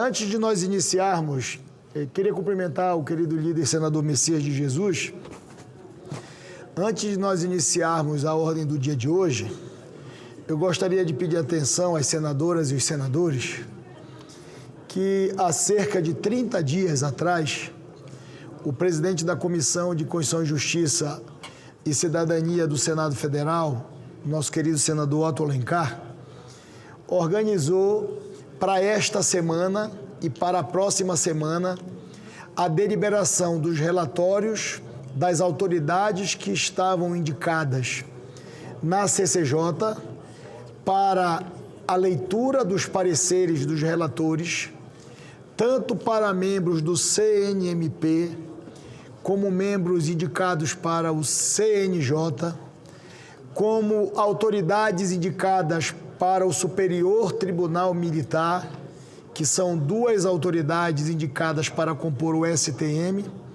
e também a autoridade de recondução de Sua Excelência, o Procurador-Geral da República, professor Paulo Gonet Branco, para a sabatina e a deliberação na próxima semana, na quarta-feira. Por que faço questão de fazer esse registro? Temos a autoridade para sabatinar e deliberar e carece de presença das senadoras e dos senadores em plenário, tanto na CCJ como no plenário do Senado Federal, o PGR, 2 autoridades do STM, 3 autoridades do CNMP e 3 autoridades do CNJ. Portanto, teremos na próxima semana esforço concentrado para a deliberação de autoridades que carece, por se tratar de votação nominal e secreta, da presença das senhoras senadoras e dos senhores senadores na próxima semana no Senado Federal e nas comissões, em especial a Comissão de Constituição e Justiça. Os relatores todos das 9 autoridades indicadas já foram designados. No dia de amanhã, o cronograma estabelecido pela CCJ e pelo seu presidente, senador Otto Alencar, será feita a leitura dos relatórios das autoridades e, dentro do regimento interno e da praxe estabelecida pela Casa, haverá naturalmente uma solicitação de pedido de vistas coletivas, como feito em todas as oportunidades de sabatinas de autoridades na CCJ. E esse prazo se dará pelos próximos 7 dias. Portanto, eu gostaria de anunciar ao plenário uma decisão tomada por esta presidência e pelo presidente da Comissão de Constituição e Justiça, senador Otto Alencar, que na próxima semana está convocada impreterivelmente sessão presencial com a presença do maior número possível de senadoras e senadores para que nós possamos nos desobrigarmos dessa agenda de sabatina e de apreciação das 9 autoridades pendentes de deliberação do Senado Federal, seja na CCJ, seja no plenário. Era este informe que eu gostaria de comunicar ao plenário do Senado Federal. Antes de conceder a palavra ao senador Fernando Dueire, eu tenho a inscrição, querido senador Fernando, do senador Flávio Arnes, que me pediu para que pudesse usar a tribuna para fazer uma manifestação. Portanto, eu concederei imediatamente a palavra ao senador Flávio Arnes, abrirei a ordem do dia de deliberação e concedo a palavra a Vossa Excelência. Presidente. Queria cumprimentar o senador Jacques Wagner, líder do governo, senador Espiridião Amin, senador Exalci Lucas, senador Jaime Campos, e concedo a palavra a Sua Excelência, senador Flávio Arnes. Presidente, senhor presidente. Eu gostaria de pedir para Vossa Excelência, senador Flávio, um minutinho só, atenção. Eu queria pedir a Vossa Excelência 1 minuto só, para me registrar a presença do Major, que tem que voar para Cuiabá ainda. Se Vossa Excelência senador Flávio, por gentileza. É 1 minuto só. Gostaria de ter um pouquinho só de paciência. Eu quero apenas, senhor presidente Davi Alcolumbre, demais senadores e senadoras, registrar aqui a presença dessa juventude bonita aqui do Mato Grosso aqui, que são 24 jovens parlamentares, ou seja, do projeto parlamentar jovem da Assembleia Legislativa do Estado de Mato Grosso, que hoje estão visitando Brasília, suas dependências, o Congresso Nacional e vivenciando, com certeza, de perto, o funcionamento da verdadeira democracia brasileira. Aqui acompanhado pela Deise, que é da Assembleia, que é um projeto de autoria do ilustre e eminente deputado estadual Tiago Silva. E, para mim, é um motivo de muita honra receber essas juventudes que, com certeza, serão o futuro do Brasil. Da mesma forma, registrar aqui a presença, vem cá, Luciene, e você também, Karen. São duas pessoas do Instituto, né, de Práticas de Ensino Jurídico, ou seja, são pessoas que vieram dos mais distantes municípios do nosso estado, que hoje visitam Brasília, porque foi feita lá uma seleção, um sorteio, e a Karen, que estuda na nossa Universidade Estadual de Mato Grosso, lá na cidade de Barros Bugre, hoje visita pela primeira vez Brasília, e com certeza é uma menina inteligente, preparada, e vai ser uma grande advogada também do nosso Estado e do nosso Brasil, ou por que não dizer também, talvez até uma futura ministra do nosso Supremo Tribunal Federal. De forma, sejam bem-vindas. Da mesma forma aqui, Deise, os nossos visitantes aqui, sejam bem-vindos a Brasília, com certeza vocês nos orgulham muito, vocês matogrossenses, que são jovens parlamentares, Brasília com certeza. É isso aqui que estão vendo aqui. Aqui funcionam as duas casas do Congresso Nacional, tanto a Câmara como o Senado. De forma que sejam bem-vindas, é um prazer imenso receber vocês aqui no Senado Federal. Deus abençoe, sejam bem-vindos, com certeza que essa visita seja muito proveitosa para o conhecimento de vocês. Um abraço e um beijo no coração. Obrigado, senhor presidente, obrigado, senador Flávio Arnes. Cumprimento o senador Jaime Campos e concedo a palavra ao senador Flávio Arnes. Eu estive na tribuna 2 semanas atrás para denunciar a elaboração de um decreto pelo governo federal, decreto 12686, que tratava e que trata da educação da pessoa com deficiência. Recebemos o apoio de inúmeras lideranças aqui do plenário. No dia seguinte, fizemos a reunião com o Ministério da Educação e com representação do CONSED, Conselho de Secretários Estaduais de Educação, e na reunião elaboramos o documento de sugestões para que o decreto fosse alterado, até para torná-lo legal e não ilegal e inconstitucional como é, né, até hoje. Foram entregues as sugestões ao Ministério e o Ministério disse assim que iria apreciar aquilo, inclusive com falas do ministro, assim no sentido de dizer que iria atender o clamor da sociedade, mas no dia de ontem fomos novamente surpreendidos por uma edição do decreto que não contemplava absolutamente a preocupação das APAES, das pestalozes, de escolas de autismo, de escolas de paralisados cerebrais, em muitos aspectos. E eu quero, inclusive, agradecer senadores e senadoras que líderes partidários assinaram o PDL para suspensão, revogação do decreto, representando 69 senadores e senadoras. E individualmente 51 assinaturas, inclusive com senadores e senadoras que temos absoluta certeza que vão assinar. O que acontece? Há muitos problemas no decreto. Vou ser bem rápido em relação a alguns dos problemas, que em nenhum momento aparece a possibilidade de a escolarização da pessoa com deficiência, com um desafio mais acentuado. Eu nunca uso dificuldade mais acentuada, mas um desafio mais acentuado de receber escolarização numa escola de educação especial, só na classe comum de uma escola comum. Aqui no Distrito Federal, são 13 escolas de educação especial, que atendem 4.000 alunos em escolaridade. Eles teriam que procurar uma escola de educação comum, classe comum, independente de idade, independente de problema, para serem matriculados. Então isso já é um absurdo absoluto.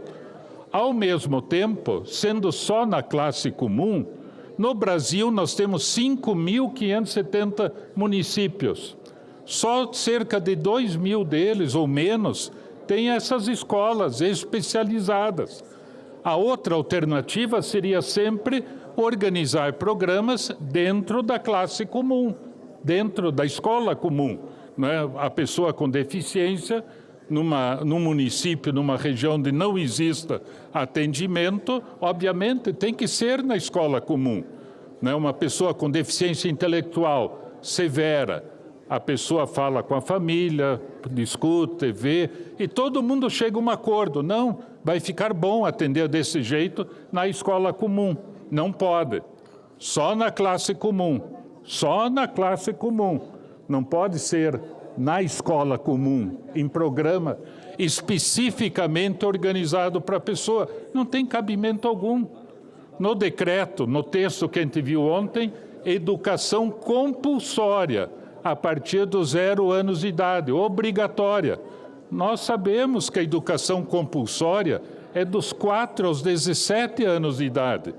Não começa aos 0 anos de idade.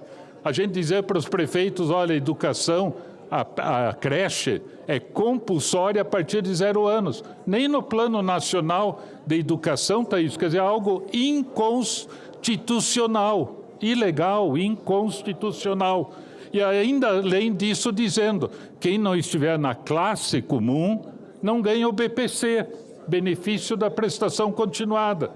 Quer dizer, vamos vigiar, vamos fiscalizar, porque tem que estar lá na classe comum. Vocês imaginem a situação de uma mãe, de uma família que tem um filho com deficiência acentuada. A mãe vai dizer, olha, aqui ele pode ficar o dia inteiro, aqui não, aqui tem físio, tem fono, tem psicologia, né? O pessoal é bom, eu gosto do local e tal, né? Para tomar a decisão de que educação que é mais adequada para o filho. O próprio decreto diz não, a família não pode opinar sobre isso.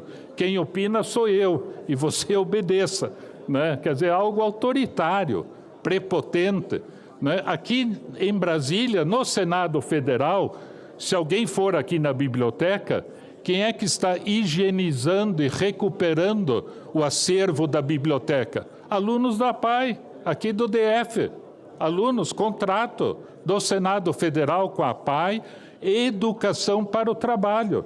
Mas eles já têm 30 anos, 25, 35, 40, vão para a classe comum? Não tem classe comum. Tem que haver mais sensibilidade. Nós não queremos... Assim, não há necessidade de haver esse degladiar com a sociedade, com aquilo que os pais querem, as famílias querem. O que existe é a necessidade do Ministério da Educação dizer, olha, a área é tão diversa, né? Às vezes o pessoal fala, não, mas o cego está na classe comum. Claro, tem que estar, todos os cegos vão estar na classe comum. Talvez haja um cego que diga, olha, eu não estou conseguindo acompanhar o braille, o soroban, a locomoção independente, eu quero um programa bem específico para mim e para os meus amigos aqui na área da cegueira. Não pode, você tem que estar na classe comum e você já é adulto. Como adulto, e vou para onde? Então vou para a classe comum para fazer isso? Então falta sensibilidade, falta diálogo, falta entendimento. É isso aí que a sociedade brasileira, o Brasil está em pé de guerra, essa insegurança. Por que que isto foi criado? Se a gente ficar imaginando, por que foi criado? Não existe razão para essa. Nós somos totalmente a favor de classe comum, de inclusão na escola comum, né, de participação da pessoa, mas todo mundo radical, de cima para baixo, sem discutir a especificidade. Há casos, inclusive, que eu diria, o exemplo fala mais claro, o exemplo, por exemplo, de criança com distúrbio de conduta. O que vai ser mais adequado? Ninguém sabe. Se discute no mundo inteiro o que vai ser mais adequado. Ou para o surdo, educação bilíngue, oralização, o que é melhor, o que a pessoa quer, no que ela vai melhor. Então, essa radicalização faz muito mal, a gente tem que parar com isso, e o apelo que nós fazemos ao presidente é que isso se resolva hoje. se não resolver hoje, que amanhã a gente vote o PDL, né, que tem um PDL assinado por 69 senadores, né, líderes e mais de 50 individualmente, para dizer, olha, vamos acabar com essa discussão, que isso faz mal, ao invés de nós construirmos uma solução de cidadania para todos os municípios, lá no Amazonas, Rondônia, Acre, Paraná, Santa Catarina. Não é uma coisa boa, bem discutida e bem dialogada. Senador Esperidião Amin, senhor. Eu me dirijo ao prezado amigo senador Flávio Arnes, assim como o fiz há 2 semanas, quando o senhor denunciou desta tribuna este decreto mal assinado. E quero apenas confirmar a minha solidariedade, em primeiro lugar, com as APAES, que tem também no meu estado, assim como no Brasil, dado um extraordinário exemplo de solidariedade em massa, solidariedade organizada. E ratificar aqui o pedido que Vossa Excelência faz ao presidente Davi Alcolumbre. Não há mais o que discutir. Já se tentou um acordo, Vossa Excelência ajudou a tentar o acordo. Eu quero fazer minhas as palavras do senador Flávio Arnes. Se houver acordo, que haja até o fim do dia de hoje.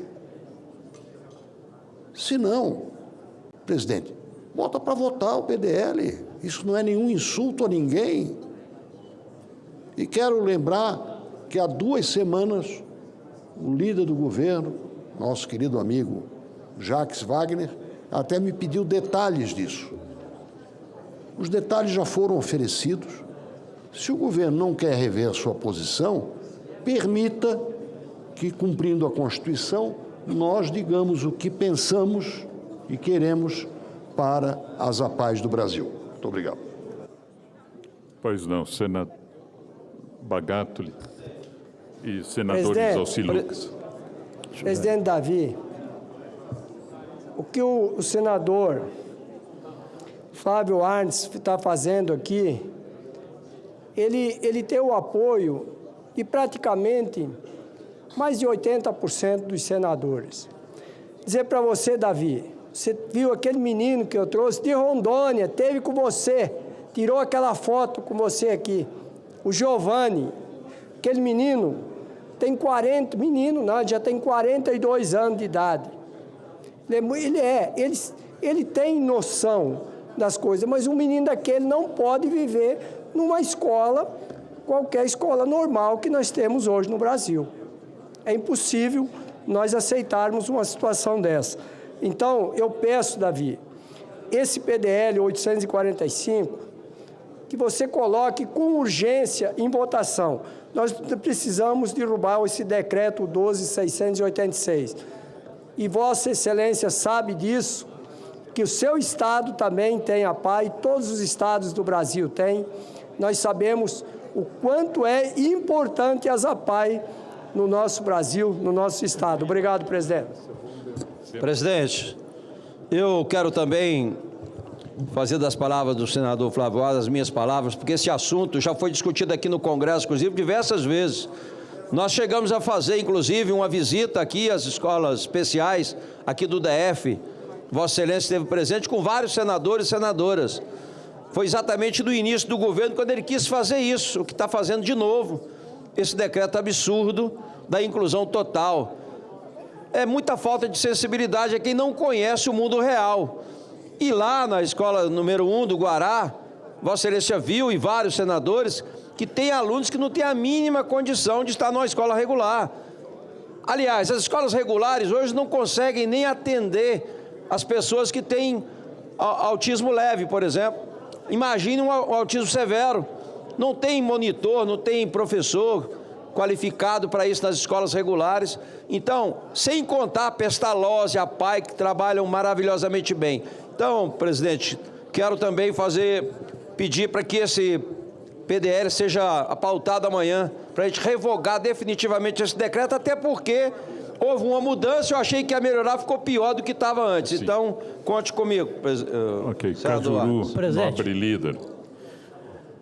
Senador Flávio Arnes, eu já havia falado anteriormente, quando o senhor subiu essa tribuna, na nossa bancada, o senhor foi o primeiro a levantar essa bandeira, e não há nenhuma dúvida que do meu caso, em Goiás, por ter presidente histórico do Congresso Nacional, Davi Alcolumbre, várias APAES, que eu banco, inclusive, com as minhas emendas em Goiás, agora inauguramos uma em Águas Lindas, na entrada da cidade, lindíssima, gigantesca. Então, senador Flávio, isso é uma questão de inteligência. E ao governo Lula, inteligência eu não vejo faltar, porque aí é QI. QI é quociente de inteligência. Porque insistir com isso aí também é QI, só que aí é Q é ignorância. Eu não posso esperar essa ignorância. E o presidente Davi Alcolumbre, que a gente conhece, e eu o conheço bem, se insistir, ele vai colocar para votar aqui.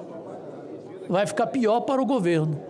Então eu acho que o governo deveria rever, todo mundo erra na vida, e simplesmente acabar de vez com esse assunto. Esse assunto não pode continuar aqui. Esse assunto tem que ser resolvido rigorosamente nas próximas 24 horas. E nós só temos sessão amanhã. Perfeito, presidente Davi Alcolumbre? Então, parabéns, senador Flávio Arnes. Conte conosco, toda a nossa bancada, cujo nosso líder, nosso irmão é Cid Gomes. Toda ela está unanimemente contigo. Muito bem. Agradeço, senhor presidente. Lembrando a todos que o grande objetivo nosso é incluir na sociedade, pelo instrumento mais forte que existe para a inclusão, que é a educação, que deve acontecer na escola comum, na classe comum, e em outras alternativas, sempre que isso for necessário, conforme diz a LDB, Lei de Diretrizes e Bases da Educação, que já existe há 30 anos. Então, o esforço tem que ser nessa direção. Obrigado e vamos em frente. Eu gostaria de cumprimentar, antes de iniciarmos a ordem do dia, eu gostaria de cumprimentar Sua Excelência, o senador Flávio Arnes, pela luta, pela coragem de enfrentar um assunto muito importante para o Brasil. E Vossa Excelência, senador Flávio, eu conversava ainda há pouco com o senador Messias, e desde a semana passada, quando Vossa Excelência trouxe esta preocupação ao nosso gabinete da presidência do Senado, eu falei para o senador Messias,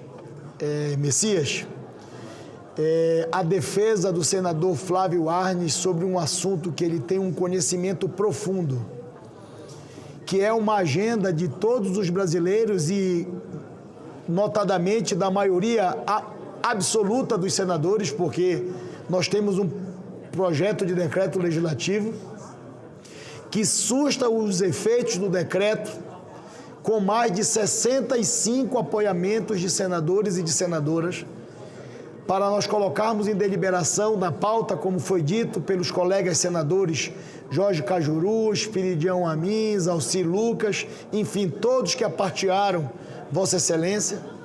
E eu dizia para o senador Messias que atentamente nós precisamos entender e observar o questionamento e a manifestação de Vossa Excelência com toda a legitimidade.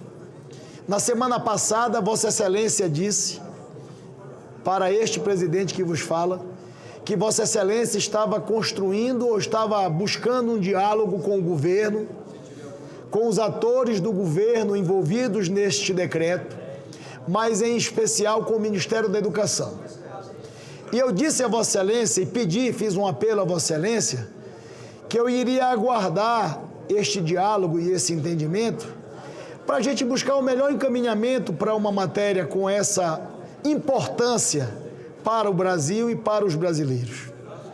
E eu achava, confesso a Vossa Excelência, que depois de uma semana eu iria escutar de Vossa Excelência, como escutei do senador Jaime, de todos que nos antecederam, que o Ministério da Educação, ou seja, o governo federal, teria buscado um diálogo, buscado uma saída para este decreto que não fosse nós colocarmos em deliberação um projeto de decreto legislativo que, concretamente, é um trauma na relação entre o Poder Legislativo e o Poder Executivo. Mas se o governo federal não entender que o presidente do Senado não pode segurar um PDL com o apoiamento de mais de 60 senadores, porque não há um diálogo e uma conversa franca, honesta e verdadeira sobre um assunto tão relevante, vai chegar um momento que o presidente do Senado vai ter que pautar, porque ele vai ter que se curvar à maioria.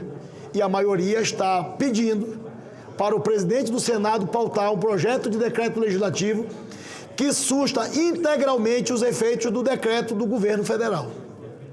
Então, com essa fala, eu espero que todos os atores envolvidos busquem um entendimento, não com o senador Flávio, com mais de 65 senadores que estão pedindo para que o Senado e esta presidência paute um PDL, que não vai resolver o problema no primeiro momento. Ao contrário, pode até criar mais problema, porque nós vamos precisar com que a Câmara dos Deputados delibere este PDL. Mas se precisar que o Senado faça um gesto político em relação a um pedido de 65 senadores, a mesa do Senado vai colocar na pauta de votação o PDL proposto por Vossa Excelência e mais 65 senadores. Eu espero uma resposta do Ministério, das lideranças, para que a gente possa dar um encaminhamento, seja ele no diálogo ou seja ele na votação do PDL. Concedo a palavra ao senador Jacques Wagner, líder do governo. Presidente, eu confesso que, não vou mentir, estou sem entender, porque eu acompanhei desde o começo o processo, venho acompanhando, ligando ao Ministério da Educação para saber como estava andando. A informação que está na minha cabeça é que estava indo ao encontro, ou seja, se achando um caminho. Chego hoje aqui, encontrei com o senador Flávio, que me disse não, que não andou nada. Então eu vou pedir a Vossa Excelência já concedeu, eu já liguei para o Ministério da Educação, vou pegar uma resposta, ou sim ou não. E Vossa Excelência, evidentemente, mais do que ninguém, tem a competência para colocar o PDL para votar. Como Vossa Excelência já concedeu, eu só estou dizendo que eu estou no meio dessa guerra também e vou saber o que aconteceu, porque eu recebi uma informação que não coaduna com a informação que está circulando aqui. Tá bom? Eu lhe agradeço. Queria cumprimentar, senador Wagner, a manifestação de Vossa Excelência, e Vossa Excelência vai ao encontro do que nós estamos pedindo aqui na condição de presidente.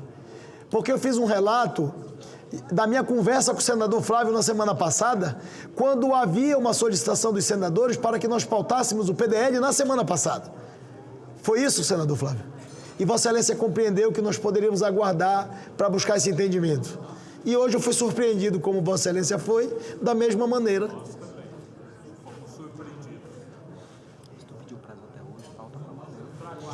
Então nós vamos aguardar a participação neste episódio. Eu queria agradecer ao senador Wagner, que a todo instante está sendo convocado para fazer a interlocução, que é o que cabe ao papel principal do líder do governo no Senado Federal.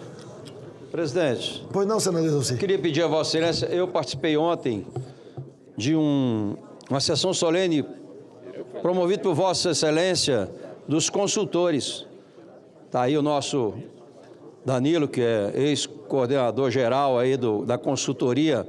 Foi uma sessão maravilhosa, presidida pelo senador Rodrigo Pacheco, muito bacana. Então, eu queria pedir a Vossa Excelência que colocasse um requerimento também de audiência para os terceirizados, uma homenagem aos terceirizados. Está o requerimento 816.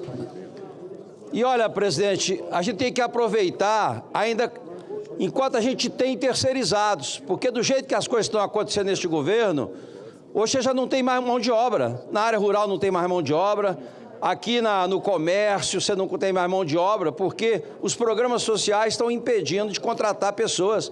Daqui a pouco a gente não vai ter nem terceirizados aqui. Então eu quero fazer uma homenagem a eles antes que acabe, né, com os terceirizados. Requerimento 816, peço a Vossa Excelência para colocar no extra-pauta.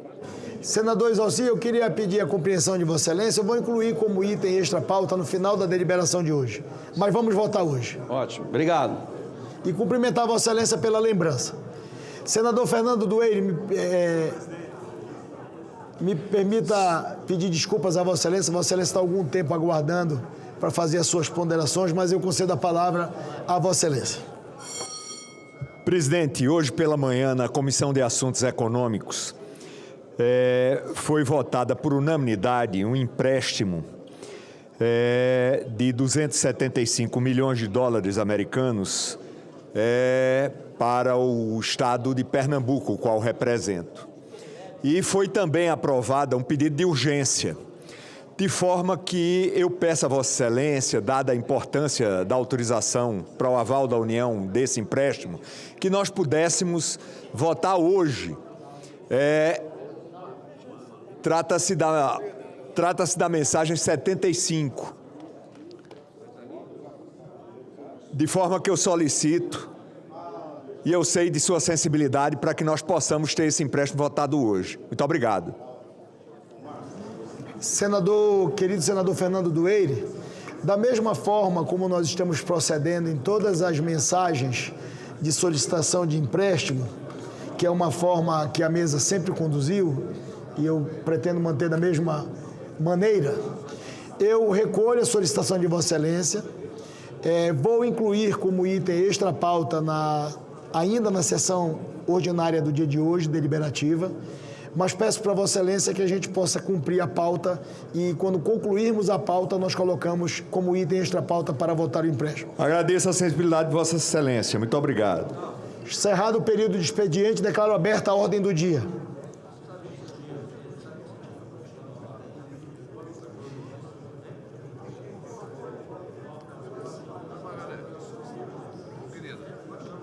Eu vou apenas rapidamente suspender por 5 minutos a ordem do dia, porque o primeiro item da pauta, há um diálogo ali entre vários atores que estão tratando do assunto, e a gente retoma.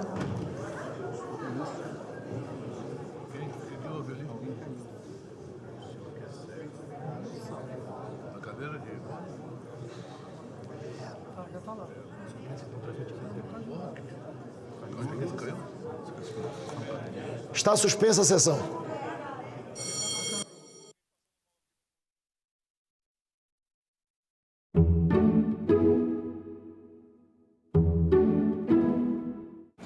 Murilo Hinojosa, o governo tem o controle dos subsídios que oferece para as empresas privadas? De forma objetiva, esse controle ainda é uma lacuna importante no orçamento público. Existe sim uma melhora recente, a gente observa novas concessões de benefícios tributários em que o governo estabelece prazo, estabelece contrapartidas, então acho que estamos numa evolução positiva, sim. Agenda Econômica, hoje, 20h, aqui na TV Senado. O Brasil tem uma grande dívida com artistas negras. A Bahia ela é conhecida através de artistas brancos, né, que falam sobre a Bahia, que falam sobre o que é negritude. A gente vê muitas poucas produções de mulheres falando sobre si mesmas, sobre o que é ser, o que é ter nascido, o que é estar na diáspora, né, o que é essa cidade para si. Eu não entendo. Agora eu estive numa residência em Madrid, nunca tive minha obra em um museu de arte daqui do Brasil. Muito menos da Bahia, sabe? Os corpos negros só são bem-vindos a partir de uma mirada branca sobre nossa cultura, sobre nossa religião. E nisso é que está a dívida. Porque onde é que estão as artistas negras? Estamos aqui, somos muitas artistas. Isso é uma forma também de marginalização, de visibilidade. E, enfim, eu acho que uma hora ou outra isso vai cair, porque o mundo está começando a se perguntar por nossa existência, né? Agora é lei. A reforma tributária prevê 2 impostos, a Contribuição sobre Bens e Serviços, CBS, que é federal, e o Imposto sobre Bens e Serviços, IBS. De competência dos estados e municípios, a CBS vai substituir 3 impostos atuais, PIS, COFINS e IPI, enquanto o IBS será cobrado no lugar do ICMS e ISS. A nova lei detalha ainda as reduções e isenções dos impostos. O Senado votou, agora é lei. O nosso país possui mais de 200 milhões de habitantes, todos eles querem coleta de água pluvial para reaproveitamento, para não inundar a sua rua. Cidades importantes do mundo, como Paris, Buenos Aires, Jacarta, reestatizaram os seus serviços de água. O Brasil está seguindo no outro modelo. Não vai ser um modelo único, vai ser um mix. Salão Nobre, nesta quarta, 20h, aqui na TV Senado. Uma notícia falsa pode vir de quem a gente menos espera, no grupo da família ou nas nossas redes sociais. Mas como saber se uma informação é verdadeira? Agora, as informações sobre o Senado podem ser checadas pelo WhatsApp. Envie texto, link, foto, captura de tela ou vídeo de qualquer notícia duvidosa sobre o Senado Federal. Nossa equipe vai analisar o material e responder se a informação é falsa, verdadeira ou imprecisa. Ficou na dúvida? Senado verifica. É muito importante que a COP seja no Brasil. Pela primeira vez, a agricultura familiar ela vai ser debatida em uma COP do clima. Isso é muito significativo. Boa parte das práticas mais sustentáveis de agricultura estão na produção familiar. Para discutir a questão ambiental, eu preciso discutir a realidade, eu preciso falar as questões concretas, os problemas. Em discussão, nesta quinta, 20h, aqui na TV Senado. O site do Senado agora mostra projetos de lei em linguagem simplificada. É o Senado Explica, uma ferramenta de inteligência artificial combinada com revisão humana que torna mais fácil entender e acompanhar as leis em debate aqui no Senado. Na página de tramitação das matérias e no portal E-Cidadania, Senado Explica.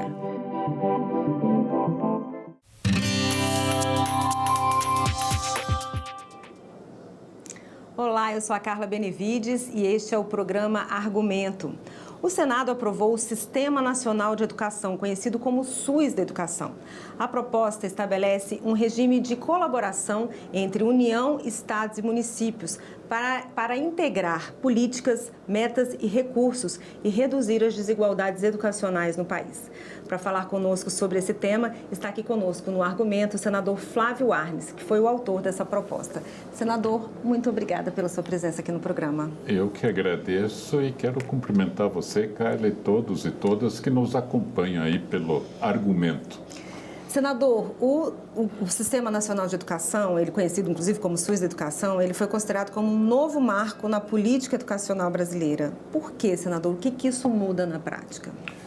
Em primeiro lugar, só explicar que é um grande pacto a favor do ensino, da educação no Brasil. É o Sistema Nacional de Educação.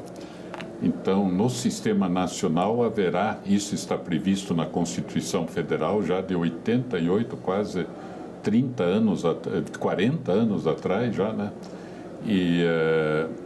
E também na LDB, Lei de Diretriz e Base da Educação, para haver essa articulação entre os entes federados em relação aos objetivos da educação.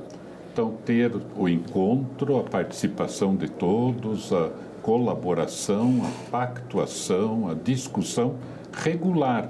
Alguém pode dizer, não, mas nós já fazemos reuniões para atingir os objetivos da educação. Não é fazer reunião, é uma instância tripartita, uma instância bipartita nos estados e lá no município atuando também.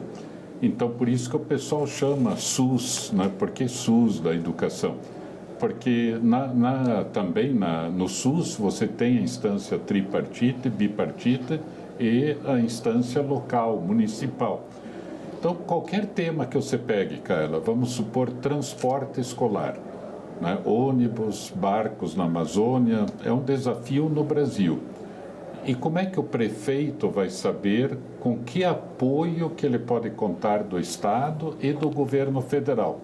Então, com o sistema, vai haver esse pacto, essa pactuação, essa colaboração numa instância formada, tripartita, para que o governo federal, junto com governos estaduais e municipais, chegue à conclusão de que tipo de apoio que vai ser fornecido.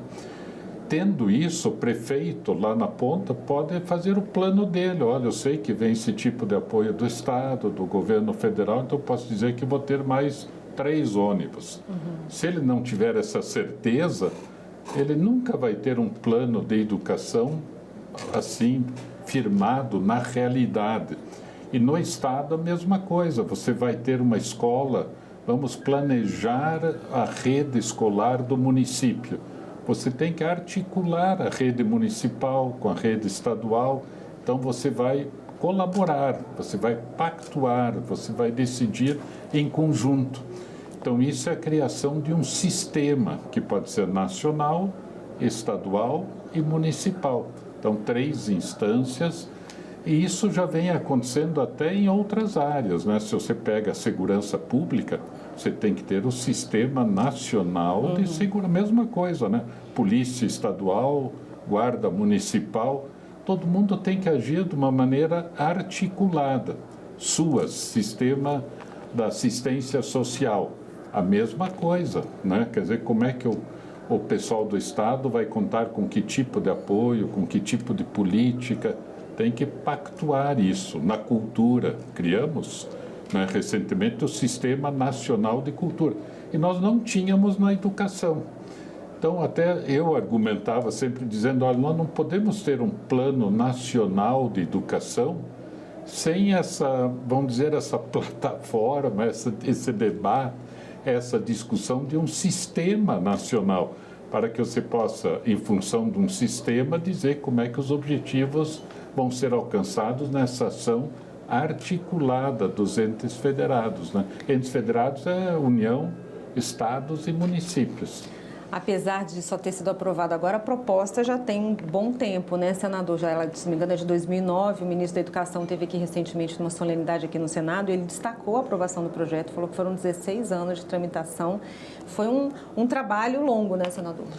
Olha, longo e necessário, né? Porque previsto na Constituição de 88, 98, no ano de 2028, vamos completar 40 anos de Constituição e não havia sido aprovado. Então, foi apresentado já em 2000 e, se não me engano, em 19, que você mencionou. 2009. 2019. 19? Foi no primeiro ano do mandato que nós apresentamos, mas em seguida, né, nós tínhamos na época o senador Dário Berger, presidente da Comissão de Educação, Cultura e Esporte do Senado. Ele foi o relator aqui do projeto do Sistema Nacional de Educação e tem que se dar um mérito muito grande para ele. Fez dezenas de reuniões, de audiências, chamou todos os setores da sociedade e chegou a uma conclusão do que seria adequado. Só que a gente tem que lembrar também que 2020 foi a pandemia, né? Então foi tudo feito remotamente. 2021 continua ainda meio que remotamente. E aí foi para a Câmara, foi aprovado e foi para a Câmara. Extremamente importante, por exemplo, um sistema nacional de avaliação dos alunos. Extremamente importante, por exemplo, um sistema nacional de avaliação dos alunos. Você tem instrumentos bons, mas infelizmente não nacionais, que podem avaliar o Estado, a região, o município, a escola, a turma e o aluno. Saber como é que o João, como é que a Maria estão indo no português, na matemática, facilidade, as necessidades, os problemas que eles apresentam. E isso servia de base, inclusive, para a formação de professores, formação continuada. Às vezes tem um curso de formação de professores com base em quê? Com base na realidade que os alunos apresentam nessas áreas. Então, essa articulação nacional de dados, de estatísticas, o próprio INEP, né, com os dados que podem auxiliar os municípios nessas estratégias todas, isso é algo perfeitamente possível de ser colocado como prioridade dentro dessas instâncias tripartite, governo federal, estaduais e municipais, 5, são 15 pessoas, né? Essas pessoas vão dizer, olha, uma das prioridades é fazer esta avaliação dos alunos no âmbito nacional.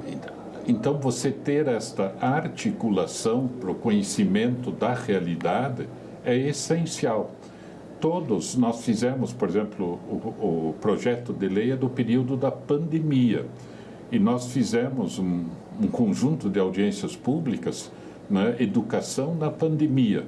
Foram 20 audiências públicas e chegamos a um relatório que, inclusive, foi entregue para o governo atual como subsídio. E quaisquer dos itens colocados lá exigem uma decisão tripartita, quer dizer, de todos. Saúde mental dos alunos, na pandemia, caiu, dos profissionais, dos professores. Então, como fazer essa articulação da saúde com educação? Tem escolas que não têm banheiro, não têm energia elétrica, né? Nós votamos, inclusive, nesses dias aqui no Senado, que a escola tem o direito de ter água potável. Imagina, né? Não tem nem cabimento. Eu falei também no debate da aprovação da lei, lógico, que tem que ter, né, água potável, biblioteca, quadra de esporte, sala de aula, sala de professor. O que minimamente se entende como necessário para uma escola? Tem que discutir isso no plano nacional. Valorização dos professores. Mais da metade dos professores no Brasil tem contratos temporários, né? Essa é uma situação que o Brasil tem que enfrentar. Então, o Sistema Nacional de Educação vai fazer com que esse debate aconteça no plano nacional. Qual que é a diretriz nacional para isso? É uma decisão tripartite, depois vai para os estados e chega no município. Então, o sistema, vamos dizer, usando uma palavra, organiza tudo isso, pactua tudo isso. Pactua quer dizer, vamos trabalhar juntos, o que você vai fazer, o que eu faço, para a gente, no final, atingir o objetivo que a gente pretende, que é um pacto pela qualidade da aprendizagem, pacto pela qualidade do ensino e da educação em geral. Senador, depois de tantos debates da lei aprovada aqui no Congresso, qual o papel do Congresso agora na implementação do Sistema Nacional de Educação, para que ele não fique só na teoria, né? Que ele realmente, o Congresso pretende fiscalizar, atuar, ter um papel mais assim de controle dessas novas políticas? Eu até diria que não de controle, porque eu acho que todos nós temos que fazer parte desse controle, né? Nós temos agora todo o debate do Plano Nacional de Educação.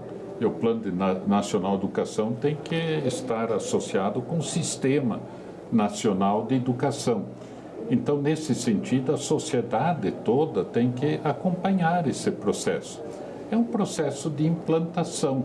Quando se pensa, por exemplo, no Estatuto da Criança e do Adolescente, conselhos tutelares, conselhos de direitos das crianças e do adolescente, 30 anos atrás eram desconhecidos, até o pessoal se acostumar, criar a cultura de que isso é importante, levou-se anos. Mas hoje em dia já é uma discussão corriqueira dentro do Congresso. Veja com o Conselho Tutelar, olhe lá no Conselho dos Direitos, agora até com o Estatuto Digital das Crianças e Adolescentes tem que ficar normal a discussão. E o sistema é a mesma coisa, não, tem que discutir lá os grandes objetivos para ver o que cada um vai fazer. Então, estamos começando com isso. E é um processo que eu tenho absoluta convicção de que é essencial para que os objetivos da educação, do Plano Nacional e de outras iniciativas sejam alcançados. Senador, muito obrigada pelos seus esclarecimentos e parabéns aí pela aprovação da proposta. Obrigado, abraço para você e para todo mundo que nos acompanha. Obrigada, senador. E eu agradeço a você também que nos assistiu. Se você quiser rever essa entrevista, é só entrar no nosso site, senado.leg.br/TV ou acessar o nosso canal no YouTube. Obrigada pela sua companhia e até o próximo argumento.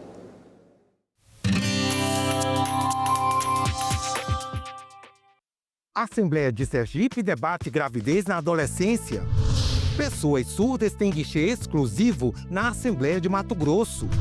Minerais estratégicos. Câmara discute desafios para o Brasil. E a amizade entre os povos. Dia de la Hispanidad é celebrado em Bagé. Tudo isso no Parlamento Brasil.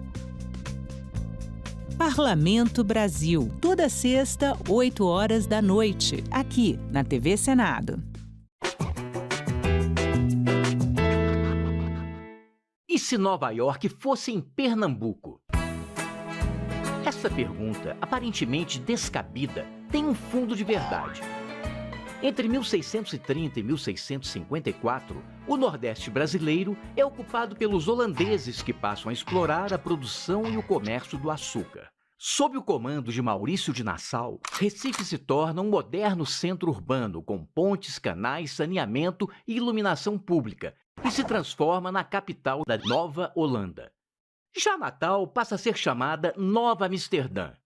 Os portugueses, no entanto, não gostam nem um pouco disso e tentam reaver o território perdido. Apoiam, então, a Insurreição Pernambucana, um movimento que acaba expulsando os holandeses do Brasil, marcado pelas famosas Batalhas dos Guararapes. É neste momento que um grupo de moradores de Recife, que sofria perseguição religiosa, foge num navio e vai parar numa outra colônia holandesa na América do Norte, chamada Nova Amsterdã. Os holandeses não eram, digamos, tão criativos, mas aquela pequena vila se transformaria na cidade mais importante dos Estados Unidos, Nova York. É por isso que se pergunta, se os holandeses não tivessem sido expulsos do Brasil, Recife poderia ser uma cidade como Nova York? Talvez sim, talvez não. É verdade que os portugueses não eram bons negociantes e ainda tiveram que indenizar a Holanda pelas dívidas dos senhores de engenho de Pernambuco. Mas os holandeses também não fizeram um grande negócio e acabaram trocando Nova York pelo Suriname para saldar uma dívida de guerra com a Inglaterra.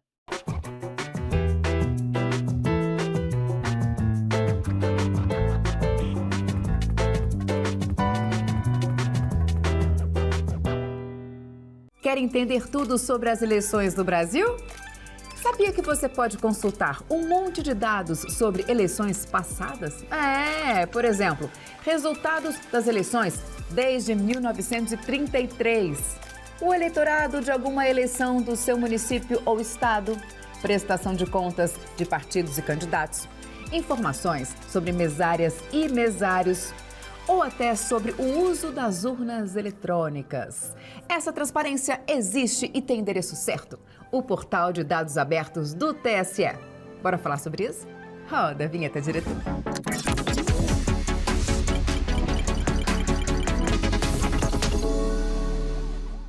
Os dados abertos estão disponíveis para quem quiser consultar. Jornalistas, pesquisadoras e pesquisadores, cientistas políticos, juristas, para o público em geral. É um lugar para estudar, investigar, saber mais. O objetivo da ferramenta é facilitar o acesso a informações oficiais e fortalecer a transparência da justiça eleitoral. E o portal também ajuda a combater a desinformação, especialmente durante as eleições, porque lá tem tudo documentado. E também é um recurso importante para quem trabalha com pesquisas e estudos acadêmicos sobre a justiça eleitoral. Vem comigo que eu vou te mostrar o portal na prática. Logo na página inicial, a gente encontra uma ferramenta de busca que facilita o acesso aos dados desejados. Do lado direito da tela estão os 3 principais menus: conjuntos de dados, organizações e grupos. No primeiro, é possível consultar resultados de eleições desde a criação da Justiça Eleitoral, com detalhes sobre a apuração de votos e até dados de pesquisas de boca de urna. Já na área de organizações, o público tem acesso a informações publicadas por diferentes assessorias e secretarias do TSE. E no menu Grupos, o usuário pode reunir e catalogar dados relacionados a um projeto específico ou tema de interesse, tipo comparecimento e abstenção e pesquisas eleitorais. E tem mais: se alguém sentir falta de algum dado, identificar algum problema ou tiver alguma dúvida, é só acessar o menu Contato no portal de dados abertos. Então é isso, não deixe de seguir a gente nas redes sociais, hein? E lembre-se, quanto mais você souber e pesquisar, melhor e mais consciente vai exercer o seu direito de votar. Tchau!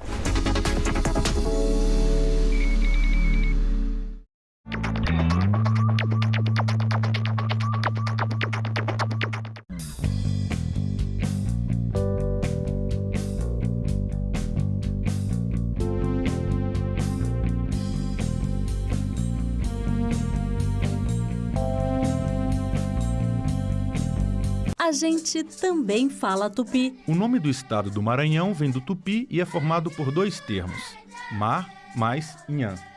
Mar é uma variação de embará, bará, que vem de Pará e significa mar ou Rio Grande. A outra parte da palavra é inhã, que quer dizer correnteza. Então Maranhão virou Maranhão, que tem na origem o significado de mar grande ou mar que corre. A gente também fala tupi.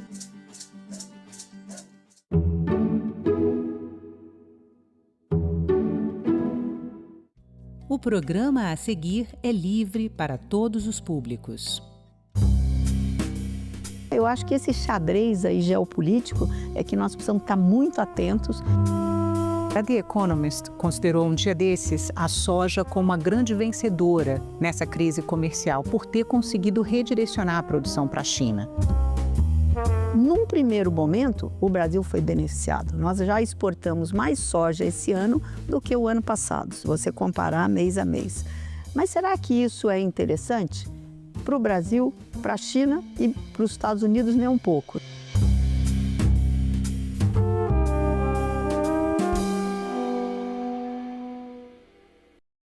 Seja bem-vinda, senadora Tereza Cristina. Muito obrigada pela presença. E eu que agradeço, Renata. É um prazer estar aqui com vocês.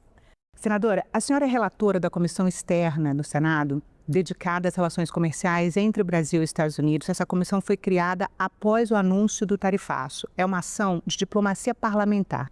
Como é que está sendo essa experiência? Olha, fantástica. Primeiro porque o Brasil se descuidou desse acesso, dessa diplomacia parlamentar com os Estados Unidos.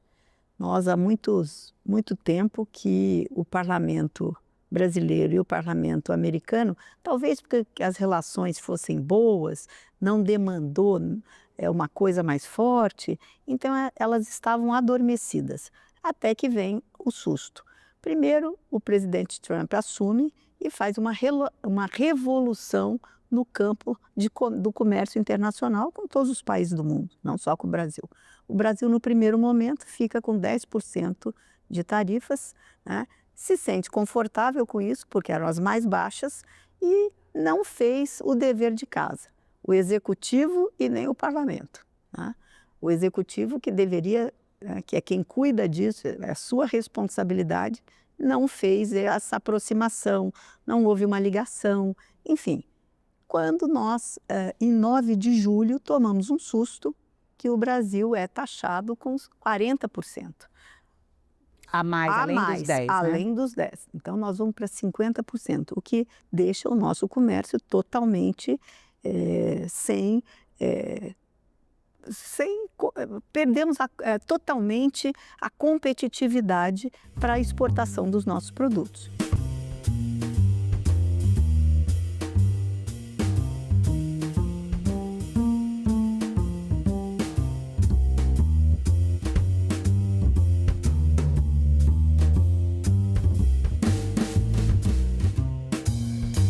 Nós que tínhamos e que temos, na verdade, uma relação de amizade, de comércio com os Estados Unidos de mais de 200 anos, a gente toma um susto, mas, na minha opinião, o executivo que devia sair à frente, tentar uma conversa, não fez esse movimento. E as portas foram totalmente fechadas. Os parlamentares da comissão falavam numa espécie de vácuo, né? Exatamente. Bom, então, o senador Nelsinho, presidente da Comissão de Relações Exteriores do Senado Federal, eu sou a vice-presidente, conversamos sobre o momento difícil e super importante para os produtos brasileiros. O empresariado brasileiro ficou totalmente desnorteado, né, porque inviabilizaria muitas das nossas exportações para os Estados Unidos. O agro, né? O agro, a maior economia do mundo. O Brasil não pode ficar fora desse bloco, desse comércio com os Estados Unidos. Então, nos reunimos e imediatamente a reação do Senado, do Parlamento, foi muito rápida. Isso aconteceu em 9 de julho, né? No dia 29 de julho, nós já estávamos chegando aos Estados Unidos para uma tentativa de agenda com os nossos pares e fazer, então, a famosa e, na verdade, foi super produtiva missão dessa diplomacia parlamentar. Foi uma missão suprapartidária, nós tínhamos gente tanto da base do governo quanto da oposição. Chegamos com alguma dificuldade para fazer essas reuniões, mas eu acho que nós fomos muito mais exitosos, né? Tivemos muito mais êxito nessa missão do que a nossa expectativa quando saímos daqui. A comitiva que a senhora integrou e foi a Washington ouviu promessas de apoio que se materializaram. Né? Um grupo de senadores entrou com uma ação, um projeto no Congresso dos Estados Unidos em setembro agora para derrubar o tarifaço. Como é que a senhora vê essa ação? Renata, existia o que nós percebemos quando chegamos lá e começamos as reuniões, que não foram só com os senadores, mas nós falamos muito com pessoas que, nos Estados Unidos, o lobby é legalizado. Então, nós falamos com muitos escritórios que fazem lobby tanto no Congresso, quanto na Casa Branca, na área de comércio, quanto no USTR, que é quem cuida de comércio. Falamos com muitos empresários americanos que compram do Brasil. Na verdade, assim, o Brasil praticamente não é que não existia, mas ele não participava dessa vida ativa da política e do comércio nos Estados Unidos, porque estava tudo muito normal, tudo muito acomodado. Quando a senhora fala de Brasil, a senhora fala de governo, do setor empresarial brasileiro, parlamento? Por incrível que pareça, todos. O setor empresarial deixou de ter de ficar em Washington, trabalhar, fazer essa diplomacia comercial. O parlamento deixou de fazer e o executivo, o presidente Lula nunca tinha dado um telefonema para o presidente Trump depois que ele ganhou as eleições. Tudo bem que o governo apoiou ou demonstrou o apoio aos democratas. Os democratas perderam, ganhou o republicano Donald Trump, e o Brasil não fez esse gesto com a Casa Branca. Então, nós ficamos sem aparecer. Na verdade, o Brasil praticamente não existia nas conversas de Washington. Claro que as empresas como a Embraer, que estão há muitos anos, o pessoal todo de aço, esse pessoal está lá, vive essa vida, mas o Brasil não existia em Washington, na política da capital americana. E a nossa ida lá, bem ou mal, fez o quê? Os brasileiros vieram, eles estão preocupados, vieram aqui dispostos a abrir o diálogo. E eu acho que isso foi muito melhor do que nós mesmos pensávamos. E aí, essas respostas que nós tivemos. Já no dia de vir embora, quando nós estávamos fazendo conexão do nosso voo para o Brasil, nós vimos o anexo em que 700 produtos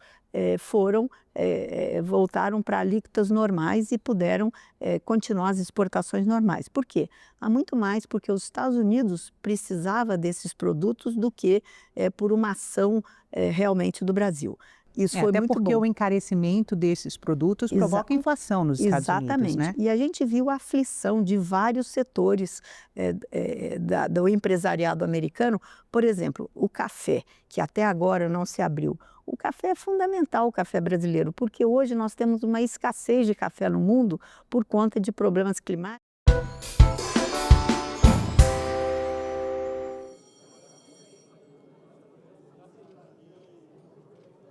Está reiniciada a sessão.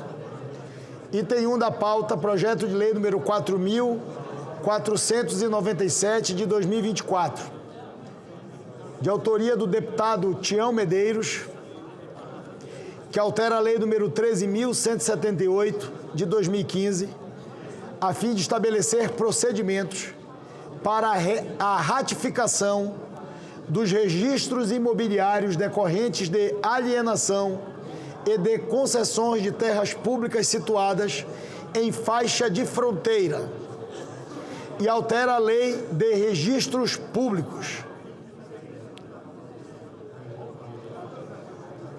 Queria pedir a atenção dos nossos assessores e dos nossos convidados que estão no plenário do Senado Federal, que nós retomamos o processo de deliberação da ordem do dia e nós não estou conseguindo.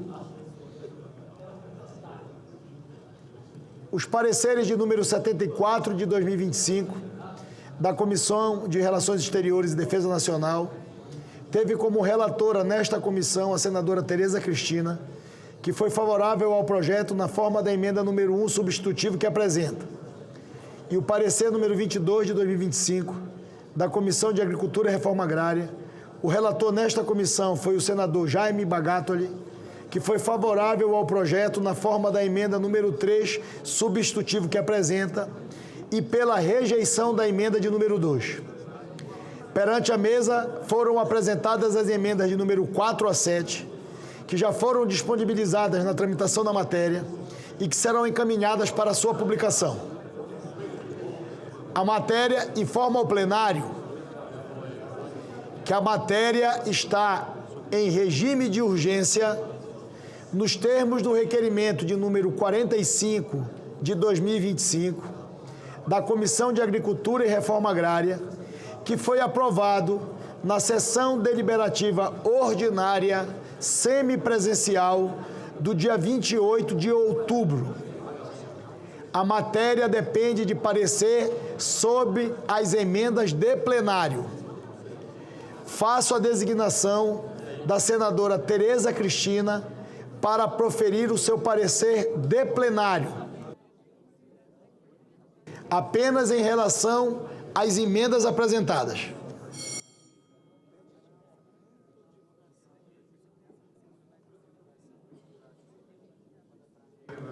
A matéria já foi deliberada nas comissões respectivamente e agora a relatora fará o parecer de plenário apenas sobre as emendas. Boa tarde, senhor presidente. Boa tarde a todos os meus colegas, senadoras, senadores. Nós estamos aqui hoje para resolver um problema que se arrasta há quase um século sem solução, que é a regularização de imóveis rurais em faixas de fronteira. Já iríamos para uma nova prorrogação do prazo da lei, o que demonstra que o método anterior não resolvia. Era extremamente burocrático e com exigências, na prática, impossíveis de serem cumpridas. Então, o objetivo da lei que vamos votar é fazer com que os cartórios possam examinar os títulos de propriedade de maneira objetiva e com segurança jurídica, e que se possa fazer a ratificação dessas áreas, garantindo ao INCRA a análise da função social das propriedades. Pois quero destacar, senhores senadores e senadoras, que esse projeto foi feito com a observância da decisão do Supremo Tribunal Federal, proferida na ADIM 5623, que exigiu exatamente que fosse feita essa análise da função social e que também fossem respeitadas a política nacional de reforma agrária e a política agrícola brasileira. Então, o que nós fizemos foi aperfeiçoar e adequar a lei para que se pudesse atualizar o procedimento de ratificação desses títulos. É importante destacar que, em caso de não cumprida a função social, a União estará isenta de indenização, cabendo essa responsabilidade aos Estados. Esse entendimento foi mantido na proposta. Também demos comando, nessa nova lei, para a validação dos imóveis com área superior a 2,5 mil hectares. Essa ratificação dependerá da aprovação deste Congresso Nacional, que terá até 2 anos para se manifestar. Em resumo, senhor presidente, o texto substitui exigências desnecessárias e impraticáveis por um sistema mais claro e viável que reconhece a boa-fé dos proprietários e permite ao Estado verificar e agir quando a função social não é cumprida. O projeto traz estabilidade para os produtores rurais e a segurança para o próprio Estado ao estabelecer critérios claros e prazos definidos para a regularização dessas áreas. A medida impacta positivamente o meu Estado, Mato Grosso do Sul, e os outros demais 10 estados fronteiriços. Quero agradecer a todos que se empenharam para resolver esse assunto, especialmente meus colegas na CRE, onde fui relatora, e na CRA, onde tivemos a contribuição do experiente senador Bagatoli como relator. E agradeço também a ajuda preciosa dos nossos consultores legislativos, que trabalharam final de semana, sábado e domingo, para que pudéssemos chegar nesse texto. Não podemos nos esquecer também dos nossos colegas deputados, especialmente o autor do projeto, o deputado Tião Medeiros. Aqui no Senado, o projeto que veio da Câmara foi aperfeiçoado com participação suprapartidária, pensando no bem comum. Porque o nosso papel como legisladores é justamente esse, não há criar mais problemas e mais burocracia para os brasileiros. Pelo contrário, é propor soluções, sempre com segurança jurídica e muito obrigado a todos. Senhor presidente, vou pedir para passar diretamente para a análise do projeto. Tal qual no relatório, é necessário, antes de proceder à análise das emendas, avaliar o panorama geral da proposição. Com efeito, a proposta de alteração da Lei 13.178, de 22 de outubro de 2015, apresentada no substitutivo proposto pelo Senado Federal ao PL 4.497 de 2024, representa um avanço significativo no aprimoramento da disciplina jurídica aplicável à ratificação de registros imobiliários de imóveis situados na faixa de fronteira. O substitutivo aprimora o regime jurídico de ratificação e responde diretamente à determinação fixada pelo Supremo Tribunal Federal no julgamento da ADI 5.623, proferida em 25 de novembro de 2022. Na referida decisão, o Supremo julgou parcialmente procedente a ação direta de inconstitucionalidade proposta contra dispositivos da Lei 13.178, de 22 de outubro de 2015, atribuindo-lhes interpretação conforme a Constituição, no sentido de que a ratificação dos registros imobiliários rurais previstos na lei somente será válida se observar, além dos requisitos formais, o cumprimento da função social da propriedade, conforme previsto nos artigos 5º, 23, 173, 186 e 188 da Constituição Federal. É precisamente esse condicionamento que o projeto de lei agora incorpora expressamente no texto normativo, promovendo uma necessária e bem-vinda adequação legislativa à jurisprudência constitucional vinculante. A proposta materializa esse dever constitucional de maneira objetiva ao exigir como requisito para a ratificação a apresentação do CCIR, que comprova a inserção do imóvel no Sistema Nacional de Controle Fundiário e sua exploração produtiva, ao prever a possibilidade da União realizar um controle material efetivo da função social da propriedade, a possibilidade de tornar a ratificação ineficaz, sem o pagamento de qualquer indenização pelo valor da terra nua por parte da União, quando se comprovar o descumprimento da exigência constitucional. Da mesma forma, a Lei nº 13.178, de 22 de outubro de 2015, com as alterações propostas no substitutivo, também contemplará os outros dois grandes eixos delineados pelo Supremo Tribunal Federal, no julgamento da ADI 5.623, como condições constitucionais indispensáveis à ratificação de registros de imóveis rurais situados em faixa de fronteira, compatibilidade com o Plano Nacional de Reforma Agrária, inserção na Política Agrícola Nacional. No que se refere ao primeiro eixo, a compatibilidade com o Plano de Reforma Agrária, conforme disposto no artigo 188 da Constituição Federal, é plenamente assegurada pela análise que será empreendida pela União a respeito do cumprimento da função social por parte das propriedades ratificadas, podendo a União promover a desapropriação por interesse social das áreas que não sejam produtivas. Já quando ao segundo eixo, a vinculação à política agrícola nacional, o projeto promove adequação satisfatória ao exigir como condição para o deferimento do pedido a apresentação do CCIR emitido pelo INCRA.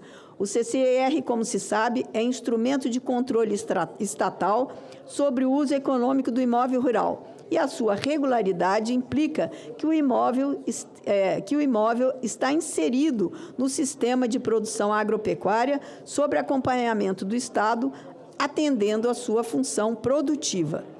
Conforme enfatizado na CRE, A proposta representa um avanço na racionalização do sistema de ratificação, ao substituir exigências burocráticas impraticáveis com um modelo mais aderente à realidade fundiária e administrativa. O novo modelo presume a boa-fé do titular do imóvel e transfere ao Estado, especialmente à União e ao INCRA, o dever de verificar a existência de irregularidades e descumprimento da função social, sempre com base em indícios concretos e dentro dos prazos definidos.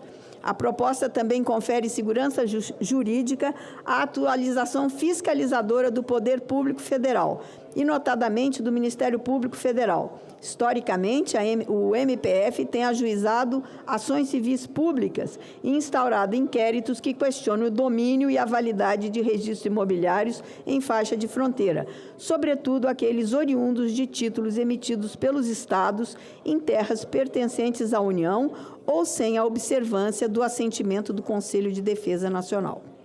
Ao prever o procedimento expresso para a União, declarar a ineficácia da averbação da ratificação, quando comprovado o descumprimento da função social, e, simultaneamente, transferir a responsabilidade pela indenização da terra nua para o Estado, membro que originalmente outorgou o título viciado. A proposta não apenas harmoniza a legislação com os princípios constitucionais e as preocupações do Ministério Público, mas também cria um mecanismo legal célere e eficiente para o controle fundiário, diminuindo a judicialização e a insegurança jurídica. Cabe destacar ainda a capacidade do substitutivo unificar e padronizar o procedimento de ratificação dos registros imobiliários de imóveis rurais situados em faixa de fronteira. Atualmente, na ausência de um procedimento nacional detalhado e previsto em lei, a ratificação dos registros vem sendo realizada com base em provimentos administrativos editados pelos tribunais de justiça estaduais por meio de suas corregedorias gerais. Tais normativas, apesar de bem intencionadas, resultaram em um mosaico de exigências diferentes conforme o Estado da Federação, criando assimetrias processuais que atrapalham a vida do produtor rural e comprometem os princípios da segurança jurídica, da legalidade e da isonomia. O projeto, assim, coloca fim à fragmentação normativa que vinha dificultando a efetivação dos direitos fundiários em faixa de fronteira. Adicionalmente, o substitutivo regulamenta o procedimento para a ratificação de imóveis acima de 2.500 hectares, junto ao Congresso Nacional, assegurando o direito à análise, o que preenche lacuna da legislação anterior e consolida um caminho claro e seguro para a regularização de grandes áreas. Além disso, as alterações propostas no artigo 176 da Lei de Registros Públicos são importantes ao condicionar o prazo para a exigência do georreferenciamento para imóveis até 4 módulos fiscais, a regulamentação da isenção de custos já garantidos pela lei. A proposta também avança ao dispensar o georreferenciamento em atos registrais, que promovam ajustes formais, sucessórios ou de garantias relativos aos imóveis rurais, evitando a imposição de custos e entraves desnecessários, desde que não haja desmembramento, parcelamento ou remembramento. No que diz respeito a emendas número 4 e 5, apresentadas em plenário, entendemos que não merecem acatamento. Primeiramente, porque, ao contrário do que foi alegado na justificação das emendas, o substitutivo garante a participação efetiva da União e do INCRA, portanto, no processo de ratificação. A União será notificada de que todas as ratificações efetuadas e poderá proceder a todas as avaliações necessárias no que diz respeito ao cumprimento da função social da propriedade. Se a autarquia já estiver com algum processo judicial ou administrativo no qual tenha comprovado o descumprimento da função social, bastará que declare a ineficácia da ratificação na forma prevista no substitutivo. Outro ponto que as emendas ignoram é que o modelo cartorial de análise de ratificações já é o atualmente em vigor, estabelecido pela Lei 13.178, de 22 de outubro de 2015, aprovado pelo Congresso Nacional durante o governo Dilma Rousseff, que a sancionou sem qualquer veto. O relator do Senado à época, senador Assir Gurkaz, menciona no seu relatório que a construção do texto aprovado foi feita por meio de entendimento com representantes do governo federal e do setor produtivo. Além disso, devemos mais uma vez ressaltar que o modelo previsto na Lei 13.178, de 15, foi objeto de exame do STF durante o julgamento da ADI 5.623. E conforme a lei, apenas para que fossem estabelecidos mecanismos para verificação do cumprimento da função social da propriedade, da compatibilidade com o Plano Nacional de Reforma Agrária e a inserção de política agrícola nacional. São justamente esses requisitos que agora são plenamente atendidos pelo substitutivo que buscamos aprovar, como já argumentado anteriormente. A emenda 6, por sua vez, também não merece prosperar a inclusão da expressão que ocupe e explore o imóvel rural. No inciso 1 do artigo 1, embora vise reforçar o atendimento da função social da propriedade, já está integralmente contemplada na sistemática do substitutivo em razão da exigência de inscrição do imóvel no CCIR, documento que, além de comprovar o controle fundiário no Sistema Nacional de Cadastro Rural, atesta, por via reflexa, a exploração regular e o cumprimento da sua destinação produtiva, conforme o sistema agrário vigente. Portanto, nosso voto é pela rejeição das emendas apresentadas em plenário. Contudo, temos por necessária a apresentação da emenda substitutiva para ajustes finais prescindíveis na proposição. Em relação ao substitutivo da CRA, as modificações incluem: a.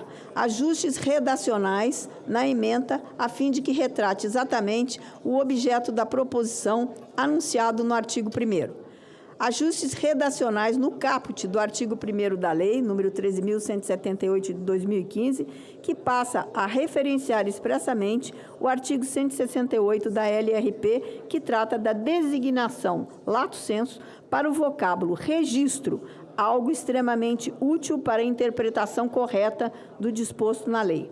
Ajuste no inciso 3º do artigo 1º da Lei 13.178 de 2015, para estabelecer que caso não seja possível identificar ato estadual de transmissão referido no inciso 2º do mesmo artigo, a ratificação poderá ser efetivada com a comprovação da existência do ato de registro ou transcrição do título em nome de particular no período aplicável ao imóvel, conforme o artigo 3º da lei. D. Ajustes redacionais no inciso 5º do artigo 1º da Lei 13.178 de 15, para especificar que as regras a serem aplicadas na ineficácia da averbação da ratificação são o da desapropriação por interesse social para fins de reforma agrária e que o registrador de imóvel tem o prazo de 30 dias para realizar a comunicação da averbação sob pena de responsabilização. Inserção do inciso 8º, no artigo 1º da Lei 13.178 de 15, para tratar dos casos em que o imóvel, objeto da ratificação, é objeto de procedimento prévio de desapropriação para fins de reforma agrária. F. Acréscimo do inciso 9º, no artigo 1º da Lei 13.178 de 15, para estender o direito à ratificação àqueles que sejam parte em litígio administrativo ou judicial, no qual a União ou outro ente federal competente reivindique o imóvel em razão de qualquer dos vícios previstos no artigo 3º da lei. G. Acréscimo do parágrafo 9º ao artigo 1º da Lei 13.178 de 15, para estabelecer que, quando não for possível o resgate da cadeia filiatória do imóvel, o interessado pode buscar o reconhecimento da qualidade do seu título judicialmente. H. Ajuste redacional no parágrafo 4º do artigo 2º-A da Lei 13.178. E acréscimo de um parágrafo 2º ao artigo 6º, sendo remunerado o parágrafo único como parágrafo 1º, para prever que permanecem válidas as ratificações de registros averbados em cartórios com base nesta lei anteriormente à entrada em vigor deste dispositivo. G. A supressão da alteração no parágrafo 4º do artigo 176 da LRP, diante da recente publicação do Decreto número 12.689, de 21 de outubro de 2025, que resolveu a questão dos prazos de exigência do georreferenciamento de imóveis rurais. E a inclusão de uma ressalva de que o parágrafo 4º do artigo 176 da LRP valerá apenas para os casos em que não houver desmembramento, parcelamento ou remembramento. O voto, senhor presidente. Em face do exposto, votamos pela rejeição das emendas de plenário número 4, 5 e 6 e pela aprovação do projeto de lei 4.497, de 24, na forma do seguinte substitutivo. Emenda de plenário em substituição à CREA e à CRE. Projeto de lei 4.497, de 24. Altera a lei 13.178, de 22 de outubro de 2015, e a lei 6.015, de 31 de dezembro de 1973, Lei dos Registros Públicos, para atualizar e estabelecer procedimentos para a ratificação dos registros imobiliários decorrentes de alienações e de concessões de terras públicas situadas em faixa de fronteira e para dispor sobre a exigência do georreferenciamento. O Congresso Nacional decreta, artigo 1º, altera a Lei 13.178, de 22 de outubro de 2015, a fim de atualizar e estabelecer procedimentos para a ratificação dos registros imobiliários decorrentes de alienações e das concessões de terras públicas situadas em faixa de fronteira, e altera a Lei 6.015, de 31 de dezembro de 73. É? Não precisa? Ah, ótimo. Então... A ministra só tem que rejeitar a emenda 7 que eles apresentam. Bom, esse é o relatório. E agora tem a emenda 7. A respeito da emenda 7 apresentada pela senadora Augusta Brito, entendemos que não merece o acolhimento, isso porque a emenda propõe a inclusão de 2 novos incisos. O inciso 10 propõe a retomada da redação do atual inciso 1º da lei, que traz insegurança jurídica ao impedir a ratificação de registros apenas pela existência de procedimentos administrativos ou judiciais, sem trânsito em julgado. O inciso 11 propõe novas burocracias a serem cumpridas pelo interessado, o que diminui a eficiência da lei e aumenta os custos para a ratificação. Isso é fini.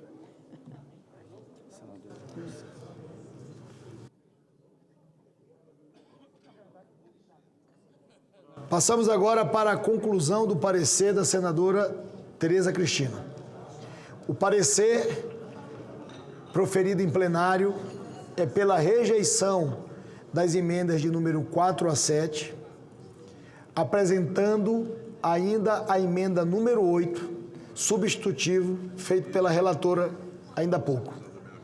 Completada a instrução na matéria, passamos à sua discussão.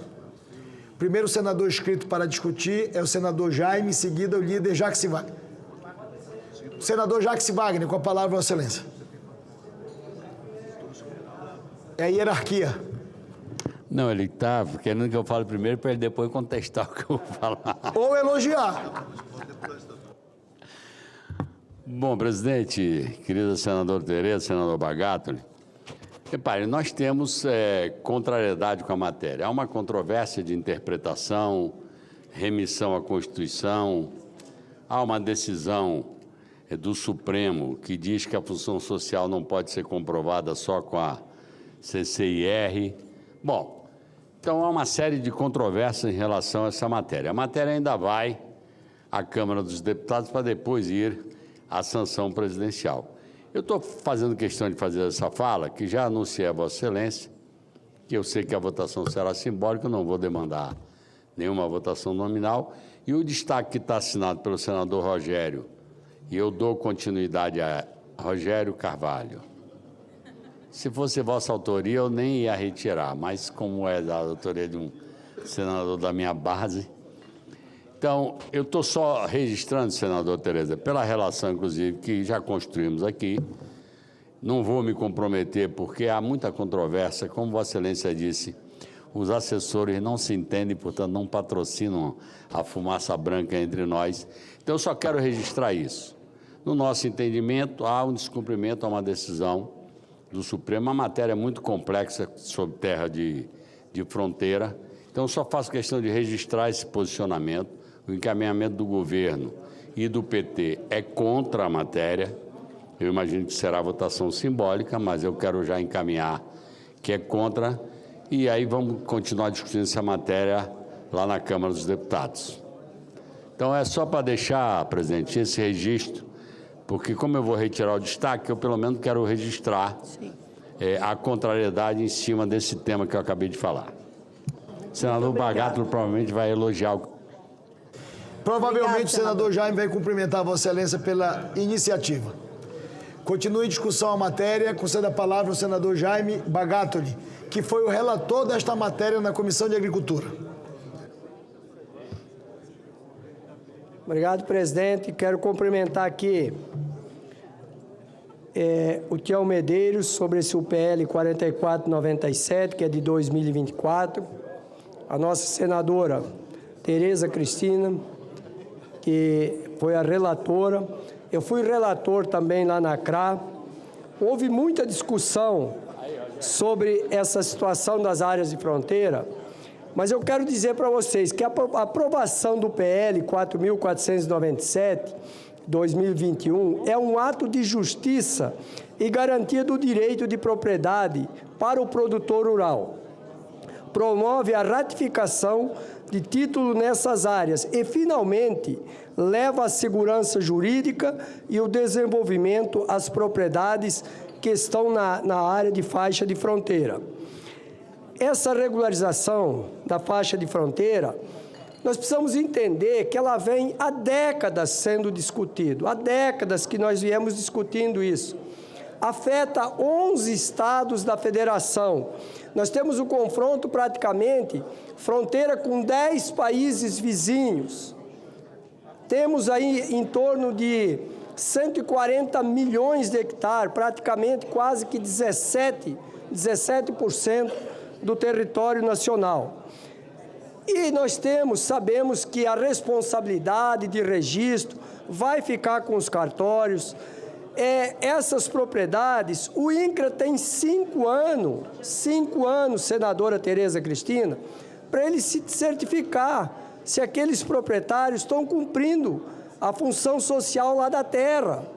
Então, eu não vejo nenhum motivo para que isso continue nós protelando isso para frente. Com todo respeito ao senador Jacques Wagner, mas eu acho que o governo tem que entender, porque isso aqui, senador Jacques Wagner, não é uma questão de ser contra, de ser de direita, de esquerda, de partido. Isso aqui é uma situação que nós precisamos resolver definitivamente, a situação dessas áreas de fronteiras. Nós precisamos resolver. Isso não podemos se estender mais. Igual já comentei aqui, o INCRA tem 5 anos para certificar a função social da terra, e eu acho que também os produtores que estão lá, eles vão ter mais segurança e vão investir mais, e isso só vai ser bom, senador Jaime Campos, para os nossos estados, para 11 estados aí que estão nessa área de faixa de fronteira. E ainda temos aquela situação do georreferenciamento, que nas propriedades até 4 módulos ficou para o governo fazer o georreferenciamento, que ia vencer agora, né, dia 20, né, senadora Tereza? Ia vencer dia 20. Então, por aí, nós precisamos colocar esse projeto em votação e precisamos votar e dar um passo definitivo nessa situação das áreas de fronteira. Obrigado, presidente. Vai encaminhar, senhor presidente. Continua em discussão a matéria. Concedo a palavra ao senador Jaime Campos. Senhor presidente, querido amigo senador Davi, senhoras e senhores senadores, eu quero apenas manifestar o meu apoio integral à aprovação desse projeto 4497, que regulariza os imóveis rurais situados na faixa de fronteira. Eu não estou entendendo aqui, meu querido senador Zezinho Lacerda, por que não o governo, o Poder Executivo Federal, está contra esse projeto? Vamos ser honestos aqui. Na medida que vão votar simbolicamente aqui, vai ser aprovado, todavia vai ser remetido para a Câmara. O que nós queremos é segurança jurídica. Particularmente no Mato Grosso, são 28 municípios que nós temos vivenciado essa insegurança. E não é possível, nós estamos convivendo com essa situação. O Brasil, na verdade, só faz fronteira, envolve 588 municípios que fazem faixa de fronteira. Ora, chegou o momento de nós regularizarmos essa situação. Infelizmente, o governo tem que ter essa boa vontade. Foi aprovada há pouco tempo atrás a prorrogação por mais 5 anos. Todavia, quando você fala aqui, o senador Jaime Magato, infelizmente o INCRA hoje não tem uma estrutura suficiente para atender as demandas da questão da regulação fundiária do Brasil. Particularmente nessa vasta região do Brasil, que é a região amazônica, temos inúmeros problemas fundiários e lá o órgão competente, que é o INCRA, não está conseguindo nem 10% resolver as demandas que nós temos lá, que são situações críticas de insegurança jurídica. De maneira que eu acho que essa medida traz um alívio, indiscutivelmente, para o setor agropecuário, que é fundamental, sobretudo para nossos estados, tanto da Rondônia como do Mato Grosso do Sul, pelo fato são estados que vivem, sim, a sua atividade maior econômica é a questão da pecuária, a questão da agricultura, isso?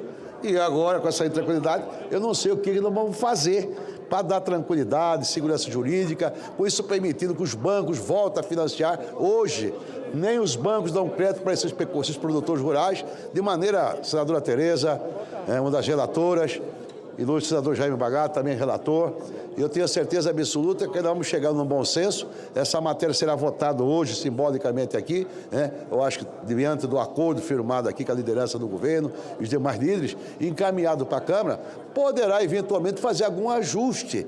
Ninguém aqui sabe tudo. Entretanto, nós temos que votar essa matéria para que nós acabamos, com certeza, reina também paz nessa região do Brasil, que infelizmente hoje é prejudicado sobremaneira com, infelizmente, essa segurança jurídica. De forma que eu quero cumprimentar Vossas Excelências, tanto o senador Jaime Magato, com a Tereza aqui, pela feliz iniciativa, ou seja, de estar lutando, naturalmente que nós possamos ter essa matéria votada e dando segurança a todas essas pessoas, que não são poucas, são muitas pessoas, muitos produtores, que hoje praticamente vivem dessa insegurança jurídica. É isso que eu quero fazer e ressaltar aqui, senhor presidente. Quero manifestar o meu apoio e agradecer a Vossa Excelência a oportunidade de me dirigir, tanto ao Jaime Magato como a senadora Tereza Cristina. Muito obrigado. Continuamos em discussão a matéria. Concedo a palavra ao senador Oriovisto Guimarães. Senhor presidente, para manifestar meu integral apoio ao parecer da senadora Tereza Cristina. Está mais do que na hora de nós darmos segurança a todas as pessoas que vivem, que trabalham, que labutam nessas regiões de fronteira. Nós temos 2 absurdos nesse país que precisam ser corrigidos urgente. Um é essa região de fronteira, que as pessoas não têm a segurança jurídica necessária. E outra é a faixa de marinha, que está suspensa a conversa, mas que um dia nós temos que voltar a ela. Só para aplaudir e dizer que votarei a favor e peço a todos os colegas que votem a favor do parecer da senadora Tereza Cristina. Obrigado. Continua em discussão a matéria. Senhor presidente. Concedo a palavra ao senador Chico Rodrigues, em seguida a Vossa Excelência. Senhor presidente, esse projeto é da mais elevada relevância. Nós que vivemos em estados com larga faixa de fronteira, e no nosso caso especialmente, nós que estamos no estado de Roraima, com aproximadamente 2.000 quilômetros de fronteiras com a República Cooperativa da Guiana e com a República Bolivariana, nós temos dificuldades enormes nessa faixa de 150 quilômetros de fronteira de termos as propriedades rurais registradas, tituladas, em condições de suportar financiamentos. E esse relatório da senadora Tereza Cristina, ele mostra de uma forma extremamente segura, transparente, a forma que teremos de regularizar e regulamentar para dar segurança jurídica aos proprietários daqueles imóveis. No nosso estado, o estado de Roraima especificamente, essa faixa de 2.000 quilômetros, como eu acabei de falar, é uma faixa onde praticamente, ao longo de mais de 30% dessa faixa de fronteira, é onde estão as melhores terras e onde está expandindo de uma forma muito rápida a agricultura de alto rendimento. A soja, o milho, agora instalando o algodão, enfim. Então, os proprietários que estão nessas áreas, em função da insegurança jurídica, ficam realmente sem acesso ao crédito, ficam com dificuldades de fazer suas operações de implantação, acompanhamento, fiscalização, controle e, acima de tudo, comercialização das suas produções. Portanto, esse projeto vem trazer para toda essa população da região norte, no meu estado especificamente, também, como nas demais fronteiras do Brasil, essa segurança jurídica que é tão importante. Portanto, parabéns à senadora Tereza Cristina e vamos ao voto para que possamos, na verdade, ter essa regulamentação efetivada. Concedo a palavra ao senador Vanderlan Cardoso. Obrigado, senhor presidente, senadores e senadoras. Senhor presidente, eu estou retornando hoje de uma licença de 120 dias. Nesse período ficou aqui o senador Pedro Chaves, nosso suplente, que fez um trabalho belíssimo aqui.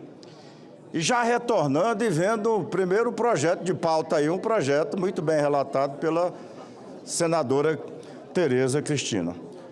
Eu quero aqui, senadora, parabenizar, porque tudo que a senhora pega para fazer, desde os relatórios, as discussões aqui é muito bem feito. Só para dizer, estou de acordo com o senador Jaime, todos aqueles que me antecederam, dizer que é um projeto meritório e tem o meu apoio e o meu voto, certo? Senhor presidente, eu quero aqui em tempo registrar a presença do vereador Renato Caldas, que é aqui da cidade de Novo Gama. Senhor presidente, campeão de voto lá em Novo Gama, uma cidade próxima aqui do lado de Brasília, está nos visitando aqui hoje. Senhor Renato Caldas, tá bom? Registrar aqui a presença dele, que para nós nos honra muito. Obrigado, senhor presidente, pela oportunidade.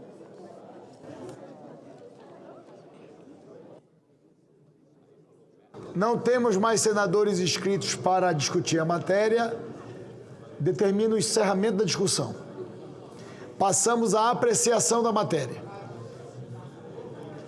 A presidência informa às senadoras e aos senadores que submeterá a matéria à votação simbólica. Votação da emenda número 8, substitutivo, nos termos do parecer de plenário, apresentado pela relatora, senadora Tereza Cristina, em turno único. As senadoras e os senadores que o aprovam permaneçam como se encontram. Está aprovado com o registro dos votos contrários do governo e do PT. Senhor presidente, só para registrar, a pedido do senador José Lacerda, de Mato Grosso, o PSD está votando a favorável a essa matéria a pedido dele, viu, senhor presidente? Repito novamente, a matéria está aprovada, a emenda número 8. Só gostaria, senhor presidente, também não me manifestei antes, mas parabenizar a senadora Tereza Cristina por ter conduzido esse debate também na Comissão de Relações Exteriores e Vossa Excelência, assim, bem conceituada no sentido de negociação, de diálogo, de entendimento. Então, eu quero parabenizar, assim como o senador Bagatoli, que foi o relator na Comissão de Agricultura e Reforma Agrária. Então, parabéns pelo trabalho.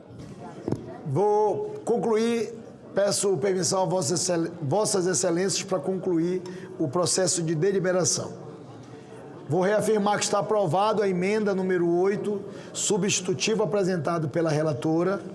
Novamente, com o voto contrário da liderança do governo e do Partido dos Trabalhadores, ficam prejudicados o projeto e as demais emendas. O parecer da comissão diretora, oferecendo a redação final para o turno suplementar, será publicado na forma regimental. Passamos à discussão do substitutivo em turno suplementar. Encerrada a discussão sem emendas, o substitutivo é dado como definitivamente adotado, sem necessidade de votação. A matéria retorna à Câmara dos Deputados. Item 2 da pauta, projeto de lei número 5... Perdão, antes de nós iniciarmos o segundo item de deliberação, eu gostaria de fazer uma manifestação em agradecimento ao apoio incondicional do conjunto de senadores e senadoras e aos elogios merecidos, senador líder Omar, ao trabalho da senadora Tereza Cristina como relatora desta matéria. Uma matéria evidentemente complexa, debatida há muitos anos, aonde o Senado Federal, na tarde e noite de hoje, se debruça sobre este item e a senadora Tereza, de forma muito contundente e convicta de fazer o certo pelo desenvolvimento do Brasil e dos estados impactados pela questão relacionada à região de fronteira, traz um relatório ao conhecimento dos senadores e das senadoras aprovado pela ampla maioria do conjunto de senadores e senadoras e pelos partidos políticos que compõem a Casa. Eu queria lhe cumprimentar, querida ministra Tereza, o relatório de Vossa Excelência da segurança jurídica, aqueles homens e mulheres que adquiriram estas propriedades há mais de 100 anos, não foi por doação, que estão inviabilizados de buscar um apoio nas instituições públicas e nos bancos públicos para proverem o desenvolvimento a partir da produção ou do turismo, enfim, em todas as áreas do desenvolvimento econômico e social do país, em especial, só quem vive essas dificuldades são os estados que estão submetidos a esse dilema de estarem sobre o viés das áreas de fronteira, com problemas, inclusive judiciais, que remanescem de décadas e que estão hoje dentro do arcabouço legislativo brasileiro, protegidas com esse relatório.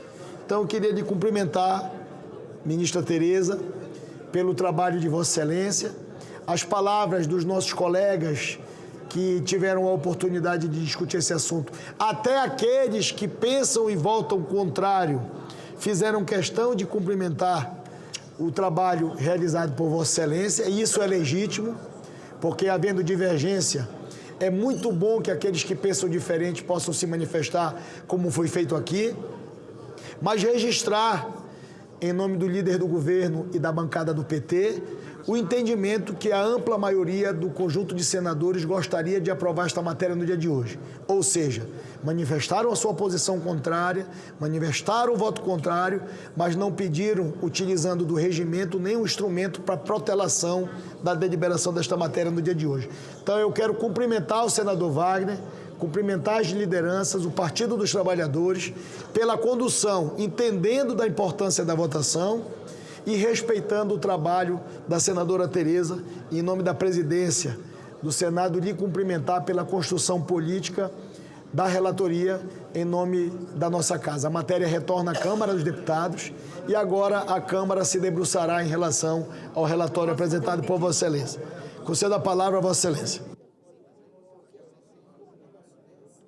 Muito obrigada, meu querido amigo, presidente Davi Alcolumbre. Agradeço a todos pelos votos e pelas contribuições que foram dadas por muitos aqui nessa casa para resolver um problema centenário, eu podia dizer, da República. Eu espero que agora, indo para a Câmara, que lá também possa ser votado rapidamente. Presidente, eu queria fazer um pedido. As terras de 2.500 hectares acima vêm para esta casa, para o Senado Federal, fazer a aprovação. E nós temos aqui muitos parados aqui na casa. Eu gostaria de lhe ajudar, se fosse possível, através, eu acho que da advocacia, do Senado Federal? É na advocacia que ficam esses projetos? Eles estavam lá para avaliação. Para avaliação.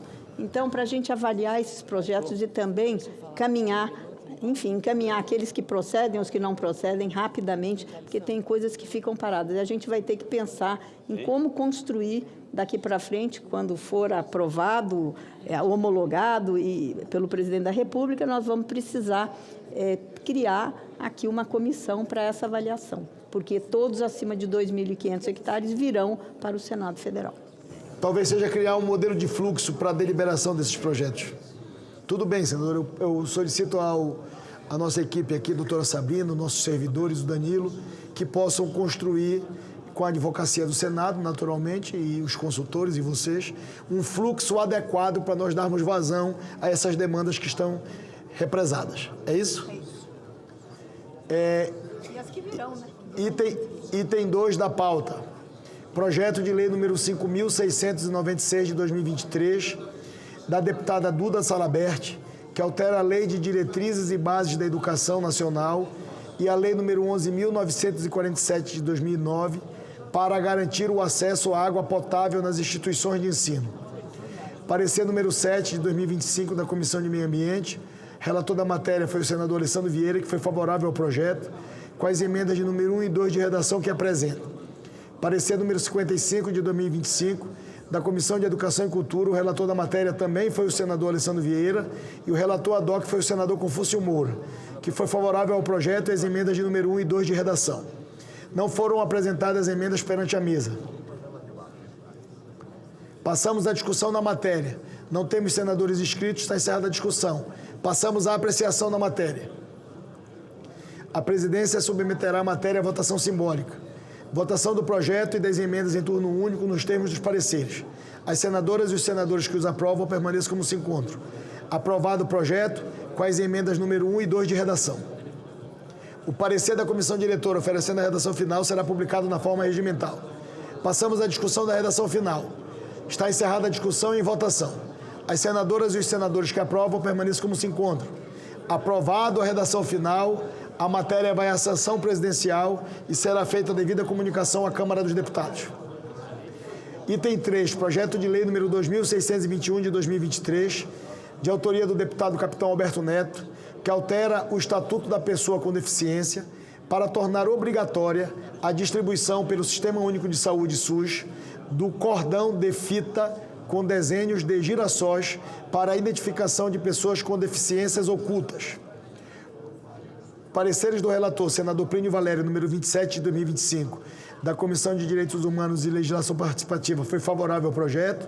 57 de 2025, da Comissão de Assuntos Sociais, favorável ao projeto, com a emenda número 1 de redação que apresenta. Não foram apresentadas emendas perante a mesa. Passamos à discussão da matéria. Não havendo senadores inscritos, está encerrada a discussão. Passamos à apreciação da matéria. A presidência submeterá a matéria à votação simbólica. Votação do projeto e das emendas em turno único nos termos dos pareceres. As senadoras e os senadores que aprovam permaneçam como se encontram. Aprovado o projeto com a emenda número 1 de redação. O parecer da comissão diretora oferecendo a redação final será publicado na forma regimental. Em discussão, a redação final. Está encerrada a discussão e em votação. As senadoras e os senadores que aprovam permaneçam como se encontram. Aprovada a redação final, a matéria vai à sanção presidencial e será feita a devida comunicação à Câmara dos Deputados. Concedo a palavra ao líder, senador Jacques Wagner. Presidente, porque foi aprovado hoje com a relatoria do senador Fernando Faria, na CAI, uma mensagem de empréstimo para o MDA de 35 milhões de dólares para ser contratado. Eu queria saber se Vossa Excelência poderia colocar extra pauta. A mesa está em débito com Vossa Excelência e Vossa Excelência está com muito crédito. Então eu vou incluir, da mesma maneira que fiz pela solicitação do senador Fernando Dueire, a inclusão de item extra pauta de uma solicitação de empréstimo aprovada na CAI com requerimento de urgência apresentado pela própria comissão ao plenário, nós vamos incluir como item extra pauta e vamos deliberar na tarde de hoje. Item extra pauta. Projeto de resolução número 46 de 2025, apresentado como conclusão do parecer número 65 de 2025, Da Comissão de Assuntos Econômicos, o relator da matéria foi o senador Rogério Carvalho e o relator ad hoc foi o senador Fernando Farias, que autoriza a República Federativa do Brasil a contratar a operação de crédito externo no valor de até 35 milhões de dólares dos Estados Unidos da América. Foi apresentado o requerimento número 118 de 2025 da Comissão de Assuntos Econômicos, que solicita a urgência para a deliberação da matéria. Em votação, requerimento. Os senadores e senadoras que aprovam permaneçam como se encontram. Está aprovado o requerimento. Passamos à discussão da matéria. Não temos senadores inscritos para discutir, está encerrada a discussão. Passamos à apreciação da matéria. A presidência submeterá a matéria à votação simbólica. Votação do projeto em turno único nos termos do parecer. As senadoras e os senadores que aprovam permaneçam como se encontram. Aprovado o projeto. O parecer da comissão diretora oferecendo a redação final será publicado na forma regimental. Em discussão, a redação final, está encerrada a discussão e votação. As senadoras e os senadores que aprovam permaneçam como se encontram. Aprovada a redação final, a matéria vai à promulgação. Item extra pauta. Projeto de resolução número 47 de 2025. Apresentado como conclusão do parecer número 64 de 2025 da Comissão de Assuntos Econômicos, o relator da matéria foi o senador Fernando Dueire, que autoriza a contratação de operação de crédito externo com a garantia da República Federativa do Brasil no valor de até 275 milhões de dólares dos Estados Unidos da América, de principal, entre o governo do estado de Pernambuco e o Banco Internacional para a Reconstrução e o Desenvolvimento BIRD, cujos recursos destinam-se à reestruturação e recomposição do principal de dívidas do Estado no âmbito do Programa de Sustentabilidade Fiscal, Econômica e Ambiental do Estado de Pernambuco. Foi apresentado o requerimento número 117 de 2025 da Comissão de Assuntos Econômicos, que solicita urgência para a apreciação da matéria. Passamos à votação do requerimento. As senadoras e os senadores que o aprovam permaneçam como se encontram. Aprovado o requerimento. Passamos à discussão da matéria. Concedo a palavra ao senador Fernando Dueire para a sua manifestação. Senhor presidente, senhoras senadoras, senhores senadores, nós estamos hoje fazendo um ato histórico para Pernambuco. Na verdade, esse empréstimo é um empréstimo de sustentabilidade fiscal. Isso vai permitir que o Estado de Pernambuco tenha, não só para esta gestão, mas para as futuras gestões, condições equilibradas. O custo e os investimentos da máquina possam dar um fôlego para novos investimentos. E aí nós estamos tratando de emprego, nós estamos tratando de crescimento econômico, nós estamos tratando de investimentos representativos que vai para a ponta. Por isso, senhor presidente, eu agradeço penhoradamente o seu gesto de fazer com que essa urgência pudesse ser atendida na sessão de hoje, no Instituto da Extra Pauta. É o que agradeço a Vossa Excelência e aos demais senadores aqui presentes. A presidência cumprimenta a Vossa Excelência pela preocupação da solicitação de inclusão como item extra pauta e repito, como sempre disse, para chegarmos a deliberarmos uma mensagem de operação de crédito externo, muitas das vezes um município ou o Estado carece de 1 ano, 2 anos, 3 anos, 4 anos, organizando a casa, apresentando o projeto e viabilizando o seu ajuste interno primeiro para poder recepcionar recursos externos. Então, é importante que a gente dê celeridade, porque os estados e os municípios, muitas das vezes, estão esperando há muitos anos a aprovação desses empréstimos. Eu cumprimento Vossa Excelência. Nós não temos mais senadores inscritos para discutir a matéria, está encerrada a discussão. Passamos à apreciação da matéria. A presidência submeterá a matéria à votação simbólica. Votação do projeto em turno único nos termos do parecer. As senadoras e os senadores que o aprovam permaneçam como se encontram. Está aprovado o projeto.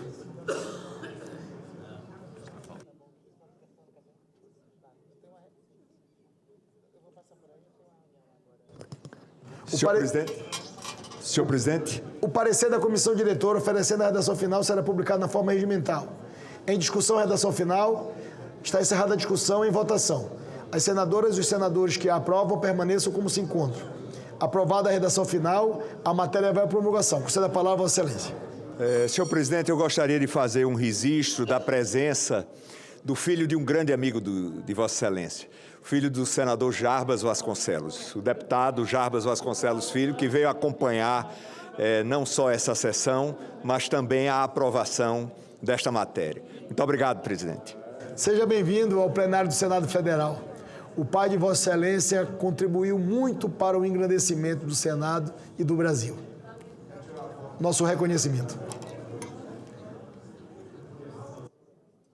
Item extra-pauta, solicitação feita pelo líder, senador Exalci Lucas, requerimento número 816 de 2025, também apoiado por outros senadores e senadoras, que solicita a realização de sessão especial destinada a reconhecer e homenagear os profissionais terceirizados do Senado Federal. Em votação, requerimento. As senadoras e os senadores que aprovam permaneçam como se encontram. Está aprovado o requerimento de sessão especial e será agendada pela Secretaria-Geral da Mesa. Conceda a palavra ao senador Exalci Lucas. Não, só agradecer a Vossa Excelência, presidente, por ter pautado essa matéria. E aí vamos discutir com a mesa a data que é possível fazer a sessão. Muito obrigado.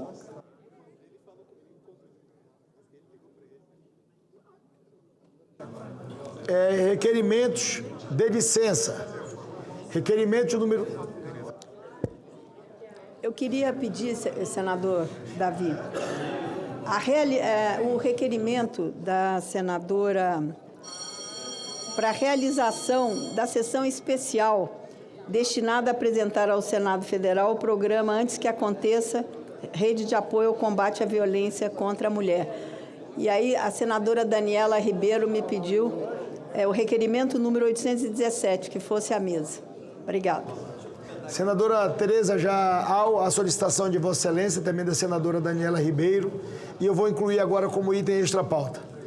Item extra-pauta, requerimento 817 de 2025, de autoria da senadora Daniela Ribeiro e outros senadores, que solicita a realização de sessão especial destinada a apresentar ao Senado Federal o programa Antes que Aconteça, Rede de Apoio no Combate à Violência contra a Mulher. Em votação, o requerimento. As senadoras e os senadores que aprovam permaneçam como se encontram. Está aprovado o requerimento. A sessão especial será agendada pela Secretaria-Geral da Mesa. Senhor presidente, pela ordem. Pela ordem, senador Jorge Seife. Senhor presidente, eu tenho um pedido muito especial para fazer para o senhor. Na qualidade de relator da avaliação de política pública na CDR, eu enviei 2 requerimentos de informação como parte das atividades. Requerimento 27 de 25 e 28 de 25 do CDR, que aguardavam reunião da mesa para deliberação. Só que não tem previsão, presidente, para essa realização. Só que diante dessa situação e do curto prazo para apresentação do relatório do trabalho que nós fizemos durante todo o ano, solicito Vossa Excelência que aprove o requerimento ad referendo, podendo assim que a matéria seja encaminhada de forma mais célere aos ministérios. E aí eu peço a ajuda do senhor nessa pauta. Agradeço ao senhor. Senador Seife, conceda a palavra ao senador Espiridione. Presidente, eu gostaria de, em meu nome, em nome da senadora Ivete da Silveira e do próprio senador Seife, registrar a presença entre nós do industrial, do empresário Ingo Fischer, da nossa querida cidade de Brusque, que nos honra aqui com a sua visita. E hoje eu já registrei, quando fizemos coro ao senador Flávio Arnes, que é a APAI de Brusque, a pioneira das APAIs de Santa Catarina. Hoje o tema APAI veio à baila, movimentado pelo senador Flávio Arnes, animado pelo senador Davi Alcolumbre, animado pelo senador, colocou alma na questão das APAIs. Eu registro, então, a presença do nosso querido amigo Ingo Fischer, em meu nome, em nome da senadora Ivete, do senador Seife, registrando que ele é um exemplo de apoio à saúde e, como empresário, tem uma história muito bonita para nos contar em matéria de solidariedade. Muito obrigado.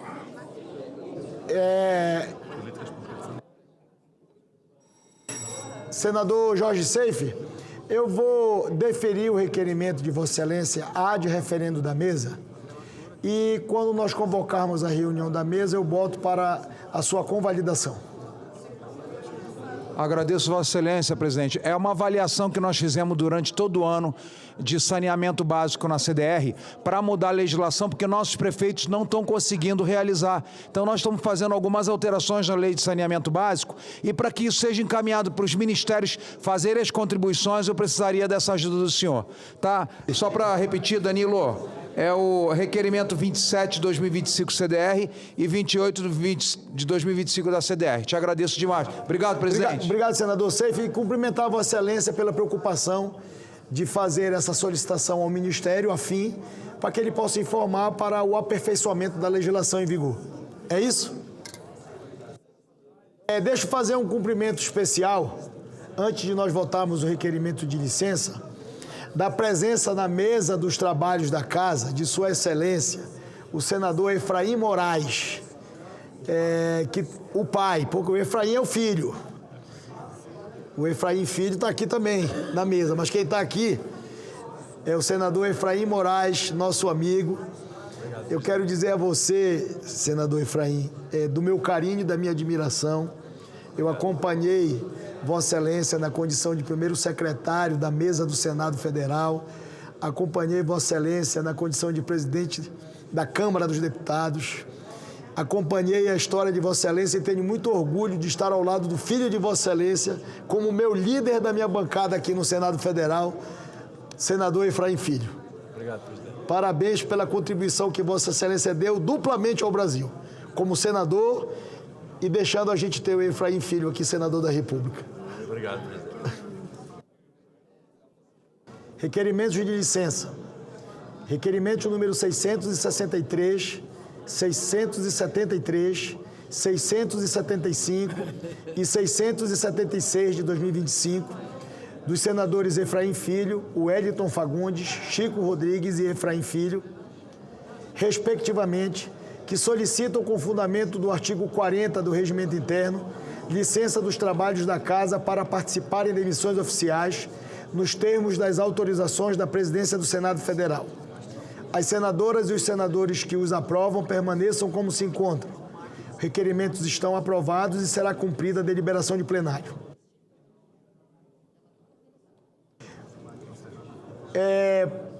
Retornamos agora à lista de oradores inscritos. Como primeiro senador inscrito, eu concedo a palavra ao senador líder Rogério Marinho.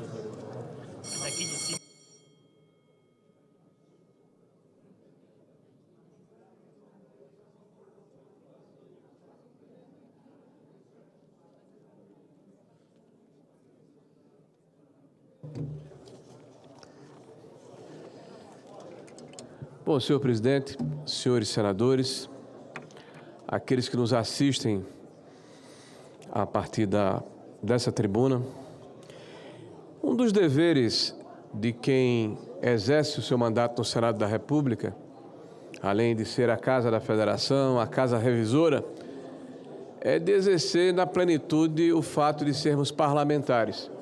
E o parlamentar tem um dever precípuo, além de propor leis, de interagir com elas, participar do processo legislativo nas comissões e no plenário, fazer a fiscalização das ações do Executivo, ou como base de governo, ou como oposição. Um governo se torna mais eficiente se tiver também uma oposição eficaz. Alguém que esteja preocupado em lembrar ao governo que ele não vive numa redoma, numa ilha da fantasia, tentando passar conceitos e emitir mantras como se fossem verdades absolutas para os seus seguidores e convertidos, esquecendo-se talvez de que vivemos numa sociedade plural, onde a democracia necessariamente precisa existir com a diversidade, com o contraditório, com visões de mundo diferente. Por isso nos choca muito, senhor presidente, eu não poderia deixar de fazer o registro aqui, o fato de que após quase uma semana calado, e o presidente Lula calado é um poeta, ele, na frente de jornalistas estrangeiros que estavam cobrindo a COP30 em Belém, nesse converscote que é feito com aqueles que pretendem talvez com boas intenções, e de boas intenções o inferno está carregado, resolver os problemas climáticos do país e do mundo, o presidente chama a operação no Rio de Janeiro de matança e diz, inclusive, que está tentando fazer com que a Polícia Federal faça autópsia de corpos daqueles que foram tombados no confronto entre a polícia e faccionados. Bom, para não me alongar muito no tema, me parece evidente que há uma espécie de armadilha autofágica, onde o presidente está dividido. Ele precisa, o Lula, agradar a sua base eleitoral, que glamoriza o crime, que relativiza o combate à marginalidade, que defende a descriminalização de drogas, que defende uma política de desencarceramento irresponsável, que pretende fazer do bandido, do marginal, do assassino, pelo menos é o que tem preconizado através das suas palavras e de ações, uma vítima da sociedade, e não o contrário. Pois muito bem.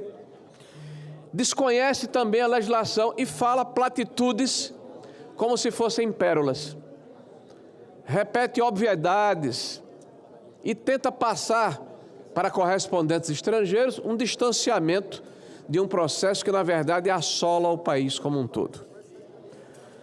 O presidente esquece que a majoritária parcela da nossa sociedade quer lei, quer ordem, quer disciplina, quer viver em paz, quer criar seus filhos, quer proteção contra o crime organizado, não quer viver em territórios faccionados, não quer viver em áreas em que a milícia, o crime, pratica extorsão e persegue os moradores, não quer banalizar esse estado de coisa que, infelizmente, hoje assola quase 20% do território nacional. Nós estamos falando de quase 40 milhões de brasileiros que vivem em áreas desta forma. Isso não é normal e nós não podemos aceitar como normal. Então eu quero aqui repudiar mais essa fala do presidente que agride a sociedade brasileira. O presidente Lula, ele está na contramão do sentimento da sociedade. Agora, é um camaleão que vai mudando de acordo com as circunstâncias e a conveniência, ouvindo o seu marqueteiro, fazendo pesquisas de opinião, para sentir de que forma vai se comportar a sociedade, para aí sim se posicionar. Me parece que está descalibrado, porque a sua fala, novamente, e quando deixo ele falar de improviso, ele é o nosso camisa 10, né? Ele consegue fazer o trabalho que a oposição tem muita dificuldade de fazer aqui, ou seja, mostrar ao povo brasileiro a quem nós estamos entregue, a fragilidade, a falta de convicção e, sobretudo, a maneira como ele trata a sociedade, glamorizando, repito, o crime e o criminoso e desprotegendo o cidadão e a sociedade. Dito isso, senhor presidente, eu quero, numa segunda parte da minha fala, lamentar o fato de que a MP 1303, que foi votada a toque de caixa, quarta-feira passada, chega uma comissão de medida provisória instalada com as duas casas, a Câmara e o Senado, para discutir uma das políticas estruturantes mais importantes do nosso Brasil, que é a política energética. E essa discussão, a toque de caixa, acontece na comissão e é dito a todos nós que ela seria retomada na semana subsequente, e esta semana no plenário da Câmara e do Senado. Eis que, de surpresa, a votação ocorre na Câmara e no Senado. E o que é que nos resta? Os lobbies organizados foram beneficiados. As estruturas que investem no setor elétrico do nosso país, os players privados, ganharam. Desde a questão daqueles que conseguiram a prorrogação de Candiota no Rio Grande do Sul, ampliando para 2040 essa concessão com a utilização do carvão. E nós estamos em plena COP30, onde se fala de renováveis. Até a questão da absorção dos recursos subsidiados dos fundos constitucionais que deveriam abater a dívida do consumidor cativo e que passam a entregar o lucro das grandes empresas privadas que investem no Brasil.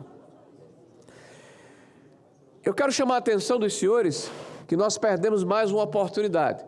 Nós ouvimos o inteligente, o preparado, o qualificado senador que fez a relatoria, não vou falar o nome porque ele não está aqui presente, né, nos dizer o seguinte: olha, a CDE, que é o subsídio que está colocado dentro da conta de luz, em 7 anos, senador Jaime, vai baixar para 20% do atual. E nós estamos falando de 50 bilhões de reais. Significariam 10 bilhões de reais. Porque receberá 50% das outorgas que serão feitas nesse período, bem como será beneficiado com a eficientização do setor, com a melhoria das linhas de transmissão. Senhores, nós temos uma previsão de 30 bilhões de outorgas neste período, com recursos não recorrentes, que não serão apresentados no ano subsequente. Então, essa afirmação, infelizmente, não é verdadeira. E o que significa isso, senhores? Significa que nós não estamos aqui, por exemplo, discutindo a necessidade de terminarmos o pacto entre o Brasil e o Paraguai, porque a amortização de Itaipu terminou em fevereiro, março de 2023, e nós estamos falando de 4,5 bilhões de reais sem fiscalização, sem gestão, que é jogada para cima e utilizado como moeda política por esse desgoverno, despreparado, populista, irresponsável. Nós estamos no 3º ano, somem mais de 9 bilhões de reais utilizados para o COP30, para Janja Palusa, para fazer convênios com prefeituras para cooptá-los eleitoralmente em Mato Grosso do Sul, Paraná. É a farra do dinheiro público. Infelizmente, sobre a letargia, inclusive, desta casa. Nós já cobramos mais de uma vez ao Tribunal de Contas da União, ao Supremo Tribunal Federal, à Procuradoria-Geral da República, debalde, estão inertes. E o governo tem, no seu orçamento de 9 bilhões de reais por ano, 4,5 bilhões de reais de recursos não especificados, gastos ao bel prazer daqueles que dizem defender o povo brasileiro. O que significa isso, meus senhores? Que a CDE está em 50 bilhões. E sabe quem paga essa conta? Você, consumidor brasileiro cativo, que não tem como se proteger porque não tem recurso para comprar uma placa solar. Sabe quem paga isso? A classe média, que é vilipendiada, perseguida, esculachada pelo Partido dos Trabalhadores, que acredita que tem que suportar o peso responsável, preocupado com um projeto de poder e não com um projeto de país.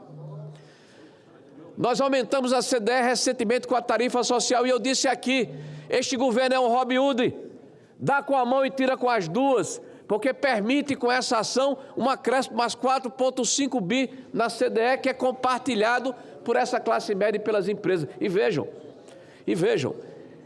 quando o governo diz que vai diminuir a conta da luz do pobre, na verdade ele está aumentando a inflação, porque as empresas, as indústrias, são obrigadas a comprar a energia mais cara. E vocês acham que eles não vão repassar para o preço? E quem vai comprar o produto? É o povo brasileiro enganado, mais uma vez, por essa carapuça que é colocada sobre nós, de que o Estado é um Estado provedor. Na verdade, é um Estado sugador, é um Estado parasita, é um Estado que não está interessado com obedecer o lobby dos poderosos, dos campeões nacionais, daqueles que, por ocasião, infelizmente, capturaram o Estado brasileiro. Não tenho nada contra qualquer matriz energética, não tenho um conceito prévio, ao contrário daqueles que se dizem defensores do meio ambiente e permitem a perfuração do petróleo na Foz da Amazônia. Já foi tarde, já devia ter permitido há muito tempo. Não tenho nenhum preconceito para se usar o carvão, energia atômica, o que for, desde que com responsabilidade. Agora, não dá para continuar enganando o povo brasileiro com um discurso aqui e com a prática diferente. Dizendo que está fazendo justiça social, quando na verdade está fazendo uma ação eleitoreira e irresponsável. E eu disse ao relator naquela oportunidade, gostaria de ter a oportunidade de debater no plenário o mérito deste projeto. Porque nós estamos perdendo oportunidades de fazer uma ampla revisão no marco energético desse país. O marco energético que hoje é um Frankenstein. Puxadinhos em cima de puxadinhos. O lobby mais forte de ocasião sempre é vencedor. E quem perde, repito, é seu João e Dona Maria. Porque não tem quem grite por eles, não tem quem os defenda. E, infelizmente, nós estamos nessa marcha permanente da insensatez. Eu espero, eu desejo, eu propugno, eu luto por isso, que em algum momento haja serenidade e nós possamos discutir com propriedade e com racionalidade o que está acontecendo com o nosso país. Cedo a parte para o ilustre senador, a mim. Concreto para lhe trazer, que confirma, mas dá alguma esperança.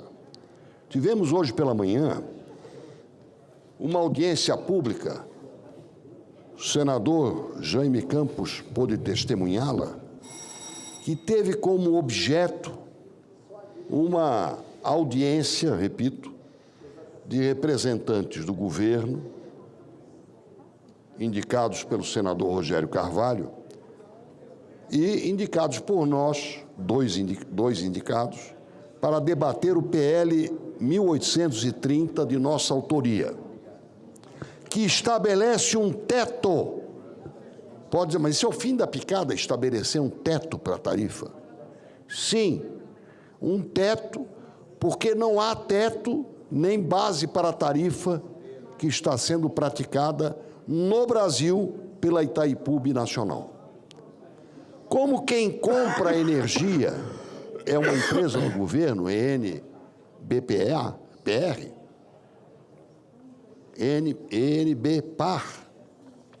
Empresa Brasileira de Energia Participações, a tarifa hoje, com a dívida histórica da Itaipu liquidada em 2023. Veja bem, 1973 a 2023 foram os 50 anos de pagamento do financiamento da Itaipu. Zerou. E a tarifa poderia ter baixado para a metade do que está sendo cobrado. Quem é que paga? Os consumidores do Centro-Oeste, senador Jaime Campos. Doutor João e Dona Maria. Do Sudeste e do Sul do Brasil, porque as nossas distribuidoras são sócias fundadoras da Itaipu Binacional, numa ideia genial que foi. A obra é genial, é um espetáculo, deu certo. Só que o orçamento secreto, fala-se tanto do orçamento do Congresso, o orçamento secreto, ou seja, os gastos com projetos socioambientais, assim designados, montaram no ano passado 873 milhões de dólares, quase 5 bilhões de reais. E neste ano, quase 500 milhões de dólares só no primeiro semestre, beneficiando municípios, beneficiando obras públicas, que nada tem a ver com a operação da Itaipu. E isso é jogado dentro das chamadas despesas de exploração, ou seja, de operação de uma usina hidrelétrica que nos orgulha e que não tem mais dívida alguma para pagar. E o que é pior, o Tribunal de Contas da União não pode investigar os procedimentos da binacional. Por isto, nós apresentamos um projeto de lei, de minha autoria, que cobra o teto da tarifa da empresa brasileira, da estatal brasileira que compra a energia. E não pode vender para o povo brasileiro compulsoriamente uma energia onerada por gastos que o Congresso nem conhece, quanto mais tenha autorizado. É um orçamento secreto que está ganhando cada vez mais corpo e onera, repetindo a frase de Vossa Excelência, do seu João, Dona Maria, especialmente dos estados que eu mencionei, Centro-Oeste, Sudeste e do Sul, sem que eles saibam para onde é que foi o dinheiro e sem que sejam beneficiados pela redução de tarifa decorrente do simples pagamento, amortização completa da grande obra de Itaipu. Agradeço, senador Amin. Vou concluir, senhor presidente, apenas um minuto. É evidente que a explicação mais didática que o senador Amin faz talvez esclareça melhor o que, talvez com mais verve, aqui eu falei na tribuna, tomado até pela indignação. Eu quero que os senhores compreendam que a CDE, que é esse subsídio na conta da luz, ela está bancando uma série de tarifas sociais, irrigação, uma série de situações, e elas são quase 50% desses 50 bilhões. Eu tive uma discussão por ocasião da 1.300 e disse ao relator e a essa casa, olha, vamos aproveitar e fazer um desmame gradual em 10 anos, tira 10% por ano. Não só perdemos a oportunidade, como estabelecemos o teto em 50 bilhões, compartilhado pela população brasileira que tem menos defesa, e retiramos de qualquer parâmetro quase 50% desse sarrafo, ou seja, 50% dessa tarifa pode subir de qualquer forma. E os outros 50% está restrito ao aumento do IPCA. Então, nós estamos literalmente afogados e embriagados numa irresponsabilidade fiscal. Nós vamos ter que pagar essa conta, senador. Nós estamos vendendo o almoço para pagar o jantar e, literalmente, estamos enrolando uma dívida que vai ser paga pelas gerações futuras. A desestruturação do nosso setor elétrico, que representa a infraestrutura, é apenas uma ponta de iceberg. Deu uma demonstração de um governo que não encara os seus problemas, que varre-os sistematicamente para debaixo do tapete. Os senhores imaginem um tapete e embaixo tem um elefante. É o acúmulo dos problemas que estão sendo deixados para lá. Nós vamos tropeçar nesse elefante, é inexorável. Agradeço a Vossa Excelência e apenas para uma reflexão. Nós, Senado da República, precisamos fazer o nosso papel. Termos mais atenção e mais cuidado quando votarmos projetos que aparentemente são muito bonitos, mas, na verdade, escondem dentro de si um veneno extraordinário que vai vitimar, sobretudo, as gerações vindouras. Muito obrigado, senhores. Para breve comunicação, passa a palavra ao senador Jaime Campos.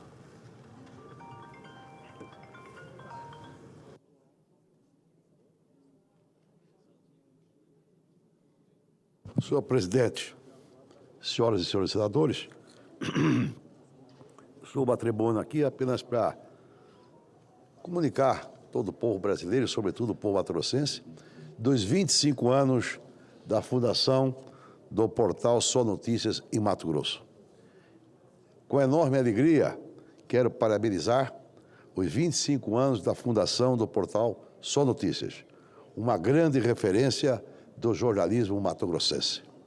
O Só Notícias foi o primeiro portal de conteúdo do interior do Estado, cumprindo um papel essencial na formação da opinião pública e na difusão de informação de qualidade.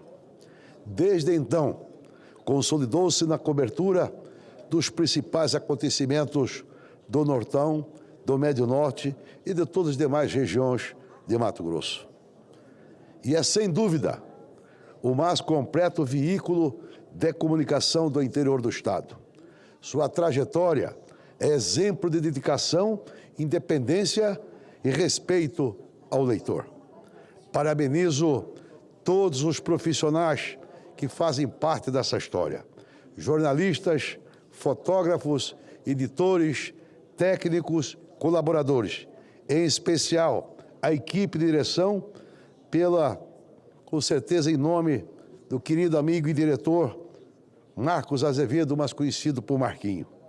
Capacidade de manter o portal atual, relevante e conectado às transformações tecnológicas, sociais que marcam as últimas décadas. Mas, senhor presidente, senhoras e senhores senadores, celebrar os 25 anos do Só Notícias é reconhecer a força do jornalismo regional, que dá voz às comunidades, valoriza as realidades locais e contribui para o fortalecimento da cidadania e da democracia. Que venham muitos outros anos de sucesso, de informação e compromisso com a verdade. Meus parabéns ao Só Notícias, orgulho do jornalismo de Mato Grosso e patrimônio informativo do nosso Estado. Muito obrigado, senhor presidente. Passo a palavra ao senador Esperidião Amin. Vossa Excelência dispõe de 10 minutos. E a seguir, a senadora Zenaide Maia.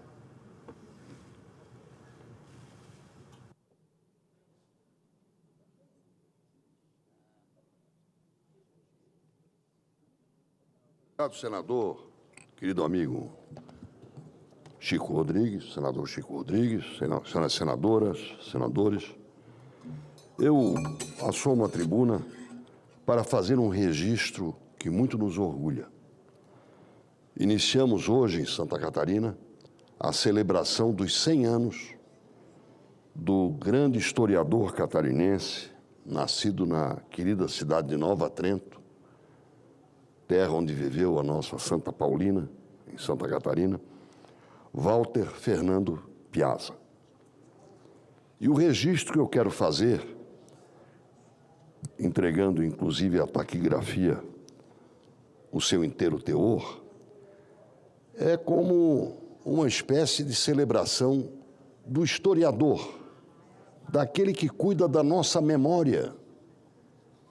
Uma sociedade sem memória, sem os registros dos fatos que construíram o seu momento atual, é uma sociedade muito pobre.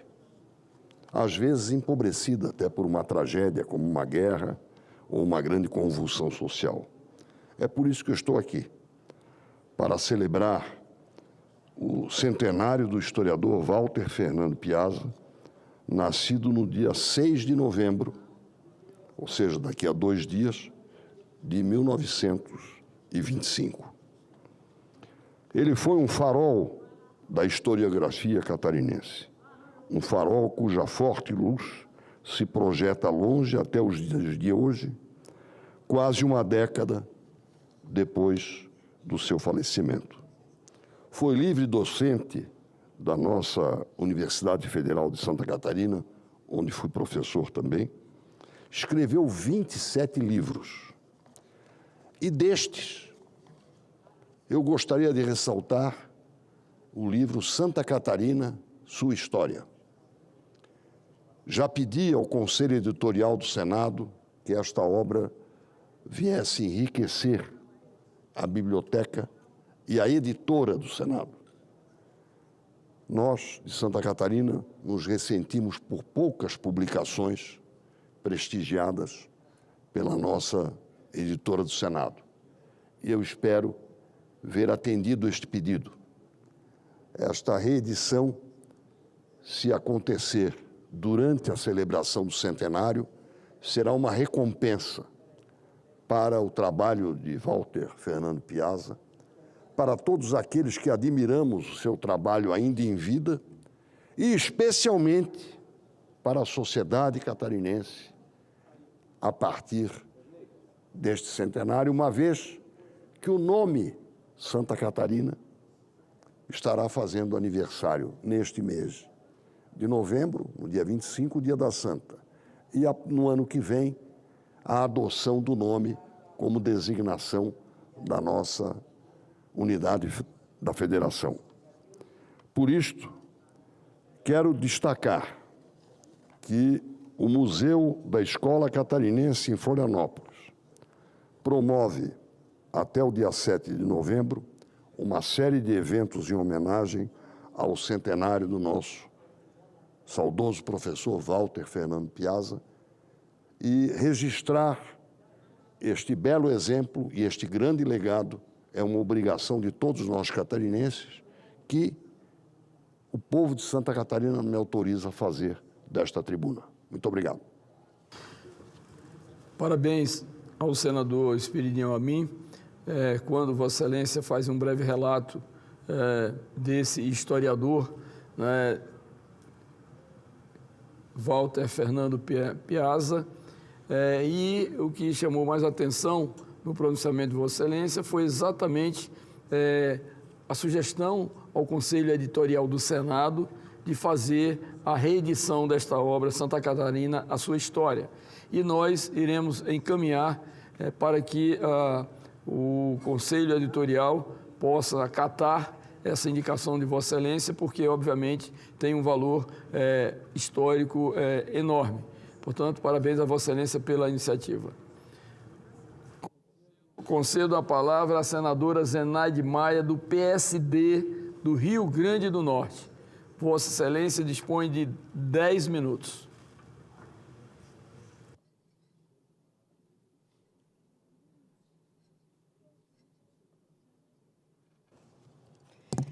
Senhor presidente Chico Rodrigues, colegas senadoras, colegas senadores e a todos que nos acompanham através da Rádio Senado, TV Senado e Agência Senado.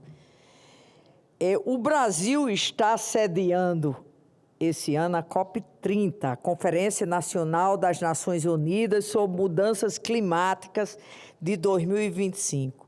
Este grande fórum global de governança sobre os recursos naturais ocorre dentro de um tesouro brasileiro, a Amazônia. Estou aqui para reforçar um apelo de toda a sociedade, de todos os pais e mães que querem um mundo habitável para seus filhos e netos. Estou me referindo à preservação das florestas, ao uso sustentável dos minerais, à produção industrial e agrícola que respeita o uso correto do solo e da água. Eu me refiro a cidades com saneamento básico e água tratada.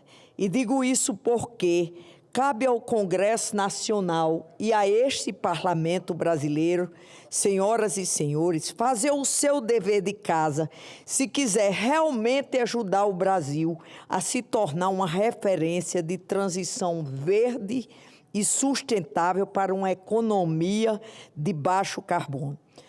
Um de muitos caminhos para isso é a aprovação de um projeto de lei de minha autoria, determinando que as empresas mineradoras obrigatoriamente façam e apresentem ao governo, antes de começar a explorar as jazidas, um plano de prevenção de desastres ambientais.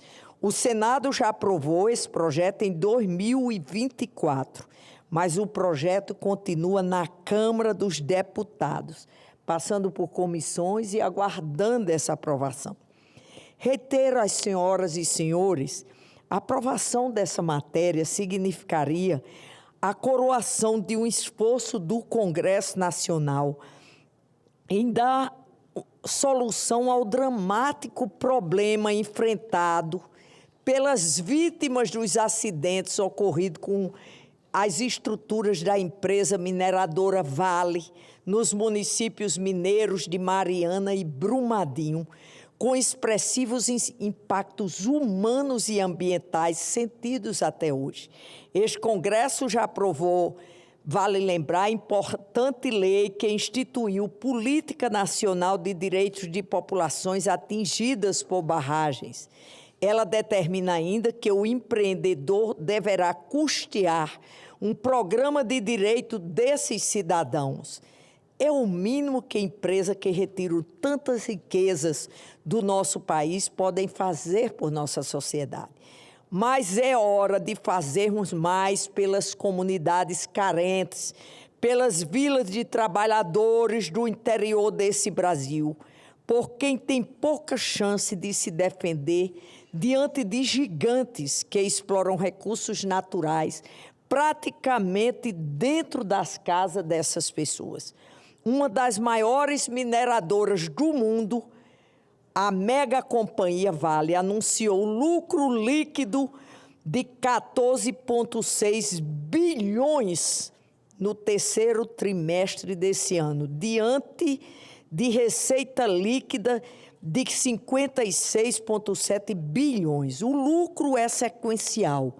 Num trimestre de 2023, por exemplo, o lucro da empresa foi de quase 3 bilhões de dólares, com distribuição expressiva de dividendos para os acionistas. Mas sabemos que a Vale ainda não cumpriu suas obrigações com as vítimas dos desastres de Mariana e Brumadinho. Quase 7 anos depois do rompimento da barragem da mina do Córrego, no Feijão em Brumadinho, segue a espera angustiada das 272 vítimas mortas. Bombeiros este ano, vejam vocês, localizaram restos humanos sobre a lama de resíduo de mineração. E não houve punição verdadeiramente rigorosa aos responsáveis pela empresa. Os acordos de indenização são frequentemente questionados e recorridos. As investigações concluíram que os procedimentos da Vale feitos sem o cuidado técnico adequado foram responsáveis pelo rompimento da estrutura em 25 de janeiro de 2019. E mais, a mineradora tinha conhecimento dos problemas de estabilidade da barragem e seguiu operando. Isso é o que foi apurado. O Ministério Público Federal ofereceu denúncia contra 16 pessoas por homicídio qualificado, além de crimes contra a fauna, crimes contra a flora e crime de poluição. Mas até o momento, mesmo que acordos entre as partes venham a dar uma solução judicial ao impasse, o caso segue sem um verdadeiro sentimento de justiça, o que representa um sofrimento adicional para as famílias e para a região como um todo. Por quanto tempo vamos conviver com esse tipo de risco? O cenário que eu descrevo dá uma amostra do enorme potencial danoso da atividade mineradora em nosso país, tanto para as populações que vivem próximas a esses empreendimentos, como para a natureza. O meu projeto pretende evitar a repetição e a impunidade das 272 mortes e da destruição da natureza ocorrida na tragédia de Brumadinho, decorrente do rompimento considerado evitável de uma barragem comprometida da mineradora Vale. Desse modo, proponho que o plano de aproveitamento econômico das jazidas terá agora de conter um projeto de gerenciamento de riscos de acidentes.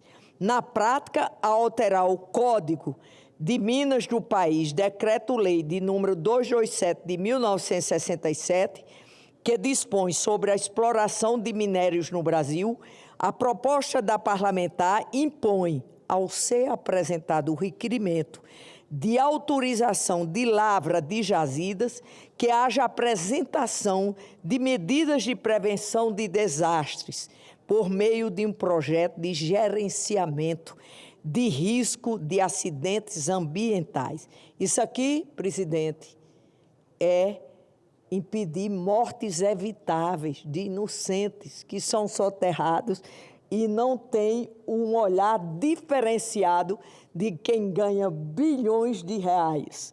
O plano de aproveitamento é apresentado pelo minerador a órgãos públicos, junto a outros documentos, para requerer a concessão da lavra. No âmbito federal, o tema passa pela alçada da Agência Nacional de Mineração. E vejo o encadeamento de fatos mais infeliz. Há 8 anos, o rompimento da barragem do Fundão, em Mariana, matou 19 pessoas e devastou o Rio Doce, com efeitos terríveis para a biodiversidade, que se estende até o litoral capixaba. 5 anos depois, a Vale anunciava suspensão de atividades mineradoras de 2 barragens, uma em Ouro Preto e outra em Barão de Cocais, ambas em Minas Gerais. Nas duas se registrou o nível 3 de emergência, quando a ruptura pode acontecer a qualquer momento ou já está em andamento. Meu projeto de lei coloca o Congresso Nacional a favor da população que vive à beira de barragens, sejam elas de pequeno, médio ou grande porte. Apelo à sensibilidade dos deputados e das deputadas federais para o objetivo de assegurar os direitos das populações atingidas ou vizinhas de barragem. E me coloco em defesa de um Brasil que preserve suas riquezas naturais, juntamente com a proteção da vida humana. Precisamos promover práticas socialmente sustentáveis, empreendimentos com barragem ou que explore outros recursos naturais fora os minérios. Além da aprovação, que é fundamental, devemos ambientais para evitar a ocorrência de desastres e estimular atividades econômicas sustentáveis, preparando o nosso país para uma economia moderna, verde, limpa, segura, que sirva de modelo de transição, um modelo de civilização que seja de construção e soma, e não de destruição da nossa casa comum e de massacre dos povos originários a cada território. Muito obrigada, senhor presidente. Parabéns, senadora Zenaide Maia, Vossa Excelência, que sempre traz temas aqui relevantes para o país, e esse é fundamental para a humanidade, a realização, inclusive, da COP30, a Conferência das Nações Unidas para Mudanças Climáticas, demonstra exatamente que Vossa Excelência se preocupa não apenas com o seu estado, Rio Grande do Norte, a senhora que é uma defensora genial do Rio Grande do Norte, mas Vossa Excelência se preocupa também com essas questões, que são questões de repercussão nacional e internacional. Portanto, parabéns pelo pronunciamento de Vossa Excelência. A presidência informa aos senadores e aos senadores que está convocada a sessão deliberativa ordinária para amanhã, quarta-feira, às 14 horas, com pauta divulgada pela Secretaria-Geral da Mesa. Cumprida a finalidade desta sessão, a presidência declara o seu encerramento.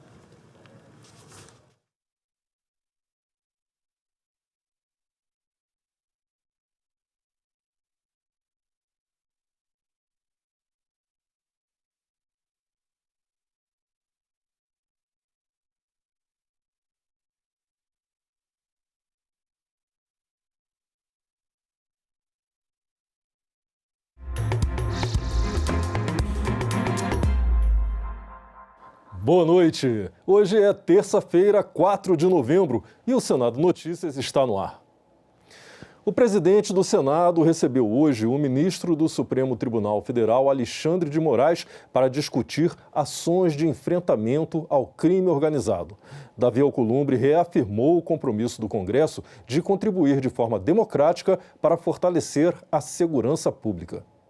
Combate ao crime organizado. Esse foi o tema da reunião entre o presidente do Senado, Davi Alcolumbre, e o ministro do Supremo Tribunal Federal, Alexandre de Moraes. O encontro aconteceu na presidência do Senado na tarde desta terça-feira. Depois da reunião, a presidência do Senado divulgou uma nota à imprensa. Abre aspas. O presidente Davi Alcolumbre recebeu nesta terça-feira, na presidência do Senado Federal, o ministro do Supremo Tribunal Federal, Alexandre de Moraes. Na pauta, foram discutidas ações para o combate ao crime organizado, além do uso de tecnologias para o enfrentamento à criminalidade no Brasil. O encontro entre Alcolumbre e Moraes ocorreu no mesmo dia em que o Senado Federal instalou a Comissão Parlamentar de Inquérito do Crime Organizado. Foram eleitos como presidente e vice-presidente os senadores Fabiano Contarato e Hamilton Mourão, respectivamente. O relator escolhido foi o senador Alessandro Vieira. O presidente Alcolumbre reafirmou o compromisso do Congresso Nacional de contribuir de forma responsável e democrática com soluções legislativas para fortalecer a segurança pública e proteger a vida dos brasileiros. Fecha aspas. E como vimos aí nessa nota à imprensa da presidência do Senado, a CPI do crime organizado foi instalada hoje pelo Senado com a eleição de Fabiano Contarato como presidente num placar apertado. O senador Alessandro Vieira, autor do pedido para a instalação da CPI, foi indicado relator. Por sugestão dele, o candidato da oposição, o senador Hamilton Mourão, foi eleito por aclamação vice-presidente da CPI. Antes da abertura da reunião, os líderes até tentaram um acordo em torno de um nome de consenso para presidir a CPI, mas não conseguiram. Mais uma vez o governo Lula. Mais uma vez o governo Lula que não assinou, repito, não queria que essa CPMI existisse e toma de assalto essa comissão, como fizeram em várias outras. Eu aqui presidindo, não haverá palanque para absolutamente nenhum senador ou senadora. Vamos ter que investigar plenamente quem cometeu os seus equívocos e os seus erros. Esse é o meu procedimento.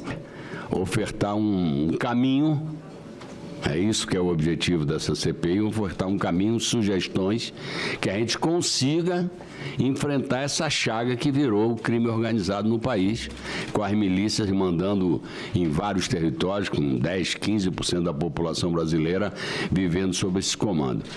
O governo indicou o senador Fabiano Contarato, do PT do Espírito Santo. A oposição indicou o senador Hamilton Mourão, do Republicanos do Rio Grande do Sul. A esquerda, e digo aqui para os meus companheiros, meus colegas de esquerda, tem dificuldade de entender isso, tem dificuldade de aceitar, não é, que o bandido não é um desprovido social.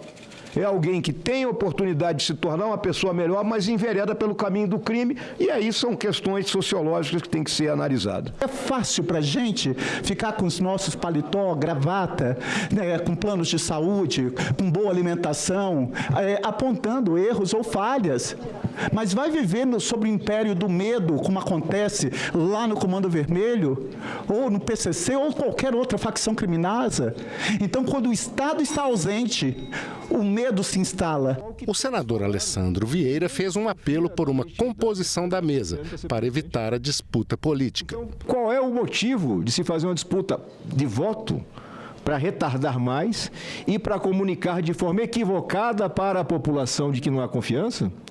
Então, o apelo que faço a Vossa Excelência é que, racionalmente, se coloque para a vice-presidência, será um ganho imenso para a comissão. É muito importante ter o senhor com a experiência de general de 4 estrelas, ex-vice-presidente da República, senador eleito com legitimidade para estar aqui, na posição de mostrar também essa visão. Não tem segredo em segurança pública. A atividade é complexa, mas ela não tem segredo. Mas a decisão foi pelo voto entre os dois candidatos.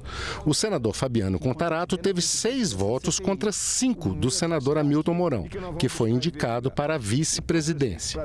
O senador Fabiano Contarato confirmou o senador Alessandro Vieira na relatoria da CPI.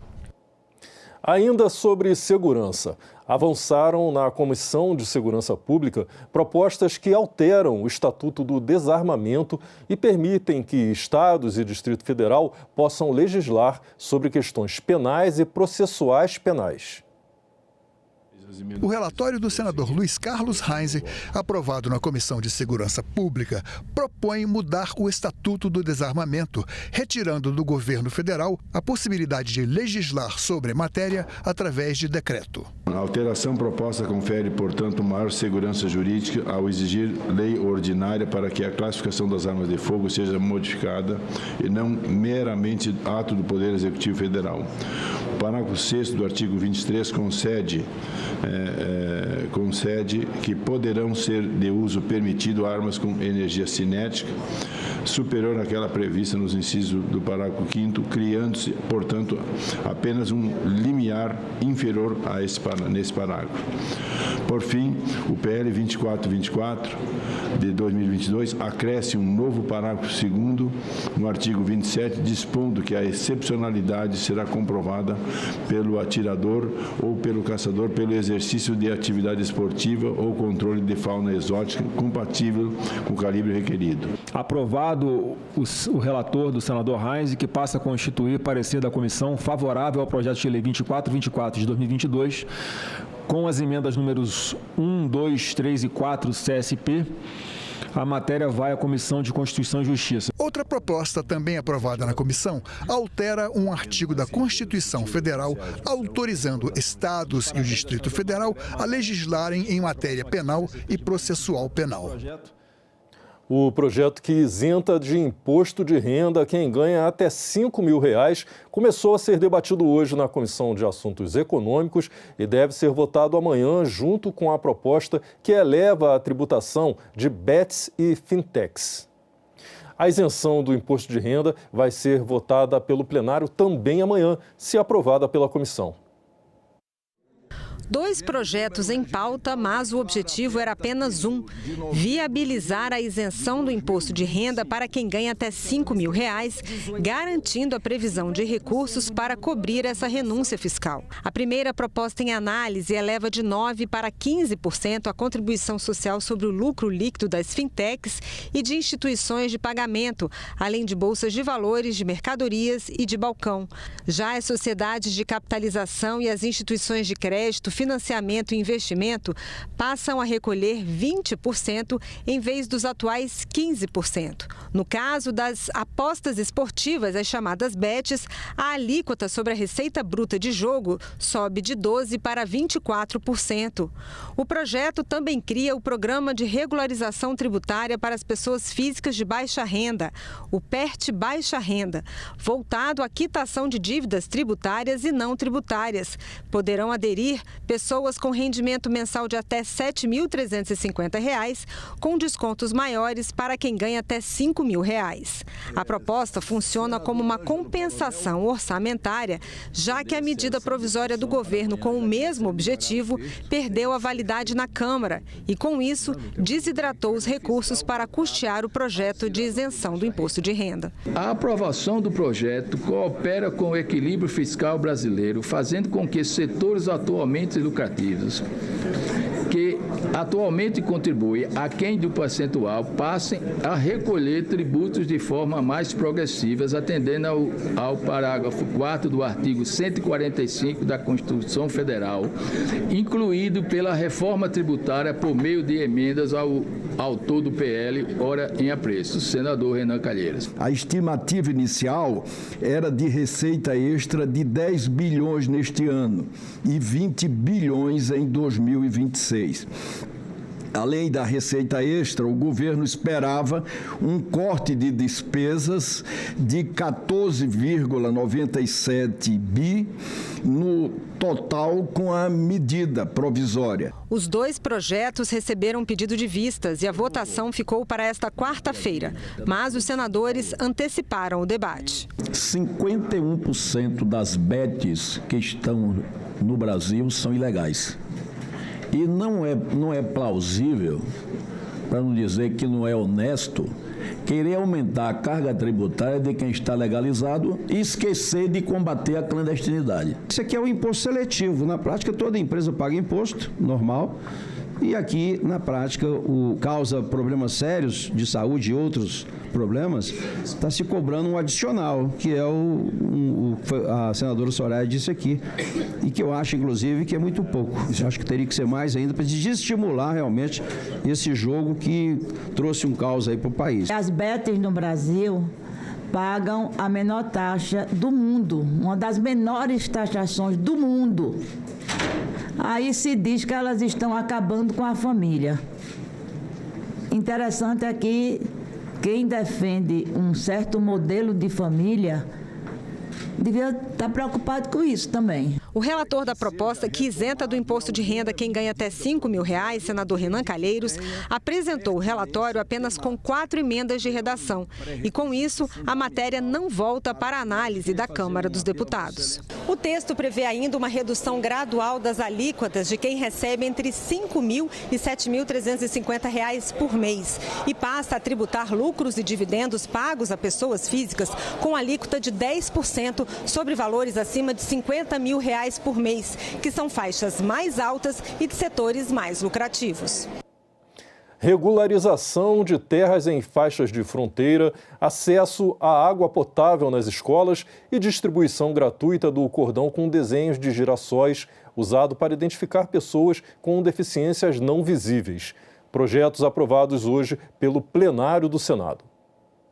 Serão regularizados os imóveis rurais situados em faixas de fronteira de propriedade da União, vendidos ou doados pelos governos estaduais ao longo das últimas décadas. São áreas de 150 quilômetros ao longo das divisas terrestres do Brasil com países vizinhos.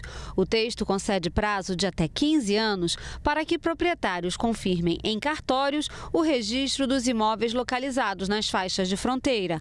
A proposta reconhece como válidas as aquisições de terras realizadas no passado sem a autorização do extinto Conselho de Segurança Nacional. Já iríamos para uma nova prorrogação do prazo da lei, o que demonstra que o método anterior não resolvia. Era extremamente burocrático e com exigências, na prática, impossíveis de serem cumpridas. Então, o objetivo da lei que vamos votar é fazer com que os cartórios possam examinar os títulos de propriedade de maneira objetiva e com segurança jurídica, e que se possa fazer a ratificação dessas áreas, garantindo ao INCRA a análise da função social das propriedades. O relatório de Vossa Excelência da segurança jurídica, aqueles homens e mulheres que adquiriram estas propriedades há mais de 100 anos, não foi por doação, que estão inviabilizados de buscar um apoio nas instituições públicas e nos bancos públicos para proverem um desenvolvimento a partir da produção ou do turismo, enfim, em todas as áreas do desenvolvimento econômico e social do país. Os senadores também aprovaram proposta que obriga o poder público a garantir acesso à água potável nas escolas públicas. Serão usados recursos do programa Dinheiro Direto na Escola, mantido pelo FNDE, Fundo Nacional de Desenvolvimento da Educação. Caso o fornecimento de água não seja garantido, os repasses do fundo poderão ser suspensos, a menos que a escola comprove falta de recursos ou inviabilidade técnica. Estados, municípios e Distrito Federal devem criar as ações e infraestruturas necessárias para o abastecimento. O plenário também incluiu entre os serviços oferecidos pelo SUS a distribuição gratuita do cordão de fita com desenhos de girassóis, usado para identificar pessoas com deficiências não visíveis. Essas deficiências podem incluir, por exemplo, transtornos do espectro autista, surdez, cegueira e outras condições que podem ser difíceis de identificar à primeira vista. O uso do cordão facilita o acesso a serviços e benefícios. O que você acha da participação de um funcionário nas decisões mais importantes da empresa? Esse foi o tema da audiência pública feita hoje pela Comissão de Assuntos Sociais. O debate é para instruir o projeto de lei que regulamenta essa participação. O projeto, de autoria do senador Jacques Wagner, propõe uma lei que assegure a presença de representante dos empregados na administração de empresas com mais de 500 trabalhadores. A conselheira no Departamento Intersindical de Assessoria Parlamentar, Maria Rita Serrano, explicou como esse tema é tratado no mundo. Na Europa, 19 países têm legislação que inclui os trabalhadores nas decisões.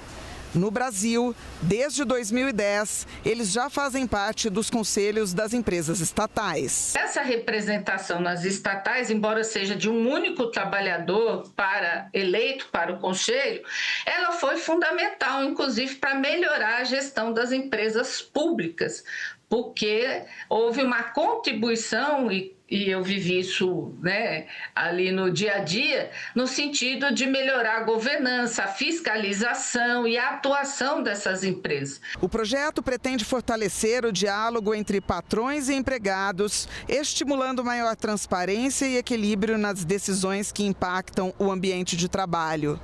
Além disso, defende-se que o sistema permite que os trabalhadores aceitem as decisões mais difíceis, especialmente em tempos de crise. O diretor do Sindicato dos Metalúrgicos do ABC, Wellington Damasceno, apresentou exemplos de empresas alemãs que atuam no Brasil e têm representantes dos trabalhadores em seus conselhos de administração. Garante previsibilidade para os trabalhadores e para a empresa. A previsibilidade para a empresa é muito importante, mas também é muito importante a previsibilidade para os trabalhadores. Facilita a comunicação com os trabalhadores, respeitada a sigilosidade das informações que são discutidas dentro do Conselho e, claro, que é o maior envolvimento dos trabalhadores nas decisões estratégicas da empresa, uma vez que os trabalhadores se sentem parte da empresa. O representante da Confederação Nacional da Indústria, Marcelo Caio, lembrou que na legislação brasileira nunca houve a previsão para esse tipo de obrigação geral por parte das empresas e que é preciso cautela nas decisões. É fundamental lembrar, conforme o caput do artigo 2º da CLT, que cabe ao empregador assumir os riscos da atividade econômica e organizar a produção, o que exige que qualquer participação dos trabalhadores na gestão seja realmente excepcional. A participação dos empregados na gestão das empresas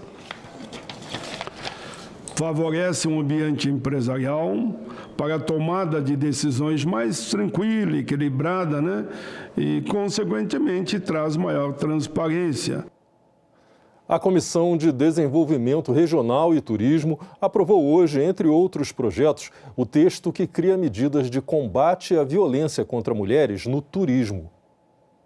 Mais proteção para as mulheres. A Comissão de Desenvolvimento Regional aprovou o texto que cria medidas para combater a violência contra mulheres em ambientes e atividades turísticas. O projeto define a capacitação de profissionais do setor e parcerias com a iniciativa privada para desenvolver tecnologias de segurança, além da criação de unidades de atendimento à mulher em áreas turísticas. A proposta ainda modifica 3 legislações: a Lei Geral do Turismo, o Estatuto da Cidade e a Política Nacional de Mobilidade Urbana. É essencial que os instrumentos de que dispomos para o setor turístico, como a Política Nacional de Turismo e o Plano Nacional de Turismo, reflitam o objetivo de enfrentar a violência de gênero de forma efetiva, com a participação e o comprometimento dos agentes de uma política pública transversal. Considero-se importante a proposta de incorporar o urbanismo sensível ao gênero ao Estatuto da Cidade e a Política Nacional de Mobilidade Urbana, como trazido pelo PL, pois pensar no desenvolvimento inclusivo, seguro e do turismo requer que pensemos também no desenvolvimento inclusivo, seguro para os espaços urbanos, no deslocamento de pessoas. A comissão também aprovou outros projetos, entre eles o que define que 25% dos recursos relativos à operação de crédito dos fundos constitucionais do Norte, Nordeste e do Centro-Oeste serão direcionados a pequenas e microempresas. As pequenas e microempresas são um relevante fator de inovação, crescimento e geração de emprego no Brasil e no mundo. De fato, segundo a agência Sebrae, em matéria vinculada em 14 de abril de 2023, a cada 10 postos de trabalho gerados no Brasil, aproximadamente 8 foram criados pelas micro e pequenas empresas. A contribuição que as pequenas e micro poderão conferir ao desenvolvimento das regiões Norte, Nordeste e Centro-Oeste, em especial, é, portanto, inquestionável. As comissões mistas que vão analisar 2 medidas provisórias foram instaladas hoje. Uma delas é a que transforma a Autoridade Nacional de Proteção de Dados em agência reguladora. A outra é a que muda o nome do programa Auxílio Gás dos Brasileiros. A medida provisória que altera o nome do programa para Auxílio Gás do Povo permite às famílias de baixa renda receberem gratuitamente botijões de gás diretamente de revendedores credenciados. O auxílio visa diminuir o impacto do preço do gás de cozinha.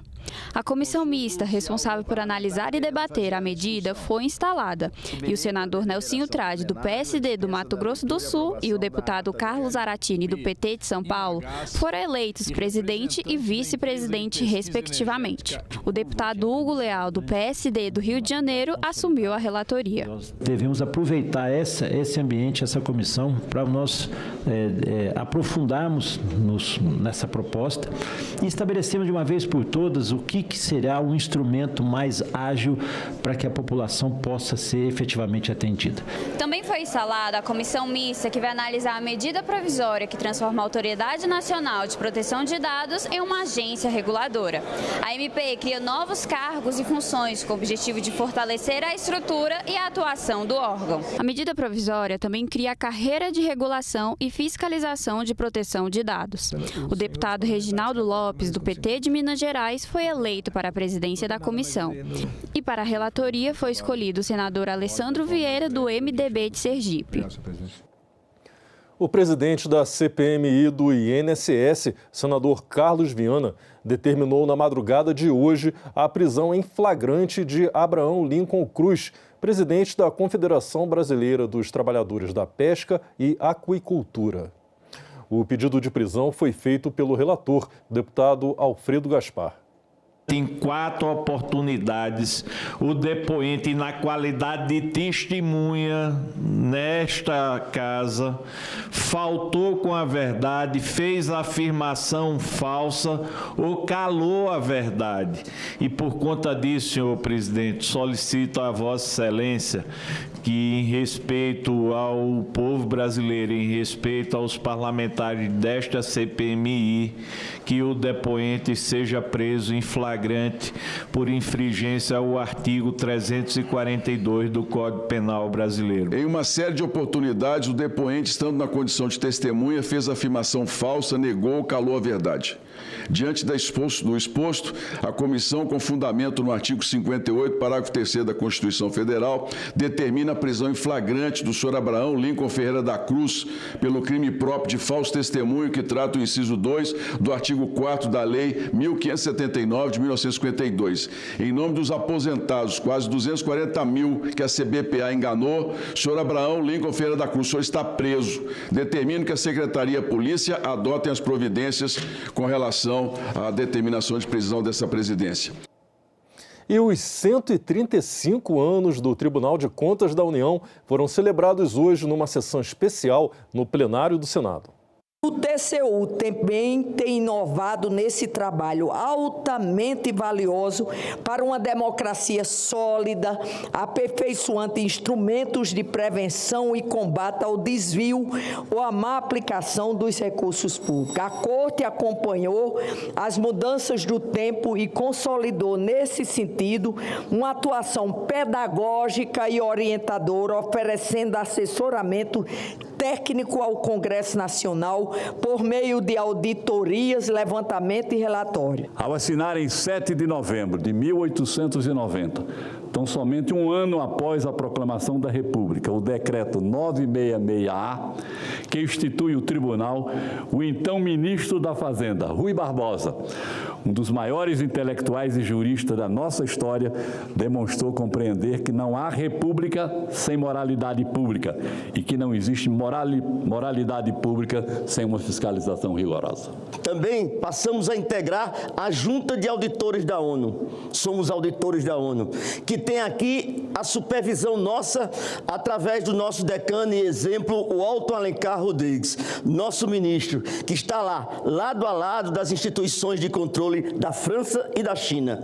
O Brasil auditando programas das Nações Unidas, fundos de pensões, agências humanitárias e missões de paz. A cooperação internacional é um grande aprendizado. Ela nos traz novas práticas, novas metodologias, um novo olhar sobre o controle público. O TCU tem uma história que se confunde com a própria história da construção da República. Mais do que o olhar para o passado, ele é o momento de reconhecer o papel que o Tribunal de Contas cumpre hoje, com seriedade, independência e compromisso com o Brasil. O livro Matou Uma, Matou Todas foi lançado hoje na Biblioteca do Senado. A obra do jornalista Cléster Cavalcante traz histórias reais sobre feminicídio no Brasil por meio de entrevistas com familiares, amigos de vítimas e especialistas.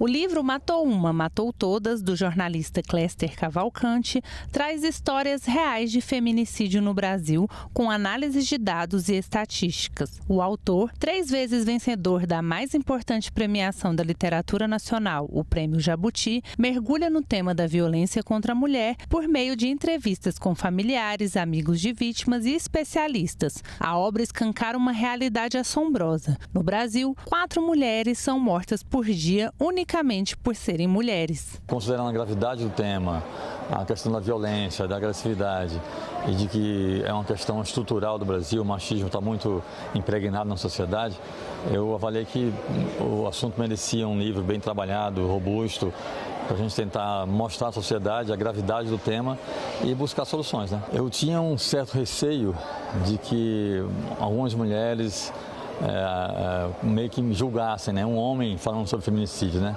Mas a resposta que eu tenho tido é o oposto. No Brasil inteiro, mulheres de todas as áreas dizem que é importante um homem falar sobre isso. Em 97% dos casos de feminicídio no Brasil, o autor do crime é um homem. Então, somos nós homens que precisamos, eu tenho usado a expressão de ser adestrados.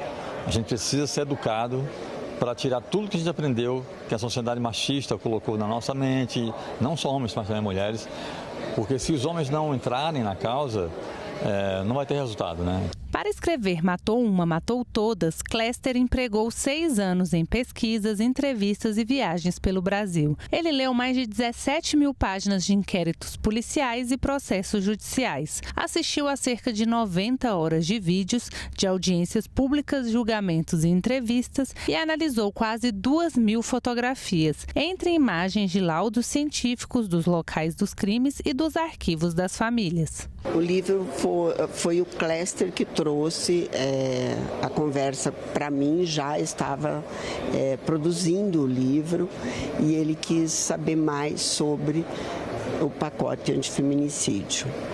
Eu achei super interessante porque são histórias reais de feminicídio, que todos os dias estão muito próximos da gente. A gente pensa que está longe, não está, está perto. Tanto que no livro tem a história que eu conto, que no dia 13 de agosto de 2023 morreu uma amiga minha por uma pessoa que ela saiu e ele a matou. Uma advogada, bem conceituada, com 2 filhas. Então eu vi o quanto estava próximo. Então a importância de você ter e ver o seu trabalho perpetuado num livro, de um escritor renomado como ele, é gratificante, é muito bom. E nós ficamos por aqui. Você pode rever as reportagens desta edição na nossa página na internet, senado.leg.br/TV. Muito obrigado pela sua companhia e continue sintonizado aqui na TV Senado.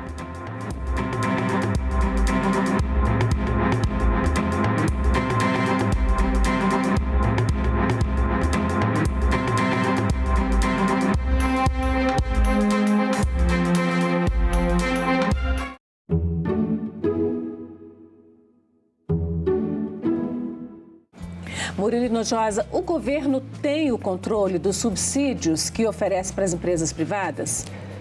De forma objetiva, esse controle ainda é uma lacuna importante no orçamento público. Existe sim uma melhora recente, a gente observa novas concessões de benefícios tributários em que o governo estabelece prazo, estabelece contrapartidas, então acho que estamos numa evolução positiva, sim. Agenda Econômica. Hoje, 8 horas da noite, aqui na TV Senado.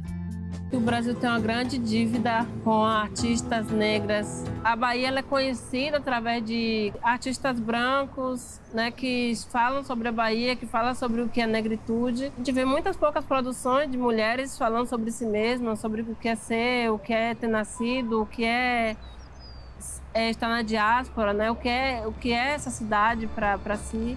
Eu não entendo. Agora eu estive numa residência em Madrid, nunca tive minha obra em um museu de arte daqui do Brasil, muito menos da Bahia, sabe? Os corpos negros só são bem-vindos a partir de uma mirada branca sobre nossa cultura, sobre nossa religião. E nisso é que está a dívida, porque onde é que estão as artistas negras? Estamos aqui, somos muitas artistas. Isso é uma forma também de marginalização, de visibilidade. E, enfim, eu acho que uma hora ou outra isso vai cair, porque o mundo está começando a se perguntar por nossa existência, né? Nós estamos falando de 25 milhões de brasileiros que ou não vão pagar ou vão pagar menos impostos. E estamos falando de 200 mil brasileiros, repito, tudo somado. Aqui nós estamos falando de 140 mil.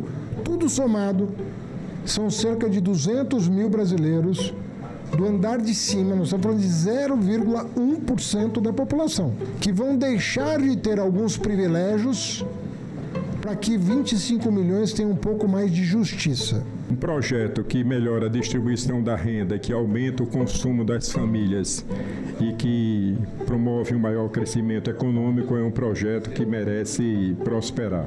É um projeto que realmente, no meu ponto de vista, traz um conforto para a sociedade. Eu preciso retomar esse tema, Taxa.